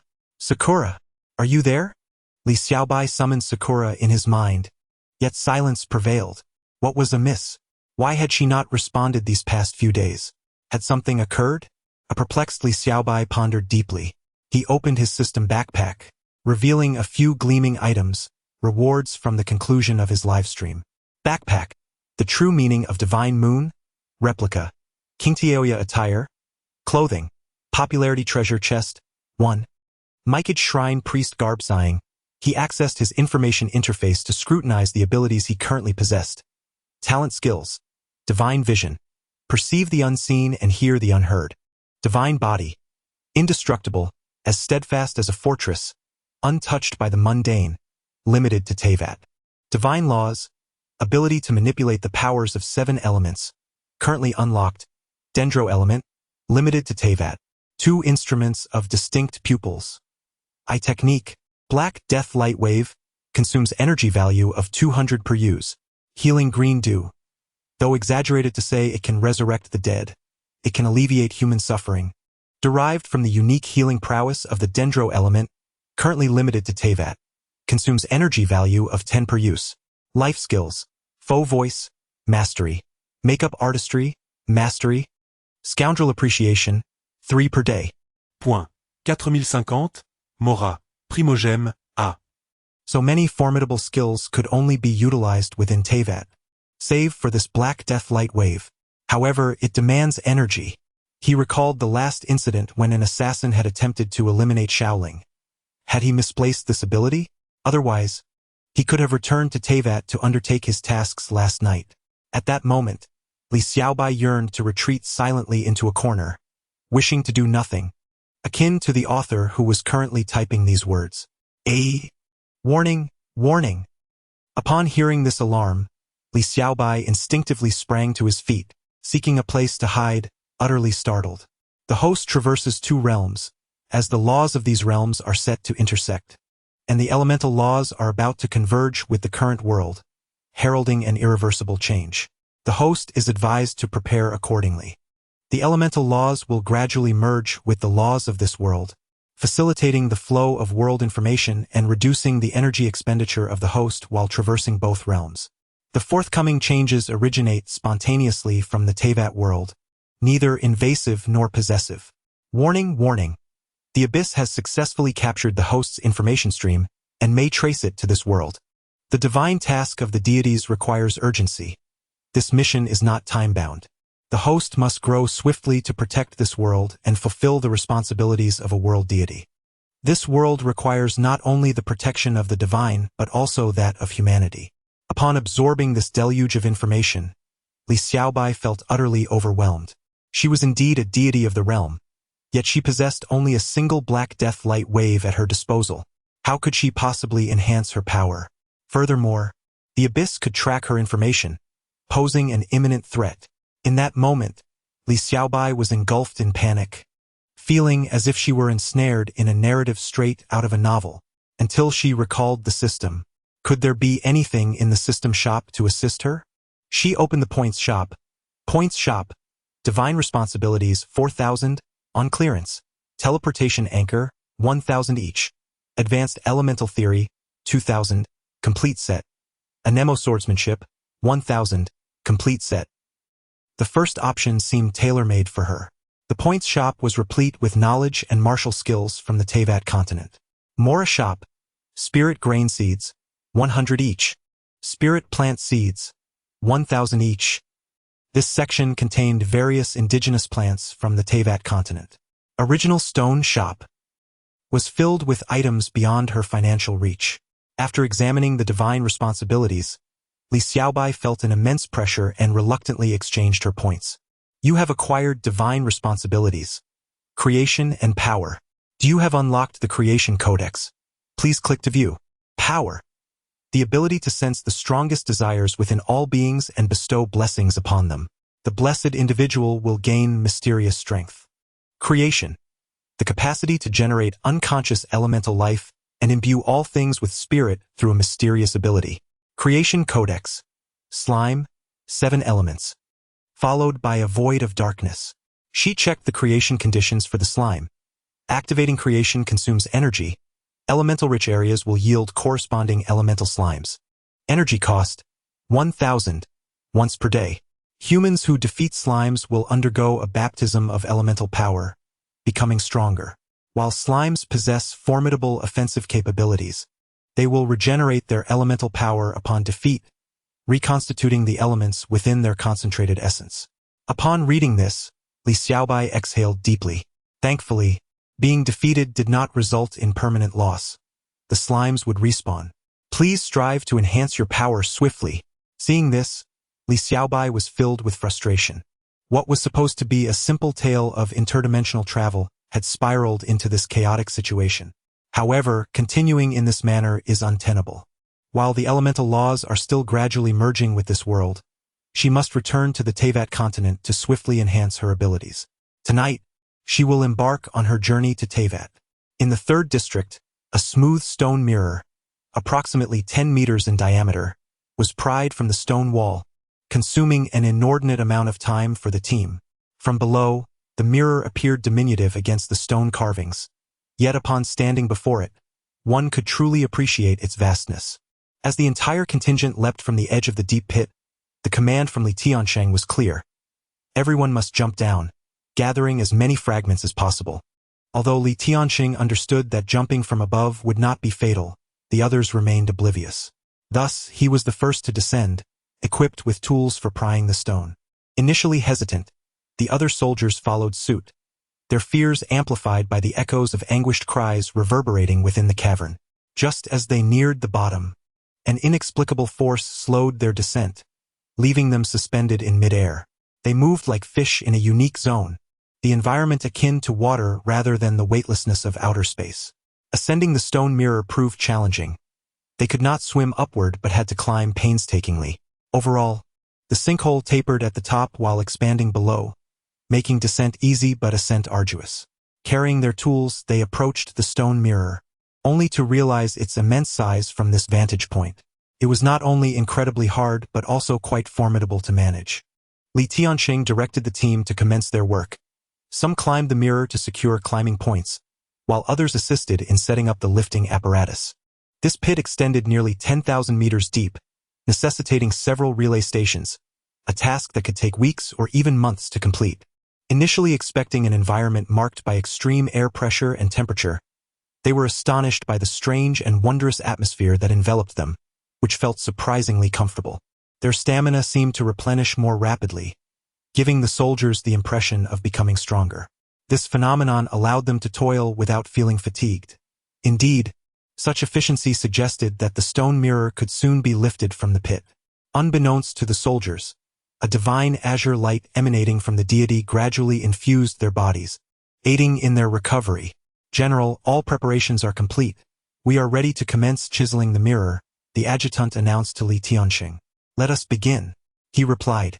With tools in hand, the soldiers meticulously chipped away at the surrounding rocks, layer by layer. After several hours of labor, they finally dislodged the mirror, which fell from a tremendous height, slowing as it neared the bottom. Indeed, this place was truly extraordinary. Observing the scene, the adjutant remarked, "Prepare to lift it now." Li Tianxing, with a grave expression, responded, "For some reason, I feel this object is of utmost significance." At this moment, Li Xiaobai sat gracefully beside a marble table, enjoying her meal, while her mother wore a dark expression across from her.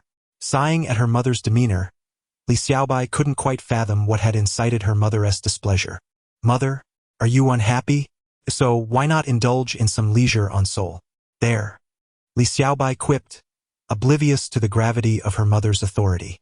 "Seoul, I implore you, you heartless wretch, while you frolic about, I have been languishing at home alone for almost 3 days, utterly unappreciated." Thus lamented Li's mother, feeling quite aggrieved. With men absent and her daughter away, she found herself alone, having previously encouraged her daughter to enjoy herself, only to feel vexed by the very absence she had sanctioned. Seeing her mother so pitifully dejected, Li Xiaobai felt an urge to laugh, yet restrained herself. "Oh, mother, shall we go shopping today? Just look at how splendid the weather is," she suggested. This resonated deeply with her mother's sentiments. "Then I shall wear matching outfits," Li's mother declared cheerfully, hastening to her room to retrieve 2 identical ensembles. "What do you think? Aren't they lovely? I purchased them yesterday. The sales clerk insisted they were perfect for sisters, and I believe they suit us splendidly," Li's mother exclaimed, admiring the garments on herself with great satisfaction. In her youth, she too had been a flower in full bloom. To be candid, while Li's mother did not possess the resplendence of Li Xiaobai or the ethereal coolness of Li Shaoling, her beauty exuded warmth, curiously contrasting her personality. Li Xiaobai sighed, resigned. "Very well, let us indulge her. I too wish to engage in some physical activity." Li's mother took Li Shaoling to change into the outfits, which comprised slightly pinkish-white JK uniforms and pleated skirts, paired with safety shorts. Once adorned, Li Xiaobai appeared stunning, her figure accentuated with a pronounced bust and a slender waist. Her long, straight legs gleamed in the sunlight, captivating all attention. "Oh dear, you truly have a remarkable figure. Let me measure," her mother exclaimed, playfully squeezing Li Xiaobai's delicate waist. "Ah ha ha ha. Mother, please don't pinch. It tickles," Li Xiaobai pleaded. Observing her mother, it was evident that she too looked splendid, embodying a rare youthful charm. The collision of her graceful figure and vivacity was truly breathtaking, explaining why her father had been so smitten. The two then proceeded to the garage, selecting a charming little car for their outing. "Drive carefully, mother. With age, I'm not as resilient to bumps," Li's mother said, her hands resting on Li Xiaobai's slender shoulders. "You're so thin. Make sure to eat more meat when you return. Understood? All right, I will eat. Just hold on tight. We're off to Riverside Park." Beep beep. In a pink little car, 2 stunning women sat, one radiating brightness, the other embodying gentle elegance. Their pink helmets kept their hair in place, preventing it from blowing wildly. "Ah, how delightful," Li's mother exclaimed joyfully, genuinely reveling in a happiness she hadn't experienced in quite some time. The mother and daughter duo invariably attract the attention of onlookers, for their beauty is simply unparalleled. It is not solely Li Xiaobai's allure that captivates. At this moment, Hua Lingbai also radiates charm. Upon arriving at the park and parking the car, they stroll hand in hand, embarking on a sunlit day filled with the warmth of maternal companionship. "Mother, let me give Xiao Ling a call," Li Xiaobai remarked as she retrieved her phone. Li's mother, too, harbored a longing for her youngest daughter. Previously, they had scarcely any opportunity to communicate, but recently, they had re-established contact. Beep, beep, beep. A second later, the call connected, revealing the unmistakable joy in Li Xiaoling's voice. Hello, sister. Have you missed me? I was just thinking of you when you called. It seems we share a telepathic bond. Cough, cough. HM? Who's there? I think I heard a voice. Li Xiaoling's tone suddenly turned icy. Li's mother took the phone, saying, "Who else could it be but your mother? Why should I not be here?" Upon recognizing her mother's voice, Li Xiaoling's demeanor softened. It is you, mother. I beg your pardon for my earlier surprise." Under the shade of a tree at Z University, Li Xiaoling sat gracefully on a bench, her face illuminated by an uncontainable smile, for before her were her mother and sister. "Mother, what are you and sister up to? Just look at the video call on my end." With that, she sent a video invitation. As soon as the image appeared, Li Xiaoling's breath quickened, and she instinctively began to record the screen.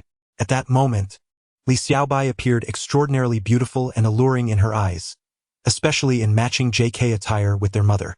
How I envy you. I wish I could be there too. How do your sister and I look together? Do we resemble sisters? Li's mother, with a playful spirit, inquired. Li Xiaoling could only muster a half-hearted, "Yes, yes. You look just like sisters, indeed." Li Xiaobai gazed at Li Xiaoling and solemnly advised, "Remember to study diligently. And take care of your safety." This statement carried a weighty significance, one she hoped her sister would comprehend. Indeed, Li Xiaoling paused for a moment, then nodded earnestly. "I will. Rest assured, sister." In her heart, she silently vowed, "I will protect my family, always." To be continued.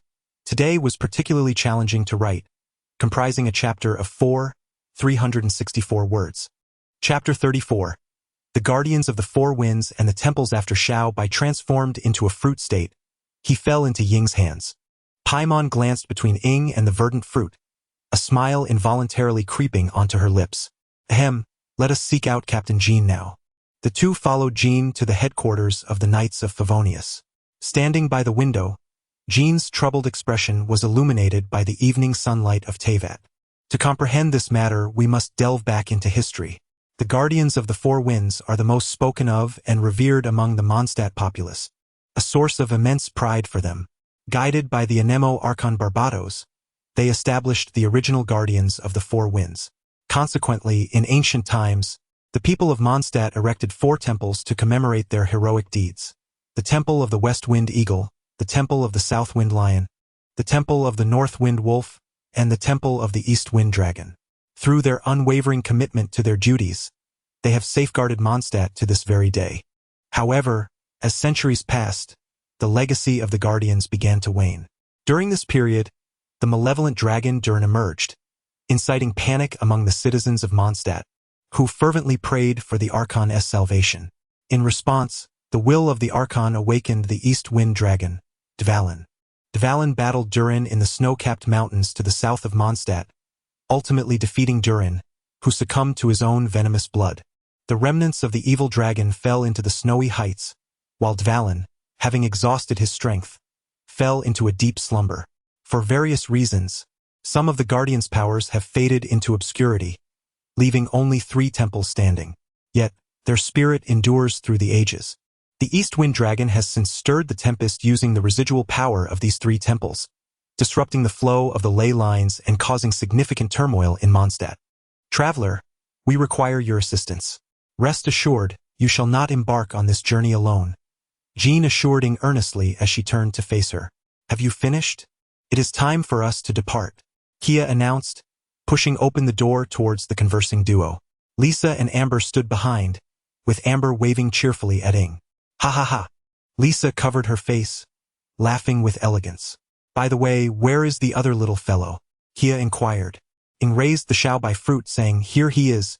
Kia stepped closer for a better look, stroking his chin. What is this? It smells delightful. Ying, concerned for Xiaobai's well-being, quickly retrieved him, noticing that Kia was oblivious to the drool nearly escaping his lips. All right, let us prepare to set off. Traveler, exercise caution on your journey. The path ahead is long. The 3 temples are situated in perilous areas near Mondstadt, and your travels may be prolonged. Also, be wary. Kia will elaborate on the plans as you proceed. Jean offered her farewells with a graceful bow. Paimon and Ying exited the Knight's headquarters and arrived at the Fountain Square, where a teleport anchor was located. Look, there's also an anchor point in Mondstadt. Let us activate it. This will make our future trips to Mondstadt much more convenient. Nodded slightly, approaching the anchor point and extending her hand to sense its essence. Within the anchor, she discerned two other similar forces, those of the Anemo Archon and the anchor point by the beach. A feeling of instant transportation washed over her. A convenience indeed. How is it? Did you succeed? Paimon inquired eagerly. Yes, it's operational and can be used at any time. Let us seek out Kia and the others, replied, retracting her hand. With one hand cradling the small white fruit, led the way, while Paimon floated beside her, exclaiming, let me hold the small white fruit. It would be quite inconvenient if you had to fight later. Paimon rubbed her hands together, brimming with anticipation. Chuckled at Paimon's eagerness. You wish to secretly catch a whiff of the small white fruit, don't you? Nonetheless, I shall entrust it to you for safekeeping. Do not lose it. Placed her hands on her hips, gazing at Paimon. Rest assured, Paimon will keep it safe, she declared confidently. This marked the beginning of their mutual trust. Upon arriving outside Mondstadt, they noticed Amber and the others had been waiting for quite some time. Traveler, do you know how to ride? Kia asked, leading three-horned lizard horses. Their powerful limbs were adorned with sharp scales. Their flowing manes danced in the wind, and their large, copper-colored eyes sparkled, their deep green scales covering their robust bodies. A truly majestic steed. What do you think? This privilege belongs only to the captain of the cavalry. You are indeed fortunate, Kia remarked. The horned lizard horses can travel 100 miles a day, galloping with grace and stability. Truly exceptional mounts. He caressed the mane of one horse, as if bestowing affection upon it. Amber, unable to contain her excitement, urged, let us hurry. The Four Winds Temple is quite far from Mondstadt. It's no wonder it has fallen into disrepair. Perhaps we might encounter some wandering adventurers who can lend us a hand. Amber maintained her optimistic outlook. With that, she swiftly mounted her horned lizard horse, preparing to set off. My dear, let's not trouble the adventurers with this. It is the knight's responsibility. If we were to enlist their help, who knows what strange tales might circulate upon our return to Mondstadt. Lisa remarked, well acquainted with the exaggerated tales spun by adventurers. By the way, it seems there are still a few adventurers who have yet to return the library books. Something like the Night Tales of Princess Fiscal? How could adventurers be fond of such stories? She mused, deciding to address it upon their return. Kia, having mounted his horned lizard horse, glanced at Lisa, thinking it best to leave her in the care of the traveler. Amber rides so swiftly. Does she fear Lisa will give her a lesson during the journey? He teased. Traveler, are you skilled in riding? Would you care to join me? Kia jested. Oh dear, Kia, you truly are something else, knowing full well I cannot ride. Oh dear, would you accompany me, my dear? Lisa said, standing behind and resting her forehead on her palm. Observing Lisa's voluptuous figure, her smooth long legs encased in black stockings, and her alluring mature charm, nodded in agreement. Leave it to me, she said, giving a thumbs up. Approaching the horned lizard horse, she expressed, what is there that a traveler cannot handle? Reaching out to Lisa, she smiled gently. Thank you, darling. If you ever have any questions in the future, do come to the library to find me, Lisa said, lightly resting her hand on Ying's slender shoulder. Oh, poor child, you're so thin. You must be exhausted from your adventures in the wilderness, Lisa thought to herself. Paimon, clutching a small white fruit, soared into Ying's embrace. Although flying was possible, it was quite tiring. It would be far more comfortable to find a suitable spot to sit down. Let us set forth. We must catch up with Kia and Amber, Paimon declared. Amber, having not ridden a horned lizard horse in quite some time, was overjoyed by the exhilarating speed, exclaiming with delight, Giddy up, keep up with us back there. Thus, the three horned lizard horses departed Mondstadt, heading toward the desolate wilderness, with their first destination being the Dadao Papa Valley, teeming with hilichurl tribes. Crossing through Dadao Papa Valley would lead them to the Eagle S Gate, the site of the former temple dedicated to the Anemo Archon. Dadao Papa Valley, a perilous area that adventurers dread to recall, filled with countless hilichurls and their brutish counterparts. The ubiquitous hilichurl camps instill a sense of trepidation, as one never knows how many hilichurls might emerge if one inadvertently disturbs a camp. This anxiety stems from the experiences of seasoned adventurers imparting caution to newcomers. Moreover, lurking monsters ready to pounce from the shadows create further chaos. Those who have traversed Dadao Papa Valley once certainly do not wish to return, except for the most skilled adventurers and knights. Should one find themselves lost within, it is advised to seek out the insignia left by the Knights of Favonius to locate their encampments, as some members are stationed at these points. This journey will undoubtedly require a considerable amount of time. Relying solely on human endurance may prove insufficient. Hence bringing a horned lizard horse is permitted by Jean. After all, such strategic mounts are usually treated with utmost care. Amber, leading the way, ran with exuberance, confident that with Kia and Lisa by her side, they would be safe despite the potential dangers of the task at hand. Exiting Mondstadt, they turned onto the vast road, dust swirling all around as the horned lizard horses galloped with great strength. The scenery blurred past them in a swift retreat. After an indeterminate time of travel, Amber slowed her pace to reach Ying's side. "Do you see that? The large tree," Amber exclaimed, pointing towards a magnificent tree in the center of a distant basin. Even from such a distance, its lush foliage was unmistakably vibrant. "What a grand tree! It's visible from here," Paimon remarked, soaring beside Ying to gaze into the distance. "Indeed, that is the most legendary place in Mondstadt. They say it hides a pathway to the sky." Amber spoke mysteriously. Lisa couldn't help but chuckle. "A pathway to the sky? Amber, your every thought is so amusing. It's clear you haven't been reading enough." Lisa leaned over Ying's shoulder to address Amber, who, upon hearing Lisa's words, felt her cheeks flush. "That tree." The book recounts that the sapling was personally planted by Vanessa, the first leader of the Knights of Favonius, and blessed by the Anemo Archon, allowing it to flourish into its current form. Lisa remarked to Amber, who felt somewhat embarrassed, realizing she truly needed to read more books upon returning. "Of course, if you wish to learn more about Vanessa's tale, you can find me at the library later. We can enjoy afternoon tea while watching the sunset and listening to stories," Lisa whispered gently to Ying. Curiosity sparked in Ying. "A path to the sky? Is there truly a place that leads to the heavens?" She gazed upward, where the clouds floated serenely, yet she alone knew of the invincible foes lurking above. "Is that so? I shall seek you out then," Ying replied. After a grueling day of travel, with several rests along the way, Ying and Paimon discovered a few anchor points to illuminate, though their journey to the Eagle's Gate grew increasingly treacherous.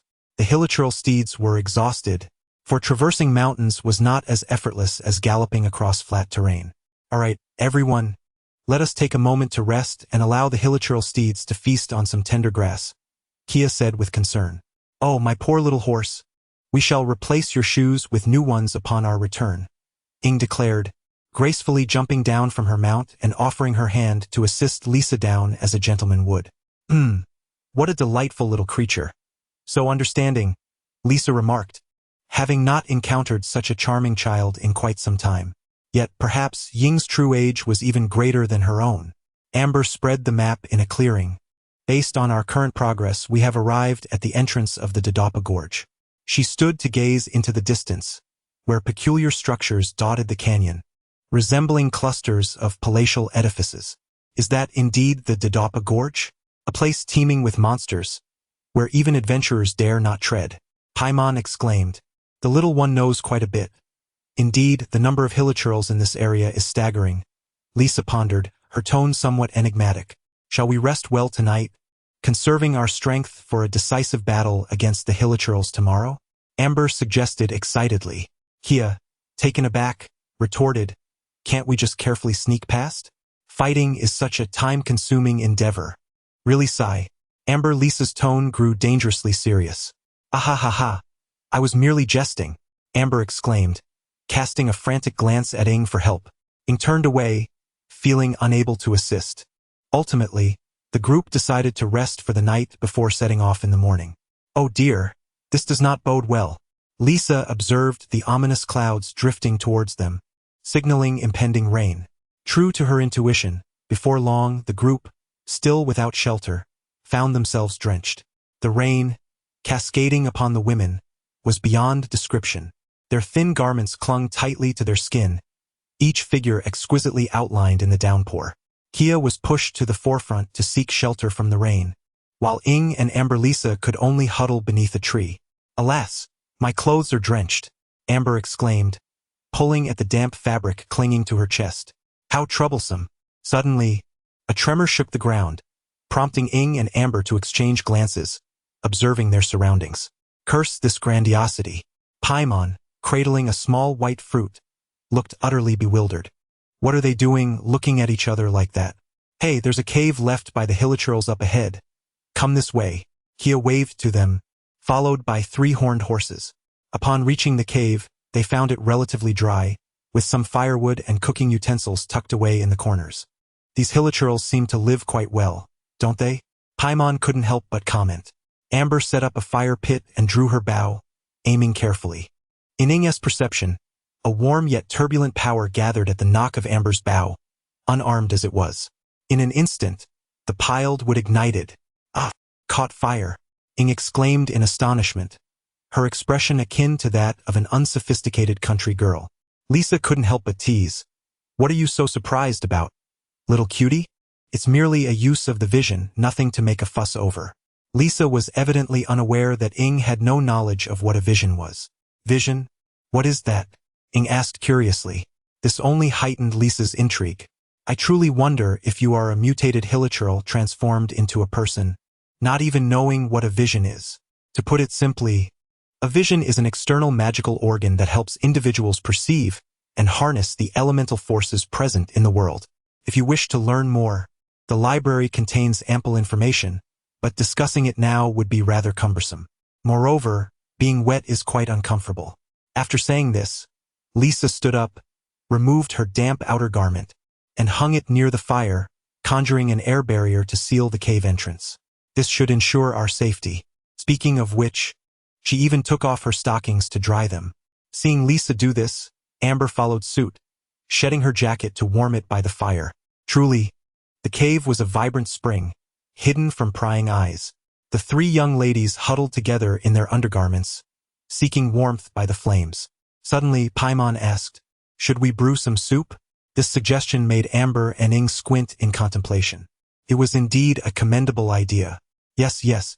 Observing their enthusiastic agreement, Lisa regarded them with curiosity.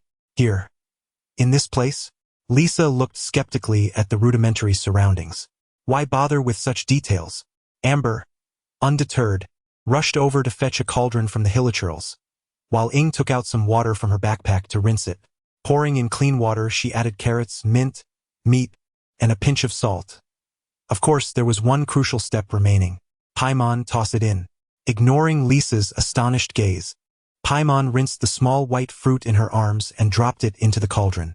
After a brief moment, a delicate fragrance wafted from the pot, enchanting the air.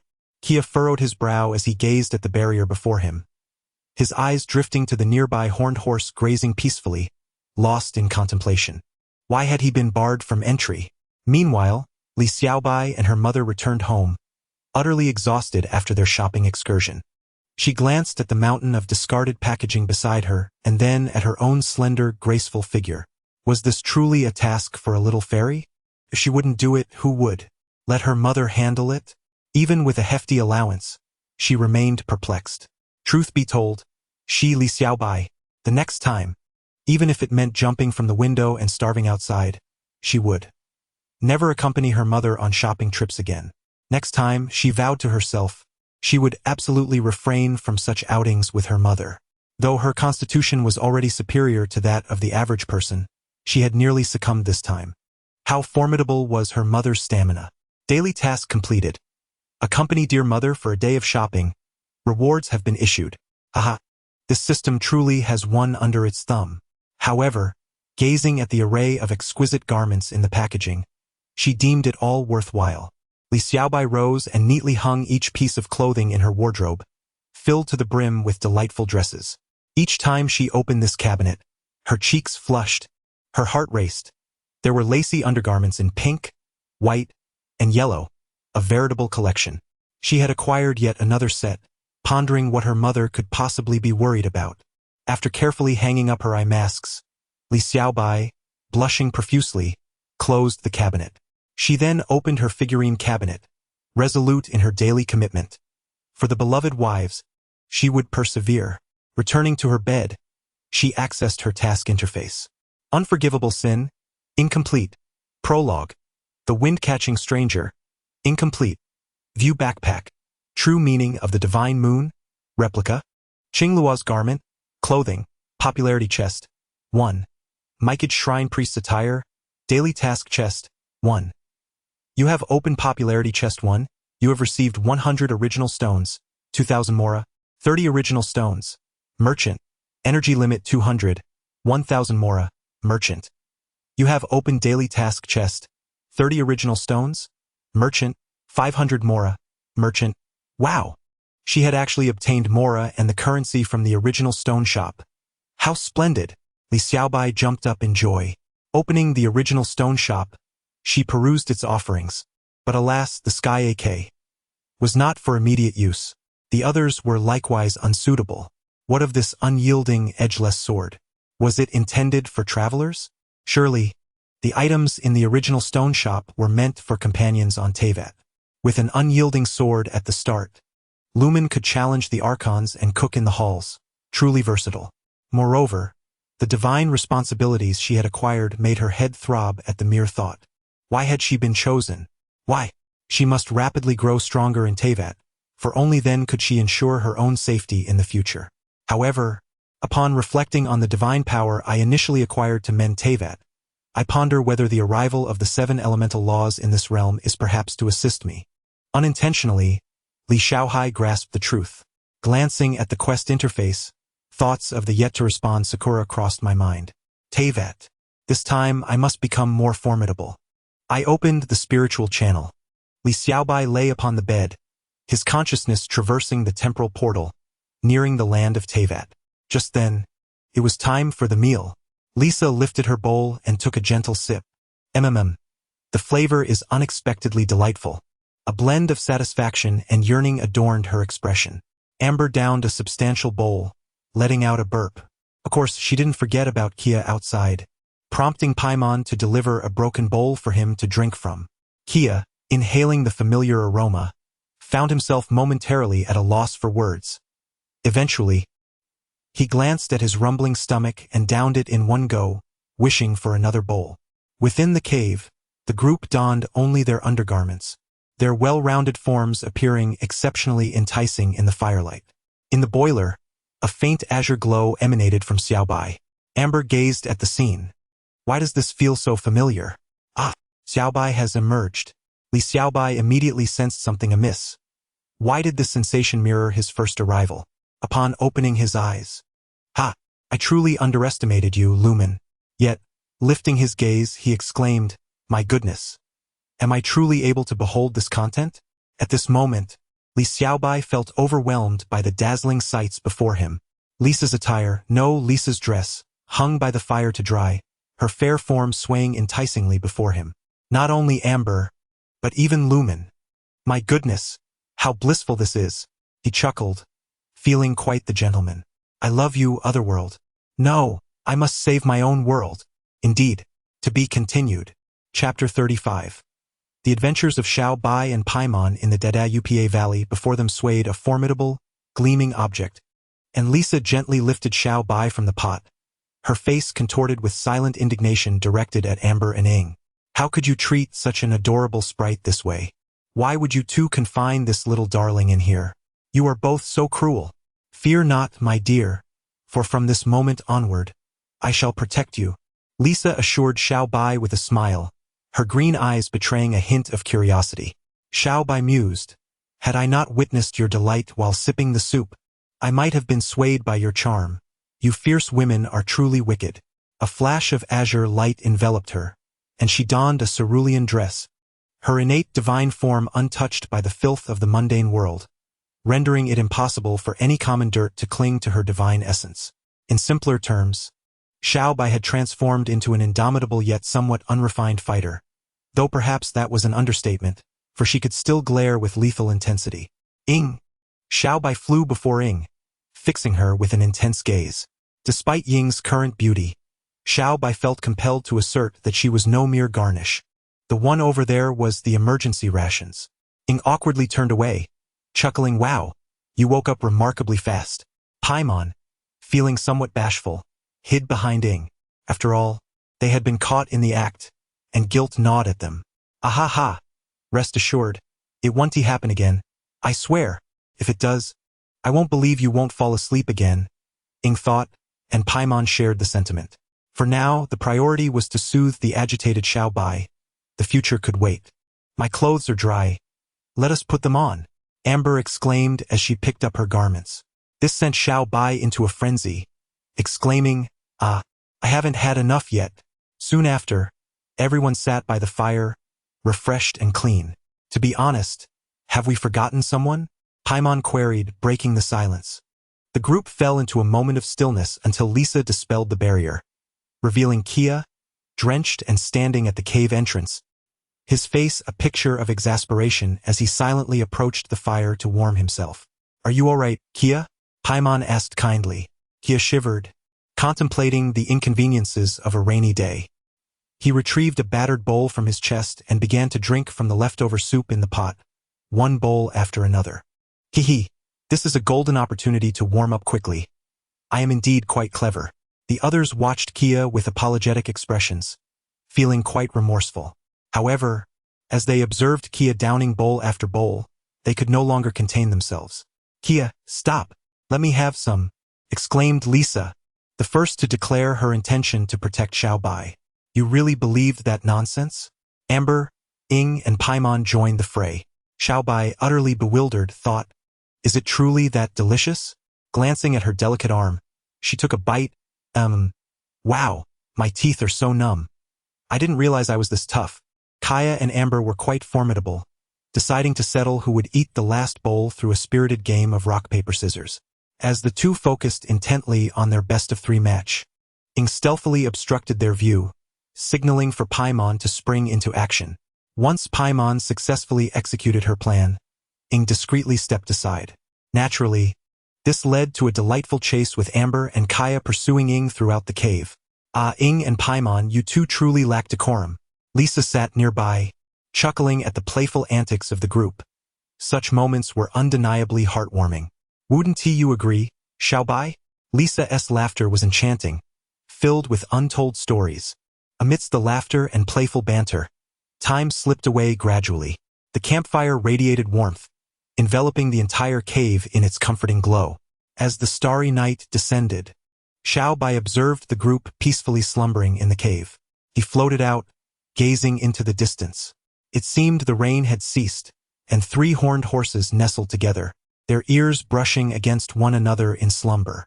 "Oh, by the way, Teyvat truly has horses."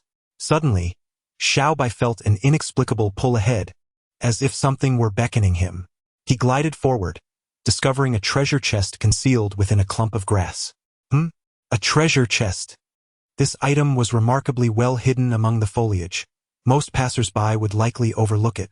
Approaching it, he found it unlocked. Xiao Bai opened the chest, and a radiant glow flashed before him. "Congratulations, you have discovered a common treasure chest of the Hilichurls. You have obtained 2 primo gems, 1,000 mora, 1 silver sword, 2 common or for refinement, and 1 adventurer's flower." Treasure chest. A container where humans and Hilichurls conceal their treasures in the wilds of Teyvat. There are 4 qualities of chests: common, exquisite, precious, and luxurious, each containing varying treasures. The better the quality, the richer the treasure within. Please, host, do discover more treasures. In that moment, Xiao Bai suddenly realized he possessed a talent known as treasure radar. Ahaha! From this day forth, I, Xiao Bai, shall no longer be destitute. He could already envision himself as a wealthy figure, amassing millions of mora. Ying, come here and give my legs a massage. Paimon, go clean up and wait for me to indulge. And here, take a handful of mora as a tip. Ahahaha! Just imagining it brings me joy. In truth, Xiao Bai was overthinking. How much mora could possibly be in the chest? Activating his treasure radar, a blue exclamation mark incessantly pointed towards the horizon. where an enticing aroma wafted through the air. Xiao Bai inhaled deeply, savoring the scent of treasure. With his newfound invincibility, why would he fear the hilichurls? He was ready to crush them with ease. Just as Xiao Bai reveled in his own amusement, a mysterious hand suddenly enveloped him. Eek! Ah! A ghost! Xiao Bai jumped in surprise, his mouth covered. Shoo! Keep it down. Don't wake them. Paimon whispered in his ear. Ah, so it was Paimon. You nearly frightened the life out of me. Xiao Bai retorted, somewhat annoyed. Ah, I too find it hard to sleep. I was worried about you going out and getting into trouble, which is why I followed you. What are you doing here? Paimon inquired of Li Xiaobai. I came out to enjoy the scenery, haha. Li Xiaobai responded, keen to keep her treasure hidden from Paimon. Paimon moved closer, observing the evasive glint in Li Xiaobai's eyes. A bead of sweat trickled down Li Xiaobai's face, betraying her anxiety. Paimon floated behind her, leaning in closer. Slurp. This is the scent of deception, Paimon remarked, fixing her gaze on Li Xiaobai. At that moment, Li Xiaobai felt a chill run down her spine. Oh no! She had been discovered. Ultimately succumbing to Paimon's relentless tickling assault, Li Xiaobai exclaimed, even though I have become impervious, why does it still tickle so much? Li Xiaobai confessed everything to Paimon, who couldn't help but smile. From this day forth, we shall be sisters bound by fate, sharing both fortune and misfortune, she declared. How about sharing the troubles too? Li Xiaobai retorted, rolling her eyes. Then let us embark on a quest for treasure, Paimon proclaimed with excitement. Under the cover of night, the two little creatures stealthily entered the Dadao Papa Valley. This night was destined to be extraordinary. Following their escapade, a mysterious legend of a treasure thief would circulate among the Chu-Chu tribes in the valley, telling tales of two enigmatic flying beings, one large and one small, who specialized in stealing treasure chests. Is this reliable? Paimon asked, hiding in a tree while Li Xiaobai perched atop her head, adjusting her crown. Rest assured, it's absolutely foolproof. I can already sense the aroma of the treasure chests, one precious and two ordinary. We are bound to strike it rich. With Li Xiaobai's words, Paimon's worries dissipated. She had become thoroughly convinced. As they ventured deeper into the canyon, Li Xiaobai discovered treasure chests hidden among rocks, in patches of grass, and even in the dirt and trees. Now, the two were reaping great rewards, stowing all their finds into their spatial backpacks, Li Xiaobai's being a system space, while Paimon's was an interdimensional space unbeknownst to Li Xiaobai. The two remained motionless in their tree hideout, waiting for the patrolling Chu-Chu brutes to pass. But this was of little concern, as they were already accumulating mora. Are you ready? The Chu-Chu brutes have left. Do you see the central tent? Li Xiaobai pointed to the sleeping quarters of a towering Chu-Chu king. Yes, the treasure chest is right there. Isn't it? Paimon's eyes sparkled with excitement. With mora, she could buy countless delicious treats. The last time Kia treated her, the cost had startled her. She was genuinely worried about running out of food and needed her own little treasure trove. Once we spot it, we prepare to move. We must approach stealthily and avoid being detected by the Chuchus. Li Xiaobai reiterata. The two flying beings readied themselves for action. Shouldn't we have a name? That would be quite cool, Paimon suggested. Li Xiaobai pondered, oh right, let us call ourselves the Justice Knights. Ugh, how unappealing. How about the Azure and White duo? It sounds both imposing and clear. You are Azure, and I am White. Perfect. Let us go, let us go. The Hilichurl marauders will be back soon. Remember, gather the treasures with utmost speed and make a swift exit, Xiaobai urged once more. Rest assured, we shall not be caught, Paimon declared confidently, patting her chest.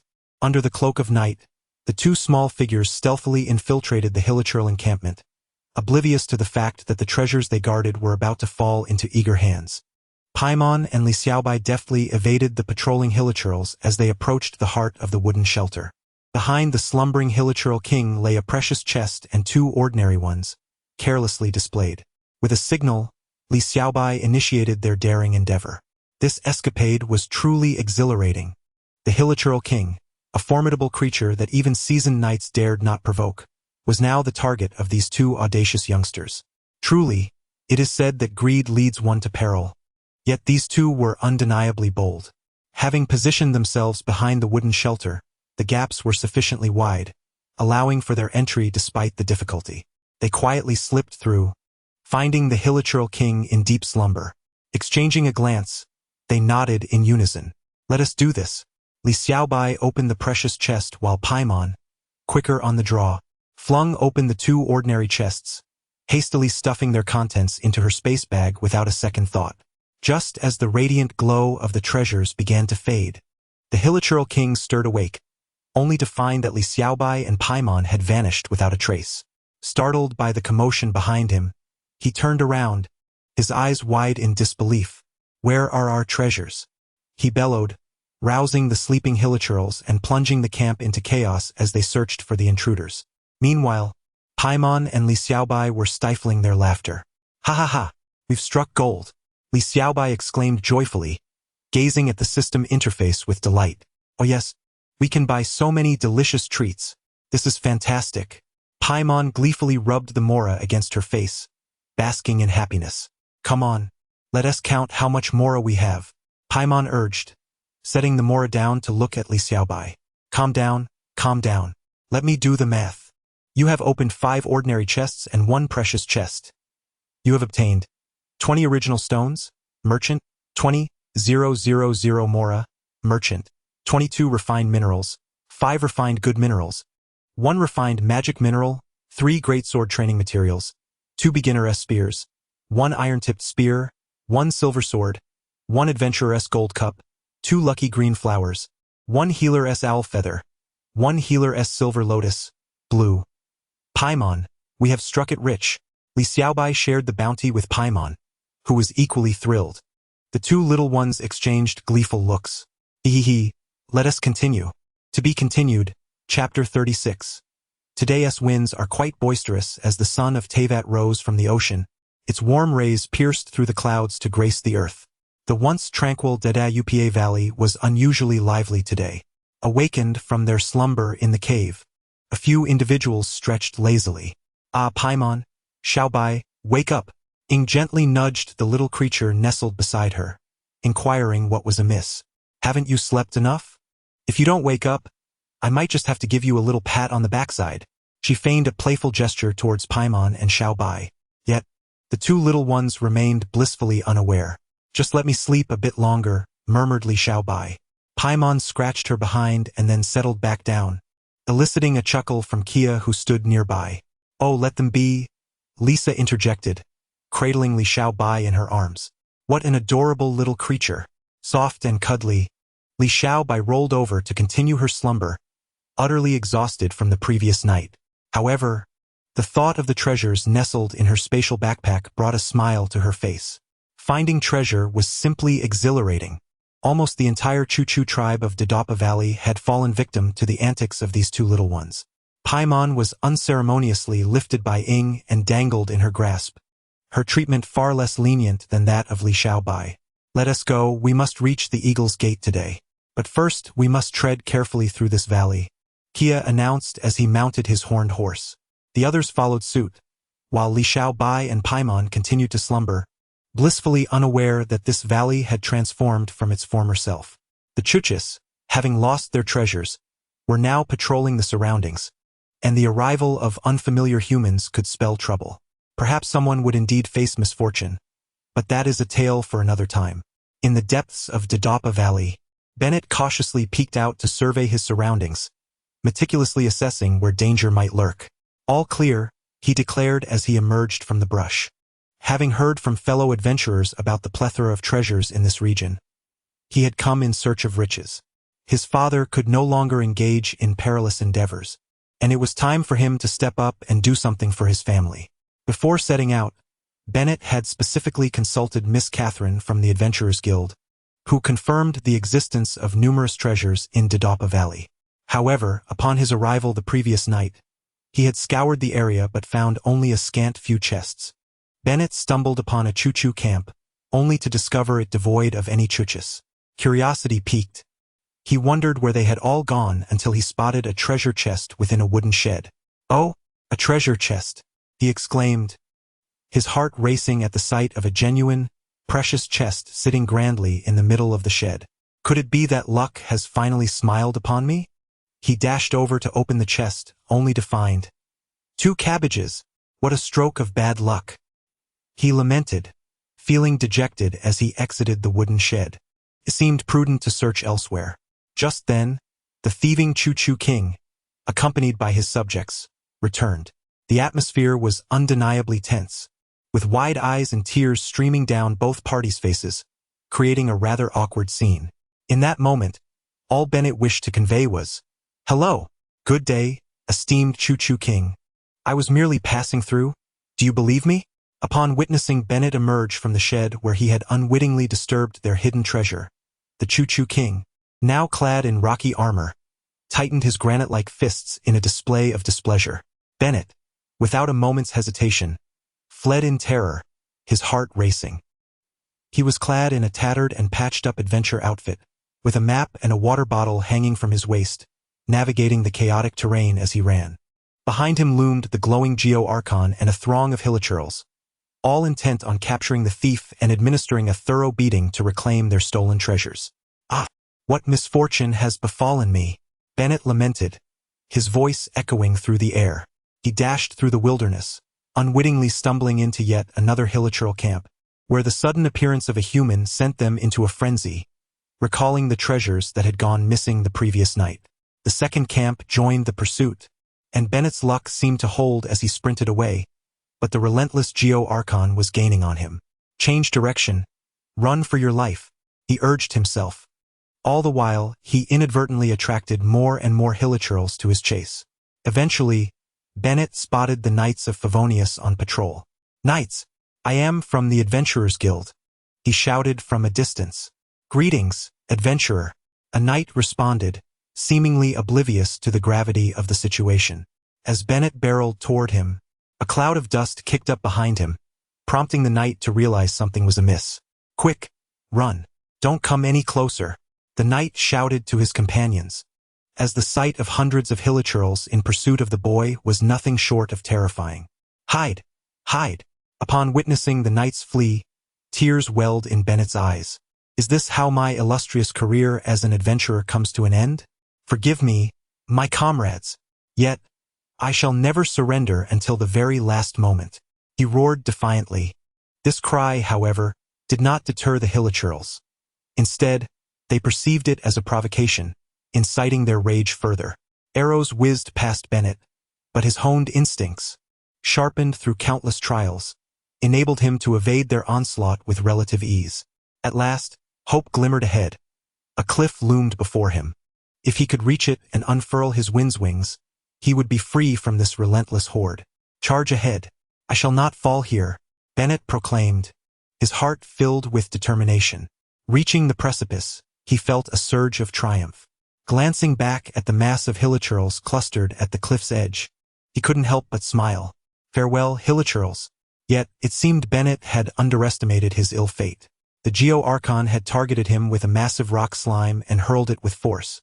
"I cannot evade it in time," Bennett realized, hastily retracting his wind's wings as he plummeted downwards. "Ah, I shall return." And then, he vanished into the unknown depths below. As for Li Xiaobai and her companions, they were currently puzzled.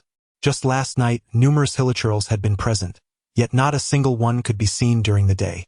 Kaya remarked from atop his horned steed, "It seems these hilichurls are aware that their master Kaya has arrived and have deliberately concealed themselves." Truly impressive. A particularly self-admiring expression adorned his face. Amber could not help but retort, "Perhaps they recognized the formidable and charming reconnaissance knight, Amber, and graciously made way for me. After all, I am the bane of hilichurls." "Is that your method? To incapacitate them with stones?" Kaya unceremoniously exposed her. "Oh dear, is it not fortunate that we face no hilichurls? This allows us to reach the Eagle's Gate even more swiftly. Does it not?" Lisa said, cradling Xiaobai. At that moment, Xiaobai had already awakened but felt so comfortable in Lisa's embrace that she wished to linger a bit longer. She too was curious. This must be the same place from last night, yet not a single hilichurl was in sight. Thus, the group passed through the area once teeming with hilichurls unscathed and without hindrance. Only a certain adventurer suffered misfortune, having found no treasure and being relentlessly pursued by hilichurls. But let us not dwell on such tears. The group continued on their journey, facing occasional troublesome beasts that would be effortlessly knocked aside by the robust horned steed. After traveling for a considerable time, they finally arrived at the Eagle's Gate. Kaya had already briefed everyone on the plan during their journey. Their mission was to destroy the Wind Dragon core left by the Wind Dragon Valen within the temple, a total of 3 cores. However, as the temple had not been worshipped in ages, it might have been overtaken by monsters, so vigilance was essential. Once Kaya concluded, he glanced at Lisa, who nodded in agreement. It was time to unlock the Eagle's Gate. Upon reaching the gate, the group gasped in awe. It's astonishingly tall, Paimon exclaimed, marveling at its grandeur. Paimon even reached out to touch the door, feeling the essence that flowed within. Ether, give it a try, Paimon encouraged Ether. Ether extended a hand to touch the mysterious gateway, sensing the vibrant energy of the ley lines within, which surprisingly bore similarities to that of the teleportation anchor points. No wonder the ancients had constructed temples so far from civilization. They could teleport here to worship at any time. Yet now, very few utilized the teleportation anchors, which explained the abandonment of the temple rituals. Kaya and Lisa quietly observed as Ether explored the door. What was the traveler up to? Li Xiaobai fluttered to Ether's side, feeling a unique power calling to her from the depths of the mysterious realm, a familiar force akin to something that once belonged to her. Curiosity ignited within her. She longed to enter. Thus, under the astonished gazes of Lisa and Kaya, Ether opened the great door of the Eagle's Gate. Is it truly this simple? Lisa mused, her carefully prepared spells rendered moot. She had anticipated that unsealing the long sealed door would consume significant time, yet it was accomplished so swiftly. Traveler, what exactly are you? It was utterly intriguing. Gazing into the entrance that resembled a time-space tunnel, Ether contemplated what lay beyond the Eagle's Gate. Lisa replied, within the Gate of Secrets lies a unique little world. Do not be deceived by its modest appearance. Within, it is a realm of wonders. It was only with the assistance of certain deities that the ancients managed to construct such an extraordinary sanctuary. There is much more to say, but we shall understand it all once we enter. Open your eyes wide and do not miss a thing. With that, Lisa led the way into the swirling vortex, followed closely by Amber and Kaya. Paimon glanced at Little White and Ing. Let us enter as well. All right. A wave of dizziness, distinct to the act of teleportation, washed over them, and as their surroundings brightened, Ing found herself momentarily taken aback. Upon opening her eyes, the sight before her filled both her and Little White, as well as Paimon, with awe. Wow, what a colossal tree! It is truly magnificent. Welcome to the Eagle's Gate, Lisa smiled at the 3 newcomers. This was once a lost fortress, and now the abandoned Eagle's Gate serves as a temple dedicated to the Anemo Archon. At that moment, Little White gazed in awe at the towering tree, feeling a profound inner shock. The entire temple appears to be built upon this tree. Doesn't it? It is indeed astonishingly tall. To be continued. Chapter 37. Shattering the core of the Wind Dragon and reclaiming the power of the realm god, here lies the Temple of the West Wind Eagle, a once formidable bastion against the monstrous tides of darkness. Though it once teetered on the brink of downfall under relentless assaults, the indomitable spirit and unwavering resolve of the people allowed it to endure. In later times, to honor the heroes who fought valiantly, this dilapidated fortress was enshrined within a secret realm, transforming it into a sanctuary dedicated to the West Wind Eagle. Whether it be the proud eagle or the noble soul, both yearn for the serene heights of the cold, clear skies. Those who, in the past, soared above the mundane like eagles often found their tranquil void within the gates of the Eagle. Regrettably, centuries later, this once-cherished stronghold was forsaken, devolving into a nest of chaos where monsters roamed. A truly tragic irony. At long last, on this day, the long-deserted gates of the Eagle welcomed its first visitors. Such is the history of the gates of the Eagle. Do you comprehend, my dear ones? Lisa gently narrated the ancient tale to Ether and Paimon. Ah, I see now. No wonder this place is so magnificent. It hardly resembles a temple, Paimon exclaimed. It's just such a pity. Indeed, it is unfortunate. The distance from Mondstadt is simply too great, and the monsters along the journey are beyond the capabilities of ordinary folk. Lisa replied with a shake of her head. Meanwhile, Li Xiaobai floated silently in place, sensing a unique power that belonged solely to her hidden deep within the temple. Once fragmented power of the realm god. After stabilizing the continent of Teyvat, the power of the realm god dispersed across the world, a significant portion drawn into the secret realm by its distinctive energies, which is why the realm has endured through the ages. As time progressed, the clashes between Teyvat and the forces of the abyss intensified, leading to the emergence of realm god power from various corners of the world.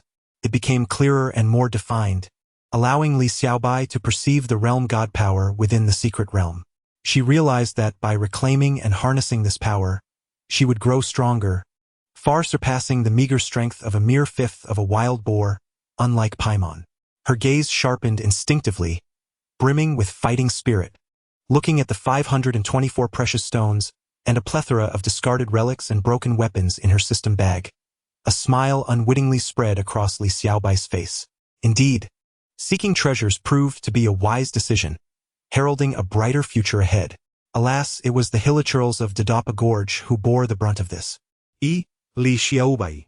Am truly a talent, though I shall not hesitate next time. Are you prepared? It is time for us to embark, Kaya exclaimed, his excitement palpable. The time for battle had arrived. A beautifully crafted silver sword appeared in his hand, the standard longsword of the West Wind Knights, known as the West Wind Sword. In Lisa's hand materialized a tome encrusted with jewels, a rare secret tome passed down among the magical scholars of the West Wind Knights, known for its scarcity and confidentiality. Amber conjured a stunning recurve bow, its limbs resembling wings with the bowstring elegantly connecting the two, also a standard weapon of the West Wind Knights. As everyone appeared well prepared, Kia turned to Lumen and said, "Traveler, if you are ready, let us embark." Observing the others draw their weapons, Lumen also unsheathed her blade, the absence of a sharp edge prompting Li Xiaobai to ponder whether this sword could truly withstand the assaults of monstrous foes. As the four companions and their two small companions ventured deeper into the secret realm, the towering tree, coiled like a dragon, seemed to graciously welcome their presence. Leading the way was Amber, the last and only scout knight of Mondstadt, endowed with an extraordinary instinct for crisis detection. Before long, Amber appeared to have sensed something amiss and urged the group to take cover and observe closely. Indeed, a swarm of hilichurls gathered ahead, and within their encampment lay a treasure chest. Behind that, a fractured wall concealed a passageway. To delve deeper, they would have to scale this broken barrier, which implied a necessity to confront the hilichurls and other creatures without alarming them. Thus, the only recourse was to vanquish these foes. To progress further, we must defeat the hilichurls and the monsters. Traveler, Kia, Lisa, prepare for battle. And you two little ones make sure to stay hidden, understood? Amber concluded, seeking a concealed spot suitable for archery, an essential skill for any archer. Kia stretched his limbs, exhilarated at the prospect of an exhilarating battle. Are you ready for a thrilling fight, traveler? Shall we join forces? He inquired, a mischievous smile gracing his lips as he regarded Lumen. Unbeknownst to her, Lumen wondered about Kia's peculiar demeanor. Was he deliberately provoking her? Bring it on, she declared. With that, Lumen and Kia leapt into the fray, immediately drawing the attention of the wandering hilichurls and monsters. Kishakan ispasku. The unintelligible hilichurl language rang out, as Lumen and Kia brandished their swords, targeting a hilichurl brute wielding a massive axe. You take the one on the left. I'll handle the one on the right. Let us see who can finish faster. Kia grinned at Lumen. Lumin's gaze sharpened as she noticed the hilichurl on the left brandishing a wooden shield. No wonder Kia had formulated such a plan. Yet, Lumen would not concede. She was the most determined woman in Teyvat. No problem, she replied, charging towards the wooden-shielded hilichurl brute. Kia, not to be outdone, raced towards the fire axe-wielding hilichurl, and the battle was set to ignite.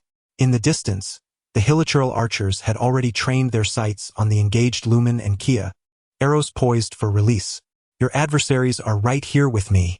Be careful not to provoke the wrong person, came a voice as lightning-infused arrows were deftly unleashed, striking true at the heads of the hilichurls. The other hilichurls searched in vain, yet they found no solace as arrows continued to reap their lives. Meanwhile, The hilichurl shamans conjured whirlwinds and waves to disrupt Kia and Lumen, all of which did not escape Lisa's keen observation. It seems you have underestimated my presence. How rude. Allow me to introduce you to the sensation of electricity. A delightful tingling indeed, she remarked, gathering the energy of lightning in her hands. A formidable surge of lightning emanated from his hands, instilling fear in the hearts of the Chuchu shaman and the remaining Chuchus, compelling them to contemplate flight. Alas, it was too late. With a thunderous roar, the Chuchus and the shaman were reduced to ashes. At last, the task was complete. Only the sturdy Chuchu brute remained to withstand the onslaught of lightning. What enabled it to endure Lisa's electrical assault? Allow Lisa to elucidate. My dear, do not dally with it. Observe how Kia proceeds. Kia lured the Chuchu brute into the water, where the peculiar power of the fiery Chuchu brute dissipated into steam. My dear, this is the essence of elemental power. The Chuchu brute, due to the domain's influence, was infused with fire element enhancement. The reaction between water and fire neutralizes them. One must skillfully harness the intricacies of the elements to swiftly and easily vanquish the foe. Lisa articulated all this while elegantly perched upon a large stone, observing the battle below.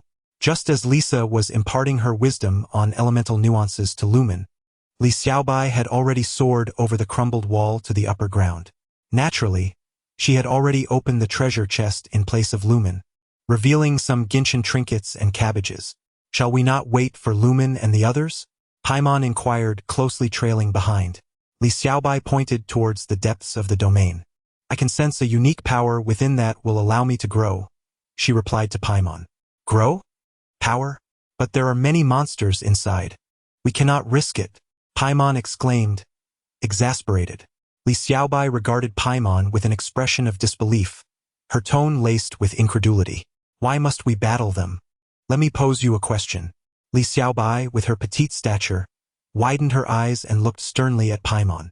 Startled by the unexpected interrogation, Paimon braced herself. Why, you may ask. All right, do Chuchus fly? They shouldn't, right?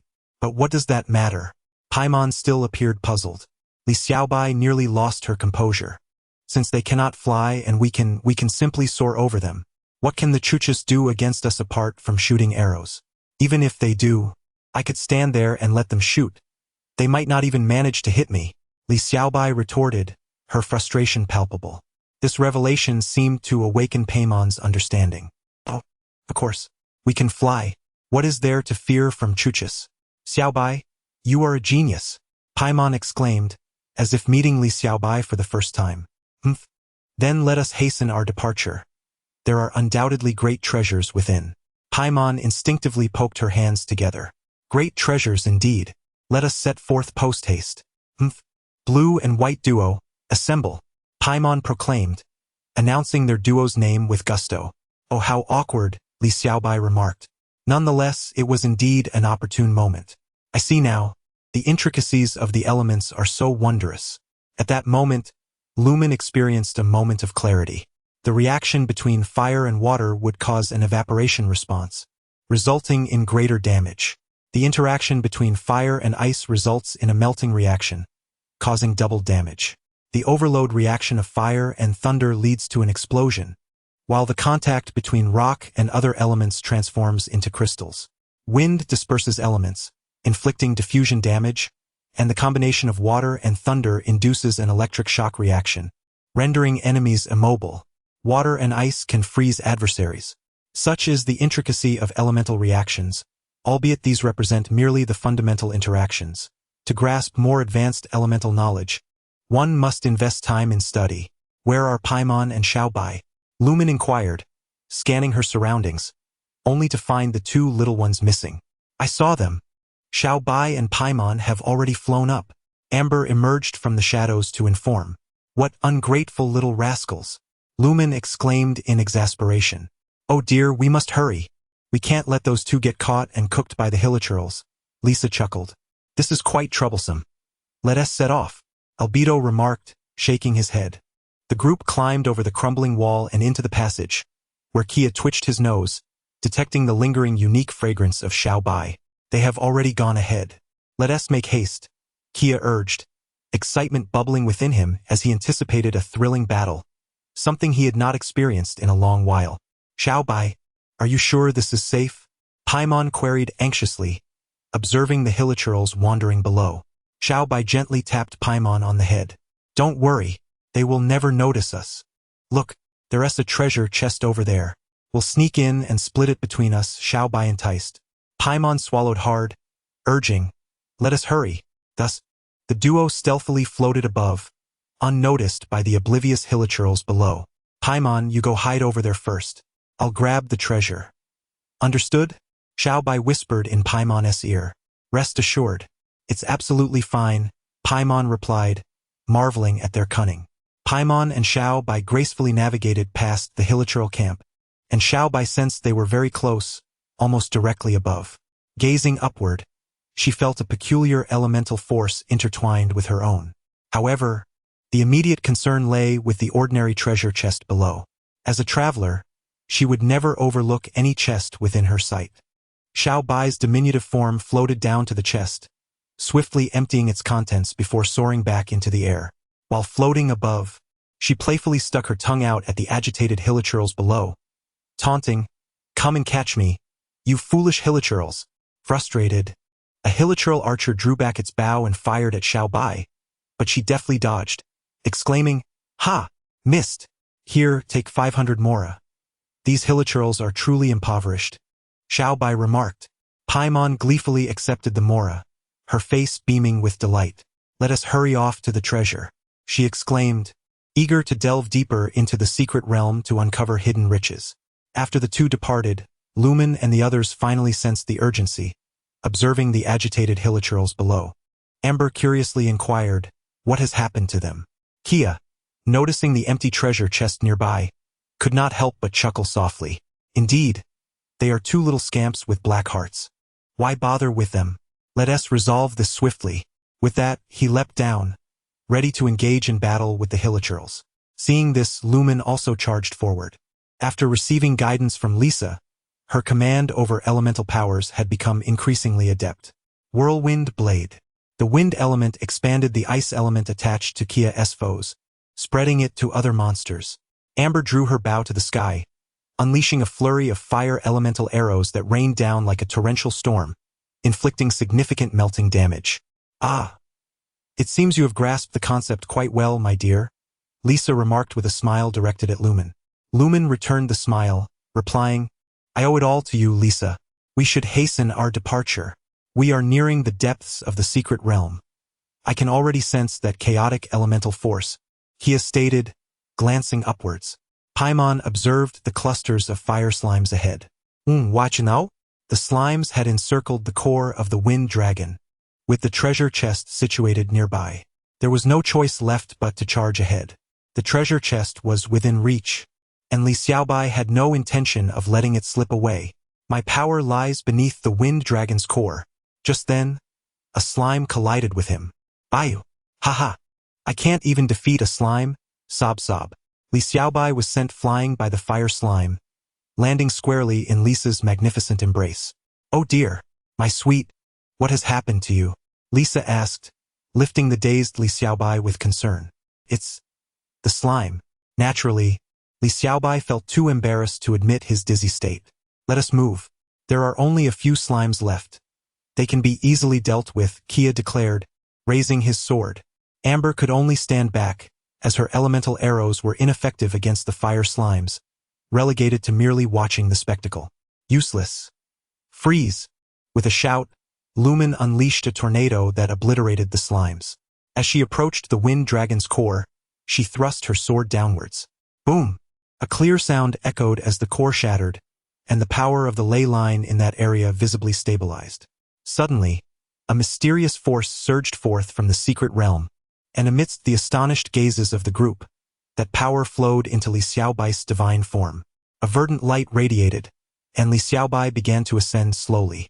In a flash of brilliance, a stunning beauty emerged from the azure glow, her demeanor ethereal and cold, resembling a celestial being. Power of the realm god successfully reclaimed. Current reclamation value 0.01. To be continued. Today, I felt exhausted from renovating my shop, my hands trembling, so I could only offer you all 4,004 words. And it's so late to post this. My apologies. Chapter 38. The Temple of the Southern Wind Lion and the Boy Running Under the Sun Within the Temple. An unexpected silence descended, imbued with a solemnity that even the ancient tree of the secret realm swayed gently in reverence. The crowd instinctively leaned against the surrounding walls.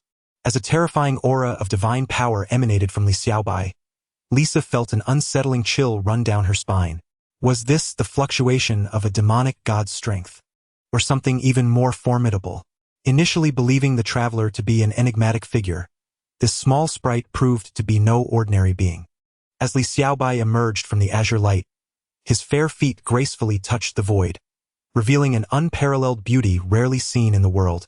With a curvaceous form adorned by intricate divine patterns, and a radiant pearl glimmering upon his divine attire. Gazed at this figure, with hair like the finest silk, resembling a deity from the heavens, and felt a sense of unfamiliarity. Little Bai? She tentatively inquired, her eyes reflecting disbelief. My name is Bai. The voice, echoing throughout the secret realm, was one that even the realm itself could scarcely bear. Just as the moment of grandeur seemed to linger, a flash of azure light flickered. With a soft pop, Li Xiaobai's elevated form reverted to its original state, though it was not quite the same. Compared to its previous size, which was akin to a fist, it was now as large as a head. At the very least, Paimon would no longer be able to perch him atop her own. Little Bai, Paimon exclaimed with delight, zipping over to the transformed figure. How did you change into that form? You looked so cool. I want to learn too. Will you teach me? The others face-bombed, realizing that her concern lay in this. Of course my power has returned somewhat. Humph, did you witness my might? Li Xiaobai replied, his strength gradually returning. Though not in abundance, it was sufficient. Standing in midair with his hands clasped behind his back, he assumed an air of profound understanding, reassuring the onlookers that he was still the same Li Xiaobai. Just as he reveled in his moment of grandeur before Paimon, a pair of hands emerged, and, with her hands tucked under Li Xiaobai's arms, lifted him high, her head swiveling left and right as she scrutinized him closely. You've grown quite a bit. You're no longer just the size of my fist. How did this happen? Oh dear, what a pity, she exclaimed, shaking her head. Li Xiaobai's expression darkened. What are you lamenting? I am well aware. Release me, divine being. He wriggled free from Ying's grasp and sought refuge behind Lisa. Sister Lisa provides such a sense of security. Rest assured, my dear, everything is fine. Lisa gently placed Li Xiaobai upon her shoulder. From this angle, I must say, what a beautiful view. Ahem. But I shouldn't behave like this. After all, you are a little fairy now. All right. The matter of the Eagle's Gate has been resolved perfectly. Next, we shall turn our attention to the Temple of the Southern Wind Lion and the Temple of the Northern Wind Wolf, Kaya remarked as he fiddled with his sword. The second temple, that of the Southern Wind Lion, is indeed peculiar, as a legend unfolds in Mondstadt. The dandelions that blanket the land of Mondstadt have an enigmatic origin. Some claim that they are a blessing bestowed upon Mondstadt by the power of the Lion of the South Wind. Others suggest that the seeds drifted from the distant sea of dandelions, taking root and flourishing in Mondstadt. Regardless of their origins, dandelions hold a cherished place in the hearts of the Mondstadters, and the wine crafted from them has become a quintessential specialty of the region. Indeed, only Mondstadt's dandelion wine can impart such a delightful flavor to others. Presently, the majority of this exquisite wine is produced at the Dawn Winery, nestled near the Stormbearer Mountains, where the sun shines brightly and the grapes thrive remarkably, resulting in a richer, more robust wine. This is also why Kaya enjoys visiting taverns at night, savoring a glass of Death's night wine as he quietly revels in the mysteries of the evening. Of course, conversing with inebriated patrons can also be quite an amusing endeavor. If one inadvertently divulges a secret, caution is certainly advised. Are we ready? We are set to embark. Kaya approached the teleportation circle within the secret realm, poised to depart. Here I come, wait for me, Amber exclaimed in a flurry, eager to select the swiftest of the Rift Hounds. Amber truly is an impatient child, Lisa observed with a smile. Why, Sister Lisa, are you not counting? Little White rolled her eyes from Lisa's shoulder. Amber is genuinely apprehensive about your propensity to impart knowledge along the way. Let us venture forth as well, Ing chimed in, following suit with Paimon closely trailing behind. Lisa led Little White out of the secret realm. Although the world beyond Teyvat lacks the unique mysteries of the secret, it is indeed a vast and wondrous world. My dear, did you know that this world is home to many ancient gods? Lisa turned to Little White, seemingly testing the waters.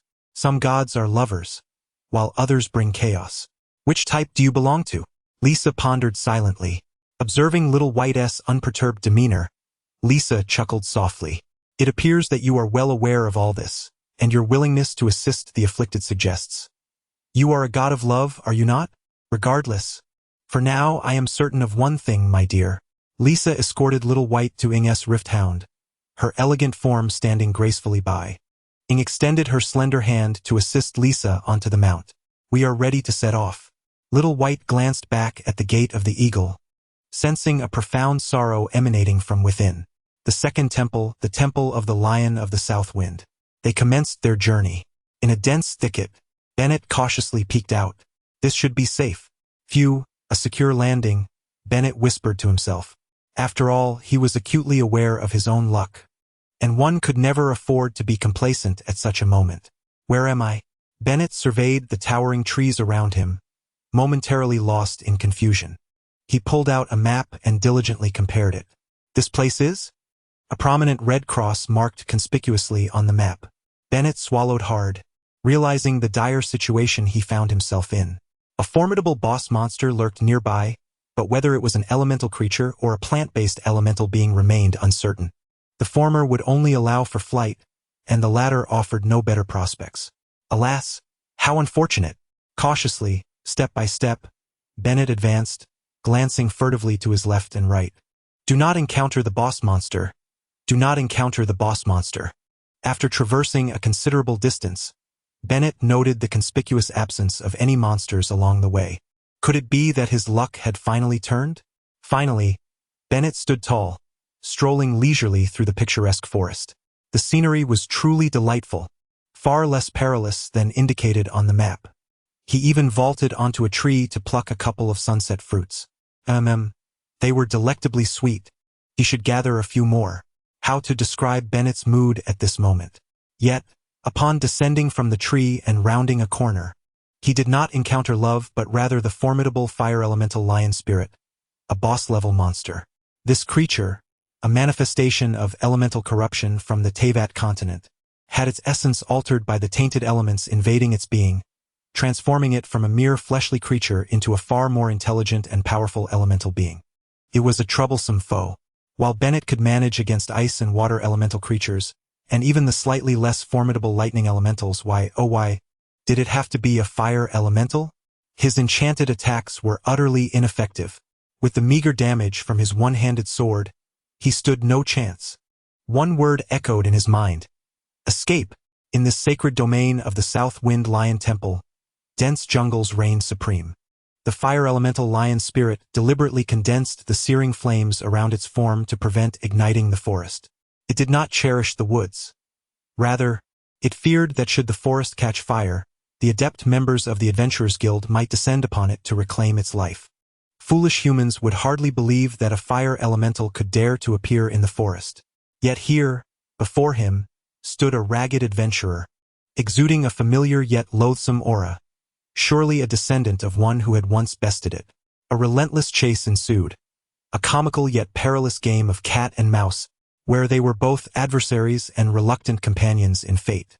The noon sun bathed the land in golden light as two shadows raced fervently across the terrain. The youth and the lion. Oh, what a splendid life it was! Thus, Bennett lured the boss-level creature far away from the South Wind Lion territory. Alas, how unfortunate!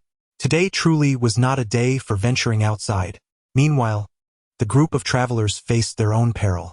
Without Bennett to draw the ire of the monsters, they finally confronted the hilichurls of the Dodapa Valley on their return journey. However, Kaya, in a rush to complete their task, had no intention of engaging in a romantic gladiatorial contest with the hilichurls. With his horned steed, he charged, sending the obstructive hilichurls flying one by one. Run swiftly. We have steeds. while the Hilichurls do not. We can outrun them, Kaya urged, the others following closely behind. Amber's eyes sharpened with determination. Charge, she cried, as they careened forward on their horned steeds. Their frenzied actions startled the Hilichurls, who scrambled to evade their path. Lisa embraced tightly, preparing to depart. Ying addressed Lisa. All right, no problem. Lisa wrapped her arms around Ying's slender waist, her weighty belongings pressing firmly against Ying's back. Although it was inconsequential, this scene stirred a deep envy within Li Xiaobai, wishing fervently to be in her own stead. How vexing! Ying found the sensation rather pleasant. The horned lizard steed galloped swiftly, leaving the Hilichurls far behind. Ha ha, did you see that? This is the might of the cavalry, Kia proclaimed, raising his one-handed sword. However, Amber, with a look of panic, exclaimed, They're catching up. The group turned around. Wang Defa, what did they witness?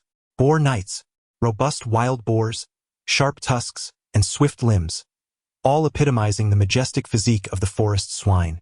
The boars charged forward, accompanied by wooden-shielded Hilichurls and archers, unleashing arrows to disrupt the group, inadvertently putting even the horned lizard steed at risk.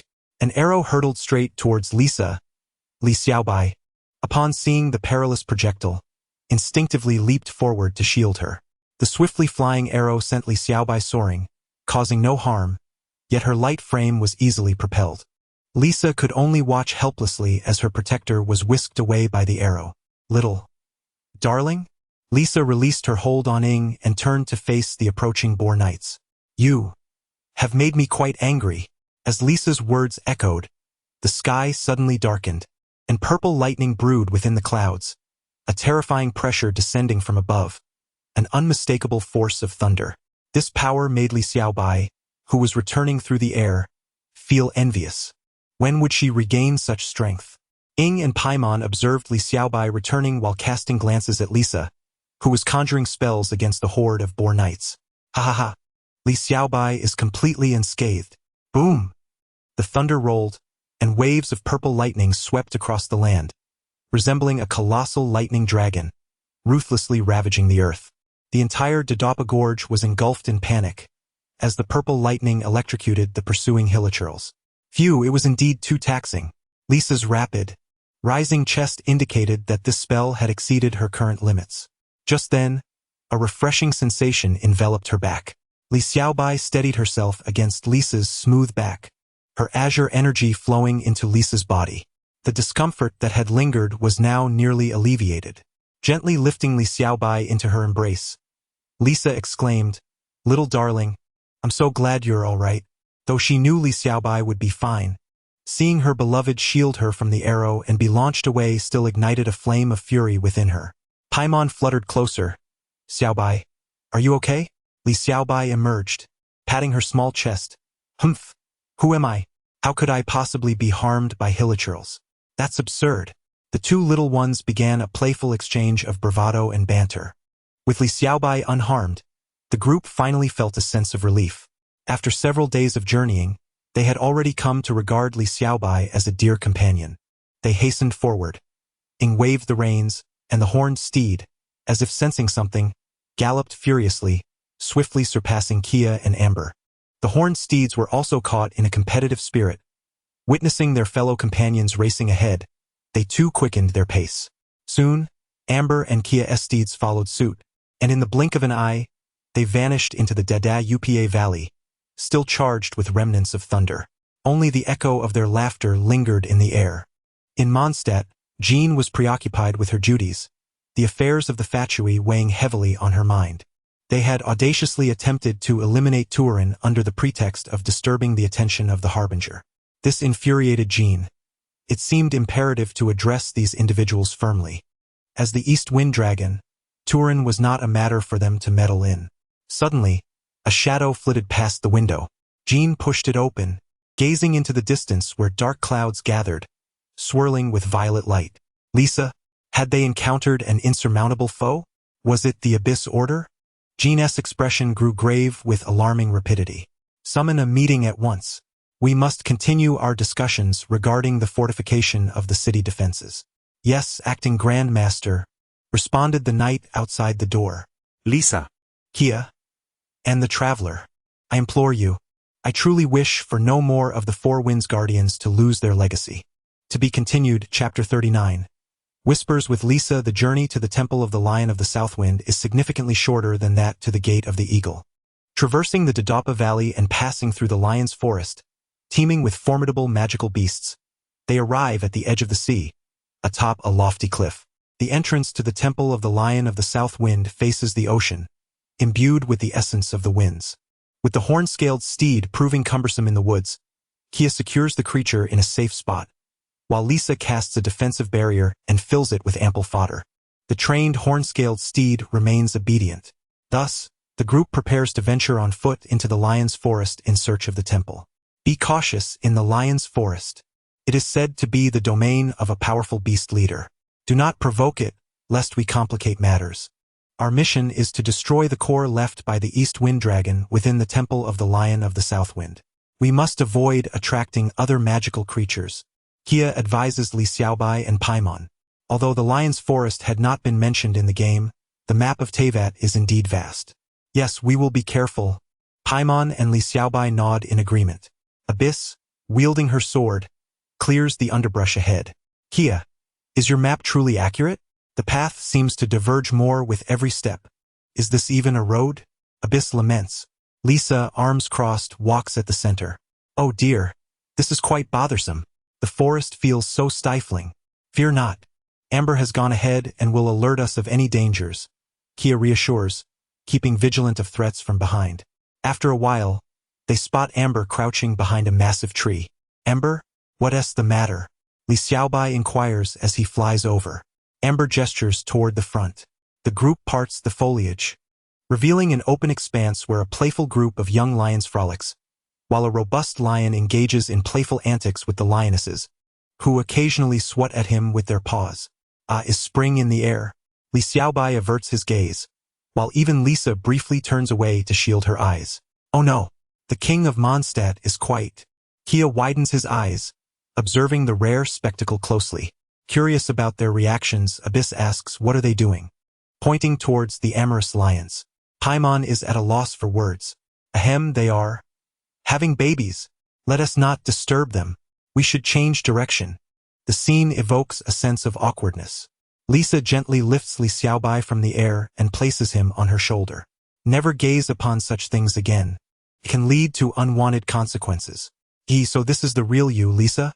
Li Xiaobai sees but chooses not to voice his thoughts. Let us move along. The temple should be nearby. Kia finally regains his composure and states, Ahem. Amber leads the group back onto the correct path. The path ahead has been thoroughly explored. After traversing a distance, we shall behold the vast ocean. There lies a precipice yonder that we must scale. Amber leads the way, while Ing assists by clearing the underbrush to either side. As we navigate through the dense thicket, the bracing sea breeze momentarily disorients Ing, reminding her of the time she awoke by the shore. Amber dashes ahead, exclaiming with exuberance, the sea. Lisa and Kia exchange a knowing glance, acknowledging Amber's lingering childlike spirit. The salty wind tousles their hair, leaving clear footprints in the sand, a testament to their exquisite presence. Ing brushes her hair aside, gazing at the sun, which is poised to descend.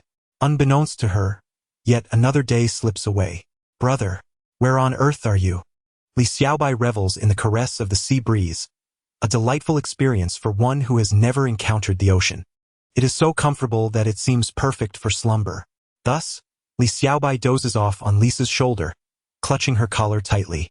Oh dear, the little one has fallen asleep, Kia observes as he leans closer to the slumbering child. In her dreams, Li Xiaobai appears particularly endearing, her petite form gracefully poised, strands of azure hair cascading onto Lisa's attire. Beads of dew linger at the corners of her mouth, evoking a surge of maternal affection. Ing approaches, casting a glance at the sleeping Li Xiaobai. Is she utterly exhausted from today's endeavors? What indeed has she been up to? Just then, Ing arrives, and Lisa has something to convey. Let us step aside. I have something to discuss. Lisa gently lays Li Xiaobai upon a bed of freshly arranged hay, topped with a fragrant scarf, where an embroidered rose glimmers mysteriously in the corner, a token belonging to Lisa. Observing Amber and Paimon joyfully playing by the seaside, Ing feels a sense of relief as she settles beside Lisa. As for Kia, the day wanes, and he ventures to gather firewood, planning to spend the night in this relatively safe haven, while also preparing a delightful meal. What is it, Lisa? Ing inquires, patiently awaiting Lisa's words. Lisa glances at Li Xiaobai before turning her attention to Ing. Though I am reluctant to speak, you have noticed the extraordinary qualities of Xiaobai, and I am curious, how did you discover her? Or rather, how did you come to travel together? Lisa's curiosity is palpable as she seeks to unravel the mystery surrounding Xiaobai. Within the confines of the secret realm, that force truly instills a sense of dread. Ing shakes her head. What? Cannot speak of it? Lisa questions. It is not that I cannot speak. Rather, I find myself at a loss for words. Ing recounts the events that transpired. Fallen from the heavens? Did you think it was merely a fruit? Lisa exclaims, resting her forehead in disbelief. I wondered how you came to use Xiaobai for broth. It appears the story runs deeper than that. However, the broth does sound quite appealing. The thought is indeed astonishing. To concoct a broth from a divine being. Should word of this reach Sumeru, countless souls would surely be left in awe. Lisa cannot help but chuckle. The people of Sumeru have truly lost their minds. Alas, let us not dwell on that any longer. Now, let us discuss what we ought to do within the Temple of the Lion of the South Wind.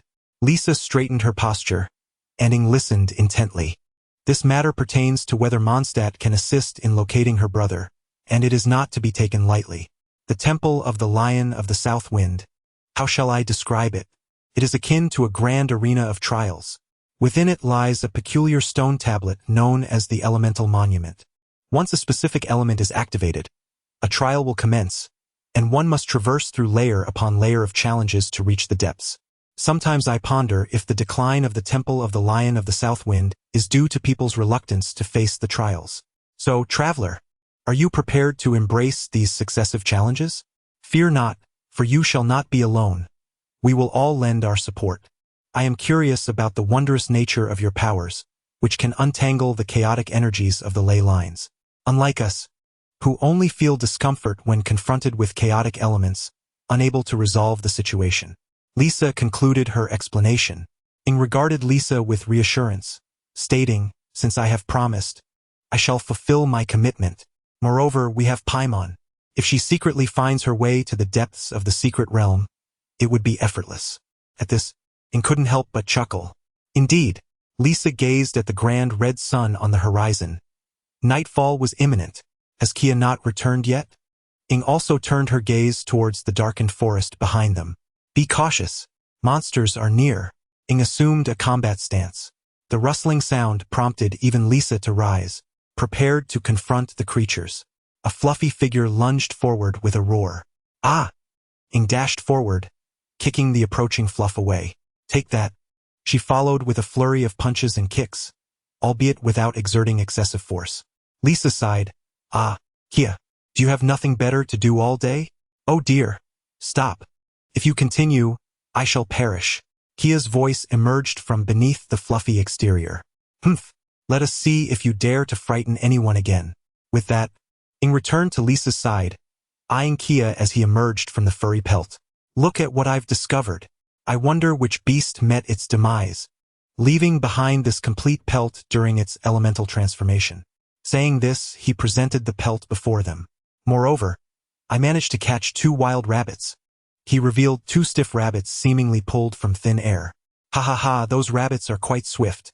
I had to employ elemental combat skills to land a hit. Kia chuckled awkwardly. Amber. Ing called out to Amber, who was playing with Paimon by the beach.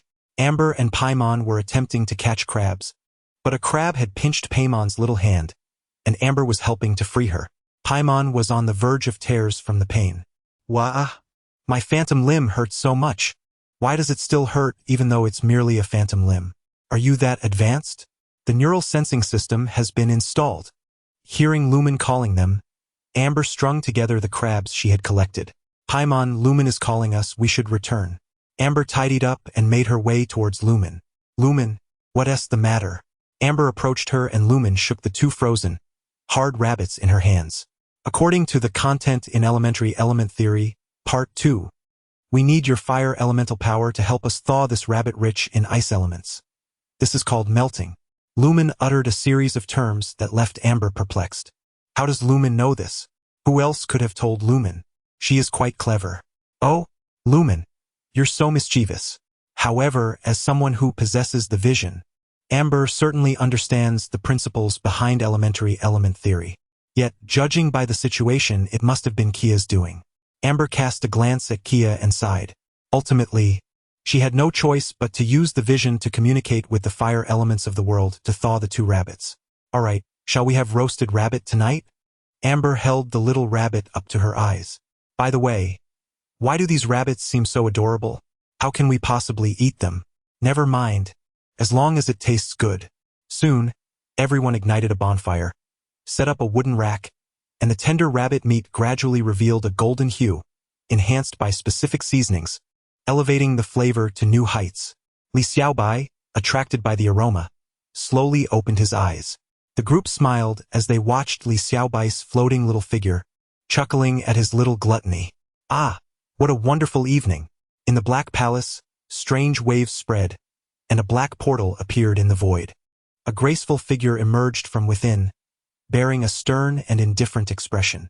Liyue, the realm that walks with the divine, here is a grand gift for you. I hope you can catch it. Ha ha ha ha ha, the efficiency of my partners remains impressively swift. Rest assured, Lumen, once brother finishes all of this, we will travel to other worlds. This time, brother will not let go. To be continued, Chapter 40. The Trial of the Lion of Freedom. On this fine morning, as the sun bathed the world in its golden light, Li Xiaobai and her companions stood before the temple of the Lion of the South Wind, their hair gently tousled by a soft breeze. Casting a glance at the precipice behind them, Amber groaned as she shook her aching arms. Why must the temple of the Lion of the South Wind be built so high? This sentiment resonated with the others. Climbing this sheer cliff was truly exhausting. Who could fathom the thoughts of those ancestors who chose to construct a temple dedicated to the Lion of the South Wind in such a location? After some contemplation, Lisa offered an explanation. It could be due to its position on a nexus of geomantic energy. This notion was indeed quite convincing. Let us unlock the long-sealed door of this hidden realm. I am filled with anticipation, Kaya exclaimed, eager to begin. As Ying stepped forward, she extended her hands to the door of the secret realm, keenly attuning herself to the pulsating energy within. Lisa observed patiently, realizing that it would take considerable time for her to open the door, so she decided to let the traveler take the lead. Admittedly, it was a desire to evade effort. Meanwhile, Li Xiaobai was entirely focused on the door, pondering whether it might conceal the powers she had lost. This was crucial for her growth. As the Temple of the Lion of the South Wind served as a trial ground, it would transport those who entered to elemental realms tailored to their individual challenges. Each person possessing a vision wielded different elemental forces, which was the very purpose behind the temple's construction. It was regrettable that this place had been forgotten over time, for its remoteness and the abundance of monsters deterred even the most formidable adventurers from discovering it. With the opening of the secret door, a faintly glowing teleportation passage appeared before them. It has been a long time since anyone has ventured into the Temple of the Lion of the South Wind. Even I am unaware of what lies within. Everyone must exercise caution, Lisa warned her companions. Paimon, hands on her hips, confidently declared, "No problem. We've got this." Ying nodded, affirming, "I am quite capable." She brandished her sword with a flourish. Observing the lively spirits of her companions, Lisa chose not to voice any further concerns. "Let us set off. I can hardly contain my excitement," she urged. "Shouldn't that be your line, Kaya?" "Indeed. I am so eager to discover what awaits us inside." Amber chimed in. "What are we waiting for? Let us depart." The group stepped through the secret door, feeling the familiar waves of teleportation wash over them. However, this time, they had miscalculated. "Where is this?"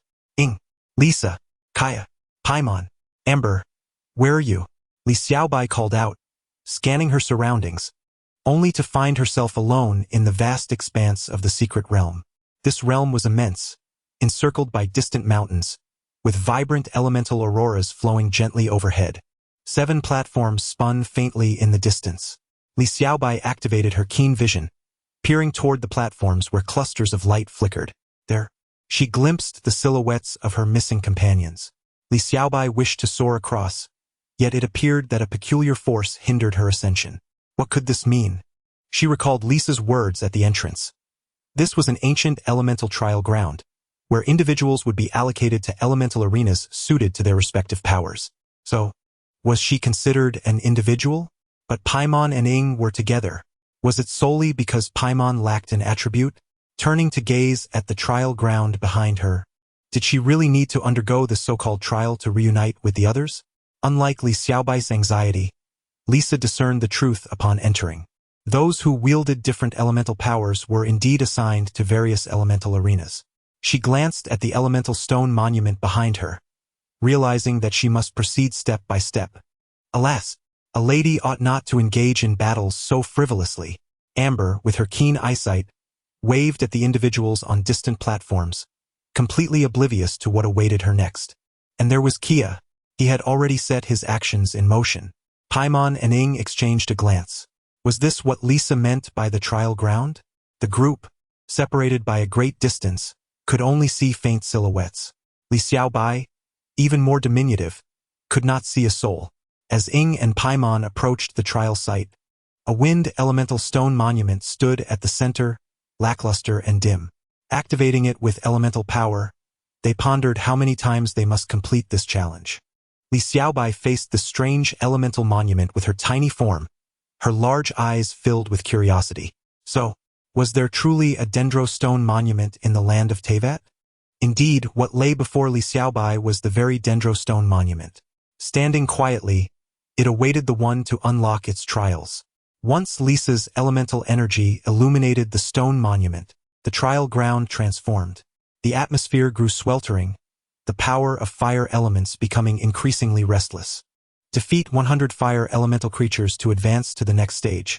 The words appearing in the void outlined the requirements for progression. Is that so? Although somewhat embarrassed, this slight challenge would not deter me. With that, a flicker of purple lightning danced in Lisa's pupils as the battle commenced. Fire elemental slimes, fire elemental birds, fire elemental boars, fire elemental lions. Even foolish fire elementals began to coalesce. These elemental creatures were mindless beings birthed from the realm, and one could simply jestingly concede to exit the domain, thus posing no real danger to life. Was this stage merely an overloaded performance? With lightning crackling in her hands, Lisa unleashed her restless energy, causing the entire trial ground to erupt in fury. Boom! Boom! Boom! The tremendous sounds reverberated across the platforms of other trials. Those yet to commence their trials looked towards Lisa, where purple light surged, evoking a scene reminiscent of the apocalypse, and could not help but gasp in astonishment. Was the lightning element truly this tempestuous? Kia felt the same discomfort, an unsettling dampness enveloping him entirely. A multitude of water elemental creatures materialized within, eliciting a chuckle. Is that truly the case? My sincerest apologies. With a swift invocation of freezing magic, Ying and Paimon found themselves contemplating the eclectic array of monsters before them. Why are there creatures of every elemental affinity? Yet, this is indeed the paradise governed by the wind element. With the wind blade in hand, Ying drew the assorted monsters together, whereupon they congregated and engaged in a remarkably intricate reaction, all unfolding before her gaze. Indeed, this secret realm serves as a profound lesson in swiftly grasping the intricacies of elemental reactions.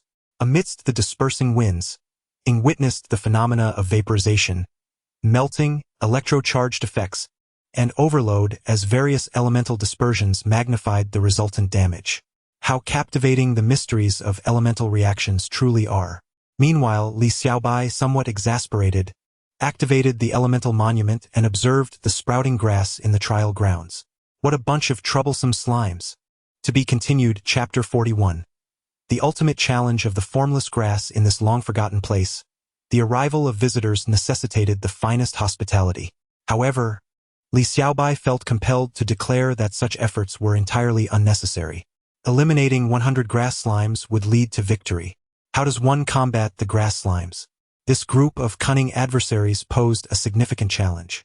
Devoid of fire elements to attack their grassy forms, they could lie in wait underground indefinitely, seizing any opportunity to strike unexpectedly. Thus, Li Xiaobai found herself in a state of urgency, pondering her strategy against these wily foes. Li Xiaobai attempted to activate her skill. Healing Dew. A verdant droplet fell from her fingertips onto the ground. The grass slimes, unable to resist the allure of this enticing substance, could no longer endure their temptation. Despite being mere unconscious elemental monsters conjured by the secret realm, they were still drawn to the pure essence of elemental power. One by one, they surged forth, greedily absorbing the liquid that dripped from Li Xiaobai's fingertips. As she observed the mass of slimes crowding together, a wave of discomfort washed over her, invoking a mild case of trypophobia.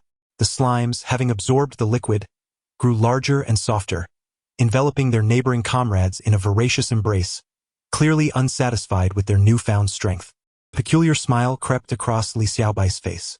Could this be a solution? She proceeded to release several more droplets of healing dew, akin to scattering bait into a pond brimming with catfish. The grass slimes writhed with fervor, and as she beheld the vibrant green mass of slimes, curiosity danced across her features. A few had grown substantially, consuming their surrounding brethren. They then turned their attention toward other slimes of comparable size, driven by an instinctual desire to devour one another. However, the three enormous slimes found themselves in a stalemate, each hindering the other's efforts. At this juncture, catalyst was required. Li Xiaobai continued to unleash her healing dew skill, rich in the essence of grass elements, which captivated the three slimes. Now, none were willing to yield. They rushed forth to absorb the puddle of liquid that promised to enhance their strength.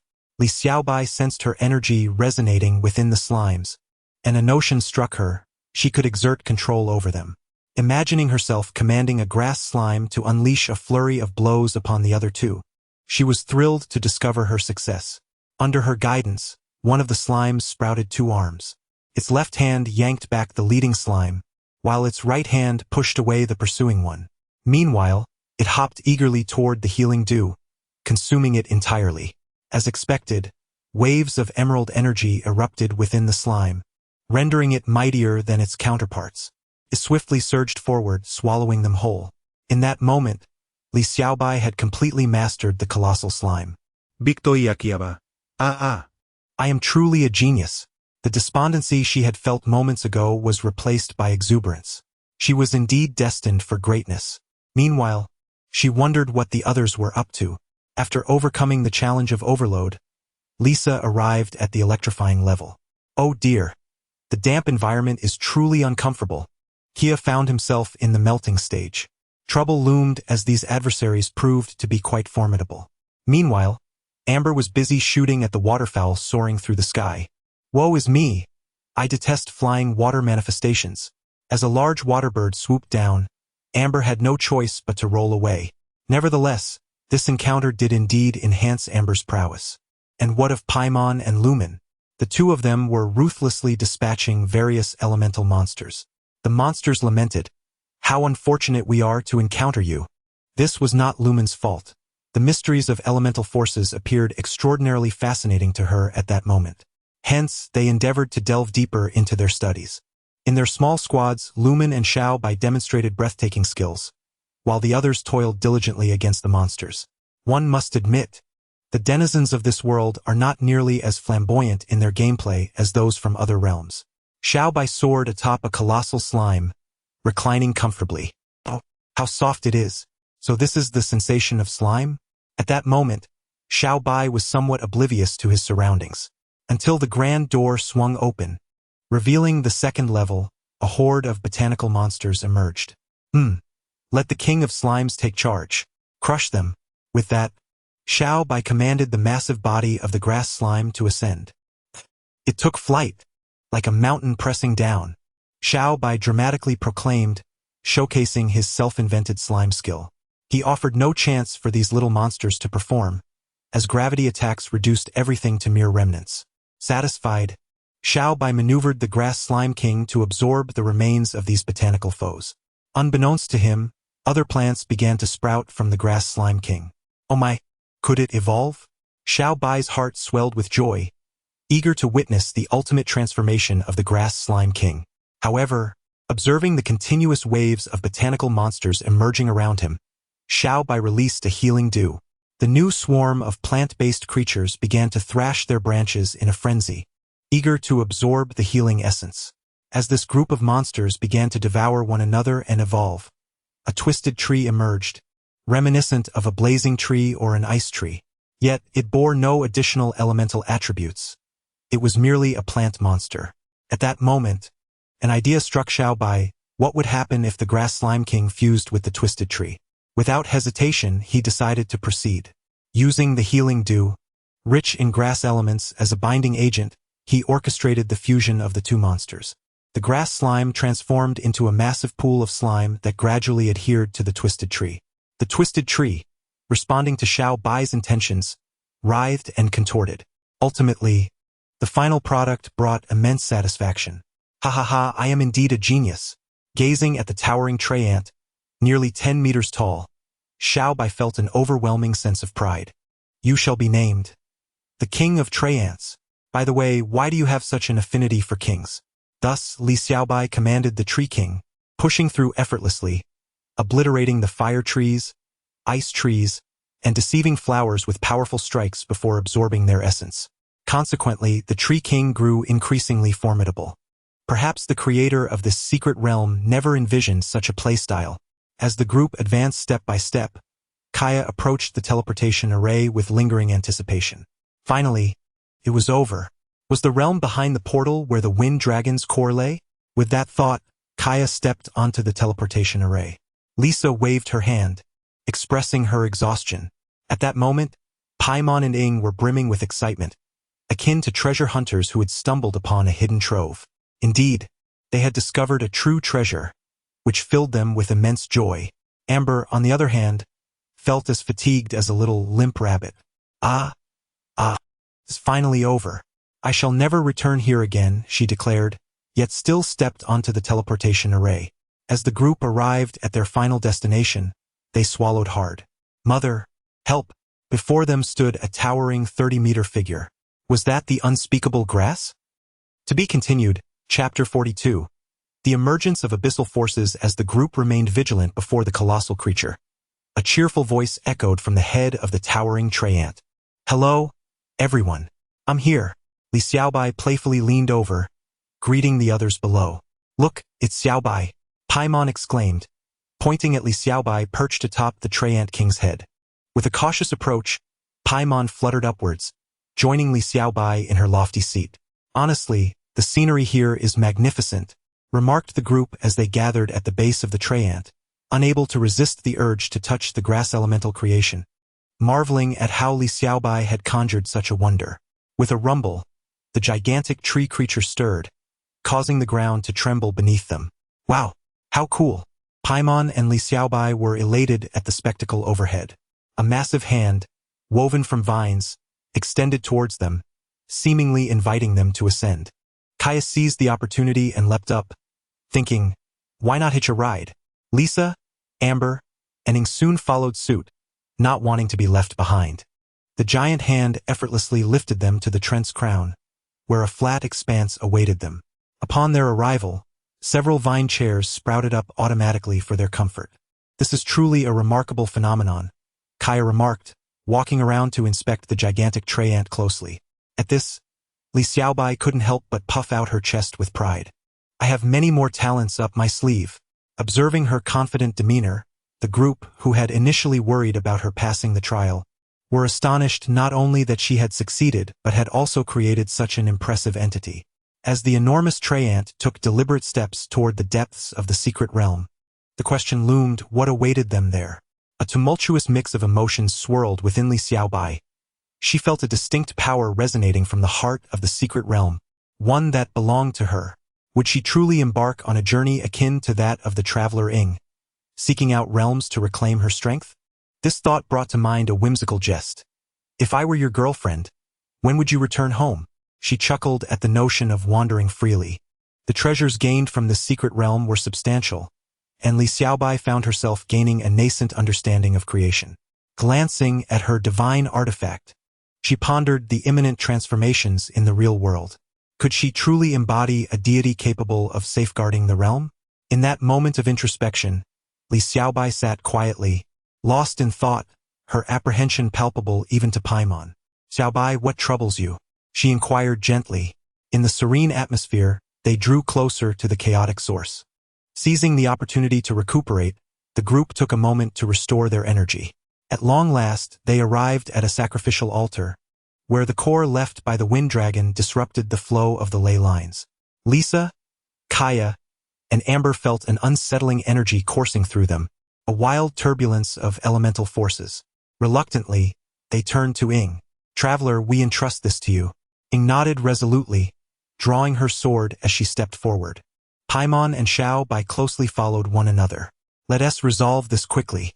We have only one temple left," Paimon exclaimed, her small hands fluttering with excitement.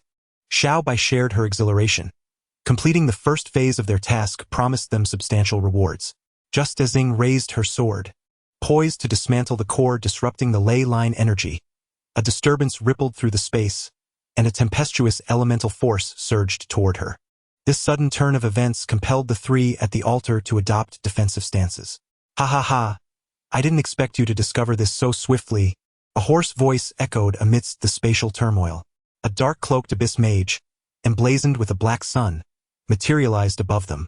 "It's an abyss mage," Amber gasped, clearly indicating the disdain the abyss mages commanded on Teyvat. "Humph, I do not appreciate being addressed so," the abyss mage retorted arrogantly. "You may call me Rallydort, though you are only worthy of knowing my name. Anything beyond that is unnecessary." This abyss mage exhibited a brazen demeanor. Xiaobai squinted, deducing from his coloration that he was likely an ice element abyss mage. Unfazed by his presence, Ing proceeded to destroy the wind dragon core, restoring the ley line. The chattering abyss mage was left dumbfounded. Why aren't you following the script? I was supposed to finish speaking, you get angry, we engage in battle, and ultimately the domain expels you, resulting in my failure to destroy the core. Why do you not allow me to finish my dialogue before acting?" At that moment, free from the wind dragon core's interference, Kia, Amber, and Lisa found themselves unrestrained. The seemingly feeble abyss mage, witnessing the advancing trio, instinctively recoiled. Amber cracked her knuckles. Kia clapped his hands. Lisa ran her fingers through her hair, and Ing licked her sword. Thus, amidst the alternating glances of Xiaobai and Paimon, the abyss mage endured a merciless beating. "Ah, you cannot do this," he wailed. "Who is this foolish abyss mage daring to appear before the three prominent families of Mondstadt? Truly, it's a wonder you Haven-T met your demise sooner." The thoroughly battered Rallydort cowered in a corner, fearful of further assaults from these individuals. He recalled having slumbered in this domain, only to be abruptly awakened by their unexpected arrival. "Interrupting my memories." Amber and the others swiftly bound Rallydort and discarded him aside. From the abyss mage's perspective, the figures before him appeared as diabolical fiends. The world had labeled the abyss order as harbingers of malevolence, and indeed, they had never performed benevolent deeds. It was absurd to expect a world that had forsaken them to still anticipate their affection for it. Yet today, they had fallen into the hands of others, and thus, they could only suffer the consequences of their own misfortune. "Oh, so this is the true visage of an abyss mage. I always assumed you were a bunch of cloaked figures with unsightly appearances, but you're rather intriguing," Kia remarked as he lifted Rallydort's mask. Beneath it lay ice-blue eyes and pale skin, accompanied by a hint of humiliation. She might very well be the first abyss mage captured by a human on the continent of Teyvat. At this moment, Li Xiaobai's eyes widened in astonishment. Could it be that this group of individuals was so endearing? The next time she encountered them, she would be reluctant to harm them. Layli Dot, a rather unimposing abyss mage, was often the weak link in her team during missions. On this occasion in Mondstadt, the captain decided to assign this burden the task of diligently safeguarding the Wind Dragon's core from destruction. Of course, she was also instructed to activate a portal and escape should danger arise. Foolish Layli Dot, lacking in common sense, upon discovering that someone dared to vandalize the Wind Dragon's core, rushed out with empty threats without assessing the situation. In truth, her attempts were utterly futile. The assailants disregarded her words and swiftly damaged the core, capturing her in the process. Whether to kill or to torture, the members of the Abyss Order were never one to shy away from suffering. Lady Dot, with her bloodless lips, uttered those words.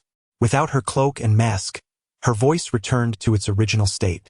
Li Xiaobai touched her mask, surprised to discover it possessed a voice-altering feature. To closely observe this seemingly dim-witted yet charming abyss mage, Li Xiaobai flew closer. Lady Dot, gazing at the little sprite before her, felt an inexplicable sense of intimacy. "Why you?" "Hello," Lady Dot blurted, her greeting surprising the trio of adept mages. Just moments ago, she had been prickly like a hedgehog, yet now, in the presence of this adorable creature, she appeared so docile. Was it true that beauty garnered universal affection? Lady Dot felt a warm familiarity, while Li Xiaobai sensed something different.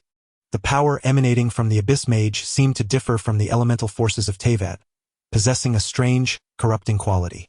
Was it tainted elemental power? Reflecting on the various forms of corrupted elemental energy present in Teyvat, she recalled the Shadow Flame, Devourer's Thunder, Stagnant Water, and the like. Thus, when Abyss Mages attacked others, their elemental energy would cling to the victims, resulting in undesirable consequences. Nevertheless, Lady Dot felt a strange kinship with Li Xiaobai, even inching closer as if drawn by an unseen force. I am Lady Dot. What is your name, little one?" She spoke softly, devoid of any hint of a captive's despair. This Na'vi demeanor led Kia and the others to ponder the authenticity of this young abyss mage, pointing to their heads in disbelief. Fortunately, they had resolved the issues within this temple. Next, they would confront the temple of the Northwind Wolf. It truly required considerable stamina. As for Lady Dot, it seemed prudent to escort her back to Mondstadt. Exchanging glances, they agreed it was a suitable plan, and perhaps they could interrogate her along the way regarding the Abyss Order's schemes in Mondstadt.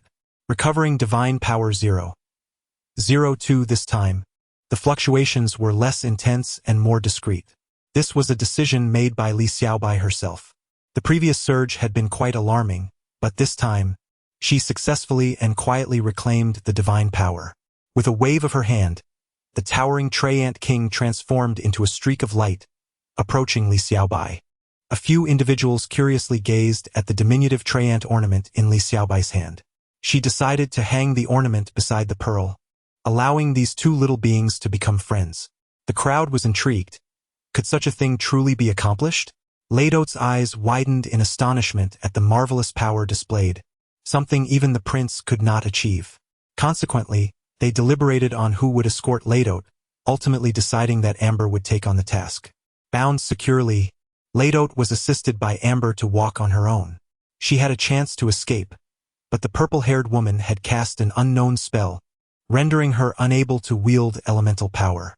Lisa, the sister, will always be Lisa, otherwise, she wouldn't be the prodigy of the Sumeru Academy. With a playful laugh, Lisa approached the teleportation portal, ready to depart. Li Xiaobai had not forgotten the most important treasure chest, nor had she overlooked Paimon and Ing. "Everyone gets a share," Ing remarked. "Oh dear, how frustrating. The rewards have diminished." After dividing the treasures from the chest, they stepped onto the teleportation array. Li Xiaobai felt as though the secret realm was cheering for her departure. Was it truly so joyous? After all, she was merely taking away a formidable ally. Finally, Li Xiaobai emerged. Great Treyant King, a novel grass-type creature formed from the fusion and evolution of countless plant-based magical beings, possessing a 60 resistance to all attributes, making it a highly reliable defensive entity. Ghostly Liaosha, a spirit entity, originally a fragmented soul, has become somewhat aggressive due to the influence of divine power, capable of directly attacking souls while ignoring defenses, and is ineffective against souls stronger than Liaosha. Li Xiaobai was immensely intrigued by the new feature appearing on her system interface. Battle partner. Could she truly tame these magical beings or peculiar creatures for her own use? How exhilarating! If Liaosha gained offensive capabilities, she could handle those nefarious individuals herself. They wouldn't stand a chance. Ladote was unceremoniously tossed behind the rear of the horned horse, with Amber riding ahead. However, this did not deter Ladote from observing Li Xiaobai, for she found her presence incredibly endearing. Just like the prince. No, even more so. She felt a greater warmth than with the prince. Thus, this little sprite must belong to the Abyss Order. But why was she mingling with these humans? Ladote's mind began to whirl with possibilities. A sudden flash of inspiration struck her. Surely, she was an extraordinary figure, a hero who concealed her identity and infiltrated the enemy's ranks to achieve her goals. This notion led Ladote to conjure up fantastical scenarios about Li Xiaobai, leaving her utterly perplexed. The intense gaze from Ladote made Li Xiaobai feel overwhelmed, for this ice-haired, ice-eyed sorceress of the abyss was simply too adorable. Under such scrutiny, it was difficult for her to maintain composure. Ultimately, Li Xiaobai soared before Ladote. "Why do you keep staring at me?" she inquired, genuinely curious. Was there something on her face? "Shouldn't be." Ladote then rambled a series of words. Astonishingly, Li Xiaobai could understand. Upon observing Li Xiaobai's comprehension, Ladote has come to a definitive conclusion. "Rest assured, my lord," he proclaimed. "When the abyss engulfs the throne, Kanya shall once again return to the world." Kaya, standing before him, could not help but exhibit a faint, bitter smile. Thus, Ladote continued to converse in a language incomprehensible to others. Li Xiaobai remained silent, unable to respond, but she discerned the intentions of the Abyss Order in Mondstadt. "Ah, how empty it all seems. Was this your true aim?" Although players of Genshin Impact are aware that, aside from the protagonist, another must certainly be a member of the Abyss Order, the reality of Teyvat is far more intricate.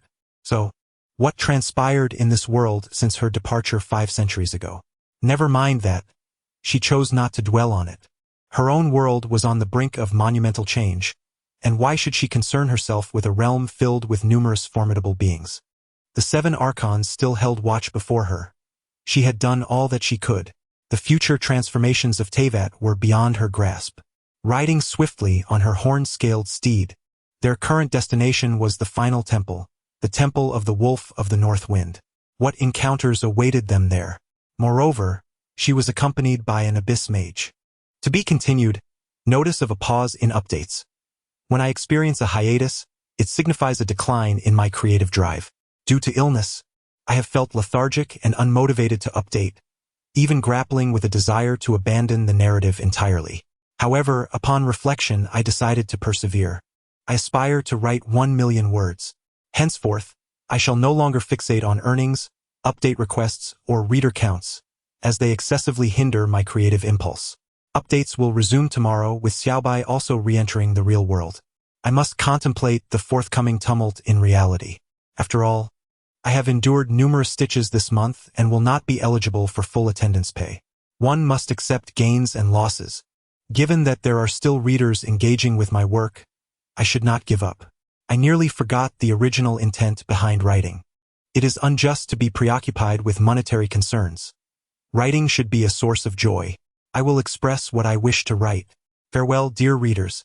By the way, if you wish to add NPCs, it is best to base them in the real world, as creating them from Teyvat is quite challenging.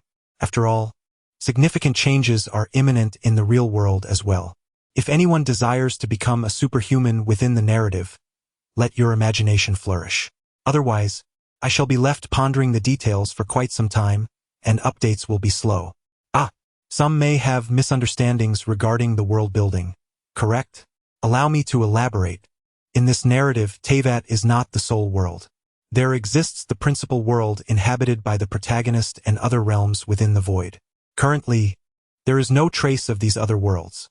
However, the universe is safeguarded by divine beings known as the realm gods.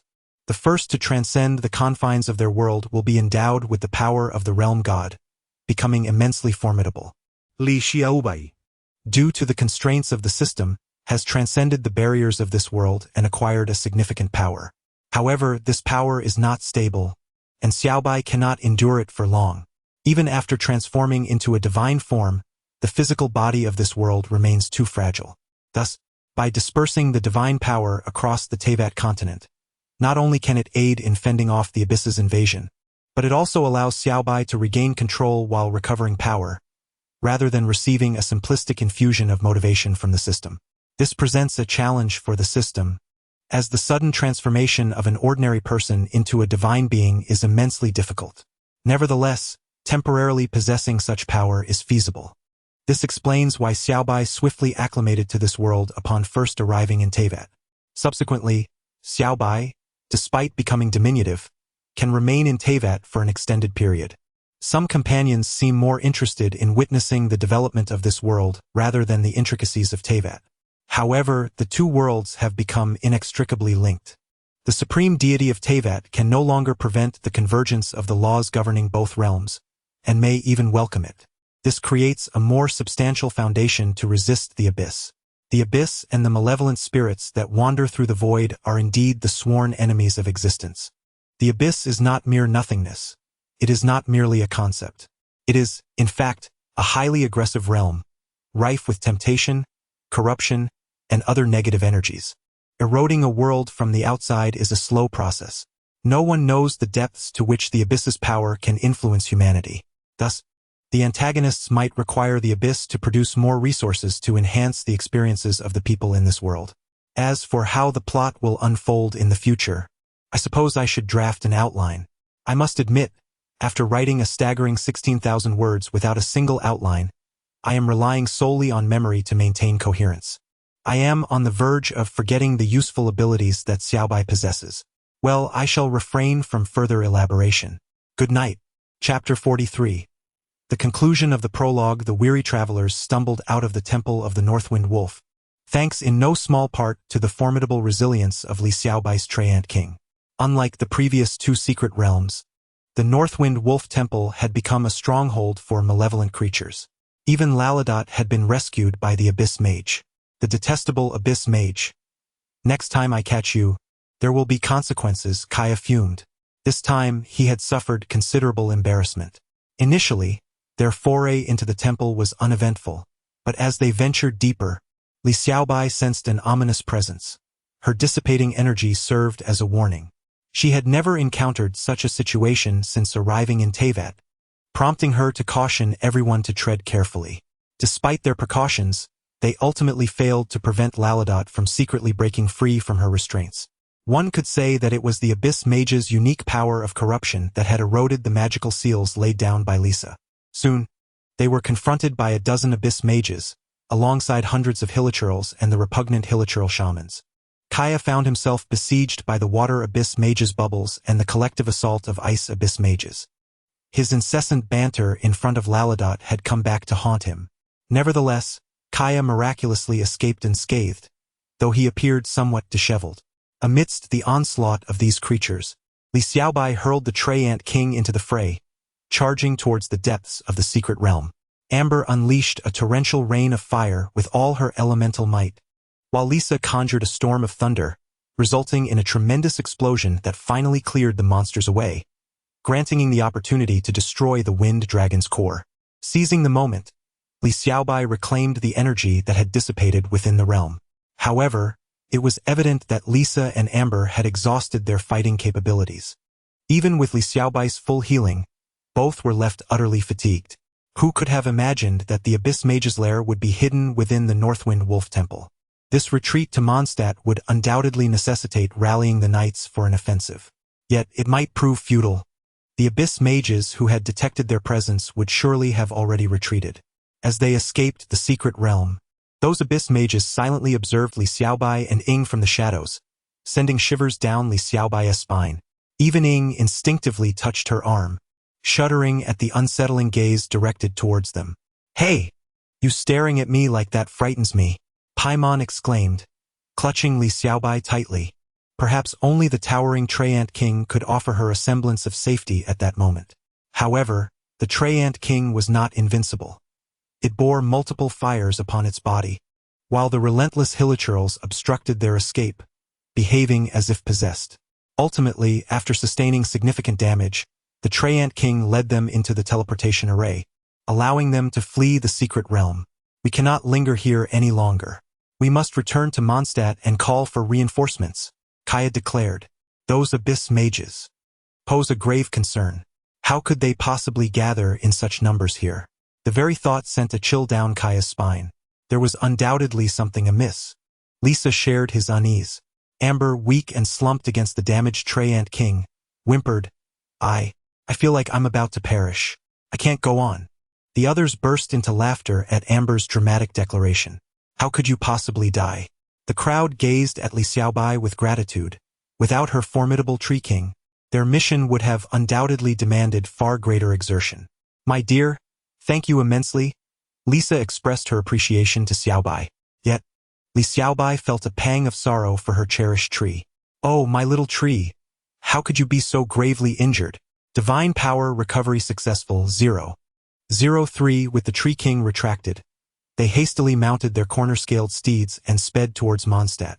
In recent days, the people of Mondstadt had been enduring a tumultuous existence, never knowing when fierce winds would arise, followed by radiant sunshine, only to be succeeded by torrential downpours. Many believed that the Anemo dragon had returned, living in constant fear. Countless residents kept their doors tightly shut, too afraid to venture outside. The only establishment operating in Mondstadt was the Angel's Gift, where an unusual visitor had appeared today. I have uncovered some clues regarding the matter you mentioned. That group has somehow found a desolate secret realm, spoke a man with fiery red hair, his tone cold. This left Jean, the acting grandmaster, in a state of turmoil. Dialek, you harbor a significant misunderstanding of the knights. She reflected on the man who once basked in the glory of the knights but now held deep disdain for them. Indeed, the knights had erred in the past. Yet Mondstadt was beset with numerous troubles at that time. Although the Grandmaster later dealt with those who neglected their duties, it had driven a wedge between Dialek and the knights. Jean often pondered how much easier her position would be if only Dialek would return to the knights. However, as long as he remained in Mondstadt, the knights would surely grow more tranquil. Jean was not naive. Although Dialek was reluctant to engage with the knights, he had consistently protected the nation he cherished. I have conveyed the information. Do as you see fit. It is rare to encounter you here at Angel's Gift. Shall we share a drink? Dialek suggested politely, implying that Jean should take her leave. Very well then, I shall not disturb your enjoyment any longer. I will surely seek your assistance in the future, she responded. After their exchange, a silence ensued, and Jean departed. Inside the tavern, a green-haired bard began to sing, captivating the patrons. Only Dialek kept his gaze fixed on the peculiar figure. This bard had never been seen in Mondstadt before. Hey there, old man. Given my earnest and melodious performance, could you spare me 2 cups of your finest apple cider? The bard Venti boldly approached. Dialek merely waved away the outstretched hand. Not a chance. 1 cup of apple cider costs 500 mora. Ah! Venti's expression fell. However, for your dedicated performance, I shall grant you 1 cup of apple cider. With a twist of fate, Venti's smile returned. Splendid. Splendid indeed. Unbeknownst to them, the winds of Mondstadt had ceased. Venti gazed outside the tavern and Dialek, too, lifted his eyes to the sky. The inhabitants of Mondstadt opened their doors and windows to gaze upon the long-awaited splendid weather. It appears they have succeeded, which is delightful. Finally, Jean can exhale with relief. The next task is to keep a vigilant watch over the factory to prevent any disturbances. Meanwhile, Li Xiaobai and his companions hastened towards Mondstadt. The Abyss mages, unable to intercept them, gathered in a chattering group. Do you mean to suggest that we have an undercover agent among the humans? The Abyss captain looked at La Leto with a perplexed expression. Are you out of your mind? His Highness entrusted the affairs of Mondstadt to him. It is impossible that he would send others unless. That little sprite is indeed problematic. We must retrieve them. The Abyss captain resolved that this group could not be allowed to escape, and this stronghold was no longer tenable. To his surprise, he had not anticipated that so many capable individuals remained in Mondstadt. Yet, they had left behind these guardians. What a nuisance! Let us go pursue them. A horde of Abyss mages hurriedly departed from the temple of the Northwind Wolf, followed by a multitude of hilichurls. It was laughable that a temple, long neglected by worshippers, had been overtaken by monsters. The midday sun in August shone bright and pure, like distilled water. This time, Bennett was exceedingly cautious. acutely sensing the anomalies in the surrounding elements until he discerned that no immediate danger was present, allowing him to venture out. The pyro element lion, though a formidable creature, treaded carefully in this unfamiliar environment, aware that many monsters stronger than itself existed in this world. It was perplexing how it had chased that individual into such an alien territory. Thus, two unlikely companions wandered cautiously, unaware of their precise location. Oh, are there traces of the Knights of Favonius here? Bennett crouched down to examine the footprints on the ground. Is that a dandelion knight's hoofprint? He wondered. What business could the cavalry of the knights have here? Is there a task that necessitates their presence? Were they not all taken away by the Grandmaster? He vaguely recalled the grand procession of that day. Now he sensed an ominous presence. This place was unsafe and he needed to leave swiftly. Bennett was unfortunate, but he was no fool. He followed the footprints and hurriedly escaped. Bennett slipped away. The pyro element lion was in dire straits. Emerging from the forest, it beheld hundreds of hilichurls and swallowed hard. Gulp. I may have bullied hilichurls in the past, but we are not sworn enemies, are we? Is it necessary to summon so many to block my path? The pyro element lion turned and fled, catching a whiff of a familiar scent. Such good fortune should not be enjoyed alone. The abyss mages, observing the fleeing pyro element lion, assumed it was a scout released by Li Xiaobai and his companions. Capture it. A massive horde of hilichurls pursued the pyro element lion. Unfortunate, unfortunate, unfortunate. If the pyro element lion could speak, it would surely utter those words. Meanwhile, Bennett chuckled, feeling a sense of safety, unaware that danger was gradually encroaching upon him. Roar. Upon hearing the familiar roar, Bennett lamented his misfortune. Is it truly necessary to pursue him so relentlessly? There's no choice but to flee. The pyro elemental lion, observing Bennett's panicked retreat, wore a disdainful expression. Do you truly believe you can outrun me? Spotting the hapless human, the pyro elemental lion quickened its pace, intent on overtaking Bennett. In his panic, Bennett had taken a wrong turn, heading away from Li Xiaobai and her companions. Thank you, Bennett. The pyro elemental lion followed closely behind, while the abyss mages and hilichurl army pursued the lion. Thus, Li Xiaobai and her group safely returned to Mondstadt. Do you not find it curious that, despite my youthful radiance and beauty, few are willing to join me on adventures? The so-called Chinibu princess, Fiscal, posed dramatically on a high cliff, striking a pose that most would deem shameful. Truly, a lady of such celestial splendor is beyond the reach of ordinary mortals, Oz replied, while inwardly pondering that if she spoke in a manner comprehensible to others, many would surely be eager to join her. Indeed, my royal presence cannot be grasped by mere commoners. Ahahaha. Fiscal laughed maniacally. Lady, there's trouble, Oz warned, sensing vibrations from a distance. Just then, Bennett burst forth from the woods, and Fiscal's heart leapt with joy at his appearance. Alas, how could you cough, child of misfortune? Are you here to pay homage to my royal presence? Before Fiscal could finish, Bennett seized her hand, leaping off the cliff. Startled, Fiscal momentarily forgot to unfurl her wings. Bennett, have you lost your mind? Grabbing someone and jumping off a cliff. Lady, be cautious. Having noted the approaching pyro elemental lion and hilichurl army, chose not to admonish Bennett. It was Bennett's choice, after all, and not a cause for concern. At that moment, Fiscal clung tightly to Bennett's neck, refusing to let go. Finally, Bennett spoke. Princess Fiscal, my wings cannot bear the weight of two. You must unfurl yours. Cough. Bennett, struggling for breath, rolled his eyes. Fiscal's cheeks flushed. Ignorant mortal. She promptly extended her own wings, soaring into the sky. At last they had escaped. The pyro elemental lion, however, found itself in a dire predicament. Faced with the sheer cliff, should it jump? As the rumbling sounds drew closer, the lioness elemental energy dimmed, affirming it was not fear that compelled its decision. Jumping may not guarantee death, but not jumping certainly will. Jump! Roar! May the ground below be soft grass and trees. The abyss mages, having reached the cliff's edge, realized they had been led astray. Cursed! One could not help but mutter in frustration. Layla, feeling a chill run down her spine under the piercing gaze of the Abyss captain, timidly retreated into the depths of the ranks. She had no desire to be captured. It seemed the Northern Wind Wolf Temple would have to be abandoned. Welcome back to Mondstadt. At the city gate, Jean, accompanied by members of the Knights of Favonius, warmly greeted Lumen and her companions upon their successful return.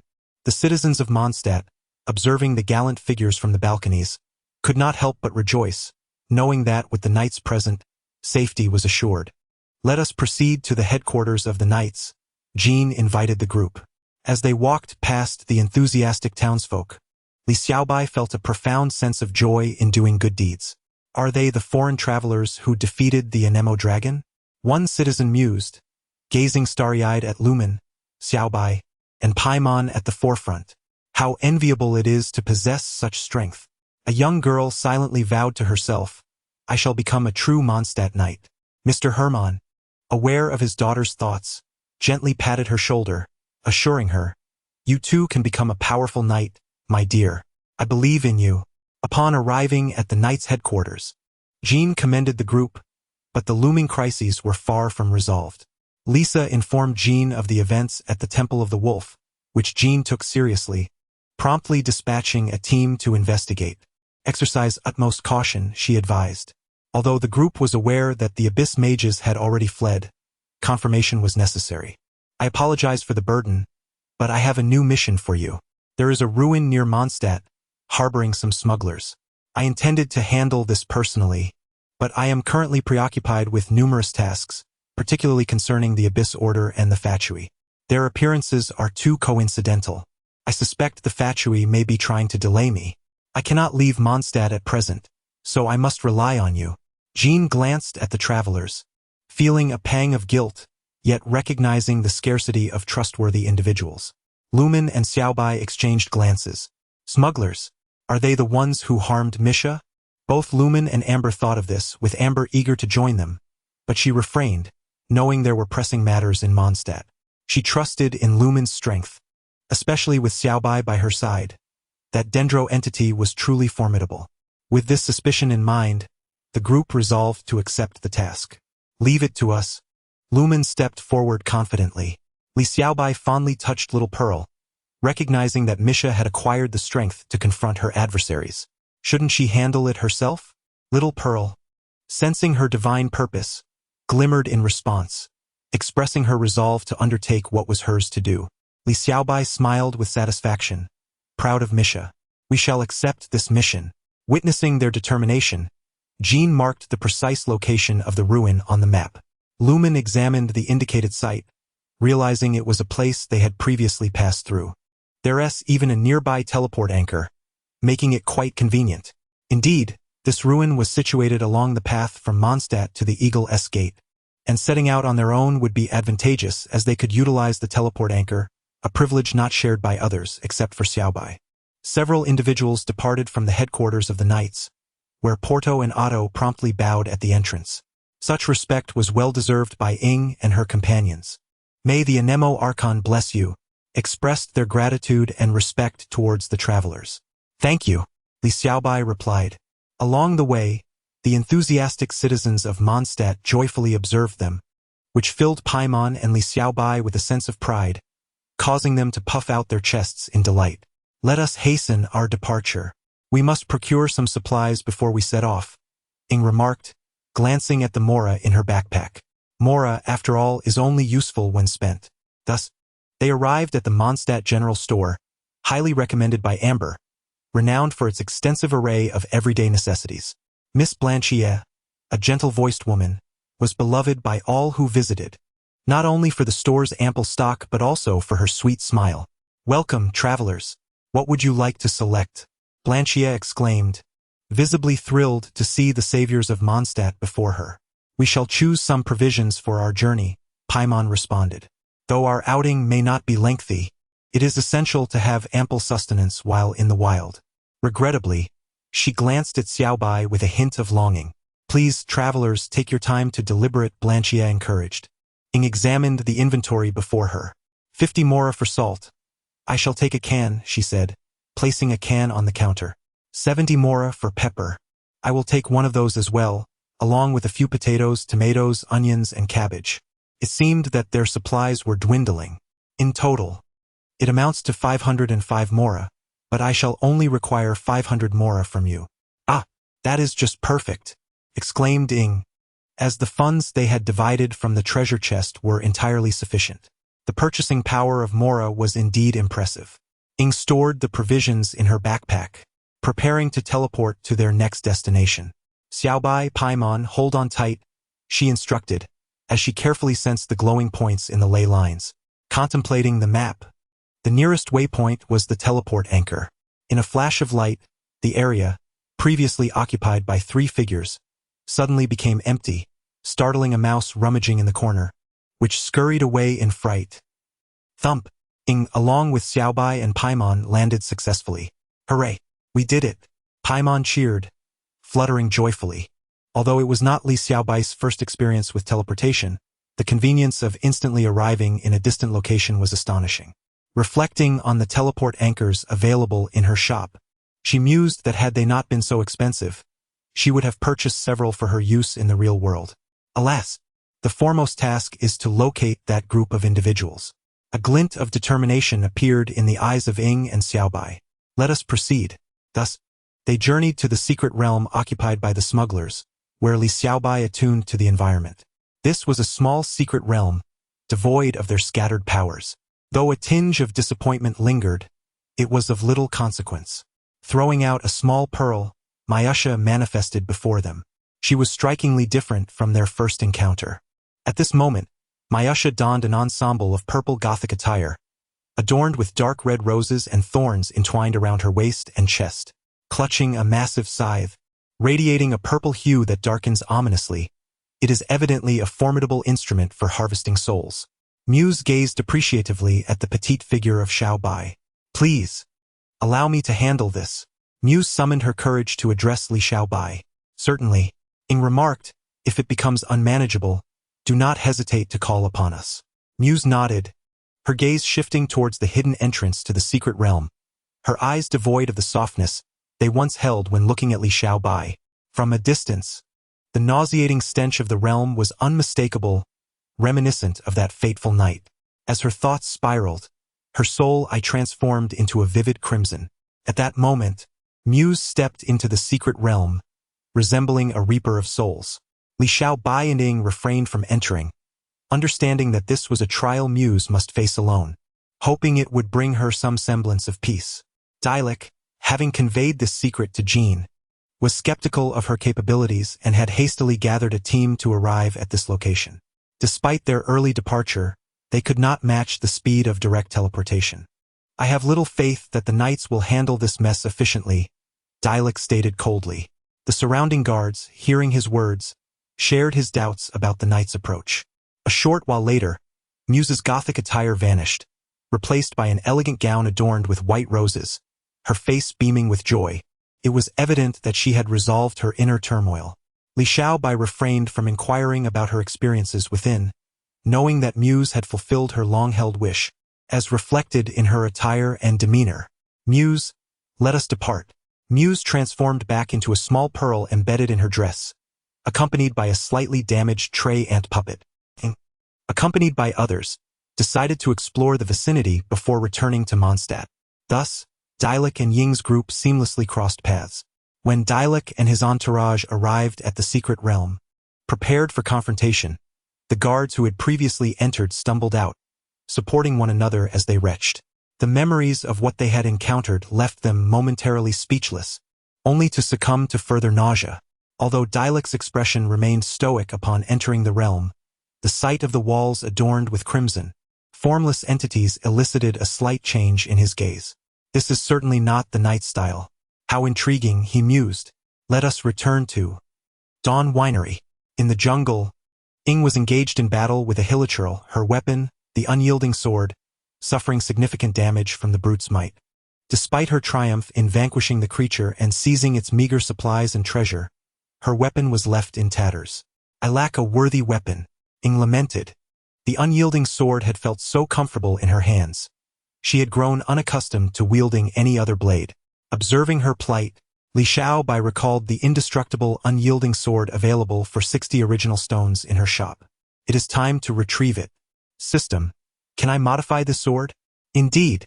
In the center of the sword's hilt, there lay a diamond-shaped gem engraved in a groove, which could be exchanged for an indestructible blade devoid of an edge. Under the gaze of Ying, Li Xiaobai conjured an identical edgeless sword in his hand. Although the reason for the diamond-shaped recess in the hilt remained a mystery, Ying found herself enamored with the sword. Ying, this is a gift for you. Li Xiaobai presented the floating sword before her. As Ying grasped the hilt, she felt an extraordinary affinity with the blade. It was truly remarkable. Prepare for the imminent return to this world, echoed a voice. Li Xiaobai was already ready. In order to avoid the troubles posed by Paimon and Ying, she had devised a plan. Ying, Paimon, I am about to enter a slumber. When we meet again, I hope you both will have grown stronger. Rather than feeling disheartened, Ying and Paimon were filled with a sense of excitement upon hearing this. In the next moment, Li Xiaobai transformed into a streak of emerald light, soaring towards the recess of the hilt. A sparkling green gem was embedded within it, instantly enhancing its appearance. Paimon and Ying were left utterly astounded. Is it truly possible to do this? The convergence of laws begins. The first wave of law's power merges with the rock. 6,000 chapters. The transformation of this world is about to commence. To be continued, Chapter 44. The earth trembles in the divine land, mysterious rock crystals, sister. I have returned in the 22nd year of the new era of the divine land. The nation experienced a total of 198 earthquakes, with 166 ranging from magnitude 3 to 5, 29 between 6 and 7, and 3 at 8. Fortunately, the areas afflicted by these catastrophic quakes were uninhabited. Yet the frequency of such seismic activities caused considerable alarm among the officials at the Earthquake Bureau. The sudden emergence of so many epicenters was unprecedented in thousands of years, leaving many to ponder the cause of such a dramatic shift. This phenomenon was not confined to the divine land. Regions such as the Black State and the Western State also reported similar disturbances, albeit with particular prominence in the divine land. Consequently, the Bureau promptly dispatched investigative teams and research groups to these locations for geological studies. Upon arrival, the investigative teams were astounded by what they encountered.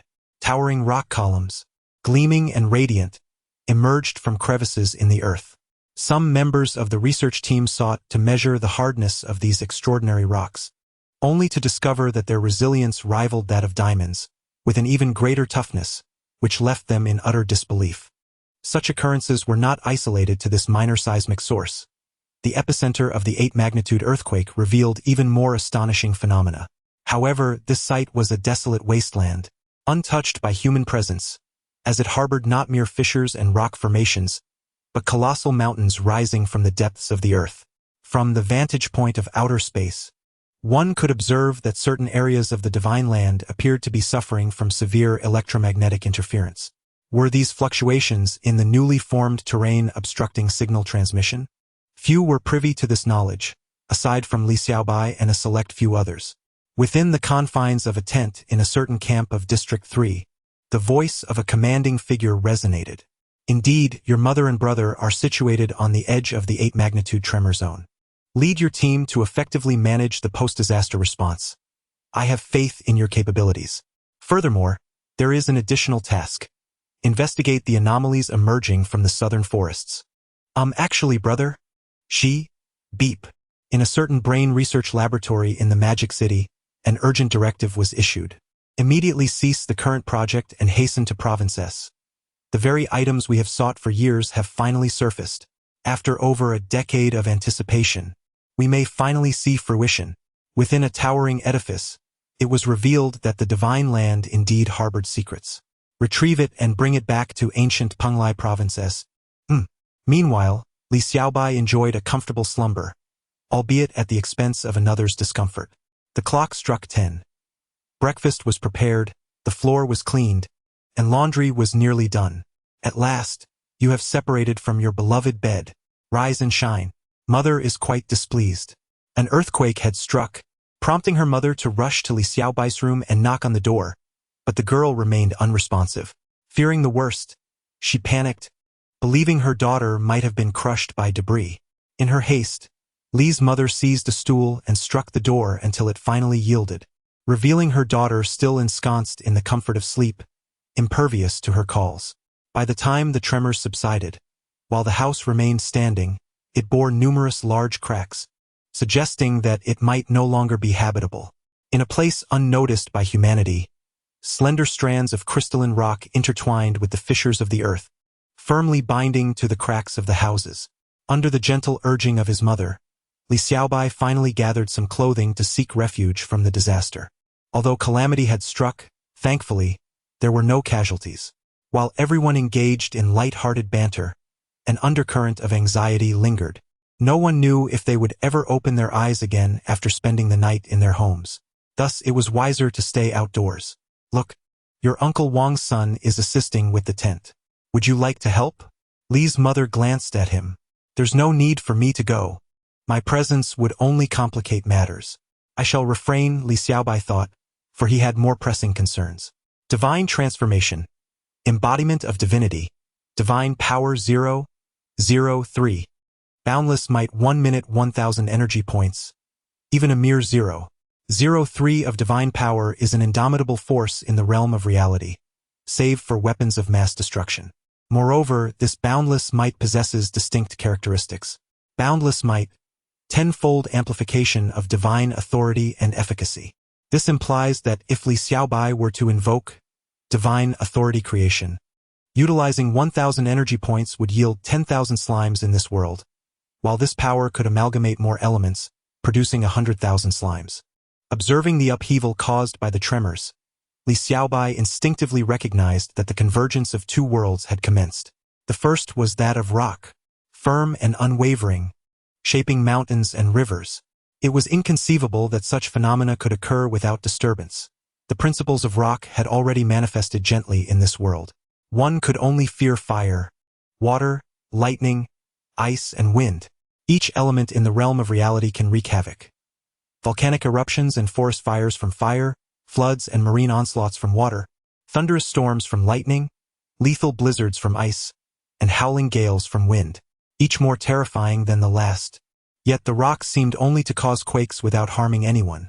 Not that it was prudent to draw conclusions too early.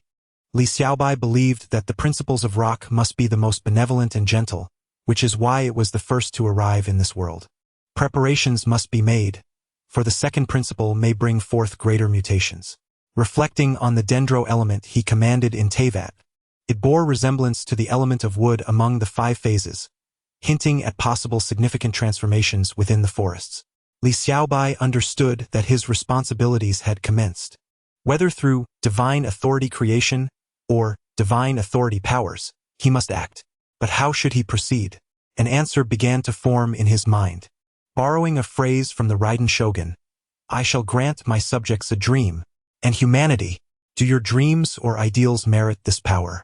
Mother, I have matters to attend to. I shall take my leave to rest. Regardless of his mother's expression, Li Xiaobai was aware that the time for action was now. This was merely the beginning. The complexities that lay ahead would only deepen. After Li Xiaobai turned to leave, Wang Yiming glanced over.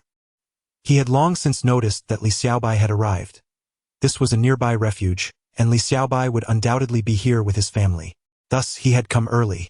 The tremor that morning had been truly terrifying. Although it had not caused any casualties, the houses were uninhabitable, riddled with large cracks.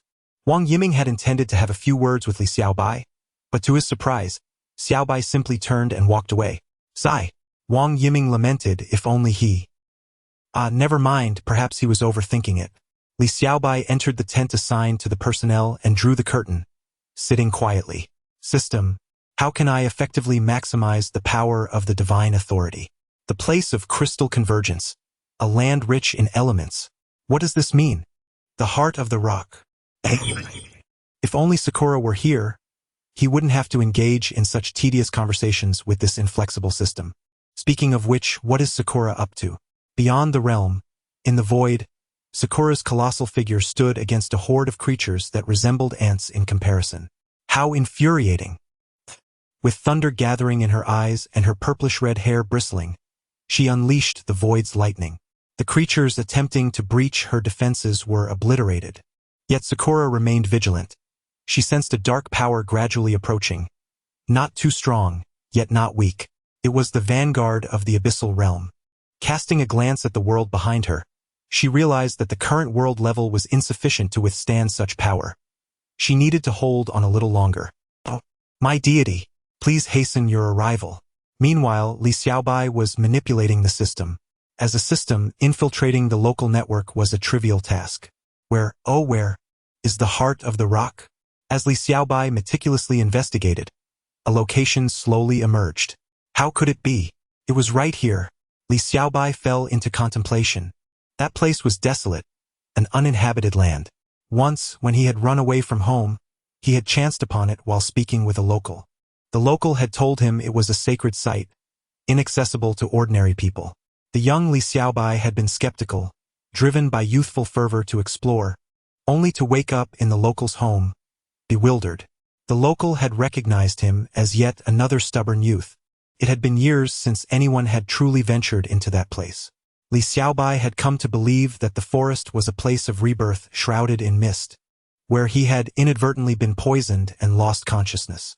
Reflecting on it now, that place was indeed extraordinary. This should be one of the locations referred to as the heart of the rock by the system. Here, the powers could be maximized to their fullest potential. Li Xiaobai felt a surge of anticipation. What would this world become in the future? As Li Xiaobai pondered all this, Li Xiaoling had already shed her youthful attire and donned a serious green uniform. The fierce winds howled, stirred by the rotor blades of a helicopter. This mission was not merely a rescue operation for the disaster zone, but also a secret research endeavor. Information gleaned from her father. In that location, there are 3 seismic sources across the nation, and this one is the closest to home, which is why her father urged her to come here. However, Li Xiaoling finds herself yearning to return home to see her sister, chuckling softly. Alas, the task ahead is indeed formidable. Miss, fret not. Our mission this time is rather straightforward, the maid remarked, standing beside her with hands clasped behind her back, observing Li Xiaoling. They too shed their disguises, revealing their true selves. To protect. Li Xiaoling's sole desire is to safeguard her family, just like her father. The thought of soon returning to Province S ignited a fervor within her, prompting her to board the aircraft with newfound haste. Professor, it is time to embark, the steward announced, leading a group of seasoned researchers and young scholars, each bearing small instruments, onto the plane. On another aircraft lay more sophisticated, large-scale equipment. Thank you. We shall rely on you this time, the elderly professor said kindly to the young, handsome soldier before him. The other researchers remained silent, unsure of what to say, and feeling a deep respect for the military man. As the group boarded the helicopter, Li Xiaobai secured the cabin door, ensuring all was in readiness for departure. Li Xiaoling glanced at the young researchers who stole glances at her, amused. Who would have thought your sister possesses such an identity? Xiaoling, you have worked hard, the old professor acknowledged, nodding at his satisfied pupil. He had always sensed that she was different from the others, but now he understood just how unique she truly was. Professor Gu, I must rely on you once again.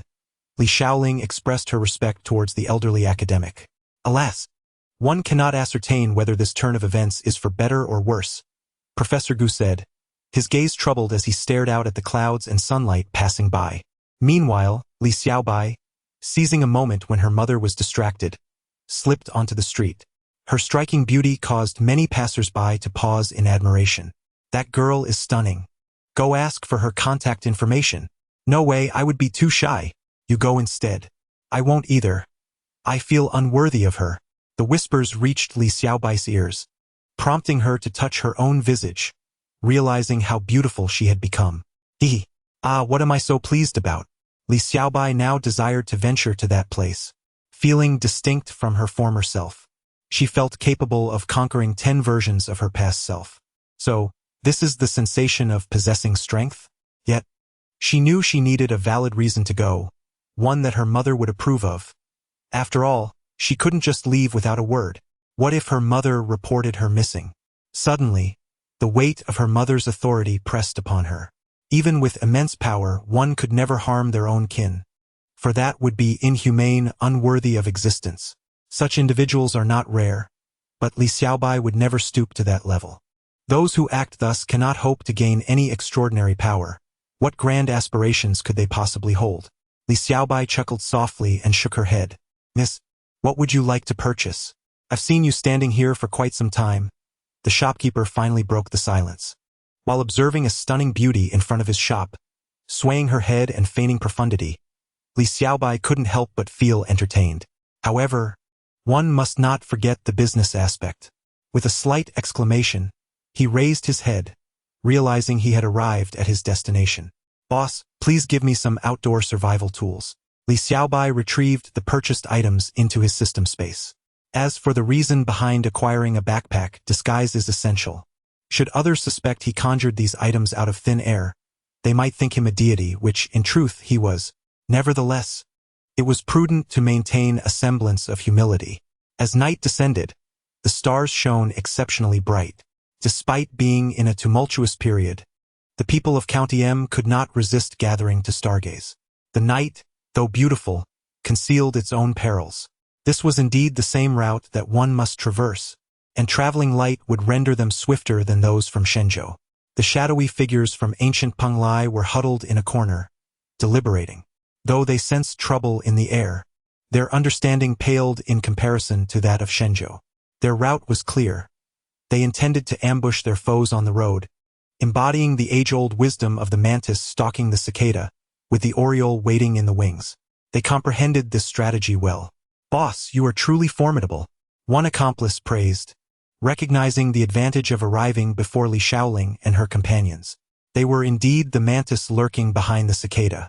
Meanwhile, Li Xiaobai concealed his presence, pleasantly surprised by the unexpected rewards of his moonlit excursion. He had set his sights on them, pleased at the prospect of having someone scout ahead. As for his dear mother, my apologies, mother. I must embark on a journey. Thus, Li Xiaobai stealthily approached the departing shadowy figures. To be continued, Chapter 45. The Information Transcription Device? Departing to the southwest's uninhabited forest in the present-day District 3, security is exceedingly stringent, a situation that can be traced back to the enigmatic stone mirror retrieved from the depths of the sinkhole. After an arduous effort, the research team finally succeeded in bringing the immense stone mirror to the surface, promptly commencing their investigation.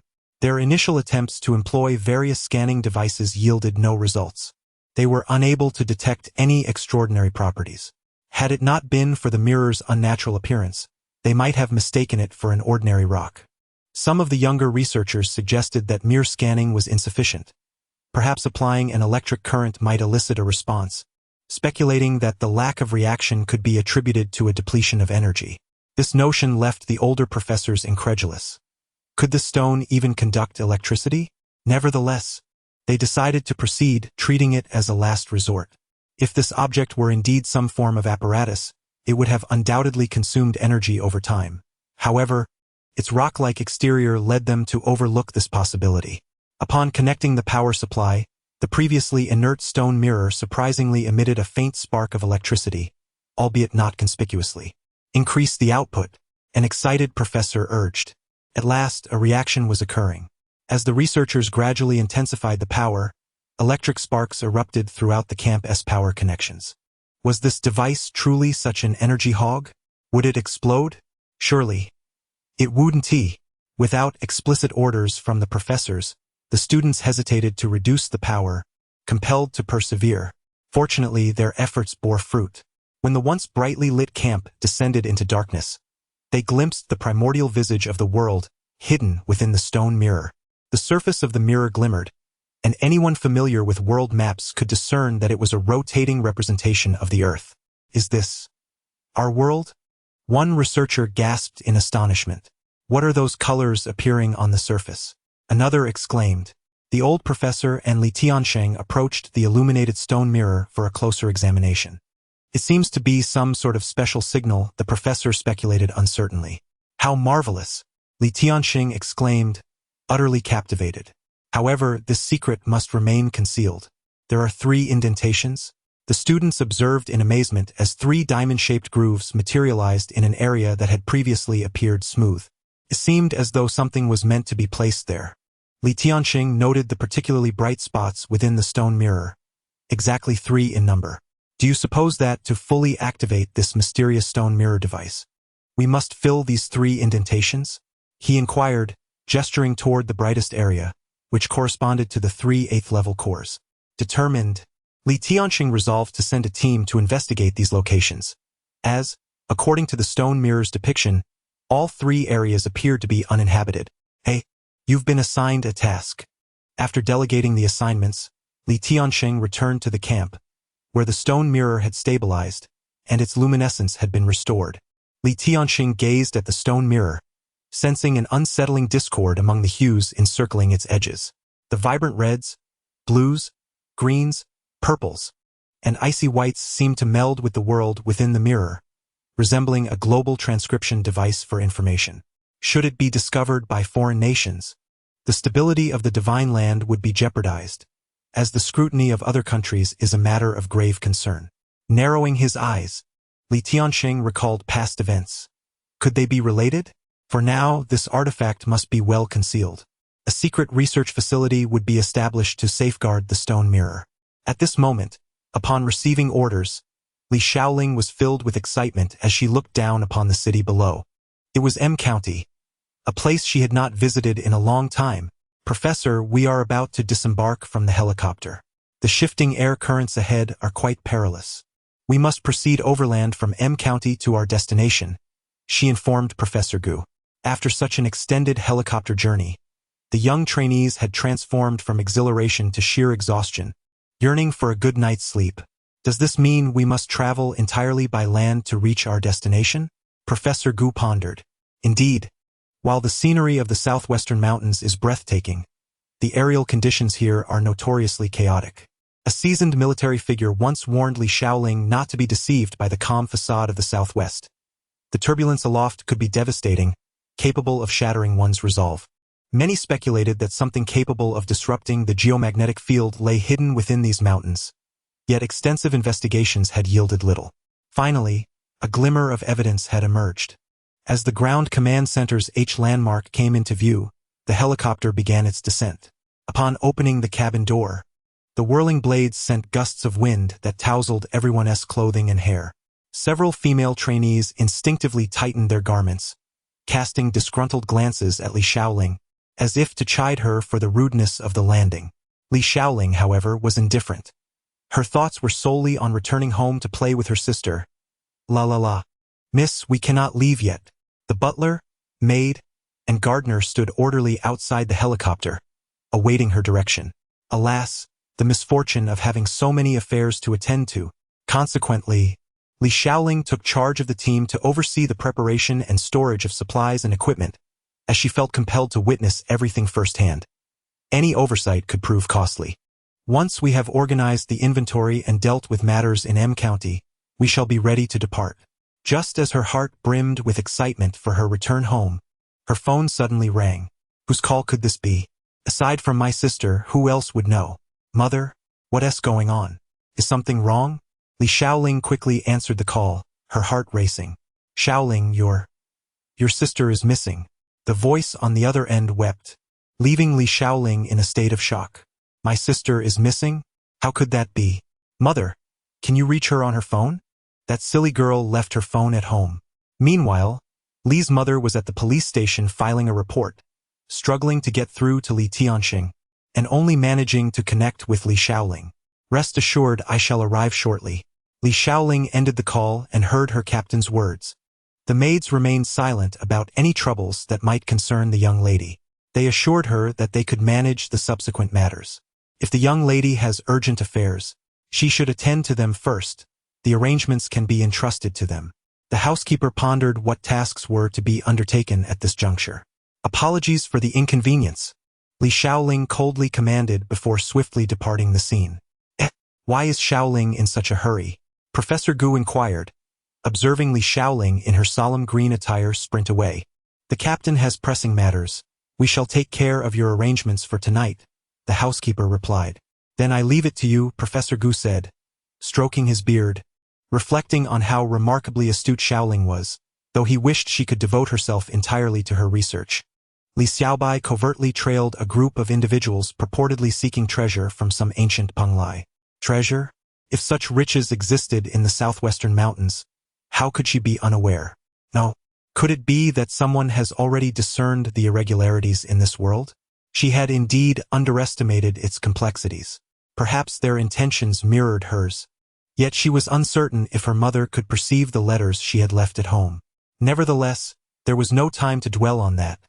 She needed to pursue them. Though she had a general sense of the area, the rapid changes in this world could pose unforeseen dangers. A few scouts would suffice, so Li Xiaobai stealthily followed the shadows. Eventually, she observed them boarding a vehicle in a hidden corner. It appeared they had arrived by car, quite affluent indeed. At that moment, Li Xiaobai felt as light as a bird, racing through the woods, and as the vehicle traversed a broken stretch of road, she nimbly leapt onto the roof of the carriage, making not a sound, akin to a cat. Onward! Xiaoling, you've lost weight, Li's mother exclaimed, gently caressing her daughter's delicate face, tears streaming down her cheeks. Who could fathom how many years had passed since she last beheld her youngest daughter? Did sister leave anything behind? Li Xiaoling inquired directly. To be honest, her mother had indeed seen the letter, though she could hardly believe her eyes. This residence. This reckless girl dared to venture there alone. Li's mother handed the letter to Li Xiaoling, and upon reading it, her expression shifted dramatically. This place is to be continued. Chapter 46. The ceiling of the Elder Zhongli, the uninhabited forest in the southwestern mountains, is a natural reserve of Shenzhou, teeming with a myriad of wildlife. Rare animals and medicinal plants thrive here, making it a veritable paradise for flora and fauna in times long past. Although it remains largely untouched today, few dare to challenge this forest, reputed to be the most perilous wilderness in Shenzhou. Many have once harbored the ambition to conquer its depths, yet few have emerged unscathed. Even those who have survived often possess scant knowledge of its mysteries, with each account differing significantly, which is quite peculiar. Furthermore, with the passage of time, the dangers lurking within have only multiplied, rendering the specifics unknown. As Li Xiaobai journeyed with Gu Penglai and his companions through the night, they gradually distanced themselves from human habitation. The muddy terrain along the way was treacherous, and a careless misstep could spell disaster for their vehicle. Thus, they were compelled to continue on foot. Upon realizing the path ahead had vanished, Li Xiaobai nimbly leapt from the top of the vehicle and concealed herself among the thickets. Today, Li Xiaobai exhibited remarkable transformation, her agility a testament to her experience in significant situations. Yet, one cannot blame her for her wariness. She has always held a profound respect for this world, which is replete with wonders, so much so that even the gods might not fully comprehend its intricacies. After all, with her current abilities, she could hardly effectuate such monumental changes. The upheavals in Shenzhou, such magnitude of power is required across so many regions. Clearly, her own strength remains insufficient. She pondered when she would next return to Teyvat, her anticipation palpable. However, the presence of a divine skill at her disposal was a most fortunate boon, enabling her to realize many of her aspirations. Li Xiaobai had already devised a plan, the specifics of which she would withhold from others. Since the laws of the elemental world of Teyvat were soon to merge with this realm, could it be possible, she mused, that she could teach elemental knowledge in her capacity as an elemental prophet? It should be feasible. Yet, how to effectively impart this knowledge and ensure acceptance? Surely, the best teaching method is through example and demonstration. Would a live demonstration yield significant results? Witnessing the mysteries of the elements firsthand would surely astonish them, wouldn't it? Yet, she realized she may be overthinking. It is likely that no one in this world possesses the power of the elements. Indeed, it should be so. Best to wait until they reach the core of the rock before formulating further plans. The anticipation was exhilarating. At this moment, Li Xiaobai resembled a clever little creature, harboring a monumental secret, constantly envisioning the astonished expressions of others. Perhaps it was tinged with a hint of mischief. Boss, do we really have to go in? Gu Penglai and his party stood at the edge of the foreboding forest, beside a dilapidated sign that leaned precariously, inscribed with the words "No Entry" and marked with a bold slash across it. The atmosphere was steeped in history. Do you understand what it means to lay an ambush in advance? This is a significant task entrusted to us by the boss. What do you know? This group had lingered in Province S for so long that their speech now bore a distinct accent. Li Xiaobai concealed herself in the shadows, closely trailing the group as they ventured into the forest. Observing the overgrown path, she noted the signs of a forceful intrusion by the ancient Penglai faction. Doubts crept into her mind. Had she followed the wrong lead? Were they spies? Such conspicuous traces seemed almost an invitation for discovery. Yet, she dismissed her concerns. In this verdant realm, nature transformed daily. A disruption one day could be mended by the next. Perhaps she was merely overthinking. Thus, Li Xiaobai stepped into this vast, uninhabited forest in the southwest, where the air was notably damp. Meanwhile, Li Xiaoling found herself ensnared by her mother's incessant inquiries. "Xiaoling, when will you go find your sister?" She went off unprepared. How could she venture into such peril alone? "You must ensure her safe return. Be wary of any unsavory characters who might be after her. You're quite capable now. When do you plan to set off?" Her mother's words flowed like a relentless stream. However, Li Xiaoling understood her changed circumstances. She could not simply abandon her responsibilities to seek out Li Xiaobai. It would be irresponsible. Moreover, the letter had assured that Li Xiaobai would not act recklessly, though who could truly predict such behavior? Thus, despite her anxious thoughts, Li Xiaoling remained composed, aware of the numerous members within their expedition. "Professor Gu, shall we not proceed with this plan?" Li Xiaoling approached the esteemed Professor Gu, who was examining the repair apparatus. M County is one of the nearest locations. If we could establish the research site here, wouldn't it expedite our efforts to deploy a team to extract the materials for study? Professor Gu surveyed the massive instruments, which had been laboriously transported from the aircraft. It was impractical to carry such equipment into the mountains. "Very well, I must accompany you," he replied with unwavering certainty. Li Xiaoling pondered the implications of Professor Gu's advanced age. Was it wise for him to venture into the wilderness? "What? Do you believe this old man is frail?" he remarked with a hint of amusement, casting a knowing glance at Li Xiaoling. In his youth, he had boldly traversed desolate territories. To him, these mountains were mere trifles. "Grandfather, Miss Li is concerned for your safety. Why do you not heed her advice?" A student of Professor Gu approached, urging him to reconsider. The young woman, clad in a white lab coat, adorned with black-rimmed glasses, had cascading black hair that framed her figure, which the coat could scarcely conceal, exuding an air of vibrant allure. "Allow me to introduce my granddaughter, Gu Nan. Like you, she possesses a passion for exploring peculiar and extraordinary phenomena. She has just returned from the Magic City to join my research team and is an outstanding researcher. If time permits, I encourage you to exchange insights." Professor Gu introduced Gu Nan to Li Xiaoling. "Hello, I am Gu Nan," she said, extending her hand in greeting to Li Xiaoling. Li Xiaoling glanced at Gu Nan's delicate and slender hands, inadvertently comparing them to those of Li Xiaobai. There is simply no comparison. They pale in comparison to Sister Xiaobai's beauty. With a gentle touch, she withdrew her hand. "I am Li Xiaoling, the leader of this operation.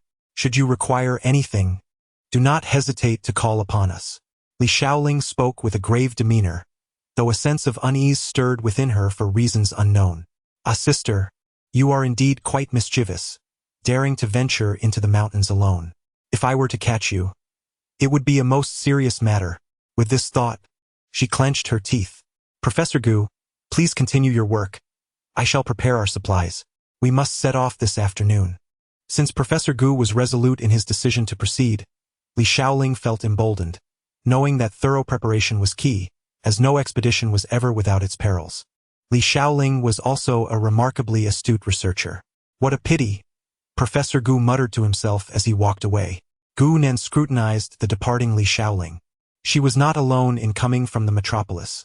Her team had melded harmoniously with Professor Gu's. "Li Xiaoling, is it?" Gu Nan mused with a slight smile. It appeared she was a formidable adversary. In the depths of the forest, the sounds of birds and beasts echoed hauntingly. "Oh, what is this?" Li Xiaobai exclaimed, shaking off the sticky substance on her hand, utterly disgusted. Ever since entering this forest, she had felt unwell. The gloomy, humid, and sultry environment was entirely at odds with the regional climate. Just as she attempted to hide behind a tree for a moment of relief, she stumbled upon a gooey mass, mistaking it for something else and nearly retching. Upon closer inspection, however, she realized. What? Li Xiaobai scrutinized the viscous substance, noting its slimy texture and surprising mobility. Its color bore a hint of brown, interspersed with fine crystalline threads. Was this not the ideal medium for slime? A stroke of fortune. Li Xiaobai picked up the gooey mass she had flung away and squeezed it once more. The texture was remarkably similar. An evil grin spread across her face as she stealthily stowed the slime in her backpack, quietly trailing the group ahead. After a considerable journey, the members of the ancient Penglai team, accustomed to a life of luxury in the bustling city, found themselves in disarray. It wasn't long before they bore the marks of their struggle. The path was littered with strange obstructions, and their clothing had been torn. One member scratched at his skin, oblivious to the swelling red welts that had formed beneath his fingers. Why does it itch more the more I scratch? He finally glanced at the afflicted area, nearly losing his wits in horror. Ah, what is this, a bug? Panic surged through him, drawing the attention of the entire team. What is that? Several teammates looked at his back, where the crimson welts seemed to writhe ominously. Before long, the wound burst open, and a large brown insect erupted from within, accompanied by a torrent of blood. The sight left several members stunned. Li Xiaobai observed this scene from a distance, realizing that indeed, the forest was a realm of rapid transformation. This peculiar insect, unbeknownst to its surroundings, is destined to find its way to her.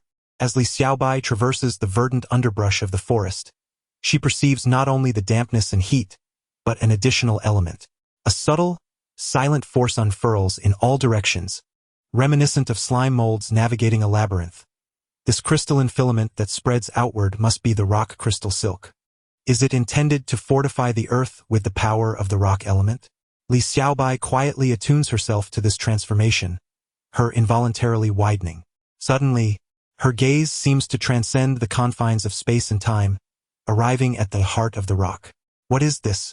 She beholds a formidable arrangement of rock formations encircling a luminous crystal, evoking memories of the domain that ensnares the Dragon King. How did you manage to embed the sealing array into this world, old man Zhongli? To be continued, Chapter 47. At this moment, the myriad of demons and gods rise, yet it is I, Li Xiaobai, who shall save the world. Enormous crystal formations of rock surge forth from the depths of the earth, reaching heights of 100 meters, adorned with enigmatic engravings. Their imposing majesty renders this place a sanctuary where no living creature dares to tread. Beneath the profound fissures, a faint glow of crimson heat is discernible, yet it remains immobilized under the weight of an unseen force. A golden aura spreads, thickening the very air. This is the heart of an uninhabited forest in the southwestern mountains, a realm where humanity ought not to exist, nor be allowed to gaze upon its mysteries. Here lies the inception of a world on the brink of transformation, concealing the secrets of an entire universe. The array of rock formations rises to an impressive height of 100 meters, and the heavy, dignified golden light renders the central crystal immovable. As if responding to a powerful summons, the crystal trembles violently, only to be swiftly subdued. Far away in the secret research laboratory of the Sinkhole in District 3, the stone mirror glimmers faintly, revealing 3 brilliant orbs of light in the realm of Shenzhou. What has transpired? An anxious student hastens to inform the esteemed professor and General Li. Upon their arrival, they fixate upon the transformations of the stone mirror. Li Tiansheng feels an overwhelming weight in his heart. He has already sent his daughter here, and it seems they are alarmingly close to a pivotal moment. This world is truly on the verge of change. At 10 o'clock in the morning, M County experiences a violent tremor. Professor Gu and his entourage are safely protected, but once the quake subsides, some individuals notice peculiarities in the structures. What could this be? Among the fissures, the populace discovers extraordinarily resilient filaments. Let me take a look, Professor Gu declares, equipping himself with a compact material detection device. The results of the analysis leave him astounded. Such materials exist? Even his students gather here, eager to collect samples of these substances. Be careful, do not damage them. Perhaps the filaments, having only just emerged, remain fragile, allowing Professor Gu and his team to gather them with ease. They transport the samples back to their base for meticulous examination using larger instruments. Professor Gu instructs his students. The findings replay in his mind. This material possesses exceptional information transmission capabilities and resilience. Could it be that nature has spontaneously given rise to such a substance? He senses the presence of a profound secret. If the entire world were to be suffused with such material, Professor Gu's imagination begins to wander. It would resemble an intricate web of information spreading from the depths of the earth. Yet surely there must be a central locus for processing this information. Overthinking, he chastises himself. How could such a phenomenon exist? Yet, indeed, such a thing does exist. Professor Gu decides to leave a few individuals at the base in M County while he, along with several capable students and Li Xiaoling's team, delves deeper into this enigmatic realm for exploration and study. Xiaoling, Gunan. They truly are remarkable individuals. Observing Li Xiaoling directing the loading of equipment and Gu Nan engaged in discussion with the researchers, he reflects on his granddaughter with pride. She has demonstrated great insight, leading her own team to explore what is said to be a renowned brain-machine interface research project from the magical metropolis, an intriguing field of study. For reasons unbeknownst to her, a peculiar task had been assigned from above. A military off-road vehicle was in the process of being loaded, and this operation could not afford any missteps. Perhaps others were covertly involved, as suggested by past experiences. Thus, it was imperative that armed forces be in place. Observing the configuration of a team exceeding 30 individuals, Li Xiaoling nodded in approval. With these personnel, they were nearly prepared. Her team comprised 5 members. The research squad consisted of 6, and there were 20 armed forces. Safety was assured. Next, she simply needed to inform her mother before they could embark. Li Xiaoling made her way to where her mother, Hua Lingbai, was resting.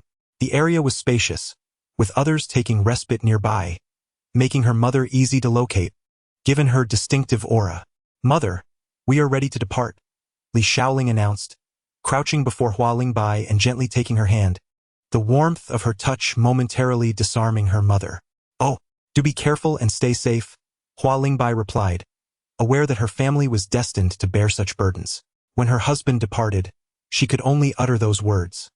Now, she found herself saying the same to her youngest daughter, truly a cycle of fate. "Bring your sister back. I care not why she ventured off alone to that desolate mountain. You must retrieve her, and I shall have a stern word with her." This matter deeply vexed Hua Lingbai, as her daughter seemed oblivious to the dangers of such reckless escapades. "I understand," Li Xiaoling nodded. "Sister has misbehaved. It is time for the mother to impart some discipline." Rising to her feet, Li Xiaoling radiated an imposing presence. "Oh dear, who has riled the young lady?" a maid remarked, sipping hot water, addressing the steward. "I don't believe it is anger," the steward mused, sensing his intuition was correct. "Perhaps it is excitement," the gardener chimed in. This time, the guards had not accompanied her. She was under house arrest. The thought of that imposing guard brought a secret delight to the maid. Finally, she was free from that ever-present shadow. Unbeknownst to her, however, the captain was soon to become someone else's shadow. "What are you waiting for? Assemble and depart." Li Xiaoling commanda. The prepared group swiftly boarded their vehicles, while the researchers had already seated themselves with a sense of anticipation. The enormity of their first mission filled them with palpable excitement. As the vehicles set off, the path ahead remained shrouded in uncertainty, leaving them to wonder what awaited them. "Help! Help!" The group from ancient Penglai found themselves in dire straits. Having just withstood an onslaught from monstrous insects, they were now beset by a bear. A formidable black-brown bear, measuring 4 meters in length, pursued them relentlessly. A closer inspection revealed that the bear's fur bore scorch marks but no blood, indicating that their weapons had merely provoked its ire without causing any real harm. In a panic, the group retraced their steps, only to find refuge near an individual. Li Xiaobai, clad in oversized mountaineering gear and a tight black mask, her eyes concealed behind dark sunglasses, was virtually unrecognizable to anyone. Connecting to the network, commencing live broadcast. This was the brilliant idea conceived by Li Xiaobai. Indeed, She intended to inform the world of its impending transformation under the guise of the elemental pioneer.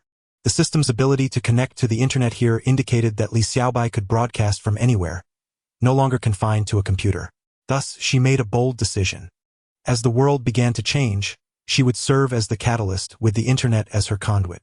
Suddenly, a live streaming room appeared on numerous platforms, boldly named the Elemental Prophet's Live Room. What is this live room? Why is it filled with dense forests? I think I see a bear chasing someone. Who will save those poor souls? An outdoor survival live room? Why is it called the Elemental Prophet?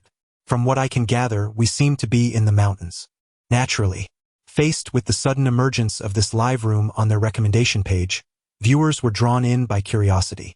Yet, the scene before them left them bewildered. An ancient voice resonated from the live room. I am the Elemental Prophet. The world is on the brink of upheaval. This is but a precursor. Observe closely. The sudden voice startled the viewers, yet no figure appeared on screen. Who is speaking? Is this some sort of trick? No one answered, and the imagery continued to race forward.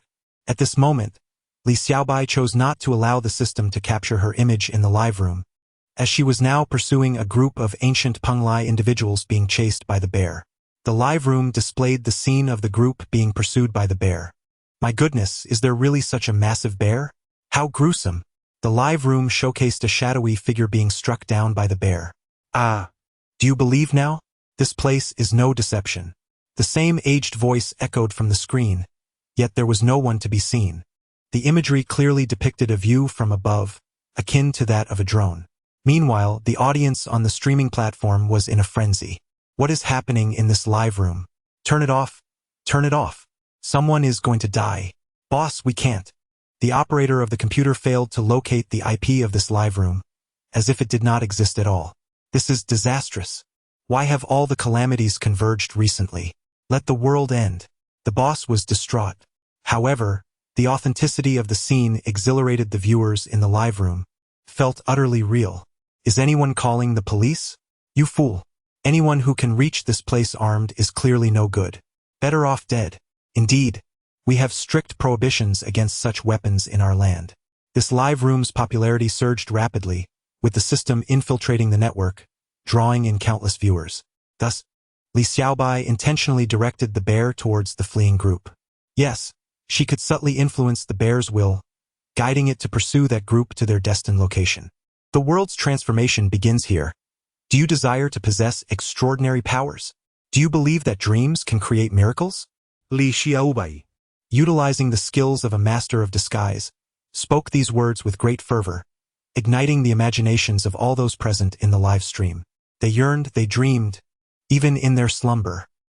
Power is not easily attained, young ones. Even now, some still regard this suddenly emerged live stream as mere theatrics. Surely, this cannot be a film. I assure you, this must be a special effects masterpiece. The performances appear far too exaggerated. Such sentiments are commonplace. Yet, Li Xiaobai refrained from elaborating. Once they arrived at their destination, the reality of this world would unfold before them. Elements are about to converge in this realm, and great power shall manifest. As Li Xiaobai uttered these words, the live stream transformed, revealing a different scene. Here was the heart of the rock. Towering pillars radiated with brilliance, their formidable presence silencing the viewers as they gazed in awe. This place felt oddly familiar, reminiscent of the character Zhongli from Genshin Impact. Indeed, this was the ultimate goal Li Xiaobai had sought. It was unclear what time it was, as the sky had turned dark. Yet, the towering pillars continued to shine brightly in the live stream. Li Xiaobai sensed an abundance of elemental power in this place. It was time to commence. She could feel that this realm awaited her arrival. In this world, myriad demons and gods arise, yet I, the elemental prophet, shall proclaim to this realm. Such a grandiose declaration led the viewers to ponder whether the speaker was merely a juvenile or perhaps an elder. Divine descent. A streak of azure light pierced the heavens, cleaving the clouds as a dazzling celestial might descended. Clad in ethereal blue attire, Li Xiaobai stood tall and majestic. The divine's responsibility is creation. The divine's authority is power. The divinization of great might. A total of 3,000 units of energy were expended, and boundless forces of law swept across the land. In that fleeting moment, it seemed as though the very fabric of heaven and earth had shifted. Was that a god? To be continued. Ahem. I seek your praise and generous gifts. Even a free token would be appreciated. Thank you all.